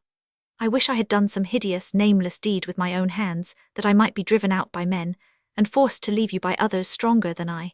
Anything, anything, anything but this. He bent his head against the cold stones of the high chimney-piece, and beat his brow against the hewn carvings of it, closing his eyelids over his dry and smarting eyes, wishing that every moment might be the last of his wretched existence, and at the same time miserably conscious that his strength would outlast all his sufferings. He had meant to be so calm and gentle. He had planned how he would gradually explain all to Hilda and break the shock for her. He had thought that when it was over, he could firmly say one solemn goodbye, and go back to his home alone. He had not known what love could do, nor how he should be tortured and wounded and bruised in the conflict, but yet he was strong and victorious. His dignity and self-respect had been sorely shaken in the fight, and he had not found the calm and tactful speeches he had planned before. But in spite of everyone, and chiefly in spite of his own heart, he had bravely done what he had come to do. The victory was more agonizing than any defeat could have been, but it was victory notwithstanding. Manlike, in his utmost distress, he had forgotten Hilda's self in the overwhelming thoughts of her that rushed through his confused brain. Her hands had fallen upon her knee, and she sat like a statue in the deep old chair, whiter than any marble, her colourless lips parted, her wonderful eyes fixed upon him in a glassy stare. Even her hair seemed to have lost its golden sheen, as though it were suddenly dead or turning into stone. And yet she was not unconscious. A very strong and perfect organization rarely breaks down under the first shock it receives, no matter how violent. Hilda was not only conscious, she was even able to speak. Grafe, she spoke his name clearly in a low voice. He started, for he had almost forgotten her presence. He lifted his haggard face and turned towards her, supporting himself with one hand on the chimney-piece. Do you mean all you have said? She asked very slowly, as though each word cost her an effort. I mean it all, Hilda, he answered, his tone still trembling with the violence of the storm that had passed through him. You mean that because your father did this deed, you are ashamed to marry me? More than ashamed. And you will go away and leave me forever, for the sake of this idea alone. Ah, Hilda, you have not understood. I have understood all because I love you, and now I know that you love me with all your heart. Oh, thank you, my beloved. God bless you for seeing the truth. Do not thank me. She caught her breath, then with a swift movement she was on her feet, standing beside him. The glassy stare was gone from her eyes, and they shone with a blue light like fire. Her strong white hands suddenly laid hold of his wrists and held him firmly. Do not thank me, Grafer, thank me if you will as you please. I will not let you go. There was a power in her tone which struck him with amazement, a concentrated, unrelenting, almost furious energy that startled him. He had expected tears, protestations, laments. He had thought that she might faint away, that the sight of her sufferings would treble his own, but he had not expected the short, sharp outburst of a passion as strong as his, or stronger. He had not foreseen or guessed that this simple girl, brought up so far from the world, would take him by the hands and hold him, and tell him that she would not let him go, with an accent of determination that might have staggered the strongest man. You will not, he exclaimed, aghast at the prospect of a battle worse than the first. No, she answered, still grasping his wrists and gazing into his face with her fiery eyes. I will not, and I know that I am strong, I feel it. During nearly a minute neither spoke, but Hilda's hold did not relax for a second, and her lids did not once veil the intensity of her look. Even if Grafe had possessed a wider experience of women than he had, it would not have helped him much. He was utterly at a loss. His manly nature would have provided him with weapons to rid himself of a woman of coarser instincts, even if he had loved her to distraction, provided he had felt that he must part from her. He would have felt that he could dominate a baser affection and force it down to his will, by sheer strength of purpose, no matter at what cost. But he was met here by something he had never understood, and he did not know what to do. The childlike innocence of Hilda's maiden love gave an extraordinary character to her passion. The absence of anything like the common expressions of love made the transcendent power of what moved her stand out in magnificent grandeur. Never in his life had he dreamt that her quiet and undemonstrative affection was capable of anything but a calm and beautiful development. He had not guessed the existence of such resistless force as blazed from her eyes. He had believed her only capable of receiving. He had not imagined that she was strong enough to take boldly what was refused her. The radiance of a spotless soul, burning in the white heat of a passion as pure as itself, dazzled and awed him. As he looked, he felt as though he were held in the grasp of a splendid, wrathful angel, who disputed the possession of him, not with himself but with the opposing powers of evil. It is amazing that in such a case, he should still have found strength and courage to resist this last great trial of his sincerity. Most men would have yielded, and would have accepted their fate, but though Grafe was young, and not very wise, he had stern and obstinate blood in his veins, and he was acting under the strongest conviction that had ever possessed him. Knowing her only as he had known her before, the fair and innocent idol of his boyish heart, he had felt that he could never allow her to take his darkened name. In the beginning his intention had been very honourable.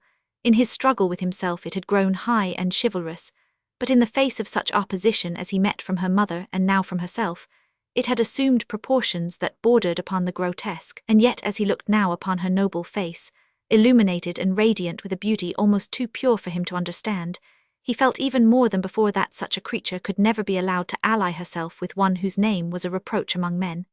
He did not know how to oppose her, but he knew that she must be opposed at any cost for her own sake.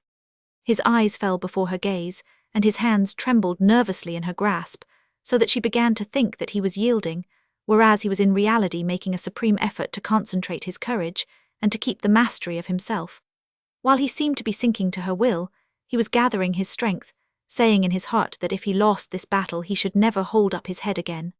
The sun streamed broadly through the diamond panes of the casement upon the patched and faded carpet, creeping slowly along his accustomed path in which the hours were marked, as on a dial, by threadbare seams and the leaves and flowers of a half-obliterated design. In the huge chimney, the logs burned steadily with a low, roaring sound, and the shabby furniture of the place seemed to doze lazily in the warmth, as old men do whose strength is far spent. And in the midst of the commonplace scene a drama was being enacted, less horrible in outward appearance than the tragedy of Greifenstein, but scarcely less fearful to the two young hearts that beat so fiercely and full of life. The sunlight moved but a very little, as far as would show the passing of a minute perhaps, and then Graif looked up once more and again met the gaze of Hilda's eyes. Chapter 19. Hilda, I will die for you, but I cannot marry you. Graif spoke quietly but with the utmost decision. I have said that I will not let you go, she answered, and I will not. You are my life, and I will not die I should if you left me. You will forget me, he said. Forget you, her voice rang through the room. She dropped his hands with a passionate gesture and turned away from him, making 1 or 2 steps towards the window. Then she came back and stood before him. Forget you, she exclaimed again. You do not know what you are saying. You do not know me if you can say it. Do you think because I am a girl that I am weak? I tell you I am stronger than you, and I tell you that you are mad. Do you think that if I would have shed the last drop of my blood to save you from pain yesterday, I love you less today? I love you 1,000 times more for what you would do, but you shall not do it. I love you as no woman can love who has not lived long life, and you say that you can go away and that I shall forget you. As I am a Christian woman, if I forget you, may God forget me now and in the hour of death. I could not if I would, and you say that you will leave me for what? Because your father has done a terrible deed and has taken his own life. For a name for nothing else. What is a name to me compared with you yourself? I love you so, that if you had yourself done the most monstrous crime, I would not leave you, not if we were to die a shameful death together, and you would leave me for my own good. For my advantage, I would not have heaven itself without you. Forget. What would there be left to remember if you were taken? The emptiness of the place where you were, the wide emptiness that all heaven could never fill. Your name, though you love it better than me. But I know that you love me though you are mad. Then put your name away, cast it from you to whomsoever will have it. Do you think that Hilda von Sigmundsgren cares for names or wants new ones? Am I a peasant's child, to sigh for a coronet and to give you up because you have put it off? Be what you will, you are only Graif to me, and Graif only means more to me than heaven or earth and all that are in them. You shake your head, what would you say? That it is not true. My love needs no oaths to bind it nor to prove it. You can see it in my face, for I know that it is there. Yes, you cannot meet my Eichonist as you are, and good and noble and true-hearted as any man that ever drew breath. Do you know why? You dare not, you who dare anything else. I love you the more for having dared this, but you shall not do it. I will not let you go, I will not, never, never. Graif had turned his head away and stood leaning against the chimney, almost in the same attitude he had taken from the first. She had spoken quickly and passionately, and he had not been able to answer anything she said, for she did not pause, replying herself to the questions she asked, and giving him no time to oppose her. I was wrong, he said, half bitterly, half tenderly. You will not forget me any more than I can forget you. It will make it harder to say goodbye. It shall never be said, until one of us two is dying, Graif. We cannot change our fate, though we love ever so dearly, he answered. Think, Hilda, if you took me as I am, what you might suffer in after years, what our children would surely suffer when they went out into the world, and the world began to whisper that they were the grandsons of that Greifenstein. What is the world to us, dear? And as for our sons, if God sends us any, I know that if they grow up to be brave gentlemen, loyal and true, the world will leave them in peace. The world is a hard place. Then why have anything to do with it? I have been happy here in the forest, for so many years. Could you not be happy here with me? I should still be my father's son, I should still be Greifenstein. Would I have you anything else? Hilda, it is impossible, cried Graif with suddenly renewed energy. I have said all, must I say it again? If you were to say it 1,000 times it would not make it more true, but I will listen to all you tell me if you like. With a calmness that showed how certain she felt of her victory, Hilda resumed her seat at the opposite side of the fireplace, folded her hands together, and leaning her head against the back of the easy-chair, watched him with half-closed eyes. She was not tired, and would very probably be able to sustain the contest longer than he. After the first shock of the announcement was over, under which she had suffered more in one moment than would have sufficed to fill a week with agonizing pain, the strong impulse to hold him had come upon her, and her elastic strength had been roused to its fullest energy. But the memory of that one moment of agony was enough to make her guess what she would feel if he left her. Arguments repeated a second time rarely seem so forcible as when they are first heard. Painfully and conscientiously, Graif recapitulated his reasons, trying to speak coldly and concisely, exerting himself to the utmost and summoning all the skill he could command in order to state his case convincingly. Hilda could not have put the idea that possessed him to a more cruel test than this. It began to dawn even upon himself that he was in pursuit of a chimera, and the necessity for the enormous self-sacrifice, upon which he insisted, was breaking down in the face of such a determined opposition on the part of those who were more interested than himself. Doggedly and persistently he continued, nevertheless, fighting his love as though it had been a devil, thrusting Hilda's from his thoughts, as though it had been an evil temptation, savagely determined not to part with his belief in what he took for his duty. It was a strange sight, and would have afforded material for reflection to an older and wiser person than Hilda. That is all I have to say, he concluded. It seems to me that I cannot say it more clearly. You know what it costs me to repeat it all. An expression of intense pain passed over his face, and he turned away in order to hide it from Hilda. He was hardly able to make his strained lips pronounce the last words. I am not convinced, said Hilda after a moment's pause. No eloquence in the world would convince me that you and I should sacrifice our lives for an idea, merely to save ourselves from the possibility of a few ill-natured remarks hereafter. That is all it comes to in the end. I will tell you the history of this idea. She seemed calmer than ever, but the light had not faded from her eyes, and Grafe felt that she was ready to spring upon him in an instant, to grasp his hands in hers, and to say again that she would not let him go. He glanced nervously towards her, and the look of suffering returned to his face. The history is this, she said. When the dreadful thing happened, you thought of me. Then it seemed to you that you should free me from our engagement. That seemed hard to you, because you love me so much. It was so hard that it took all your strength to make the resolution. You have spoken to my mother and to me. Now I ask you whether my mother, at least, is not old enough to judge what is right. Did she agree with you and tell you that you should give me up? No, she did all she could to persuade me. Of course, interrupted Hilda. Of course she 999. Now shall I tell you why you will not allow yourself to be persuaded, and why you insist on ruining your life as well as mine? She rose again, gently this time, and came and stood beside him. He turned his head away as though it hurt him, and as she spoke she could see only his short, bright, curling hair. You will not be persuaded, because it was so hard for you to make the resolution at first, that you believe it must be right in spite of every other right, and you would sacrifice yourself and me for an idea which is strong only because it hurt you to accept it at first. Everything you have done and said is brave, noble, generous, but you have gone too far. You have lost sight of the true truth in pursuing a truth that was true yesterday. It never was your duty to do more than offer to set me free, and as for the name, Grafe dear, I have heard that such things are done. Would you, if it pleases you, that is, if it would help you to forget, would you take mine, darling, instead of letting me take yours? Perhaps it would make it easier. You are only Grafe to me, but perhaps if you could be Grafe Sigmundsson to yourself and live here, and never go to Greifenstein nor think of it again, perhaps, my beloved, I could help you to forget it all, to the very name that pains you so. She laid her hand upon his shoulder and pressed her cheek softly against his curls as she spoke the last words, though she could not see his face. The accents were so low and tender that her voice sounded like soft music breathed into his ear. No, I must never do it, he tried to say, but the words were very indistinct.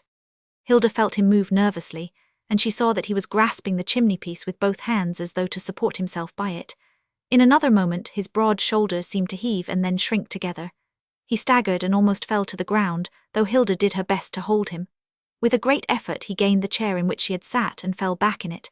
His eyes were closed and the lids were blue, while his tightly compressed lips moved as though he were biting them. Hilda knelt beside him and took his cold hands. The colour was all gone from her face, for she was terribly frightened. Grafe, Grafe, she cried in anguish. What is it, my beloved? Speak, darling, do not look like that. I am in great pain, he answered, not opening his eyes, but faintly trying to press her fingers. She saw that he was ill, and that his suffering had nothing to do with his previous emotion. She opened the door quickly and called for help. Her mother's room was very near, and Frau von Sigmundsson appeared immediately. Grafe is ill, dying perhaps, exclaimed Hilda, dragging her into the little sitting-room to the young man's side. The Baroness leaned over him anxiously, and at the touch of a strange hand, his purple lids opened slowly and he looked up into her face. It is in my head and the back, he succeeded in saying. Grafe had fallen in harness, fighting his battle with the morbid energy of a man already 99. To the very end he had held his position, resisting even that last tender appeal Hilda had made to him, but the strain upon his nerves had been too great. He was strong indeed, but he was young, and not yet toughened into that strange material of which men of the world are made. The loss of sleep, the deadly impression made upon him by the death of his father and mother, the terrible struggle he had sustained with himself, all had combined together to bring about the crisis. At first it was but a shooting pain in the head, so sharp as to make his features contract. Then it came again and again, till it left him no breathing space, and he sank down overcome by physical torture, but firm in his intention as he had been in the beginning. It was all over, and he would not argue his case again for many a long day. "Take me home, I am very ill," he gasped as the Baroness tried to feel his pulse. But she shook her head, for it seemed to her that it was too late. "You must stay here until you are better," she answered softly. "The jolting of the carriage would hurt you." He closed his eyes again, unable to speak, far less to discuss the matter. The mother and daughter whispered together and then both left the room, casting a last anxious glance at Graif as he lay almost unconscious with pain. Great was the consternation of Bärbel when she heard that the young Lord of Greifenstein had suddenly fallen ill in the house, but she was not a woman to waste words when time pressed. There was but one thing to be done. Graif must have Hilda's room and Hilda must take up her quarters with her mother. His carriage must fetch the physician from the nearest town, and bring such things as might be necessary. To Bärbel's mind everything seemed already organized, and before anyone had time to make a remark, she had set about arranging matters to her own satisfaction. There was only one difficulty in the way, and that was Graif himself, who, in spite of his acute suffering, had not the slightest intention of submitting to an illness at Sigmundsgren. In the first moment the pain had altogether overcome him, but he gradually became so much accustomed to it as to be able to think more connectedly. The idea of remaining where he was seemed intolerable. To be taken care of by Frau von Sigmundsgren, to be under the same roof with Hilda, would be to give up the contest for which he had sacrificed so much. He did not understand that his mind would act very differently when he had recovered, and that much which seemed disagreeable at present might be attractive then. He rose to his feet without assistance, and he saw that he was alone. Hilda had gone in one direction and her mother in another in search of something to alleviate his suffering. To get out of the house was the work of a moment. In the court there was the groom who had driven him, still rubbing down his horses and setting things to rights before going inside to warm himself. The man was the same who had brought Graif the news at Schwarzburg, a devoted fellow, born and bred on the estate, unlike the house servants who had been changed so often. "Karl," said Graif, going up to him, "you must harness and drive me back to Greifenstein at once. I am sorry for you, but I am too ill to stay here. I will walk down the road. Come after me as soon as you can." There was nothing to be done but to obey the simple order. Karl looked surprised but lost no time, especially as Graif was already going out of the gate. In a trice the collars were on the horses again, the traces hitched, the reins unwound, and Karl was seated upon the box. He was glad for himself, though he thought it a very long pull for the horses. The road went downhill over most of the way, however, and Karl reflected that when his master was once in the carriage behind him, he could drive as slowly as he pleased. Just as he was ready, Frau von Sigmundsgren and Hilda appeared upon the threshold of the hall, both looking pale and anxious.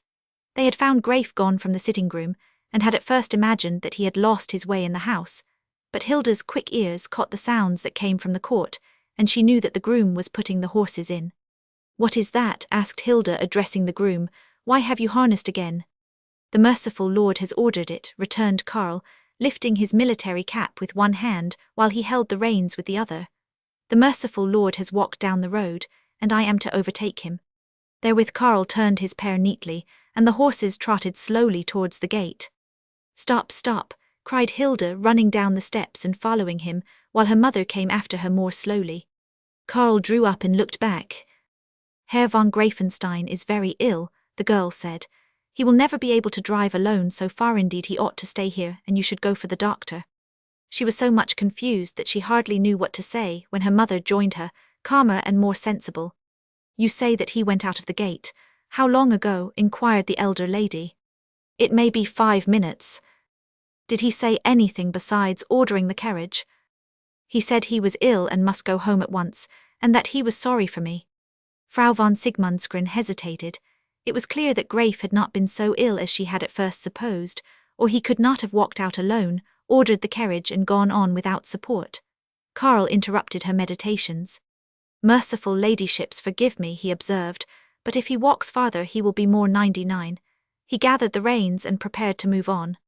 "Go, Karl," said the Baroness, and in a moment he was gone. "Mother, you ought to have gone," too, Hilda began, looking into her face with an expression of mingled anxiety and disappointment. "I do not see how I could, my child," answered the Baroness. "If Graif was strong enough to go, it was best that he should do so. It would be hard for us to take care of him.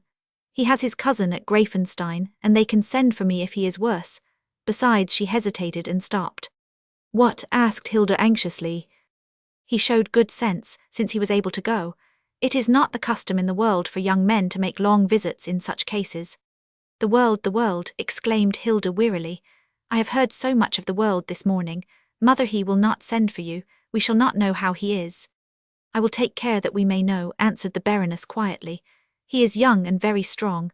Perhaps it is only fatigue after all, and we shall hear that he is well tomorrow." Hilda's instinct told her to slip from her mother's side, to pass the gate and run down by the short and steep descent to the foot of the hill. The road made a wide sweep before passing this point, and she would have been certain to reach it long before the carriage, but she knew that such wildness could produce no good result. She would stand there waiting for the carriage. It would come. Graif would tell Karl to stop, and then what could happen? There would be a sort of momentary renewal of the scene which had ended a quarter of an hour ago, with the unpleasant addition of the driver as a witness. She could not get in and drive with him, and so the situation would have to end abruptly, perhaps in another attack of that pain which had so suddenly prostrated Graif.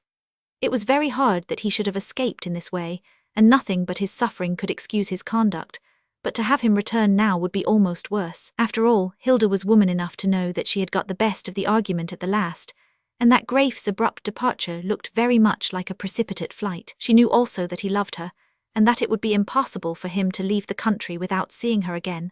No woman would believe the man she loves capable of that. It was therefore madness to think of intercepting him upon the road, in order to exchange another word. With hands loosely joined together and hanging down, Hilda stood gazing at the vacant gateway. The happiness she had anticipated an hour earlier, when she had descried the distant carriage that brought Graif to her, had been strangely interrupted, and yet she was not altogether unhappy now, though she was very sad and silent. For all the world she would not have unlived that hour, nor unsaid the words that had passed her lips. The time had been very short, and yet it had sufficed to show her what Graif's love for her really was, and what he was willing to suffer for her sake. She had, too, the satisfaction of feeling that this suffering had not been brought upon him by herself, and that she had used all her strength to relieve him of it. He had indeed refused to give up the burden to the very end, but Hilda did not believe that he would bear it many days longer after what she had said. Her youth and strength refused to accept such an evil destiny, and her keen feminine perception told her that more than half of his obstinacy had been morbid and unnatural, and would disappear with the change wrought in him by rest and quiet. Her anxiety now was for him, and did not concern herself any longer. She knew nothing of illness save as a sort of vague misfortune, a state of undefined pain during which people stayed in bed and were visited by physicians. Never during her lifetime had any one of the 3 women who composed the little household been ailing even for a day, and though Hilda had sometimes been told, when she was visiting at Greifenstein, that Clara was not well enough to appear, she had only fancied how the poor lady would look when she was not painted and her hair was all out of curl. That did not help her to realize what an illness meant. She could only recall the look on Graif's face when he had reeled to the chair and then thrown his head back, while his closed lids turned purple. For a long time that was the only picture evoked in her mind when sickness was spoken of.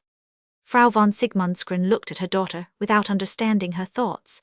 She guessed what the nature of the interview had probably been, but she had no means of knowing how it had ended. Nevertheless, she was willing to wait until Hilda chose to speak, and she knew that she would not wait long. Presently she passed her arm through her daughter's and led her gently back towards the house. The latter made no resistance, but walked quietly beside her across the sunny court. When they reached the door of the hall, Hilda turned and looked again towards the gate. "I wonder how it will be when he comes in by that way again," she said. Then she went in with her mother and entered the sitting-room, and sat down in her old place, in the chair into which Graif had fallen. She was left alone for a few minutes, while Frau von Sigmundsgren went to tell Bärbel that Graif was gone after all, and that there was no need to upset all the household arrangements. The fire was still burning brightly, though one of the logs had fallen into 2 pieces, making a great cave of coals and flames in the midst.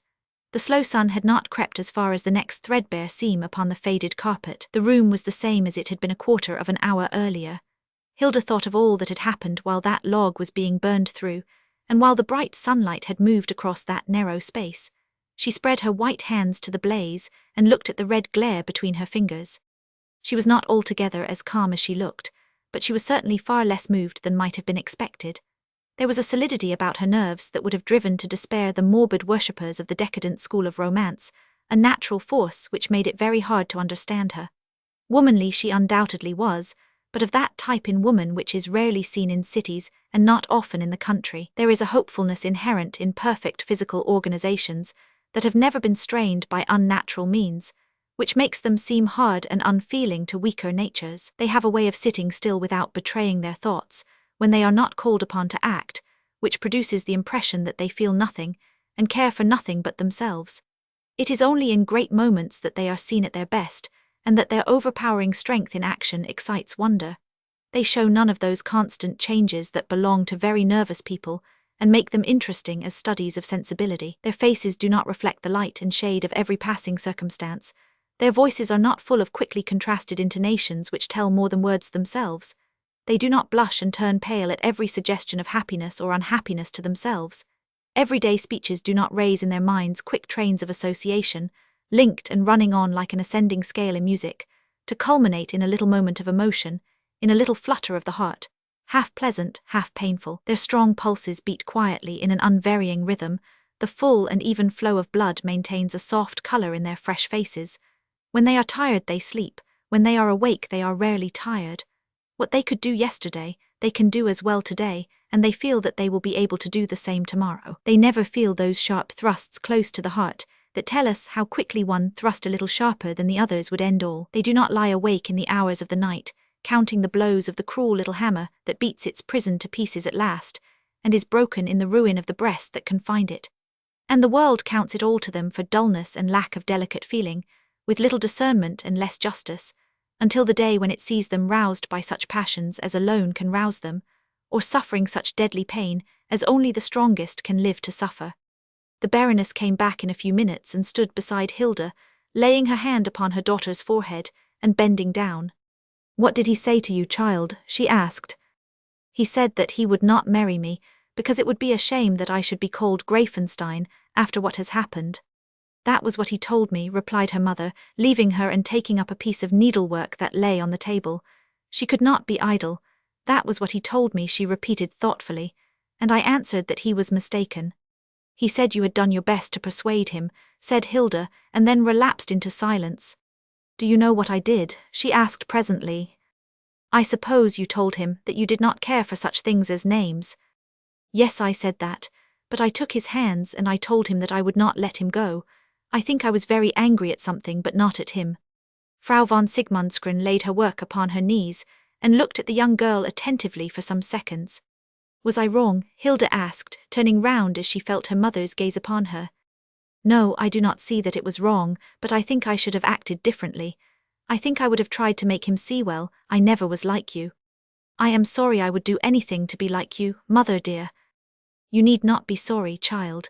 You are like someone I loved better than myself. You remind me of your father.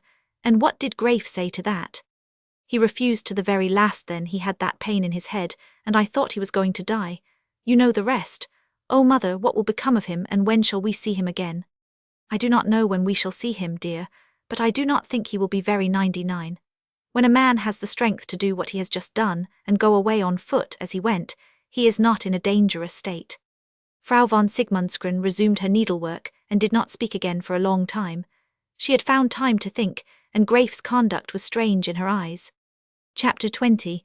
Karl overtook Grafe before the latter had walked half a mile. The rapid decision, the brisk walk and the biting air had contributed to alleviate the intolerable pain to which he had momentarily succumbed, and as he lay back among the furs, he began to fancy that he should not be ill after all, and to regret the scarcely decent haste he had employed in making his escape. But when he tried to think over what had happened, he found that his brain was confused and his memories indistinct. Of one thing only he was quite sure, that he had accomplished his intention and had renounced Hilda forever. With the emotion caused by the thought, the pain seized him again, and he lay almost unconscious in his seat, while Karl guided the horses carefully along the steep road. Before many miles were passed, Grafe was aware of nothing but the indistinct shapes of trees and rocks that slipped in and out through the field of his aching vision. Everything else was a blank, and the least attempt at thought became agonizing. At one time he could not remember whether he was going towards his home or away from it. At another, he was convinced that someone was in the carriage with him, either his father or Frau von Sigmundsgren, and he tried vaguely to reconcile the fact of their presence with his inability to see their shapes. At last he knew that he was being lifted from the carriage, and he made an effort to straighten himself and to walk upright.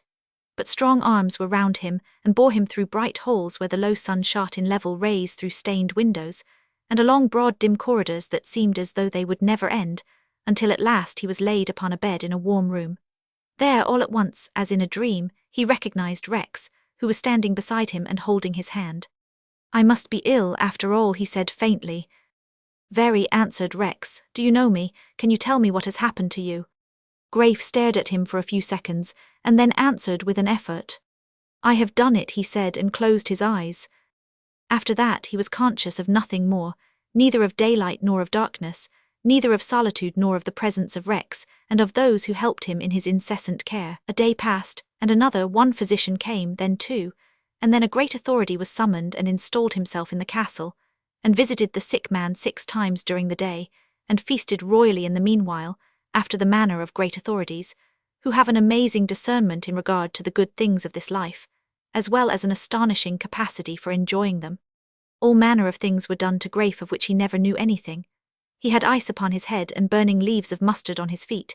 He was fed with strange mixtures of wine and soup, of raw meat and preserves, all of which he swallowed unconsciously without getting any better.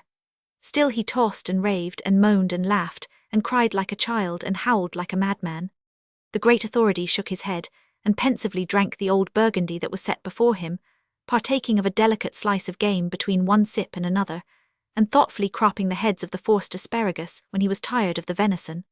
For a long time he and Rex said little to each other at their meals, and the physician was inclined to suppose that his companion was a man of merely ordinary intelligence. One day, however, as Grafe grew no better, Rex determined to startle the good man by ascertaining what he knew. In order to lead the conversation, he threw out a careless remark about an unsettled question which he knew to be agitating the scientific world, and concerning which it was certain that the great doctor would have a firm opinion of his own. To the astonishment of the latter, Rex disputed the point, at first as though he cared little, but gradually, and with matchless skill, disclosing to his adversary a completeness of information and a keenness of judgment which fairly took away his breath. "You almost convince me," said the physician, who had quite forgotten to help himself a second time to green peas, though they were the first he had seen that year. "Upon my word, Herr Rex, you almost convince me, and yet you are a very young man." "How old do you think I am?" inquired Rex with a faint smile. The doctor examined his face attentively, and then looked long at his hands. He became so much interested that he rose from his seat and came and scrutinized Rex's features, as though he were studying the points of an animal. "I am amazed," he said, as he sat down again and adjusted his napkin upon his knees. "I do not see anything to prove that you are more than 2 or 3 and 30. "I was 40 years old on my last birthday and I was still a student at Schwarzburg," replied Rex quietly. "You have a very fine action of the heart," observed the doctor. "I would not have thought it, but your age heals the wound in my vanity." Now it is a very singular fact that from that hour the great physician should have paid more attention to Grafe and less to the venison and asparagus, but it is certainly true that his manner changed, as well as his conversation, and that he bestowed more care upon his patient than he had ever given to any sick man since he had become celebrated. Ever afterwards, he told his learned acquaintances that the only man he had ever met who gave promise of greatness was a quiet person who lived in the Black Forest. Rex had satisfied himself, however, that the doctor knew a great deal, though he had not a high opinion of medical science in general, and almost said so. Grafe, nevertheless, continued to be very ill indeed, and his state seemed to go from bad to worse. Rex was anxious, and watched him and nursed him with unfailing care. He knew well enough what grief had meant by the few words he had spoken after he was brought home, and he knew all that his cousin's action involved. His reflections were not pleasant. It seemed to him as though fate were about to solve the difficulty by cutting all the knots at once. If this terrible fever made an end of Grafe, there would be an end also of the house of Greifenstein by the extinction of the last male descendant. Grafe, the penniless and nameless orphan, would lie beside his father as Grafe von Greifenstein, and the fortune would go in the ordinary course of the law to the Sigmundskrins, to whom it really belonged. But if Grafe recovered and persisted in refusing to marry Hilda, the greatest injustice would be done to the widow and her daughter. Rex's views of right would not be satisfied if the Sigmundskrins received only a part of the fortune which was legitimately theirs, and Rex thought with horror of the moment when he might be obliged to go to Grafe and disclose the truth. He was a man of very strong principles, which were detached from any sort of moral belief, but it seemed as though his intelligence were conscious of its failing, in spite of all his reasoning, and were always trying to supply the lacuna by binding itself to its own rules, to which its faith had been transferred. He knew perfectly well that if Graif could not be persuaded that he was acting foolishly, it would be necessary to reveal the secret. Rather than that Graif himself should be made to suffer what such a revelation implied, it would be almost better that he should die in his unconscious delirium. Human life, in Rex's opinion, was not worth much, unless it afforded a fair share of happiness, and he knew well enough that Graif could never recover from such a blow. The loss of fortune would be nothing in comparison with the loss of name, and with the dishonor to his dead mother's memory. Rex knew what that meant, though even he had not been made to bear all that was in store for Graif in such a case. In the dim room he looked at his brother's face. He had grown so much accustomed to the droning sound of his ceaseless ravings, as hardly to notice it when he was in the room, though it pursued him whenever he was alone. He watched Graif's pale features, and wondered what the result would be. If Graif died, the lonely man had nothing left to live for. Graif had come into his life, just when he was beginning to feel with advancing years that neither fortune nor science can fill the place of the human affections. As for the love of woman, Rex had never understood what it meant. He had entangled himself in more than one affair of little importance, partly from curiosity, partly out of vanity.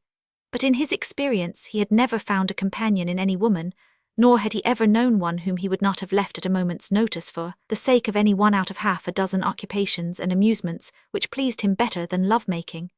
To this singular absence of emotions he perhaps owed his youthful looks, at an age when many men are growing grey and most show signs of stress of weather. He had never cared for his father's society, first, because he had lacked all the early associations of childhood on which alone such affection is often based, and secondly, because he had differed from him in all his ideas and tastes as soon as he had been able to think for himself. Their relations had always been amicable, for Rex was not a man, even when young, to quarrel easily over small matters, and old Rieseneck had sent him at an early age to Germany, supplying him very bountifully with money, in the belief that he ought to atone in every way for the injury done to his son by his own disgrace. Beyond a regular correspondence, which had never savoured much of ardent affection, there had been nothing to unite the two during many years past. Then Rex had taken the trouble to find out his cousin, had liked him more and more, and had at last learned that he was not his cousin but his brother.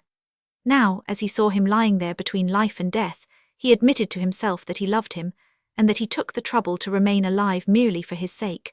But for Graif, that fatal letter would have been enough to make him give it up.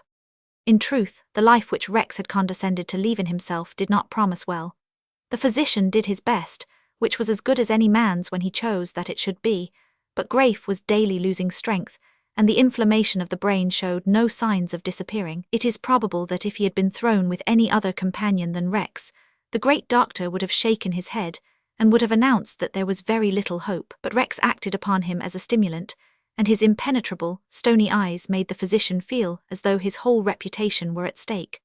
The latter even went to the length of sitting up all night when the patient was at his worst, a thing he had not done for many a long year, and probably never did again during his comfortable existence.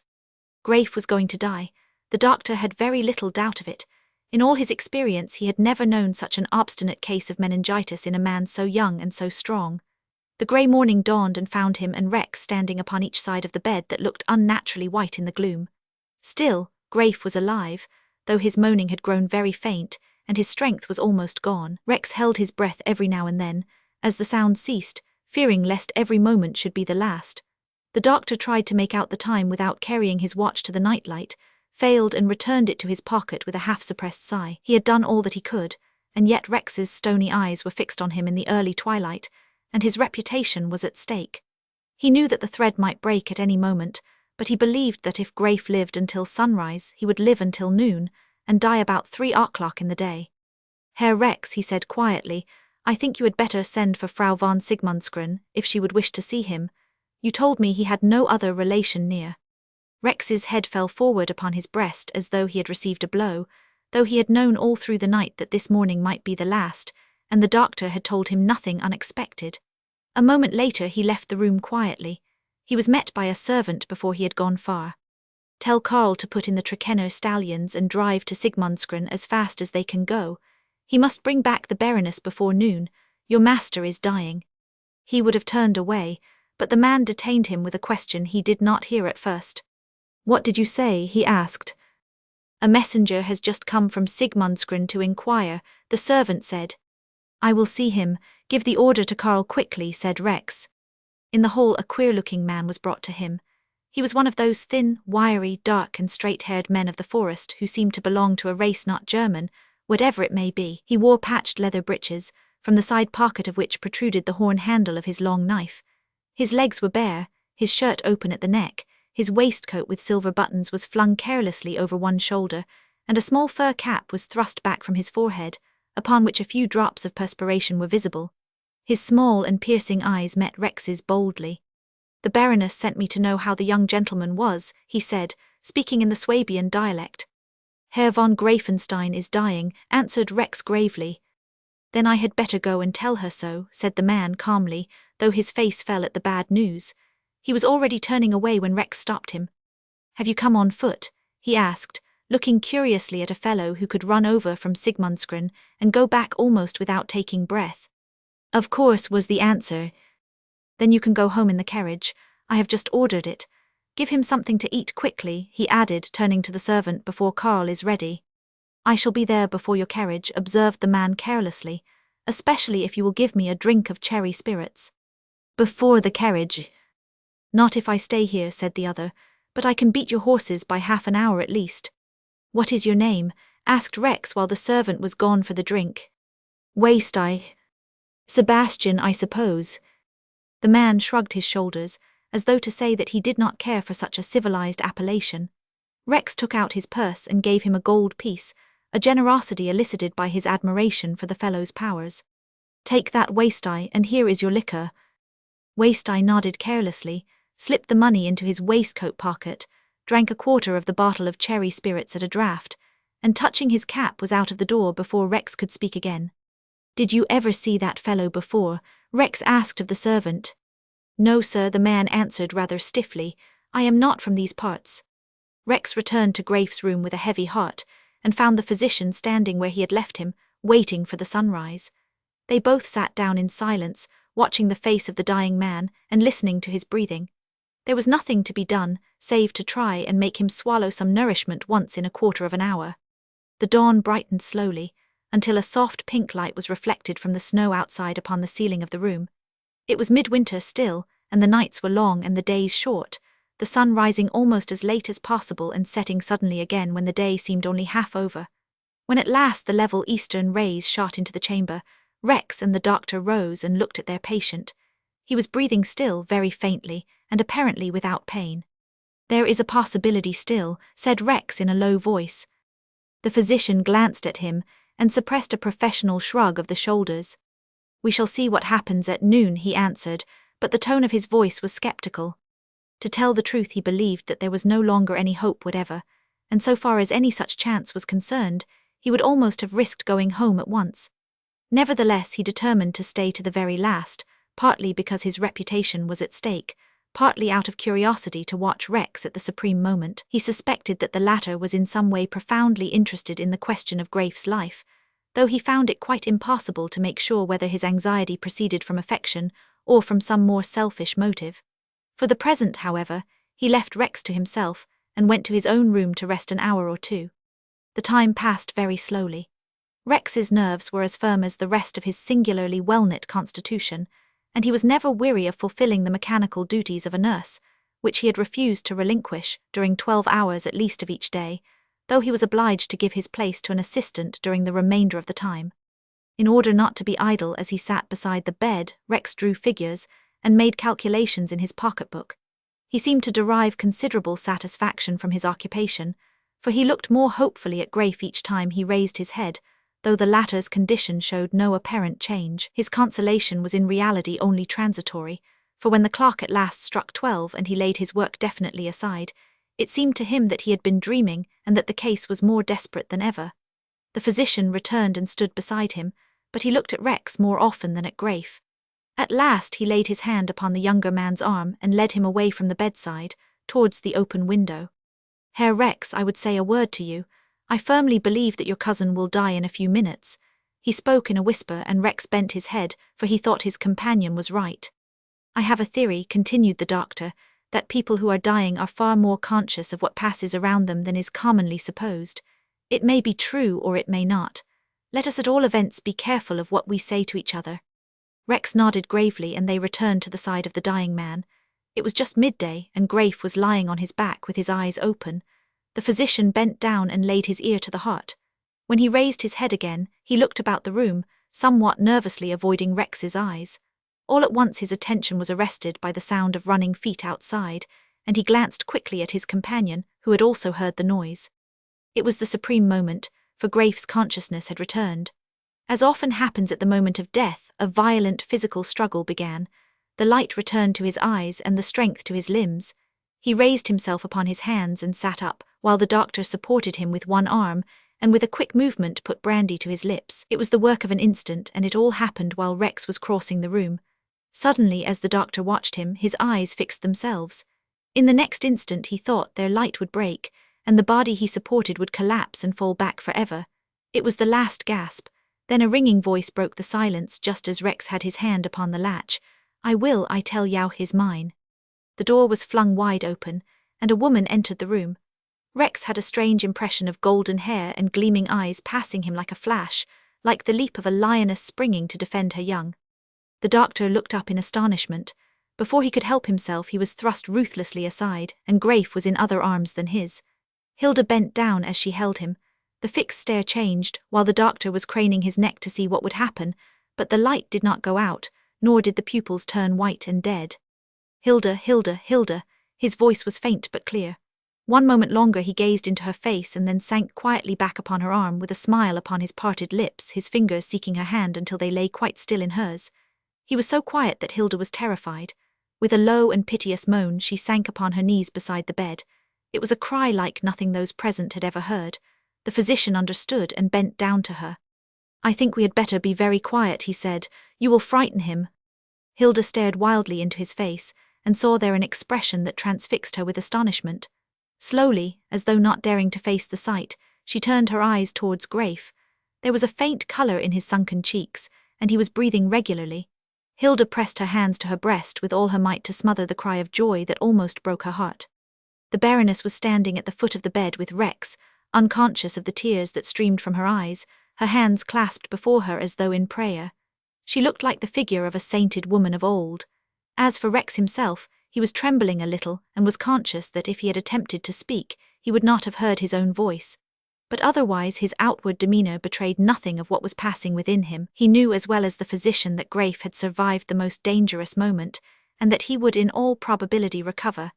And he knew that, if Hilda's sudden entrance had not given a new impulse to the ebbing life, all would have been over by that time. For a few seconds he was scarcely conscious, though he looked calmer and colder than the doctor himself. He saw nothing but Graif, and his impression of Hilda's appearance was no clearer than it had been when she had rushed past him at the door with a gleam like a meteor. Half an hour later, Graif was asleep.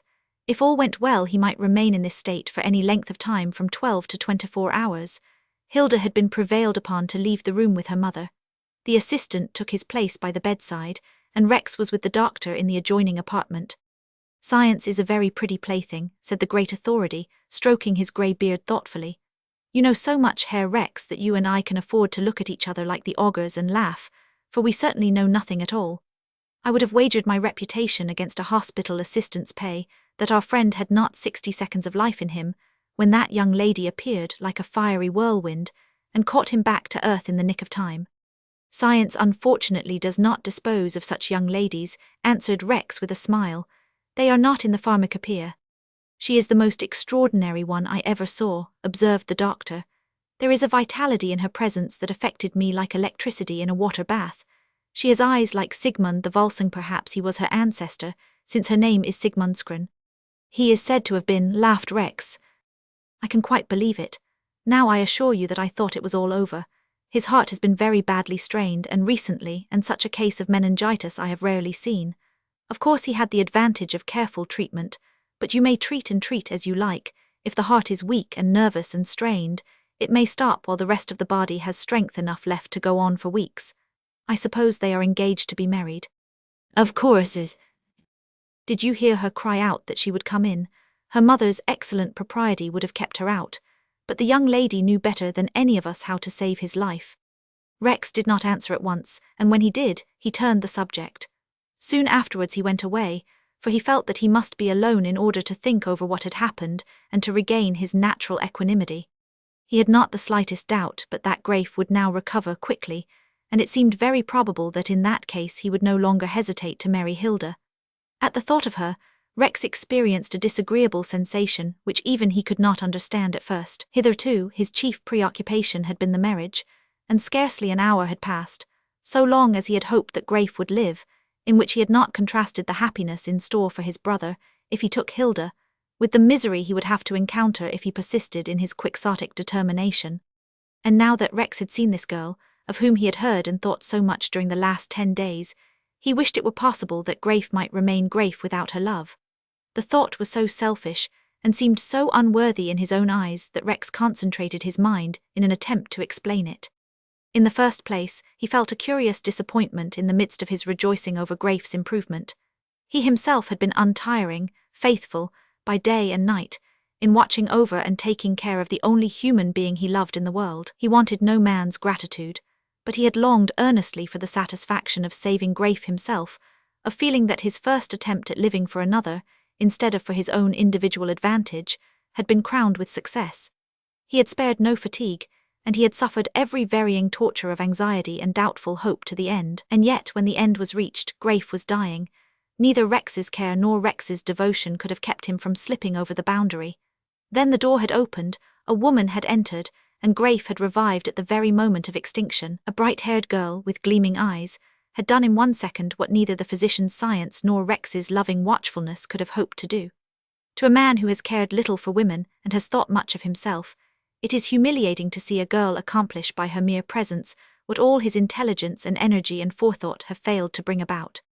Then again, Rex saw that in the future there was nothing for Graif but Hilda. Rex might be swept out of existence, but so long as Hilda remained, Graif would merely feel a passing regret for the man he believed to be his cousin, a regret which Hilda's love would help him to outlive in a few weeks or months at the most. He hated himself for his selfishness and realized that a new phase of his life had begun that day.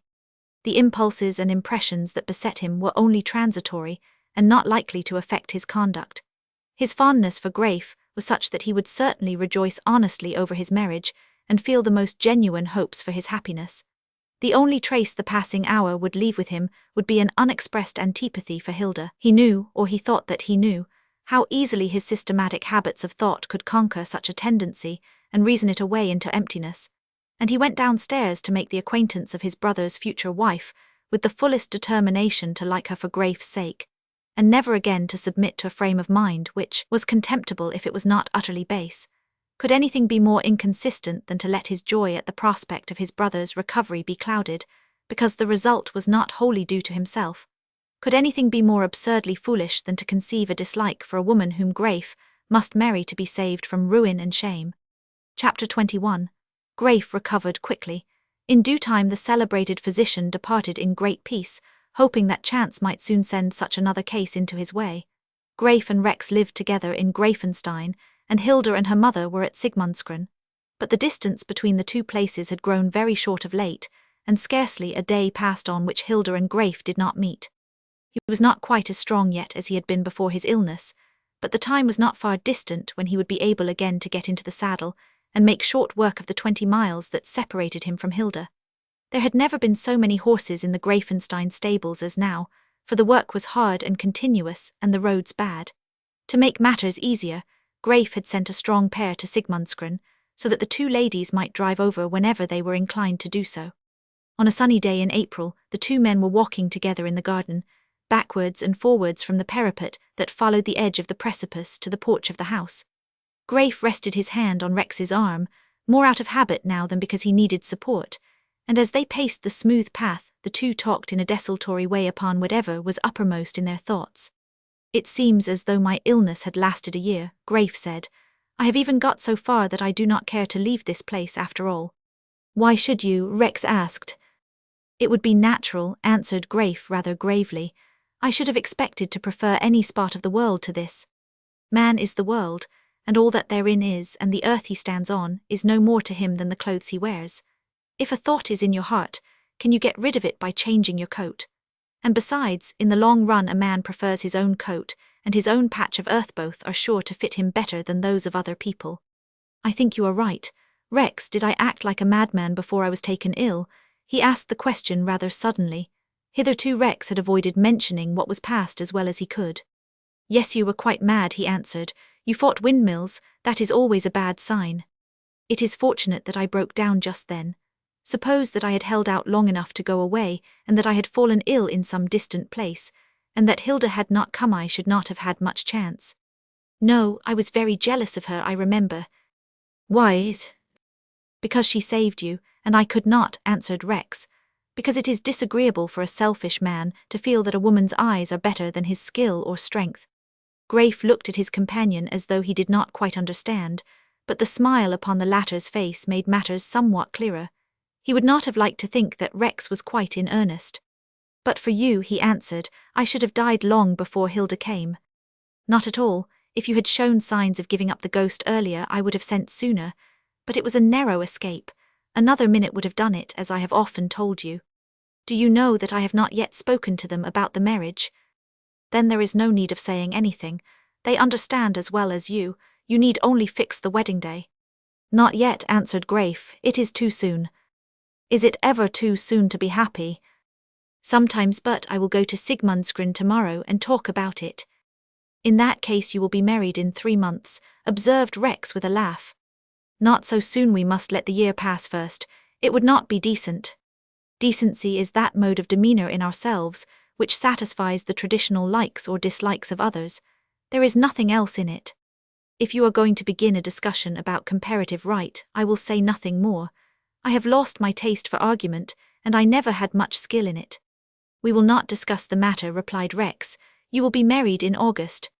I think not. We shall see. Will you go with me tomorrow? Asked Grafe, relinquishing the contest. You had better go alone, and I shall be best here with my books. You will not need me to help you to settle matters. Why do you so rarely go with me? Why should I? To keep me company. It is a long drive. The entertainment, so far as I am concerned, is not of a wildly exciting character when you are talking to Fraulein von Sigmundsgren, and her mother is doing needlework, and I am thrown upon my own resources. Whereas if I stay at home and read, I have the pleasure of hearing your very good description of all that I should have been entitled to see and hear had I been present myself. The description occupies 5 minutes, the expedition takes a whole day. I will stay at home, thank you. But it gives them pleasure to see you, objected Grafe. Does your cousin regret my absence from the sitting-room when she is walking with you upon the sunny side of the ramparts? How did you know that we walked there? Asked Grafe with a laugh. On the same principle which teaches me that a dog will walk on the sunny side of the street because you would not be likely to walk in the shade at this time of year. Did you say that Fraulein von Sigmundsgren regretted my absence on such occasions? She always asks after you when you do not come. Why do you call her by such long names? Cousin Hilda is quite enough. It is not a cousinship she could be very proud of. I prefer not to force it upon her. She could not call me Cousin Horst. She will have as much cause to be proud of your cousinship as of having me for a husband, said Grafe, stopping in his walk and looking at Rex. Whatever you say of yourself applies equally well to me in this matter. Rex said nothing, but he thought of all the truth there was in the words which Grafe did not know, and never must know. He had not told all his reasons for not going to Sigmundsgren, either, and if he had told them, they might not have been altogether pleasing to Grafe. He was ashamed of them, even before himself, and thought of them as little as possible. Hilda's presence affected him unpleasantly. What he felt when he was with her strongly resembled an unconquerable dislike, which was at the same time wholly inexplicable to himself. He could appreciate her beauty only when he was at a distance from her, and then the memory of it attracted rather than repelled him. When she spoke, he had an instinctive longing to give her a sharp answer, which was smothered in a phrase of meaningless politeness, but he afterwards took delight in fancying what her expression would have been if he had really said what had suggested itself to him. He could not explain the intense antagonism he sometimes felt against her by any theory or experience of psychology with which he was acquainted. Her look annoyed him, her slightest gesture irritated him, the sound of her voice distressed his ear. Even her grace of motion jarred upon him, and he wished she could be clumsy and slow instead of swift and sure. He had disliked women before, but never in the peculiar way he disliked Hilda. Everything she did looked wrong, though he knew it was right. Every word she uttered sounded false to him, though he was well aware that she was one of the most truthful and true-hearted persons he had ever known. He supposed that what he felt had taken its origin in a ridiculous jealousy, on that day when her appearance had revived Graif at the last moment, and he recurred to the scene constantly, and tried to magnify his first impression in order to make his present state of mind seem a little more reasonable. He only half succeeded, however, though he kept what he thought to be his own folly clearly before him at their next meeting, and forced his manner and his voice to obey his common sense. The result of all this was that Rex was once more growing dissatisfied with his life. Had he felt sure of Graif's future, he would have gone away and would not have returned until a long lapse of time, and a constant change of scene, had obliterated what was so disagreeable to himself. His prudence warned him, however, that he should stay until all was settled, and Graif was married to Hilda. After that, it mattered little what became of him. He reflected with satisfaction that he was over 40 years of age, and that, even if he chose to live out his life, he was not likely to survive his brother. Whether he should not one day find himself so weary of it all as to anticipate his end by a score of years, was a point about which he thought much. Such tragedies as had darkened Greifenstein rarely take place where there is not a fatal tendency to suicide in the blood. Death had never seemed horrible to Rex in any shape. On the contrary, he took pleasure in speculating upon its possibilities, and in dreaming of the sensations which the supreme moment would evoke. To a mind altogether destitute of any transcendental belief whatsoever, death appears to be merely the end of life, to be made as little disagreeable as possible and encountered with such equanimity as a philosopher can command. To such men as Rex, the idea that there is any obligation to live if one prefers to die does not present itself, and when they inherit from their fathers an indifference to life, the danger that they may part with it too readily is seldom far distant. The thought of Graif had prevented Rex from stepping over the limit, and his affection for him would probably have kept off such gloomy thoughts altogether for a long time, if Graif had depended upon his companionship. But as Graif recovered, and this dependence grew less and less a matter of necessity, Rex grew weary again. If he had not felt as he did in regard to Hilda, the two would have been more together than they actually were, and Graif would not so often have driven twice in a day alone over the 20 miles that separated his house from Sigmundsgren. Rex saw this, and saw that Hilda was taking his place, and he became disgusted with himself and the existence he was leading. Nevertheless, his naturally firm character made his outward demeanour even and unchangeable. He was determined that if he must be ridiculous in his own eyes, he would not appear to be so in the eyes of others. For the present he could not leave Greifenstein, for he could be of use to Graif, who would sooner or later be obliged to put his affairs in order, and examine the papers left by his father. Rex feared, indeed, lest among these should be discovered some letter from the dead man, explaining to his son what had been so clearly told to Rex himself. A superficial search had discovered nothing, but he reflected that at such a moment a man might well put what he had written in a place where he was in the habit of concealing precious documents, instead of laying it upon the table.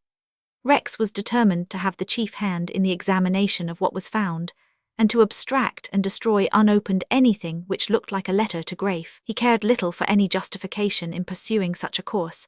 From what he had learned of old Greifenstein, he believed that he would have been capable of telling the plain truth to his son, and of enjoining upon him to give up his name, and to hand over his whole fortune to the Sigmundsgrens. He had been a stern man with fearfully rigid traditions of honour, incapable, Rex thought, of allowing Graif to practice an unconscious deception, willing that he should come to a miserable end rather than seem, even for a moment, to be what he was not. It was almost inconceivable to Rex that he should have died without writing a few words to his son, and if he had done so, Rex had little doubt as to what the letter would contain.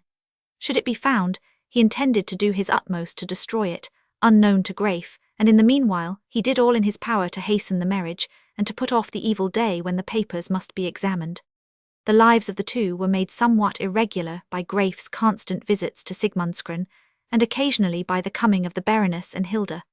The good lady thought that there was little dignity in bringing her daughter to Greifenstein, but she was quite unable to oppose Hilda's determination. So long as Graif had been only in the convalescent stage, it had seemed proper enough that the Baroness should occasionally come in person to make inquiries, the more so as Graif had placed a pair of horses at her disposal for this very purpose as soon as he could give an order of any sort. Now that he was perfectly well, however, she felt that in spite of the relationship it was strangely contrary to custom for two ladies to visit a young man who lived alone. She would not have been a German of her class if she had not felt this, but she would not have been herself if she had allowed a scruple of etiquette to stand in the way of Hilda's happiness. There was still an element of uncertainty in the situation, which caused her some anxious moments. Since his recovery, Graif had never approached the question of marriage. It was indeed early yet, but the opportunities had already been numerous, and he had not taken advantage of any. The only point which favoured the impression that he had changed his mind was his frank and easy manner, together with his evident desire to see as much of Hilda as possible. But he had not spoken. The Baroness was keen enough to fancy that he was prevented from referring to the subject by the painful reminiscence of his last interview at Sigmundsgren, and by a natural feeling of shame at the thought of retracting what he had once taken such infinite pains to say. She was determined that the matter should be put upon a sound basis as soon as possible, and she promised herself to lead the conversation to the marriage whenever she had a chance. Unfortunately for her intentions, the chance did not present itself, for Graif spent the time of his visits with Hilda, and talked as little as possible to her mother. The latter could almost have found courage to come alone to Greifenstein, but Hilda would not have allowed her to do so, for she would not have been willing to miss an opportunity of a meeting. In this way, matters had continued for some time after Graif had been well enough to decide finally upon his own future as well as upon Hilda's, until he himself felt that he must soon speak his mind, or be very much ashamed of himself for his hesitation. Of all concerned, Hilda was the one whose character had changed the most since the events of the winter. It seemed as though she had never before realized what she was, nor what she was able to accomplish in the world. From the day of Graif's refusal to marry her at Sigmundsgren, she had developed suddenly, from a simple girl into a strong and dominant woman. After Graif had left her on that day, she had still felt as certain of marrying him as though they were already going to the altar. When she had known that he was really ill, she had felt an inward conviction that he would recover quickly.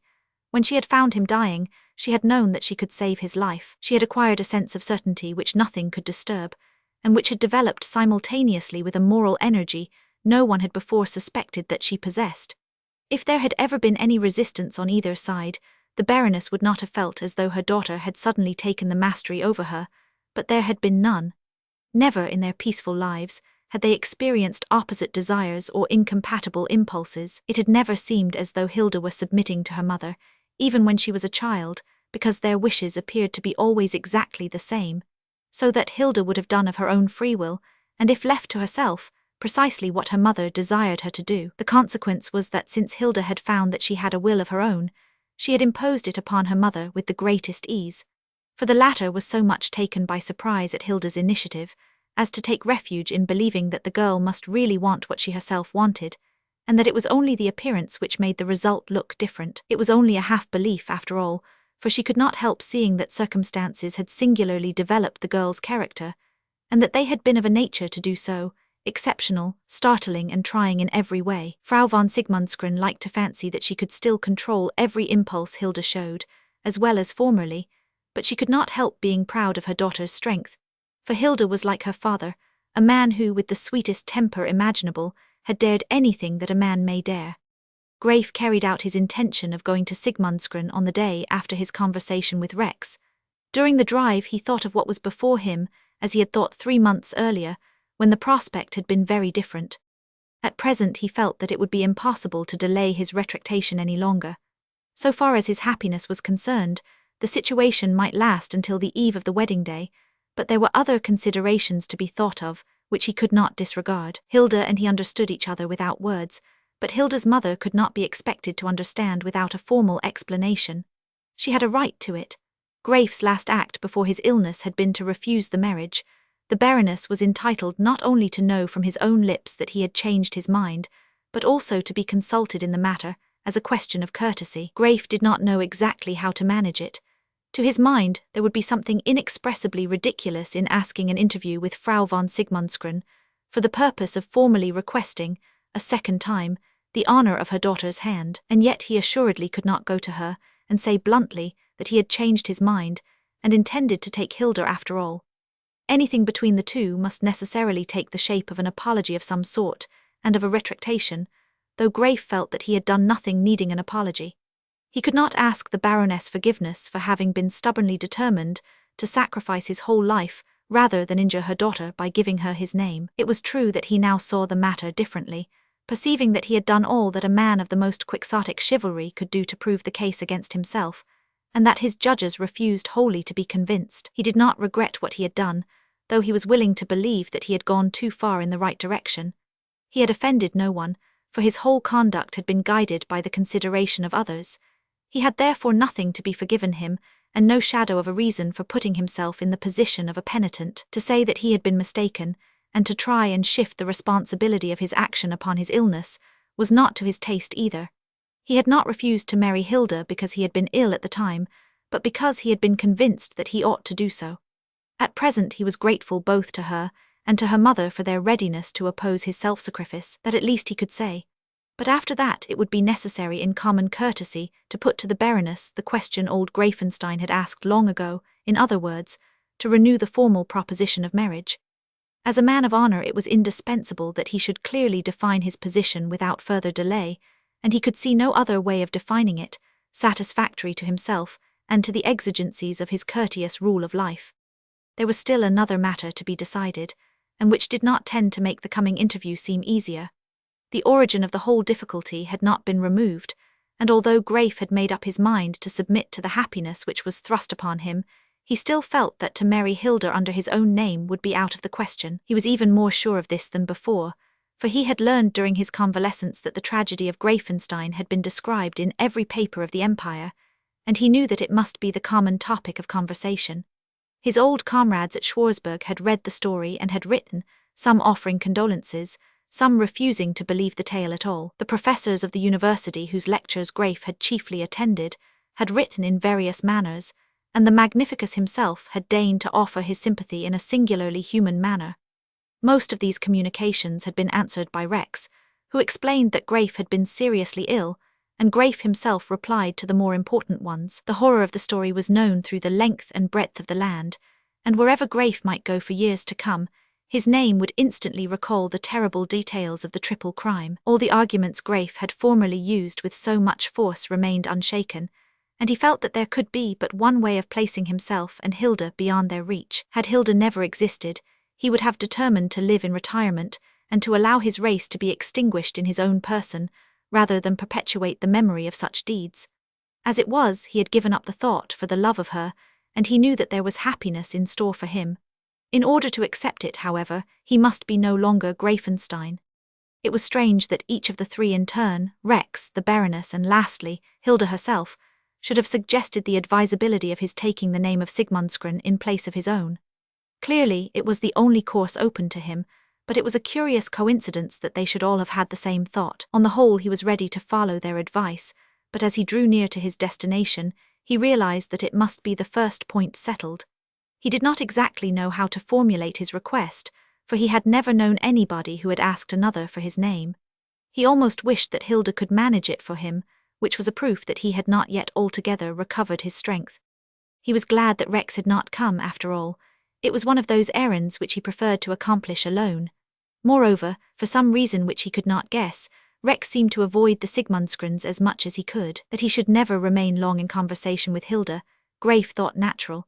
His cousin's action might proceed from delicacy, of a curiously unusual kind, or it might be the result of Rex's constant wish to leave the two together as much as possible.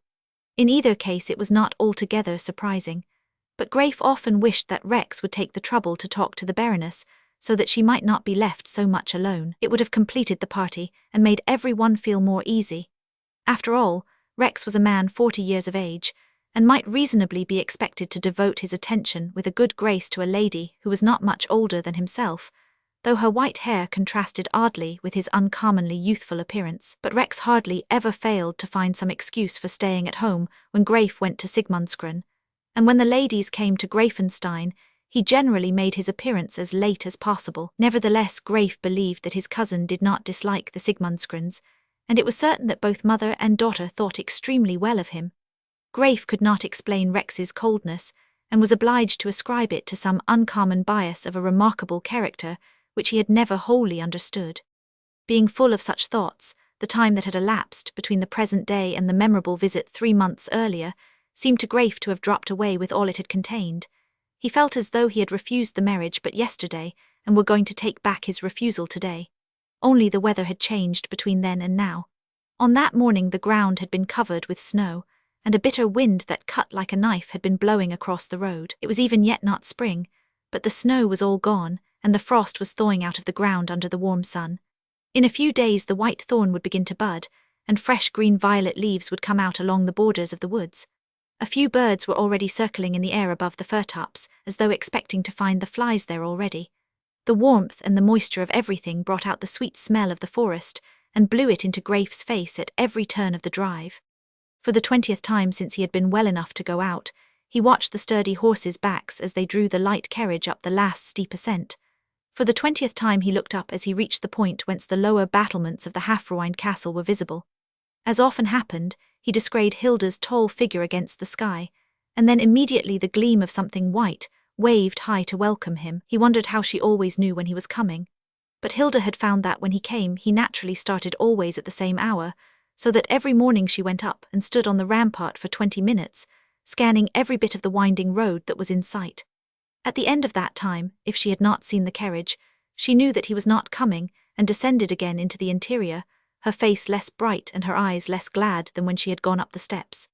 There she was today in her accustomed place, and a moment later the sun caught the white handkerchief she waved. As he flourished his in return, Greif wondered how he could ever have come over that same road with the fixed purpose of bidding farewell forever to her who awaited him, and he was amazed at his own courage in having executed his intention, for he felt that he could not do as much now, but there was little time left him for reflection.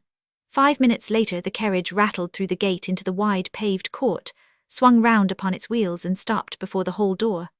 Out of the dim shadow Hilda came quickly forward and took his hands, and they were together once more, as they had been so often during the last month and a half.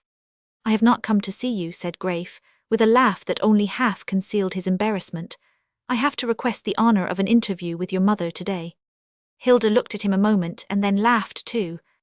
"Has it come to this, Greif?" she exclaimed. "It has come to this," he answered, his mirth subsiding at the prospect of what was before him. "And what are you going to say?" she asked. "That you have changed your mind, that you yield to pressure, that you are the lawful prey of one Hilda von Sigmundsgren and cannot escape your fate, or that you were very ill and never meant it and are very sorry and will never do so again? Why did you not bring Rex to talk to me while you are explaining everything to my mother?" "Rex would not come today, he sends his homage." "He always does. I believe you invent it, the message I mean. Rex hates me, Greif. Do you know why? Because he is jealous. He thinks you do not care for his society any longer." "That is absurd. You must not say such foolish things." They reached the door of the sitting-room as he spoke. Greif entered and found himself with the Baroness. Hilda closed the door when he had gone in and went away, leaving the two together. Chapter 22. Frau von Sigmundsgren was somewhat surprised when she saw Greif enter the room without Hilda. Greif went up to her with the determination of a man who means to lose no time in getting through an unpleasant business. "Aunt Therese," he said, called his father's cousin aunt. "After the German manner I told Hilda that I wanted to speak with you a lenido, you mind?" "On the contrary," answered the Baroness. "Sit down, I will work while you talk, it will help me to understand you." "The matter is very simple," said Greif, seating himself. "I want to ask whether you are still of the same opinion in regard to my marriage with Hilda, as before I was taken 99. "Of course I am." She looked up in some surprise. "Because I am not," said Greif, delighted with himself at having found a way to make his aunt state her case first. "Not of my opinion, or not of your own former opinion?" she inquired, rather puzzled. "I mean to say that I now once more ask for Hilda's hand." Frau von Sigmundsgren laughed and laid down her work to look at his face. She had not expected that he would express himself in such a way. Then all at once she saw that he had meant to act in the most loyal manner possible, and she grew grave, being pleased with him as she almost always was. "Do you think you need my consent again, Greif? You have it with all my heart. You need hardly have asked it, for you knew the answer too well." "It is this," said Greif, coming to the point. "In the first place I knew very well what you would say, though I thank you all the same, but it was necessary to come to a clear understanding, because there is another point to be settled upon which much must depend. What I said 3 months ago holds good today. As Greifenstein I cannot marry Hilda. As Greif I cannot any longer forgo the happiness you and she have pressed upon me. But I must have another name." "Is it really necessary?" asked the Baroness gravely. "It seems so to me. The papers have been full of our story, and I have received many letters of condolence, and some full of curiosity. It is a tale which no one will forget for many years. Few people could help associating disgrace with so much crime. I wish to marry Hilda under a name by which we may become known if we choose to go into the world hereafter, and which may be free from all disagreeable associations. You yourself suggested that I should take yours. She has suggested it, and so has Rex. If you consent, it seems best that it should be so. Sigmundsgren, she pronounced the syllables slowly, almost lovingly, and her eyes were fixed on Graif with a look he did not understand. He could not know all that the name meant to her. She had married the last man who had borne it by his own right, the gallant young soldier, who was to restore the fallen fortunes of his race, in the only way in which they had ever been restored before, by the faithful service of his country. She remembered how firmly she had believed that he was to be great and famous, how confidently she had hoped to bear him strong, bright-eyed sons worthy of him and like him, who should in their turn do great deeds, of which he should live to be proud. The dream had vanished. Brave Sigmundsgren had been shot down like many another, a mere lieutenant, with all his hopes and grand visions of the future, and his wife had been left alone with a widow's pension and her little child. A girl, too, it had seemed as though nothing were to be spared her.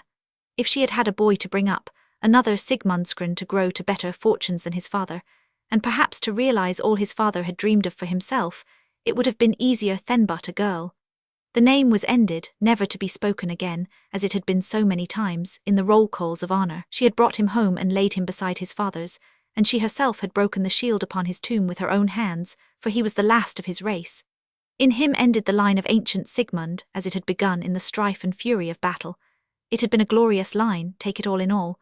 Though its last warrior had been but a poor lieutenant, he had been worthy of his father's and had died the worthy death. If only Hilda could have been a man.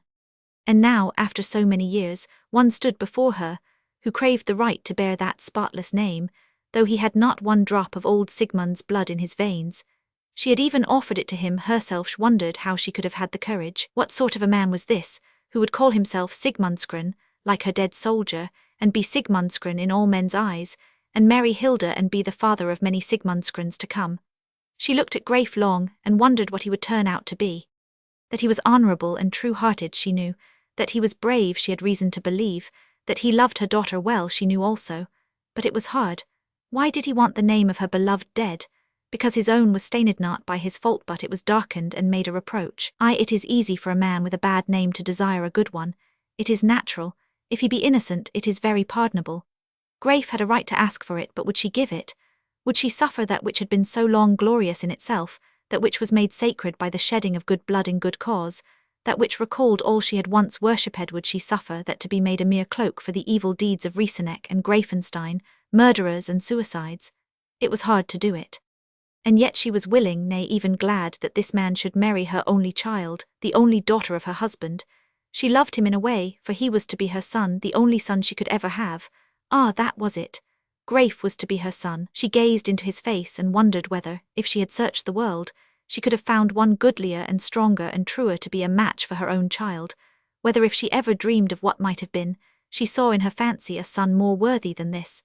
And after all, he did not ask the boon for his own advantage. He had bravely struggled to give up Hilda, rather than let her risk the smallest worldly disadvantage or reproach through him. He asked for this for Hilda's sake, not for his own, and would it not be 1,000 times better that Hilda, and Hilda's children, should still be Sigmundsgren, than wear a name black with ill-shed blood?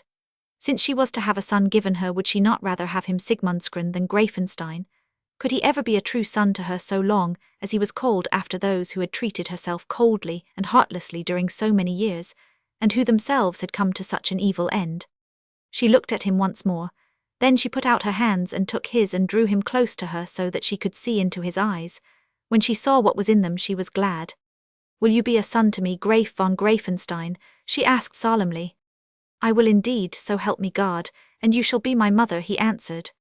"Then you shall be Sigmundsgren," she said. "You are brave as old Sigmund. You are true as he. You are faithful to death as he was, who was the last of Sigmund's sons." The white-haired lady rose as she spoke, and drawing him still nearer to her, kissed his smooth young forehead, with the pale lips that had touched no man's face since her dead husband had gone from her to his death. "Go and tell Hilda that you will be Sigmundsgren to her indeed, and in heart as well as in name," she said. As she left the room, erect and with firm step, he saw the bright tears burst from her eyes and roll down her pallid cheeks, though she would not bend her head nor heed them. For many minutes he stood where she had left him, his hand resting upon the edge of the table, his look fixed upon the door, absently and seeing nothing. "That is what it is to have a spotless name," he said almost aloud.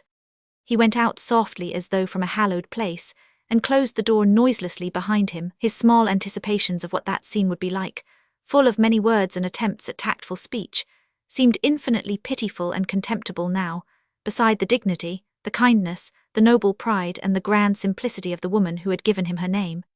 He walked slowly, and his head was bent in thought as he threaded the well-known passages and stairways to the old rampart, where he knew that Hilda was waiting for him. She was sitting upon one of the stone projections, hatless in the April sun, her beautiful figure thrown into bold lines and curves as she looked down upon the road, sitting, but half-turned upon her seat. She heard the crazy door of the turret creak and rattle, and she moved so that she could see Graif. "It has not lasted long," she said with a smile. "Why do you look so grave?" she asked quickly as she noticed his face. "Has anything happened?" He sat down beside her and took her hand. "Do you know what your mother told me to say to you?" he asked. She shook her head expectantly, and her expression grew bright again. "She told me to tell you that I would be Sigmundskron to you indeed, and in heart as well as in name can I say more. But one thing more," she answered as her arms went round him. "But one thing more, that you will be Graif, my Graif, the Graif I love, always and always, whether in my name or yours, until the end." As his own thoughts had dwindled before Frau von Sigmundskron's earnest dignity, so that in turn grew dim and far away in the presence of Hilda's love. All had been right in their own way, but Hilda's speech was the best, and there was the most humanity in it after all. A long time they sat side by side in the sunlight, talking of each other and of themselves as lovers will, and must if they would talk at all. As they were about to go down, Hilda stopped, just at the entrance of the turret, and swung the broken door gently on its creaking hinges. "You must not let your cousin hate me, Graif," she said, as though the thought troubled the cloudless joy of the future. "It would not be right. We must all be one now and when we two are married. He saved your life by his care. Why should he dislike me?" "He does not, dearest, you are mistaken," protested Graif, who was much embarrassed by the question. Hilda faced him at once, laying her hand upon his arm. "He does, and you must see it. Why does he never come here? Why is he so cold when we go to Greifenstein? I do not care a straw for his like or dislike, except because he is your cousin, and because I think we should all live harmoniously together. The strange thing is that he would give his life for you, and I am sure he is honest, though I cannot see into his eyes as I can into yours. What is the reason? You must know." "I do not. I can see that he is very reserved with you and does not like to come here. I asked him only yesterday why he always stayed behind." "And what did he say?" asked Hilda eagerly. "Nothing to the point. He said he could not be of any use if he did come. Which, after all, is absolutely true. You must find out. He dislikes me now. When we are married it will be worse. A year hence he will detest me altogether and tell you so, perhaps." "Do you think he would tell me?" asked Graif with a quiet smile that did not agree with the sudden glittering of his eyes. "No," laughed Hilda, "that is an exaggeration, but he will make us both feel it." "In that case we will not ask him to stay with us," answered Graif, half carelessly, half in anger at Rex's imaginary future rudeness. He saw that Hilda was annoyed by his cousin's conduct, for it was the second time she had spoken of it during the visit, and he determined that he would put the matter very plainly to Rex as soon as he reached Greifenstein, the more so as he himself had noticed it, and had already asked Rex for an explanation.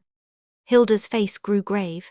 She knew how devoted Rex was to Graif, and she felt as though her future husband were to lose his best friend for a meaningless whim of the latter, in which she was involved against her will. "That must never be," she answered. "Next to me no one loves you as Rex does. I would not have you quarrel for all the world, and it is mere jealousy, Graif, I know."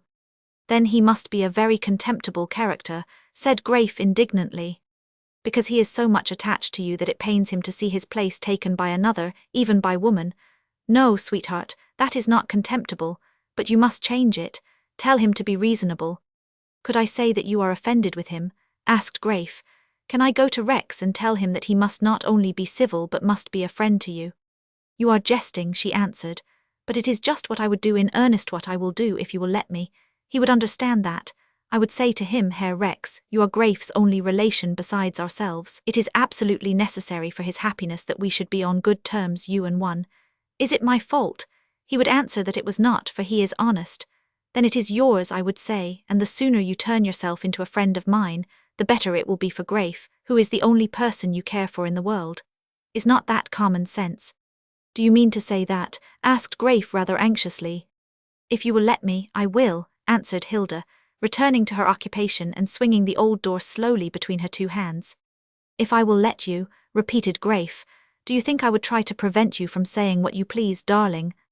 You ought to, if you think it would be a mistake at least, after we are married. I am not sure that I could, he answered with a laugh. No one else could, said Hilda, looking up at him with flashing eyes. If I meant to do a thing I would do it, of course. Did I not say that I would not let you go? Indeed, you 999, and you kept your word. And I love you, you know it. It is all I know or care to know. Well, I will tell you something more.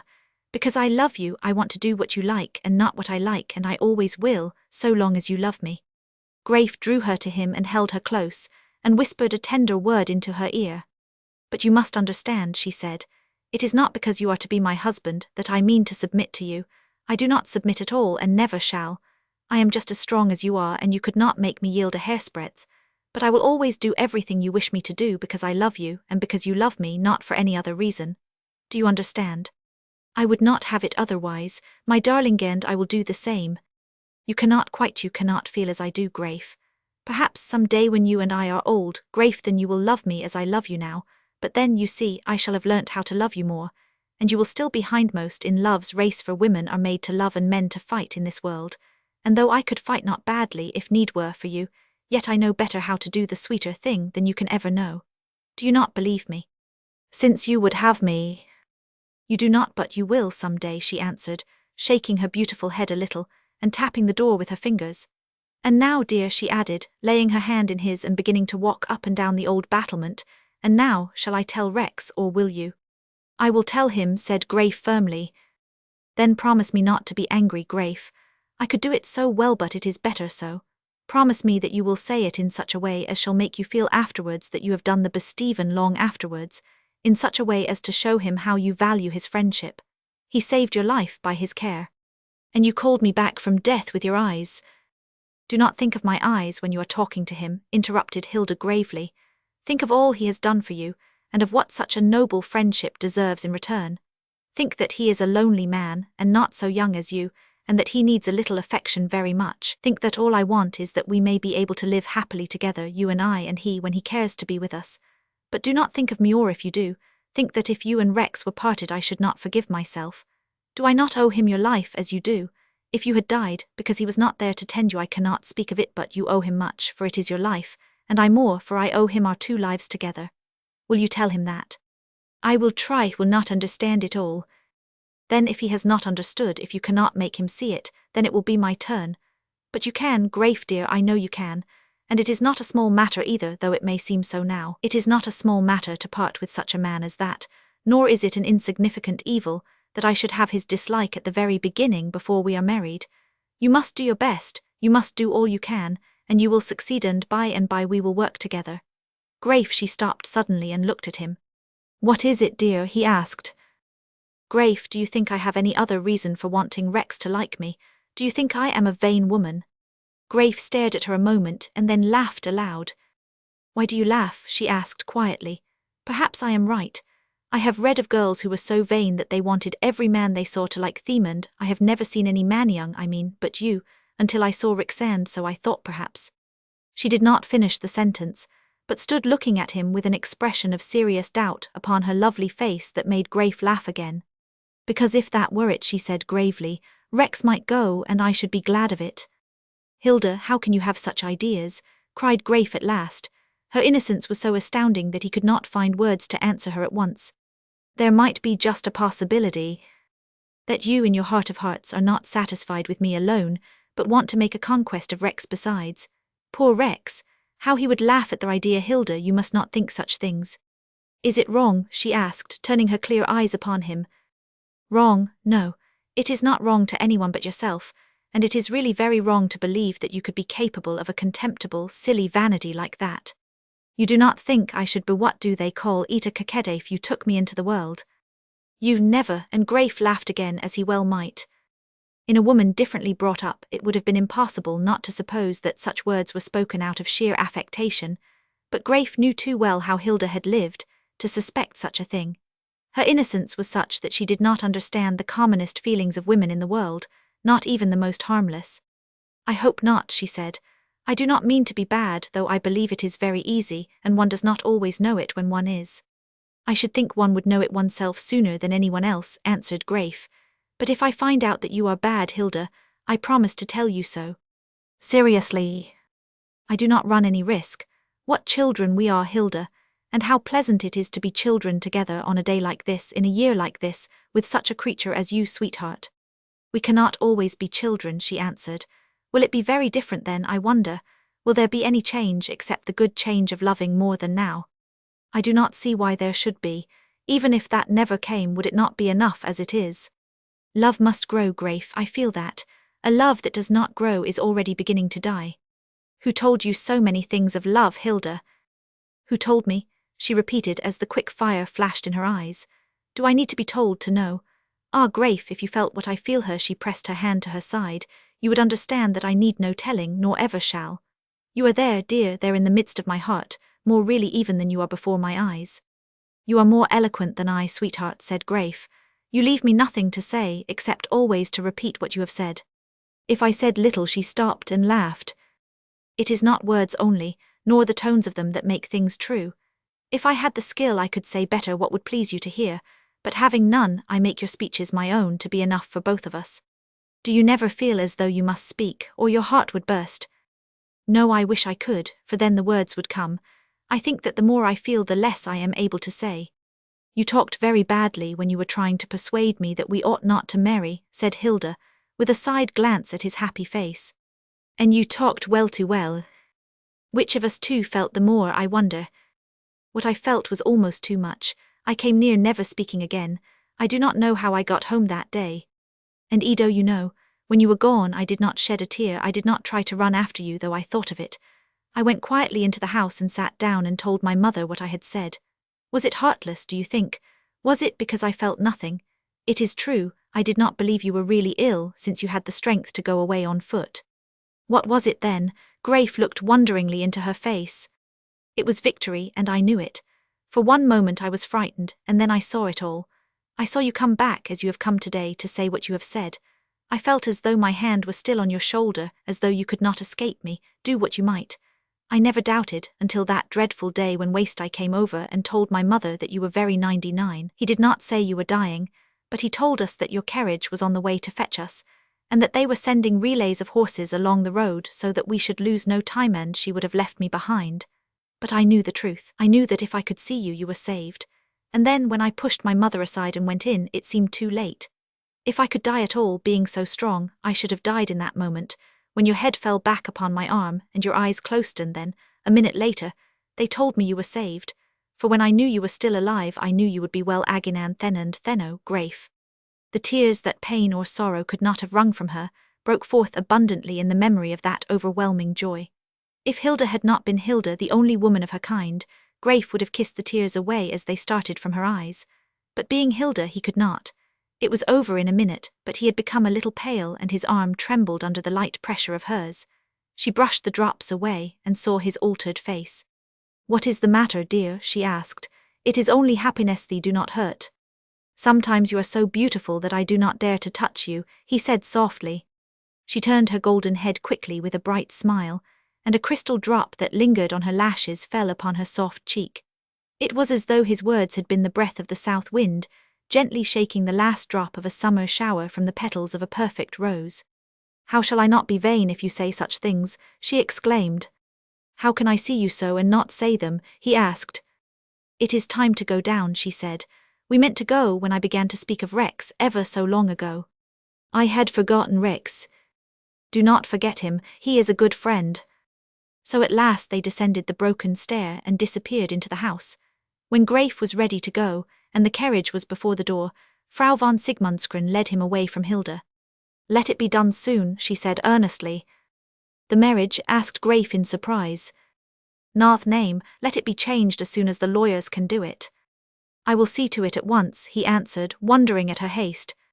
She saw the look of inquiry in his eyes and paused a moment, holding his hand in hers. "I have lived long without a song. Give me one, and Sigmundsgren, has had no lord these 18 years. I will not lose a day, he said, and once more I thank you with all my heart. He kissed her thin hand, and turned away to bid farewell to Hilda. A moment later the light carriage was whirling out through the castle gate. The two ladies watched until it was out of sight. God bless you, said the mother solemnly, as though she were speaking to Graif. God bless you and bring you back to be a son to Menno more Greifenstein, but Sigmundskron, you and yours for ever and ever. God bless you. Hilda looked at her mother intently. She did not know all that the words meant to the quiet, white-haired woman beside her. She could not know how often in those long years Therese von Sigmundskron had wished that, instead of a daughter, a son had been given to her, to bear the name and wear the sword of her dead husband. She could not know of all the tears her mother had shed in bitter self-reproach at her own ingratitude in thinking such a thought. You do not understand, child, she said, taking her daughter by the hand. Come with me. She led her to her own room. Upon a piece of black stuff on the wall were hung two swords, one a sabre and one a rapier in a three-cornered case, and above them a leathern helmet with a gilded spike. Beneath these weapons was a heavy old carved chest. With Hilda's help she lifted the 549. Within were uniforms and military trappings of all sorts, and in one corner, folded together, a roll of faded bunting. This she took out and unwrapped, and spread it wide upon the floor. It was torn and patched and faded, for it was the old flag that used to wave upon the dilapidated keep of the castle. On an azure field 3 golden crowns were set corner-wise, 2 above and 1 below. Hilda looked at the banner curiously, and then at her mother. We must make a new one, Hilda, she said, and Waste-Eye must pick out a tall, straight sapling from the forest, for Sigmundskron has a lord again, and the old flag must float on the wind when he comes to his home. Chapter 23. Rex had not been wrong when he predicted that Hilda and Graif would be married in the summer. It had certainly been the intention of the latter to allow the whole year to pass after the winter's tragedy, before tasting the happiness that was before him, but even if his own courage had been equal to the trial of waiting, other circumstances would have determined him to hasten the day. Perhaps the most impatient of all was Frau von Sigmundskron herself, and indeed the oldest are often those most anxious to precipitate events, as though they feared lest death should overtake them before everything is accomplished. The good Baroness was by no means old, but she was in haste to see the fulfillment of her hopes. Hilda, who was already supremely happy, would have waited, if Graif had desired it, and she at first approved of his intention to let the proper time of mourning elapse. But Graif yielded without much opposition to the wishes of Frau von Sigmundskron, who, strange to say, was seconded by Rex. It seems very wrong to do it, said Graif to the latter, as they sat one evening together in the arbour of the garden, listening with pleasure to the sound of the cool torrent tumbling along far below. It was late in July. There is nothing wrong in that which makes all happy, answered Rex, taking his cigar from his mouth. But there is a decency which is apart from right and wrong, objected Graif, for the 100th time. Then keep it apart.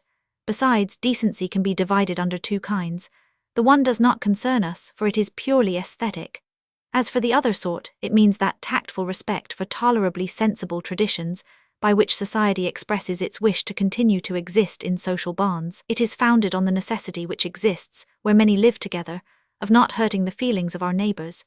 If you can show me that you are offending anyone's sensibilities by getting married now instead of 5 or 6 months hence, I will give up the contest and go to bed, for it is late. If you cannot, and if you persist, I am ready to argue with you all night. And so Graif suffered himself to be persuaded, and the wedding day was fixed in the end of August, and everything was got ready. Long before this, Rex and Graif had done all that there was to be done in regard to the succession, and had sorted and arranged such papers as had to be examined. But though Graif had willingly left the bulk of the work to his cousin, and though the latter had searched everything far more thoroughly than Graif guessed, not a scrap of writing had been discovered which could be taken for a message from the dead man to his son. Rex wondered what had become of the letter, until at last he began to suspect that it had never been written. At first this appeared to be a wild and inexplicable supposition, but the more he thought of it, the more certain it grew, in his opinion, that Greifenstein had died without leaving a word of farewell to Graif. The letter Rex himself had received afforded a key to the situation. Old Greifenstein's character had been stern, resolute, moral, unbending. Rex felt certain that if he had written to Graif at all, the letter would have contained a solemn injunction, commanding him to take the consequences of his mother's crimes, to give over the whole fortune and estate to the Sigmundskrons, as lawful heirs thereto, and after confessing frankly that he was nameless and penniless, to bear his poverty and shame like a brave man, because they were inevitable in the course of divine justice. He would probably have recommended him to enlist as a private soldier and trust to his education and to his own strength of determination for advancement. The stiff-necked old gentleman would in all human probability have expressed himself in this manner, and Rex knew Graif well enough to know the son would have fulfilled the father's injunctions and carried out his orders to the letter, no matter at what cost. On the other hand, it was possible that the grim nobleman might have relented at the last minute. He might even have torn up the letter after writing it and burned the shreds in the library fire.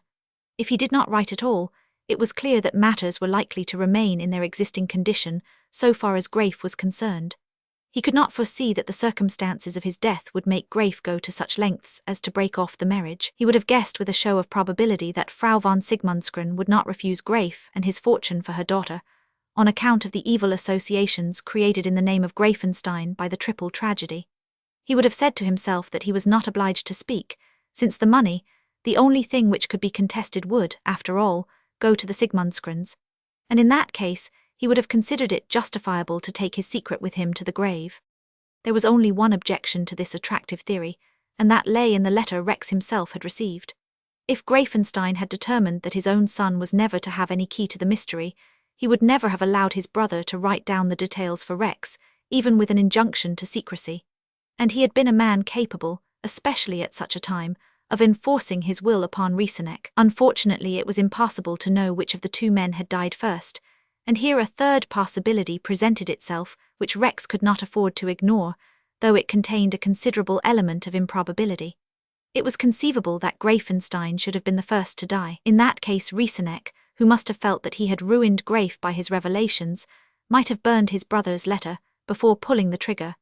It would have seemed more natural in that case that he should have also destroyed his own, but it might be that he had warned Rex for a good reason. Without such a warning, and if he had been a less devoted friend of Graif's, Rex might perhaps have instituted inquiries into his father's death which would have caused trouble, and which might even, by some wholly unforeseen accident, have revealed the whole truth to Graif himself. No one could tell what witnesses were still alive to swear to the identity of her who had been the wife of both.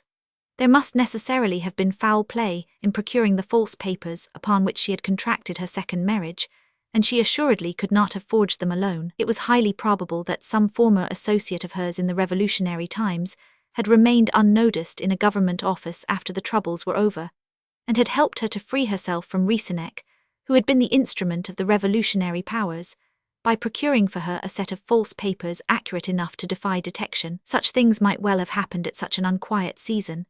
It would have sufficed that such a person should communicate what he knew, cleverly shielding himself at the same time, in order to reveal the whole story. And if no one had been warned of the danger, while Rex himself was using all the power of the law to account for his father's death, the result might have been fatal to Graif. Nevertheless, Rex clung to the theory that Greifenstein had never written at all, and he met such difficulties as the theory presented by supposing that he had not been aware that Rieseneck was writing to Rex. In any case, nothing had been found after the most exhaustive search, and Rex was beginning to believe, willingly enough, that nothing would ever be discovered. To avoid all risks, however, he did his utmost to hasten the marriage, feeling that after that event there would be less to fear from a disclosure of the truth. Meanwhile, Graif had obeyed the wishes of Frau von Sigmundsgren and had taken immediate steps to change his name. In Germany the matter is an easy one, as it is managed chiefly through the herald's office. Nothing is required beyond the formal and legal consent of all persons bearing the name which the petitioner desires to assume. When this is given, the necessary formalities are easily fulfilled, and a patent is placed in the hands of the person who has applied. After that, it is no longer in the power of the family who have given their consent to withdraw the name, under any circumstances whatsoever. In Graif's case, everything was done very easily. The herald's office was well aware that the male line of the Sigmundsgrens was extinct, and that the family was only represented by Hilda and her mother. The necessary documents were forwarded, signed and attested by the two ladies in the presence of the proper persons, and returned. A month later Graif received his patent, sealed and signed by the sovereign, setting forth that he, Graif von Greifenstein, only son of Hugo, deceased, was authorized and entitled to be called henceforth Graif von Greifenstein and Sigmundsgren, that he was at liberty to use either or both names and to bear arms, 3 crowns proper, or in field azure, either quartered with those of Greifenstein or separately, as good should seem in his own eyes. And at midday on a certain day in June, the woodcutters in the forest had looked towards the towers of Sigmundscran as they sat in the shade to eat their noontide meal, and they had seen a great standard rising slowly to the peak of a lofty staff, and catching the breeze and floating out bravely, displaying 3 golden crowns upon its azure breadth. "What is it?" asked one, a young fellow of 20 years. "It is the flag of the Sigmundscrans," answered a grey-haired, beetle-browed man, pausing with a mouthful of cheese stuck on the end of his murderous knife. "I have not seen that these 20 years since the poor Baron was killed in the war. There must be a new lord in Sigmundscran. We will ask tonight in the village." And as they talked, the banner, hoisted by Waystei's wiry arms, reached the very top of the staff and remained there, waving majestically, where many a one like it had waved during 800 years and more. At that moment Graif in his carriage was coming up the last ascent.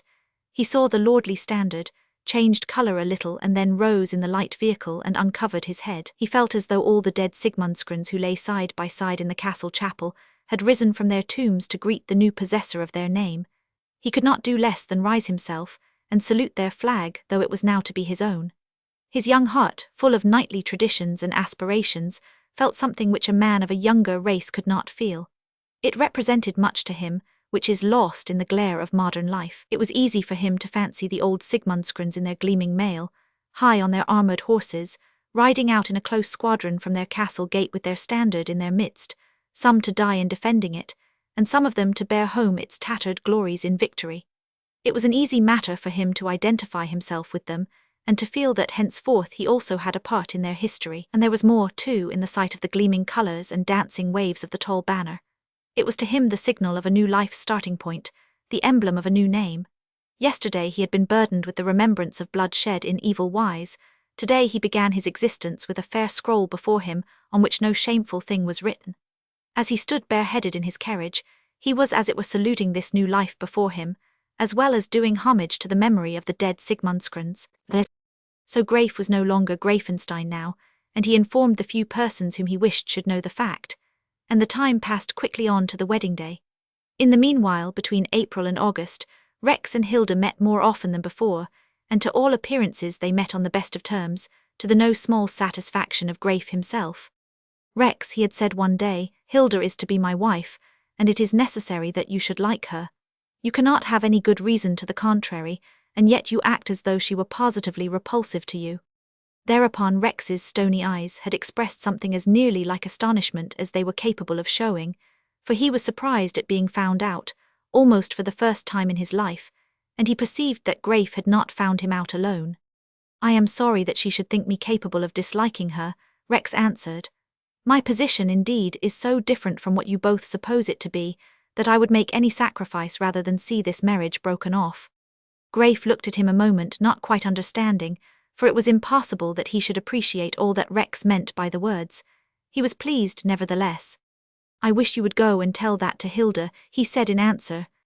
"I will," said Rex, and he did so on the first occasion that offered. He and Graif went over to Sigmundscran together.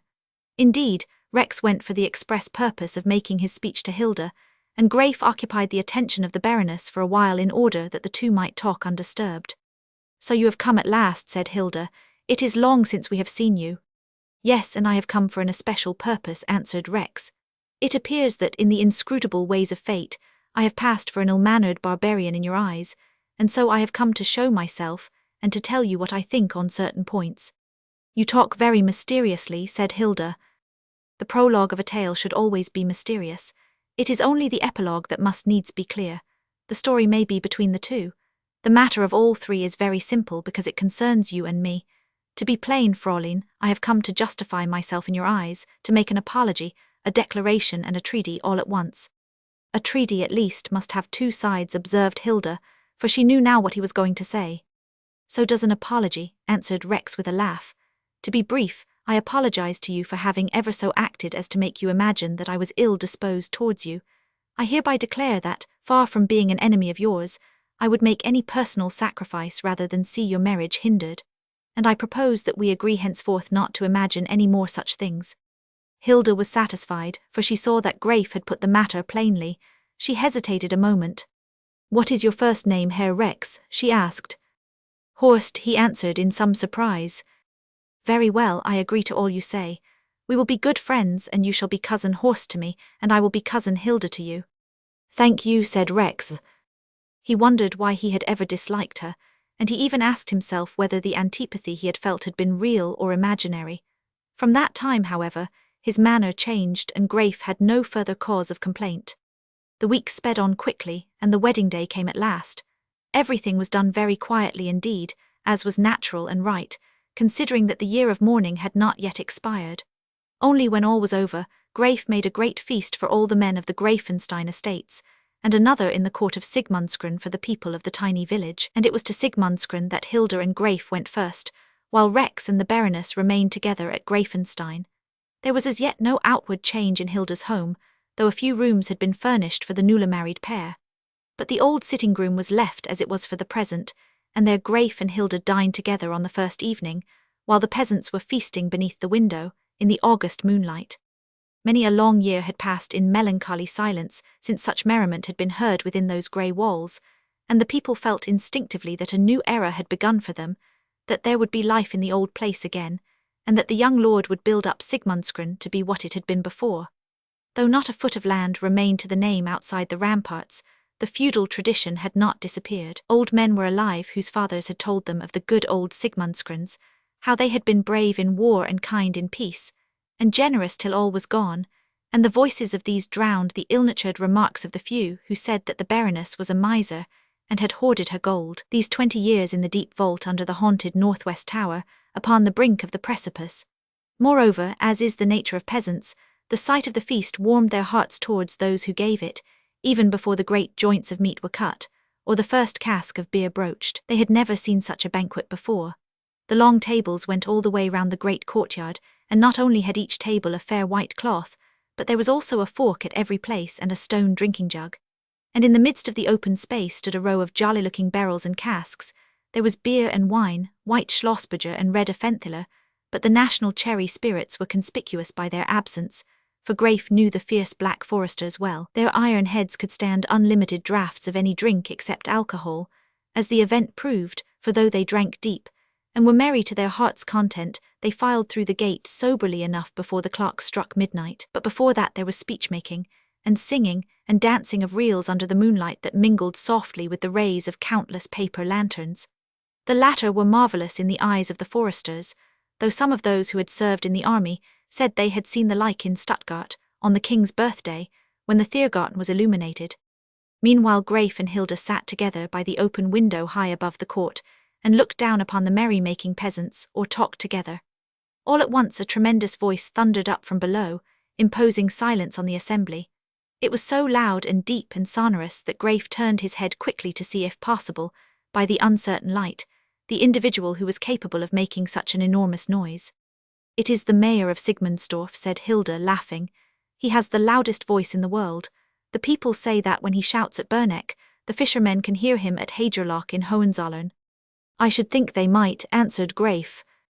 "And now, gentlemen," roared the mayor from below, as he addressed the rustics, "it is our duty to thank the good givers, and to drink to their never-tobe-clouded conjugal happiness. From where I stand, gentlemen, I can see the golden moonlight shining upon the silvery hair." The mayor interrupted himself with a ponderous cough. "The silvery moonlight shines upon the golden hair of the high and well-born Fräulein Hilda, I would say, of the high and well-born Frau von Sigmundsgren, Jr." Grafe, listening above, drew in his head to suppress a convulsion of laughter, but the crowd applauded the figure of speech, and the mayor bellowed on. "And also upon that of her high and well-born consort and husband, the Lord of Sigmundsgren." The name burst from his lips like a clap of thunder, and Grafe grew grave, for it meant something to him. "And though I could say much more," continued the mayor, "I will not, for silence is gold, as the burgomaster of Calwa says. And so, gentlemen, we wish them happiness, 100 years of life, and a son as handsome as themselves for every tower there is on Sigmundsgren. Sigmundsgren hoc." The mayor had seemed to be exerting his full powers during the whole speech, but an unparalleled experience in making noise had taught him the art of reserving a final explosion in the depths of his huge chest, which he knew could never fail to thrill his audience with wonder and delight. His last cheer broke out like the salute of a broadside of cannon, striking the old walls like a battering ram, till the panes rattled, echoing up to tower and turret, and then reverberating and rolling away among the distant trees, as though it were in haste to fulfill its mission and tell the whole wide forest that Sigmundskron had a lord again, and that Hilda was married to her true love at last. Sigmundskron hoch, yelled the peasants in a wild attempt to rival their leader, which not even their numbers could help them to do. Then Greif took a tall glass from the table and gave it to Hilda, and took another for himself, and the two stood up in the opening of the Gothic window, the moonlight falling upon their happy faces and upon the slender goblets in their hands. Another shout went up from below, and then all was still. "It is we who have to thank you," said Greif in clear, ringing tones. "It is we who come to ask your help to make Sigmundskron what it was in the old days. May you all live to sup with us each year as tonight for another 50 years. We thank you for your good wishes, and we drink to you all, to our good friend the mayor of Sigmundsdorf, and to all the rest. Hark, Sigmundsdorf, hark the brave foresters, hark the black forest we all love, hark the dear Swabian land." Hilda's silver voice rang high in the last cheer, and then the two touched their glasses with their lips, while all the people shouted with joy below, and the mayor's earth-shaking roars of delight made the great owls in the tower shrink into their holes and blink with wonder. It was a glorious night, and for many a year the people of Sigmundsdorf will remember the look that was on those two beautiful young faces that looked down upon them from the high, arched window, and all agreed that the mayor of Sigmundsdorf had never made such a noble speech as on that occasion, or shown the superiority of his voice over all other voices with such brilliant success. So Hilda and Greif were married, and none but Rex knew what a mortal danger had hung over their happiness until that day. When all was done and ended, Rex drew a long breath and sat down alone to think over the peril from which Greif had escaped. By this time he was fully persuaded that the latter would never be disturbed by the discovery of a letter left by his father, and he had entirely adopted the theory that no such letter had ever existed. It was a comforting belief, and seemed reasonable enough, so that he classified it amongst his convictions and tormented himself no more. He could not help reflecting, however, upon the complications that might arise if such a document should after all find its way into Greif's hands, and as he thought over the various turns affairs might take, he trembled at the responsibility he had assumed. There were delicate points of law involved, concerning which he himself was uncertain. In the first place, as Greifenstein, Greif was not married at all. His birth was illegitimate, and if he had been married under the name he supposed to be his, the union was not valid, for the law only acknowledges such marriages as take place under the true and lawful names of both parties. If one or the other, though wholly innocent and ignorant of any mistake, turns out to have been married under a wrong appellation, the office is void and of no effect. The question was whether Greif, as Sigmundskron, was legally Hilda's husband. Rex was inclined to believe that he was. The herald's office might withdraw from him the name and arms of Greifenstein, but Rex did not believe that they could interdict Greif from using those of Sigmundskron, since the Sigmundskrons had themselves conferred them upon him, in his own person, whatever he was before. In that case Greif was really and truly Sigmundskron, and he was not really anything else, except a nameless orphan, and if so, the marriage was valid after all. It was a fortunate coincidence which had given a name to a man who really had none at all. Of course, if no one but Rex were ever to know the secret, there was no danger in store for the young couple. But if any untoward accident should reveal it, or if any other individual were already in possession of it, their case might be bad indeed. Rex could not think of it without experiencing a very unpleasant sensation. He remembered how old Greifenstein had lived during 25 years in ignorance of his own shame, and how it had found him out at last. It would be horrible indeed if such a catastrophe should fall upon Greif and Hilda, but it would be better, in the extreme case, that Greif should learn the truth first. If Frau von Sigmundskron should be the first to find it out, it was impossible to foretell what might happen. She would find it hard to believe that Greif had not known it when he married her daughter. She would remember how he had done his best to refuse Hilda, and she would ascribe that to his knowledge that he was illegitimate. His change of name would look like a piece of deliberate scheming to supply himself with what he most lacked, a name. She would misunderstand all his actions and misconstrue all his intentions. He would appear to her in the light of a clever actor who had made the emotions he really felt serve the greater ends he had so carefully concealed. Rex thought of her behavior with regard to the name, and he understood the immense value she put upon it. He saw how she had persuaded herself that in Greif her husband's race was to be revived again, and he could guess what she would feel when she discovered that she had conferred what she held most holy on earth, not upon an unfortunate nobleman, but upon a murderer's bastard, who had cleverly robbed her of what she could no longer take back. Rex thought of the strange fatality which pursued himself and his brother. He himself had been the chief cause of the present situation, both by his silence concerning the secret, and by his constant efforts to promote the marriage. If he had possessed old Greifenstein's character, he would have acted very differently. He would have told Greif the truth brutally, in order to prevent even the distant possibility of such mischief as might now arise. And yet Rex's conscience did not reproach him. He asked himself whether he could possibly have dealt such a blow upon any human being, especially upon one who had suffered, like Greif, almost all that a man can suffer and live. He wondered whether he were amenable to the law for his silence, though he really cared very little about the legality or illegality of his actions in the present case. He felt that both he and his brother were men beyond the pale of common laws, pursued by an evil destiny that did not quite leave them even in their happiness. He went back to his own father's story from its first beginning, and beyond that to the untimely death of the father of old Greifenstein, which had led to the second marriage of the latter's mother, and so to the birth of Riseneck with all his woes and miserable deeds. Then to the early quarrels of the two half-brothers, to their separation, to the singular state of things in which Greifenstein hardly knew of his brother's marriage, and never saw the face of his brother's wife. Then onward to Riseneck's surrender of the Arsenal Guard, to his imprisonment, escape and exile, followed by his wife's unlawful marriage to the brother of her living husband, then to the evil fatality which had sent a child in this false union to inherit so much shame and horror, to be saved from it, so far at least, by his unknown brother, appearing as his cousin, Rex, the traitor's son, in such a train of destiny. What might not be yet in store for Horst von Riseneck, and for his brother Greif von Sigmundsgren? Rex almost smiled as he gave to each, in his imagination, the only name that was lawfully Heish. Smiled at the ingenuity of fate in finding so much mischief to do. Chapter 24. Rex was mistaken in his opinion concerning the letter. Before he died, old Greifenstein had actually written it, as he had intended to do, and had directed it to his son. It is not yet time to explain what became of it, but in order to make this history more clear, it is as well to state at once that it was not destroyed, but was actually in existence at the time of Greif's marriage to Hilda. It is necessary, however, to consider the development of Rex's character during the year which followed the wedding, in order to understand the events which afterwards occurred. It had been his intention to undertake a journey to South America, when all was settled, in order to wind up his father's affairs, and ascertain the extent of the fortune he inherited. He was well aware that he was very rich, but as this was nothing new to him, and as he had always had whatever he wished, he was in no hurry to find out the exact amount of his income. The property was well administered, too, and there was no danger of loss, as Riseneck had taken pains to provide against every contingency before making his last voyage to Europe. Rex was personally acquainted with the persons to whom his father had confided the management of his wealth, and so soon as they were informed of the latter's death, they took all the legal steps necessary to secure the inheritance, and remitted large sums of money to the heir at regular intervals, and with scrupulous exactness.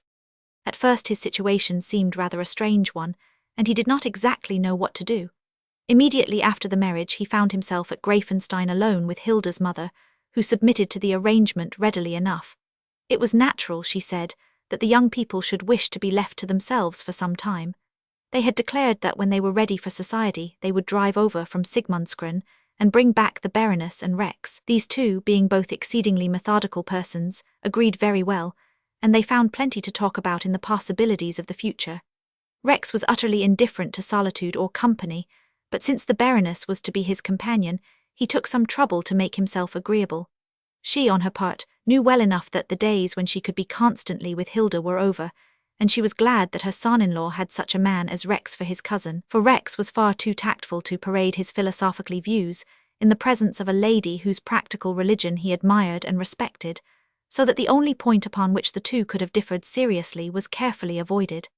An odd sort of intimacy sprang up between them, which neither had anticipated. Frau von Sigmundsgren was surprised to find in Rex so much ready sympathy with her ideas, for her German soul would have been naturally inclined to find fault with a man who had been brought up in South America, and whose father could not have been supposed capable of teaching him much sound morality. Nor would it have seemed likely that her somewhat narrow, though elevated view of things in general would find a ready appreciation in one whose great breadth of understanding had made him familiar with all manner of heretically modern notions.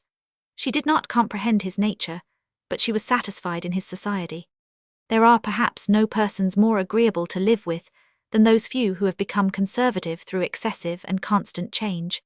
They bring back with them to the land of stabilities an intimate practical knowledge of what instability really means, which distinguishes them from people who have lived within the shadow of their own steeple through a lifetime of dogged tradition worship. Rex had tried everything that the world can give except fame, which was beyond his reach, and at 40 years of age, he had a decided preference for old-fashioned people. His placid disposition liked their quiet ways and abhorred all sorts of trivial excitement. He was a man who was intimately conscious of the inanity of most forms of amusement, and of the emptiness of most kinds of sensations. The cold, still depths of his heart could not be warmed to a pleasurable heat by the small emotions which the world covets, and so eagerly pursues. He sometimes wondered what would happen if he were really roused. He had not often been angry in his life, but he had noticed with his habit of self-observation that his anger seldom failed to produce tangible results, even when it was half assumed. It was natural to suppose that if he should ever be goaded to madness, he might turn out to be a very dangerous animal, but such a case appeared to him extremely improbable, because he could scarcely conceive of anything which could affect his temper for more than a few minutes. It is certainly true that persons who do not indulge their passions are less exposed to be assailed by them at every turn, though the capacity for passion itself in extreme cases increases in an opposite ratio. Rex and Frau von Sigmundsgren became intimate therefore, and grew more fond of each other's company than they had expected to be. But they were not left long to their solitary state in Greifenstein. At the end of a week, Greif and Hilda appeared, more radiant in their new happiness than before. They proposed that Rex and the Baroness should come over to Sigmundsgren for a month, after which they announced their intention of travelling for some time. Hilda had given Rex her hand, which according to German custom she could not do before she was married. He had almost dreaded to touch it when he saw it before him, so strong was still the first impression he had taken so much pains to conquer. Strangely enough, this was the last time he ever felt a return of his old antipathy. It seemed as though the contact of Hilda's gloved fingers had wrought a change in him. He looked up and saw a smile upon her face. "Do you hate me still?" she asked. "No," he answered, and there was no mistaking his tone. He did not hate her any more, it was true, but he felt unaccountably embarrassed by her presence. He was silent, preoccupied, strangely dull and unresponsive. "Why do you never talk before Hilda?" asked Greif in his straightforward way, when they had all been a week at Sigmundsgren together. "Men are often silent before nature's greatest works," said Rex quietly, and without looking at Hilda as he spoke. "Do you hear that enormous compliment?" asked Greif, addressing her. "I do not understand it," answered Hilda with a laugh. "I believe he hates me still." "No," he answered gravely, "you are quite mistaken, and I was not thinking of making compliments." "But it is true, since Greif has spoken of it," Hilda said. "You do not talk when I am present, though both Greif and my mother say that no one talks better. What does it mean when a man is silent, Greif?" "It generally means that he is in love." "With me?" Hilda laughed gaily at the thought, which conveyed no more idea of possibility to her than it did to Greif, or even at that moment to Rex himself. "I should be if I were Greif," Rex answered, pretending to laugh a little. He thought of what had been said when he was alone, and there seemed nothing laughable in it. On the contrary, he was angry with Greif for suggesting a thought which had certainly not occurred to him before. He knew well enough, now that he considered the matter, that there was no inherent reason in the nature of things why he might not fall in love with Hilda, and it struck him rather forcibly that he occasionally acted as though he were in that condition, or at least as he might have done, had he been in love at 20, but he was twice that age, and there was an evident discrepancy between his behaviour and his reasoning, which rendered the supposition utterly absurd. He did not believe that a man could be in love in the smallest degree without being aware of it, and he felt that if he were aware that he loved his brother's wife, he should forthwith leave the country forever. Moreover, until very lately he had believed that he positively disliked Hilda, and it would be strange indeed if a strong antipathy had thus suddenly developed into a sentiment capable of suggesting Greif's careless remark. Rex promised himself that when they met that evening at dinner his behaviour should be very different. It was true that he had not thought much about the matter, until Hilda had asked the cause of his silence. He was in the habit of holding his tongue when he had nothing to say, unlike many younger men. He was also aware that he admired Hilda's beauty, as he had always done, even when he had most disliked her personality. The flash of her eyes and hair as she had rushed to the bed where Greif was almost dying had produced a permanent impression upon Rex, much at variance with what he had felt towards herself, as distinguished from her outward appearance. He had next attributed his antipathy to jealousy of her. He wondered now how he could have made such a blunder. He had nothing but gratitude for her now, for the share she had taken in saving his brother's life, nothing but gratitude and a certain brotherly affection, as undefined as his dislike had been before. Rex thought he was losing the use of his faculties, or falling into a premature dotage since he could waste so much thought over such an insignificant point, and he made up his mind, after all, not to attempt any determined change in his conduct, but to talk or hold his peace as the spirit moved him. The result was that he talked exceptionally well, very much to his own surprise. Before many days were past, he found that he had so completely altered his behavior that he was now generally silent when Hilda was not present, whereas her coming was the signal for him to exhibit an almost unnatural brilliancy. "I amuse them," he said to himself with some satisfaction. "They are pleased, and that is enough." Hilda and Graif carried out their intention of travelling during the autumn. To Graif it seemed impossible that Hilda should any longer remain in total ignorance of the outer world. They would go away in the first place for 3 months, and they would all be back together for an old-fashioned Christmas in Sigmundsgren. Their absence would give time for a few of the more essential repairs to be made in the castle, before undertaking the extensive restorations that were necessary. Frau von Sigmundsgren had said that she would stay behind and superintend as well as she could. "And what will you do, Rex?" asked Graif. "I will help Aunt Therese," answered the other. "Why do you not go somewhere and amuse yourself?" "That is easier said than done. My amusement will consist in counting the days until you come back. We shall both do that." "Why not go and stay at Greifenstein as you both did before? It is more comfortable." "I prefer this. There is a better view. I think I will buy the top of the hill over there and lay the foundation of an observatory. It will be an occupation, and they send me so much money that I do not know what to do with it." "I hope you are not going to build a house to live in," said Graif suddenly. "Remember that your home is here." "Thank you," answered Rex. The words were pleasant to him, for in the last month he had begun to feel an attachment for Sigmundsgren which he had never felt for any place before. The mere idea of leaving it was painful to him, and if he must be parted for a time from Graif and Hilda, coupled their names in his thoughts, and rather obstinately, too knew that the time would pass more quickly in the old castle than anywhere else. At 40 years of age, the idea of beginning again the wandering life he had led so long, rambling from one country and capital to another, now spending a year at a university, and then 6 months in Paris, or a winter in St. Petersburg, never settled, never at home, though at home everywhere the mere thought was painfully repugnant. To live with Graif and Hilda in their ancient home, to build at last the noble observatory of which he had often idly dreamed, and to spend the best years of life that remained to him in peaceful study among those he loved, was a prospect infinitely attracting, and apparently most easy of realization. When Hilda and Graif were gone, Rex discovered that they were really the central figures in his visions of future happiness. The emptiness they left behind was indescribably dreary. He wondered why he had not experienced the same sensation when he and the Baroness had stayed at Greifenstein after the wedding. He had not missed the two so painfully then. Indeed, he had enjoyed the Baroness' society very much, and would not then have been altogether sorry to have been left with her for a longer time. But the month they had spent at Sigmundsgren had produced a great change, it seemed. Before that, he had assuredly not been in the habit of thinking so much about Graif and Hilda, nor in Greifenstein had he expected to meet them at every turn in every dusky corner, when he walked through the house alone, as was the case now. It was quite certain that they had not formerly haunted his dreams, whereas now he could not close his eyes without seeing Hilda's face and Graif's beside it. Though their absence was more than disagreeable to Rex, he was on the whole rather pleased than otherwise when he discovered how much he regretted their presence.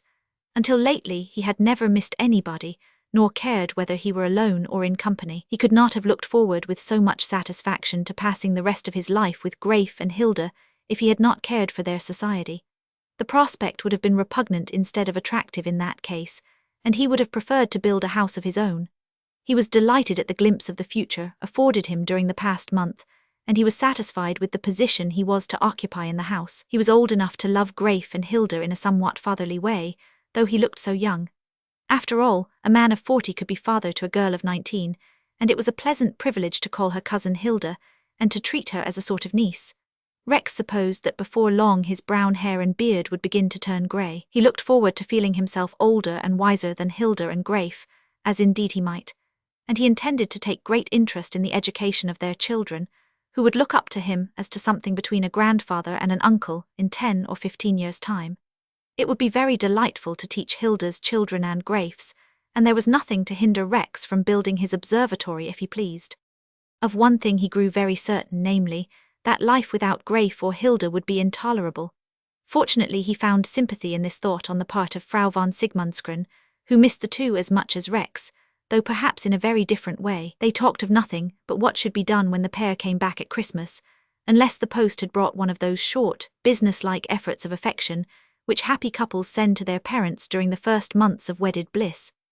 On those occasions, the two sat together discussing the letter as long as there remained in it a word to talk about. Rex would then launch out into vivid descriptions of the town or country whence the news came, supplying every deficiency in the correspondence out of the inexhaustible stores of his memory, telling his companion all that Hilda and Greif must have seen and done, even though they had forgotten to give a full account of their proceedings. The Baroness enjoyed these conversations quite as much as though she had received longer letters, but Rex was conscious of an odd impulse to fill up by an effort of his imagination the numerous lacunae in the sequence of news.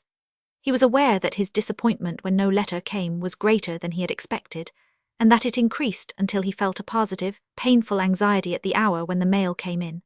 But though the days sometimes dragged wearily along, they were over at last, and Hilda and Greif came back. They received a great ovation on their return, and the Christmas that followed was a merry one, but no one was so glad to welcome the two home again as Rex. His face was so much changed by his delight that Greif hardly recognized him for the man he had left behind 3 months ago. As had sometimes happened, though very rarely, his eyes had lost their stony impenetrability for a few moments, the pupils dilated and were full of light, and there was an extraordinary brilliancy about Rex's usually unruffled features, which surprised Hilda herself. Rex looked at her too, and he saw that a transformation had taken place. He could not tell whether he preferred the girlish simplicity of 3 months ago, or the fuller beauty of today. The dress made a difference also, for though simple still, and severe, what Hilda wore was the work of more skillful hands than her own or old Burble's. There was the difference between unintentional simplicity and the simplicity of a refined taste, as in Hilda's self. Rex would soon discover the change from the girl to the woman. Rex did not conceal his gladness, and it was in itself a source of pleasure to the two who had come back. During the first few days there was endless festivity and endless talk about all they had seen and done. There was much to say on both sides, and small time to say it, for it was the Christmas season, and the Sigmundsgrens were determined to make it a happy one for all their people. But when 12th night was gone by, and quietness descended upon the 4 occupants of the castle, they found that they had succeeded in telling each other much more than they supposed, in the intervals between Christmas trees and dinners for the peasantry, and all the pleasant noise and excitement of the Yuletide.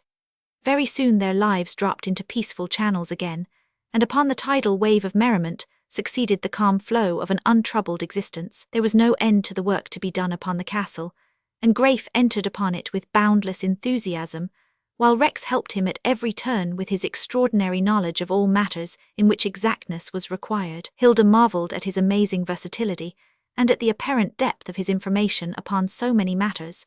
No question came amiss to him connected with the Restoration, from the customs and mode of life of the medieval Germans to the calculation of a Gothic arch or a winding staircase. "You seem to know everything," said Hilda one day, unable to conceal her admiration. "It is a matter of habit," Rex answered vaguely, whereat she laughed, scarcely knowing why. "I mean," said Rex, explaining himself, "that you are in the habit of supposing that a man only understands his own profession, whereas if he really does understand it, he ought not to find any difficulty in acquiring the rudiments of any other which does not need special gifts. Everything which depends upon mathematics is more or less connected in a mathematical mind." "That sounds very reasonable. I wish I had a mathematical mind." "You have what is better," answered Rex, looking at her. "What is that?" "Many things. Ask Greif."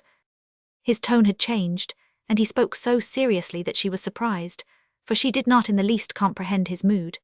It was strange to himself, and he afterwards wondered whether his own words had any sense in them, unwilling to allow that he had spoken out of the fullness of an admiration he had no right to express. He did not say, even to himself, that she was the most beautiful woman, the best, the kindest he had ever known. But at the thought of what he would have said in his own heart, had all restraint been removed, he felt a shock, such as a man feels who strikes his hand against some unexpected sharp object in the dark, and draws back, groping his way carefully lest he should hurt himself again. Certain it was that his admiration of Hilda threatened to pass the bounds, by which admiration of any sort is separated from the stronger feelings that lie beyond it. But as he perceived this in the course of time, he explained it away by telling himself that it was natural and harmless. Loving his brother as he did, it would have been strange if he had not felt something like devotion for the woman who had saved his brother's life. It would have been astonishing if he had not felt a most sincere affection for her, if he had not been willing to sacrifice anything for her. It was an odd sort of devotion at first, for it grew up like a tender plant surrounded on all sides by sharp pricks, straight in self-defense and sensitive by avoiding all contact with things hurtful. Rex became conscious of its growth, and was surprised to find anything so delicate and beautiful in his own heart, where such beauties had never grown, or had budded only to wither prematurely, leaving the ground more dry and arid and unpromising than before. It was as though a soft light had dawned in his soul, and was gradually brightening into day. From having distrusted himself a little at first, he put an unbounded faith in his own heart, since he saw what it contained. He would even talk to Graif by the hour together of Hilda's perfections, vying with her husband in discovering new things to praise, and utterly happy in the freedom of speaking about her which he thus enjoyed. He fancied that he looked upon her almost as though she had been his daughter, and he imagined that he understood stories he had read, and cases he had known in his own experience, where such pure affections were concerned. He, who was far from imaginative by nature, made romances in the air, in which he fancied that he had once been married to a woman he had loved to distraction, a woman not unlike Hilda. Perhaps then that Hilda herself was the daughter of that union, all there was left to remind him of her who was dead. There was something oddly fantastic in the thought, which satisfied him for a time, and made his life seem full of a love, tender, regretful, expressing itself in a boundless devotion to the one object which recalled it. And the dead woman grew in his fancy, until she became very lifelike. He could remember how he had closed her darkened eyes and smoothed her yellow hair, how he had buried her on a dark winter's day, among the fir trees, and how through long years he had mourned for her, while Hilda was a little child at his knee. It was all fancy, but it was very 508. Then he could go back still farther. He could recall the sound of her voice, for Hilda's own reminded him of it, and out of the misty echoes of past time he could reconstruct conversations, phrases of love, words full of meaning. He remembered their first meeting, in an ancient castle in a distant land, had been a guest in her father's house so long ago. He remembered how they had ridden together so often through a dim forest, and how the echo of the horses' hoofs amongst the ringing trees had broken upon the silvery music of her voice. It all came back to him, the scene, the colour of the shadows, the snort of the horses, the curves of her figure as she sat so straight in the saddle, the silences that said more than words. Then the scene changed, and they were upon a moonlit lawn in summer. He was standing still, and she was coming towards him through the misty light. His heart beat fast. Slender and tall as a fair spirit she advanced.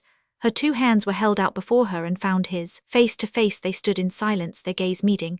Was it to be or not? Then, in that wonderful moment, he felt his own hard eyes soften and saw the warm light in hers. Not a word was spoken. As his arms went round her, then they turned and walked together upon the dark, dewless grass beneath the summer moon. And again he was with her upon a balcony at night. In the warm dusk he could see the whiteness of her face and the outline of her figure. She had said something, and he had felt the hot blood surging to his forehead, and falling again as by its own weight upon his heart. All at once he had answered her with such words as he had not guessed a man could speak, for they had broken forth in a passionate eloquence, unrestrained and fresh with young life, as words first spoken can be. He could not always remember them now. The heartfelt ring of them waked him from his sleep, sometimes. And again, in the midst of the occupations of the day, the stirring echo of their music filled the room in a moment and was gone before he could seize it, or was blown into his ear by the clear breeze that swept the valley. The dead woman was a liveth woman who had never lived save in his brain, and Hilda was growing to be like her. Rex watched them both, her whom he saw with open eyes, and her who was present with him the instant his eyes were closed. No daughter was ever so exact an image of the mother who had borne her. Line for line, the features grew to be the same. Shade for shade, the colour of the one became the colour of the other. Coil for coil, the yellow hair of both was wound alike upon the noble head. And the love of this dead woman, who had never breathed, but whom he had buried with such bitter tears and such heartbroken grief, filled his whole being and twined itself through all the mazes of his complex nature, till no action of his life was independent of it, and no thought free from its all-dominating influence. In the first beginnings of this creation of his fancy, He had found such peace, and such sweet melancholy satisfaction that he had encouraged its growth, and had tried to persuade himself of its reality. And the reality had come, so far as it can come to anything wholly built up in the imagination. It had also brought with it its consequences, unless it could be said to be a consequence in itself. Rex's devotion to Hilda increased with every day, as she seemed to him to be more and more like the woman he had loved, the mother he had imagined for her in place of her own. For it was out of Hilda herself that his love for a shadow had grown to be what it was, and the shadow itself was but the reflection of Hilda's present brightness upon the misty emptiness of his own past life. Rex was very happy. The dreams that filled the hours did not hinder his actions. On the contrary, the latter seemed to be supplied at last with the purpose they had lacked during 40 years, the purpose to honor the love that was in him, and to please Hilda, the outcome of that love. All that he did seemed to acquire directness and perfection of detail.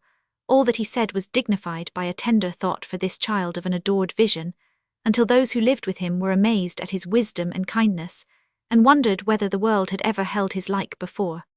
The busy months went by and the summer was at hand. Much had been done to Sigmundscreen, but there was work for years to come, before it should be what Graif dreamed of. But one day in June the work ceased suddenly, and all was hushed and still. The servants trod noiselessly and spoke in whispers, and Rex found himself left to his own devices with no companion but the dear idol of his fancy. The whole household life seemed suspended. It was the silence of a great happiness. On that fair June morning Hilda had borne her husband and heir to Sigmundscreen. Chapter 25. Burble, transformed into the housekeeper of Sigmundscreen, was busy with the preparations for the christening. A year of uninterrupted prosperity had made her a trifle more sleek than before, and though she still affected a Spartan simplicity of dress, her frock was made of better materials than formerly, and her cap was adorned with black ribands of real silk. The day was warm, and Burble came out into the court to breathe the air. As she stood at the door trying to remember whether she had forgotten anything, a man entered the gate and strode across the pavement. It was Waisteye, and he carried in his hand a magnificent string of trout, threaded by the gills upon a willow withe. He bore his burden very carefully, and it was clear that he had gone home to dress himself after catching the trout and before coming to the castle, for he was splendidly arrayed in a pair of new leather breeches, and he wore a velvet coat, the like of which had not been seen in Sigmundsdorf within the memory of man, for like Burble's ribands it was of real silk. Burble eyed him curiously. She had an odd liking for the fellow. "God greet you, Frau Burble," said Waisteye with far more politeness than he vouchsafed to most people, high or low. "I have brought these fish for the christening feast, and I have seen worse." Burble took the willow wand from his hand, tried the weight, counted the trout with a housewife's eye, tried the weight again, and then nodded approvingly. "They are good fish," she said, looking them over once more. Waisteye drew a bright red handkerchief from his pocket, and carefully wiped his sinewy brown hands. Then, without further ceremony, he sat down upon the stone curb at the corner of the steps, as though he had done his business and meant to rest himself without paying any more attention to Burble. She liked him for his independence and taciturnity. Moreover, in the old days of starving poverty, Waisteye had done her many a good service she had never been able to reward, and had brought many a plump hare and many a brace of quails to the empty larder, swearing that he had come by them honestly, and offering to exchange them for a little mending to his tattered clothes. Burble used to suspect that Waisteye knew more of the nakedness of the land than he admitted, and that he risked more than one dangerous bit of poaching out of secret pity for the poor ladies, who were known to buy so little food in the village. They were better off now, both she and Waisteye, but as she looked at the broad expanse of black velvet that covered his square, flat back, she remembered the days when he had come ragged to the back door to throw down a good meal of game upon the kitchen table, going off the next minute with nothing but a bit of black bread in prospect for his supper. "I will take them to the Baron myself," said Burble.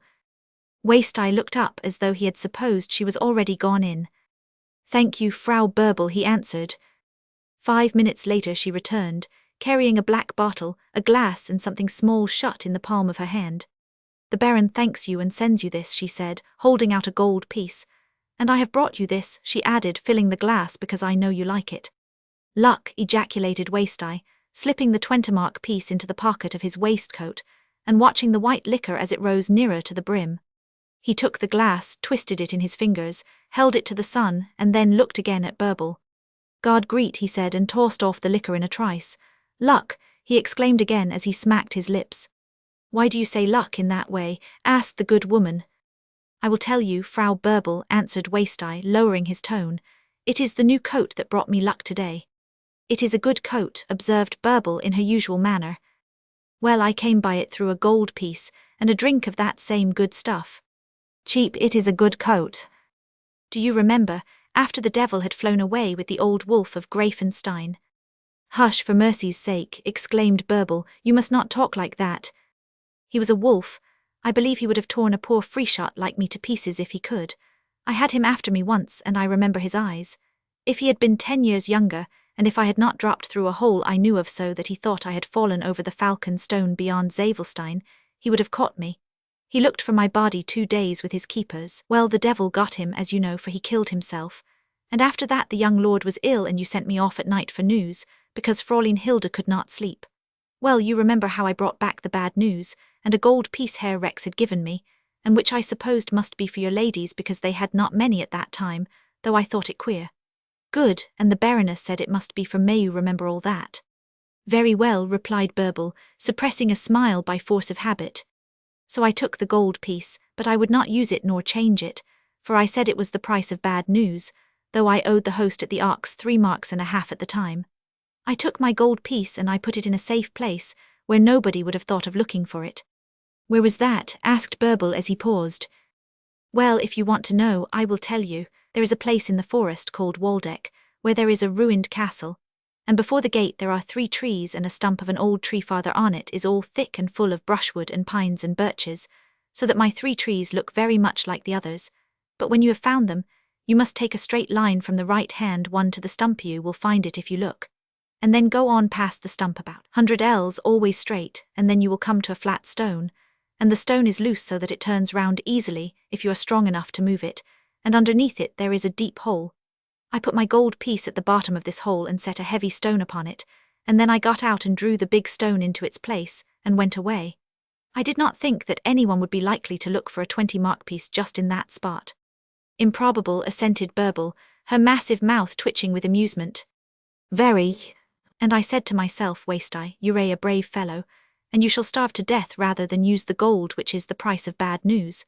But if the son of the old wolf gets well, and marries Frau Burble's young lady, and if the good God sends them a boy, then, Waste-Eye, you shall go and get the gold piece and spend it at the christening. You see, Herr Rex had given me a drink with the money, just as you did, so that there was a chance of its turning out well after all, and I knew that because if there had been no chance, why then money is money after all. And so now you have bought a coat with it. And what a coat! The Jew had had it in his shop for 6 months, but nobody could buy it because it was so dear. The Jew, inquired Burble, looking sharply at Waste.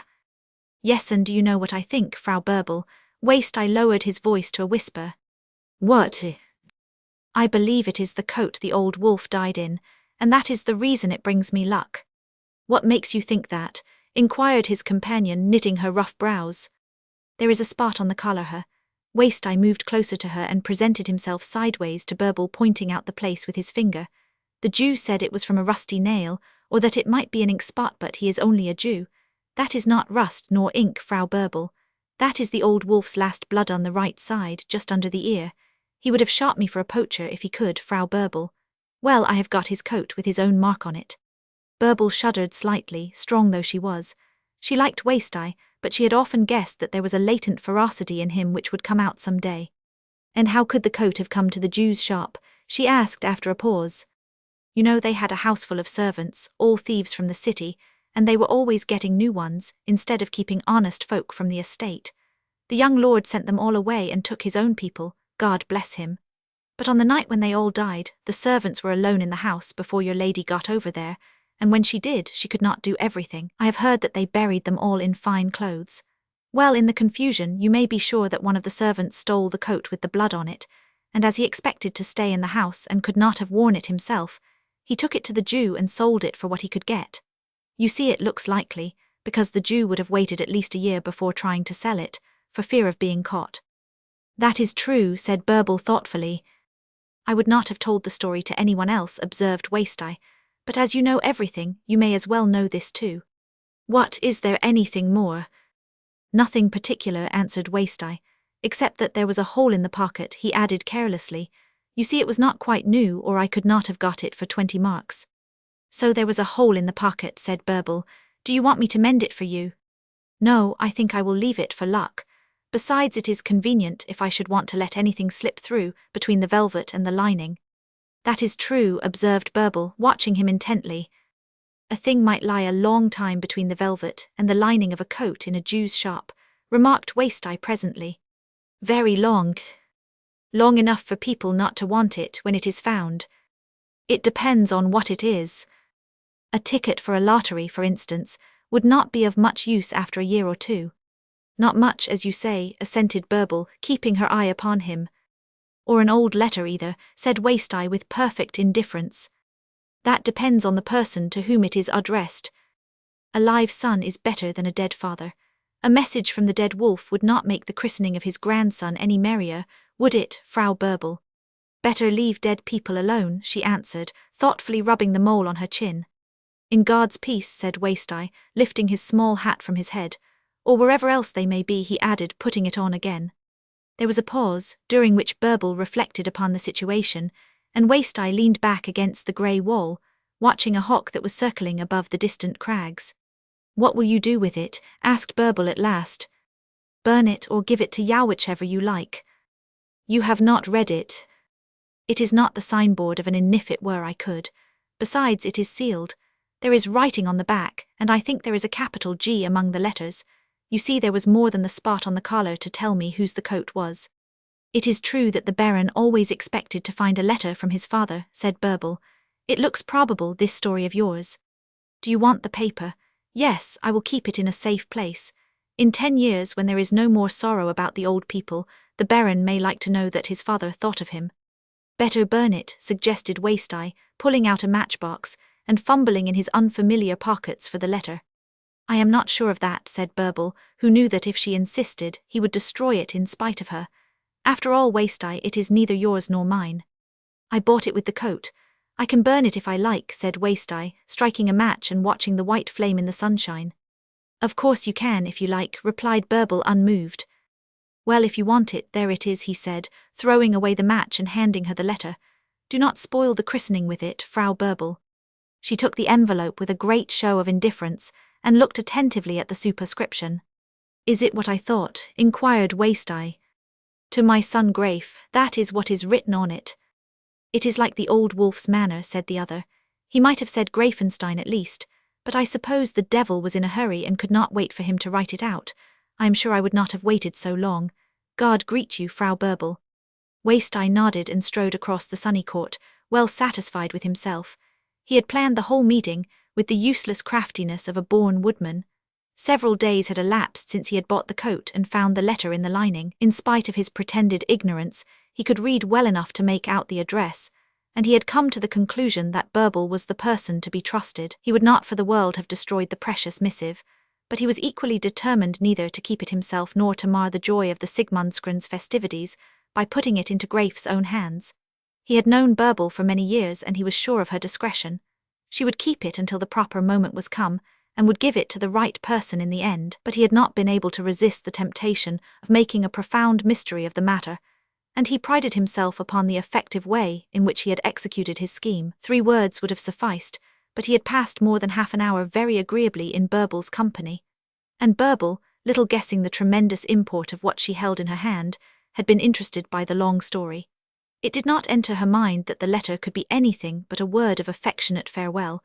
At the time Waste-Eye gave it into her keeping, intelligent and keen as she was, for a woman of her class, it nevertheless did not occur to her that she was putting into her pocket the key to the mystery of 18 months ago. The Baroness had never spoken to her familiarly about the tragedy, and she took it for granted that the catastrophe was fully understood by the survivors, though they chose to keep its cause a secret among themselves. Hilda had indeed told her that poor Grafe had received no message from his father, but as the Baroness had never mentioned the letter to Rex, she supposed that both were in the same position. Burble carried the paper to her own room and put it into a strong wooden box with her own most sacred belongings, the few relics of her husband which she possessed, a dozen letters written to her during the war, an old button from his uniform, a faded bit of riband which had carried the medal for the War of 1866, and which she had once replaced with a new one, a pair of his old soldier's gloves and a lock of his hair. It was all she had left of him, For he had fallen among hundreds and had been buried in the common trench. She envied her mistress nothing in the world except the 2 swords and the leathern helmet that had been Sigmund's krans per woman. Her husband had fought as bravely, and had fallen on the same honourable field as his master, but she had nothing of his, but a little hair, a bit of riband, a tarnished button and a pair of worn-out gloves. The rough-browed, hard-faced woman kissed each of her poor relics in turn before she closed the box, and the tears were in her eyes as she hid the key away. She had not decided what to do with the letter, but on the whole it seemed wiser not to deliver it on that day. Indeed, it would be almost impossible to do so, for anyone not absolutely tactless and careless of others' feelings. Bärbel was by no means sure, however, whether she should be justified in keeping it more than a few days. After all, it might possibly contain some message, or some especial injunction which Graif ought to receive at once. To keep such a document concealed for any length of time would have been wholly unjustifiable. On the other hand, Bärbel was not sure how such a disclosure might affect Graif. So far as she knew, his illness had been caused by the shock of his father's and mother's deaths, and it could not be foreseen whether a circumstance which must remind him so vividly of that catastrophe might not cause a return of the malady which had attacked his brain. Bärbel wished she could consult someone and get good advice in the matter. The wisest person in the house was Rex, but for many reasons she would not go to him. It was not unnatural that in her position she should distrust Rex to a certain extent.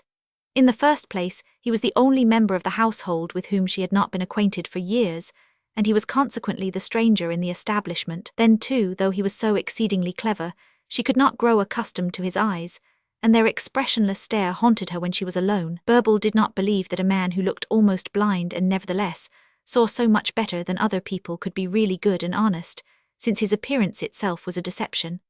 How could a man have eyes with no pupils in them, and yet be able to tell a swift from a swallow as well as Waste-Eye himself, and at as great a distance?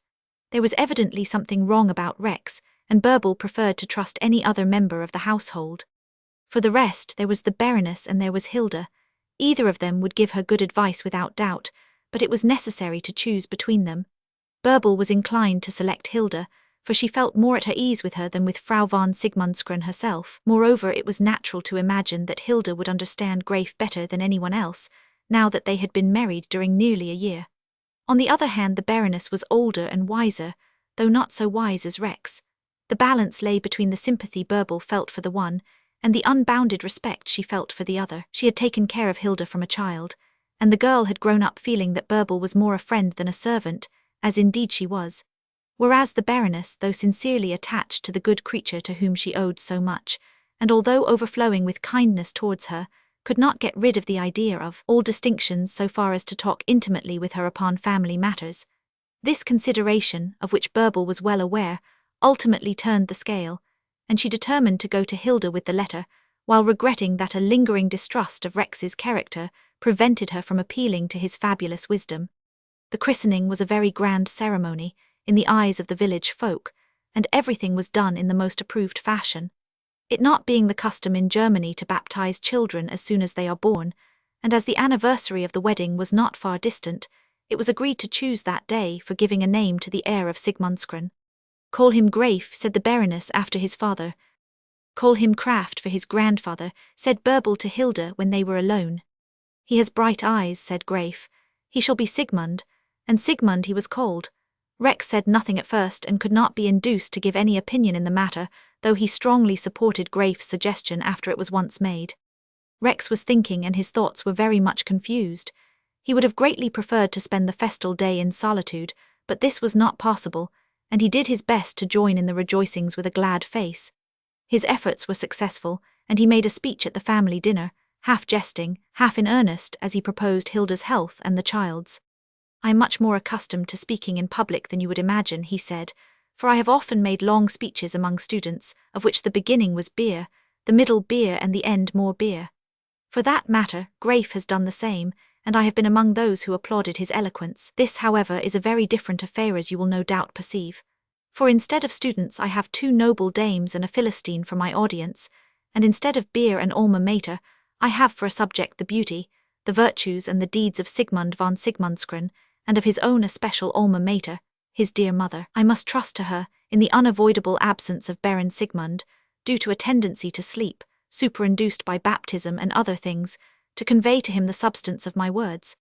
Nearly 1,000 years ago, if there be any truth in history, Sigmund the Bright-eyed came hither with his men and built this hall, in which we are now to drink the health of another bright-eyed Sigmund. In this very place, perhaps upon this very spot, he feasted and wassailed with his warriors, and drained his horn to the future glories of his name. His grand old spirit is with us tonight, rejoicing as we rejoice, quaffing the brown Walhalabru while we sip the nectar of the Rhine nixies. For many a long year he has sat gloomy and mournful, and full of sadness before his untasted horn, watching with his wonderful eyes the single silken thread that bore all the fate of his race, hoping and not daring to hope, fearing and refusing to fear, who dared all things and feared nothing. Rex paused a moment, and his colour changed a little. There was a ring of deepest emotion in his voice when he continued. "The thread has not been broken," he said. "The strain was fearful and the danger greater than can be told. One of the silken strands parted, the other has borne the weight that was meant for both. One of the two beings in whom ran that good and true blood was taken in glory, the other is left in peace, the mother of many a brave Sigmund yet unborn, the mother first of him to whom we have given today the spotless name his fathers bore." He paused again, and lifted high the great beaker of old Rhine wine. "She, dear Hilda, can neither guess nor know the love we bear her," he said, and suddenly the fire that was so rarely seen flashed in his eyes. "But she shall know it and feel it, one day, in the love we shall bear her son. Drink, all of you, the best health the world holds. Drink to Hilda and to Sigmund the younger, drink to the great spirit of the first Sigmund, and to all his glorious line forever. Drink to the hope that, as 1,000 years ago he drank to Hilda, so we may be draining this health to a son of Hilda's who may sit here 1,000 years from today. To Hilda, to Sigmund. Hark, Sigmundsgren, hark." The four voices rang together, even the Baroness joining in the cheer. Rex and Graif drained their glasses to the last drop, and each tapped the rim upon his nail. Then, with one accord, as though to carry out the ancient custom to its barbaric completeness, both dashed their beakers against the opposite wall, so that they were shivered into 1,000 splinters. It is a strange old manner, and the purpose of it is that a glass honoured by a noble and solemn health may never be defiled by ordinary use again. Rex sat down in his place and did not speak for some time. He was overcome by an emotion altogether beyond his own comprehension. Unconsciously, in proposing the health, he had identified himself altogether with the race of which he spoke, and for the first time in his life had lost himself in the excitement of the moment. He tried to recall what he had said, but his heart was beating so fast that he could hardly think. He had not meant to say much, he had assuredly not prepared the little speech, and he had most certainly not expected to be carried away by his own words. Hitherto, when he had been obliged to speak of anything with a certain degree of feeling, out of regard for others, he had been conscious of coldly picking and choosing his expressions to suit the sentiment he was supposed to entertain. He had thought he could do the same now. He had begun with a trivial jest about student life. He had been enticed into a bit of rhetoric about old Sigmund. He had forgotten himself altogether when he spoke of Hilda, and he had ended in a sort of burst of enthusiasm that would have done credit to a hot-headed boy of 20. He was altogether unconscious as to whether his hearers had been pleased or not. The Baroness, whose feeling about Sigmundsgren almost amounted to a religious fervour, sat quite still for a few seconds, and then dried her eyes cautiously, as though she were afraid of being noticed. Hilda looked at Rex, wondering what the real nature of the strange man might be, pleased by what he had said and yet surprised that he should have said so much. Rex met her fixed gaze and turned his head away instantly. Graif took a fresh glass. "Your health, my dear Rex," he said. He always called him Rex from old habit. "Your health, dear cousin Horst," exclaimed Hilda. Rex started and took the beaker nearest to him. "I drink to Hilda's mother," he said in an odd voice. He looked towards Frau von Sigmundsgren, but in her place there seemed to sit another woman, one so like Hilda's self that no human eye could have detected a point in which the one did not resemble the other. He raised the glass to his lips. It was empty, and his lips met only the air. "Fill before drinking," laughed Graif. Rex's hand trembled as he set down the goblet. The mistake was rectified in an instant, and Rex drank the Baroness' health. This time, as he looked at her, he saw her white hair and delicate thin face in all their reality. The shadow was gone. He had pledged its emptiness in an empty glass. That night his light burned late, and the owls, if they had looked, might have seen his shadow pass and repass many hundreds of times behind the curtain of the open window. Hour after hour he paced his lonely room, asking himself the meaning of what was happening in his brain. It seemed to him that he was suffering from an extraordinary hallucination, which he had indulged until it had taken possession of his whole being. Again and again, he went back to the first beginnings of his fancy, recalling the time when he had begun to construct out of nothing a love for himself in the past, imagining for Hilda an imaginary mother, who should have been his own imaginary wife. He cursed the puerility of the thought, and yet returned to it again and again in search of the sweet, sad peace he had so often found in his fancied memories. But that was gone. The scenes he had created grew dull and lost their colour. He forgot the very points which had most pleased him once. And yet he was conscious of acute suffering. It was but a few hours since he had lifted that empty goblet to his lips, and had seen distinctly before him the shadow he loved so well. How was it possible? There was a chair had lifted his hand, Thusen, she had been there. Suddenly his arm was arrested in the very act of the gesture. He grew icy cold, and his stony eyes set themselves in a horrified stare. A cry of despair burst from his lips. Great God in heaven, I love Hilda. That was all, and there was silence in the lonely chamber for many hours. Chapter 26. Day had dawned when Rex staggered to his feet, scarcely conscious of where he was, nor of what had happened, knowing only that he had spent many hours in utmost agony. The sight of the familiar objects in the room recalled the whole train of thought which had preceded the shock he had received. Slowly and painfully, he began to walk up and down as he had done during the night. It was not possible for his strong nature to remain for any great length of time in a state of stupor, nor was there any danger of his being again affected as he had been at first. After a little while he grew calm and collected, and he realized that something must be done immediately. He had found the key to all his vain imaginings, to all his varied moods, to the strange disturbance of his faculties in Hilda's presence. He loved his brother's wife, and he knew it. He sought for a remedy, as though he had been assailed by the plague. There was a medicine close by, in the drawer of his desk, which would cure love or anything else. He knew that. It would be the affair of a moment, the pulling of a trigger, an explosion he should scarcely hear, and there would be no more Rex. The temptation was strong, and moreover there was a tendency in his nature towards suicide which he knew was inherited. It would be a fitting end to the useless life he had led, the son of such a father and of such a mother. No one would guess why he was dead, and it would be soon done. Then indeed there would be no trace left of the old times before the tragedy of Greifenstein. It would be the last page in the history, as he himself was the last survivor, except Greif, and Greif had a right to be happy. A right, and why? What had Greif done to deserve Hilda more than Rex? He was younger, handsomer, and more fortunate. That was the point. Greif's luck had saved him, and what was life to him was death to Rex. It was pure good fortune. There had not been a struggle or the least desire for one. Rex himself had done everything in his power to push on the marriage, and could blame no one for the result. Greif was happy and Rex was broken-hearted. If Greif had refused to marry Hilda, Rex might perhaps have won her, supplying by his own wealth the fortune which should have been hers through Greif's ruin.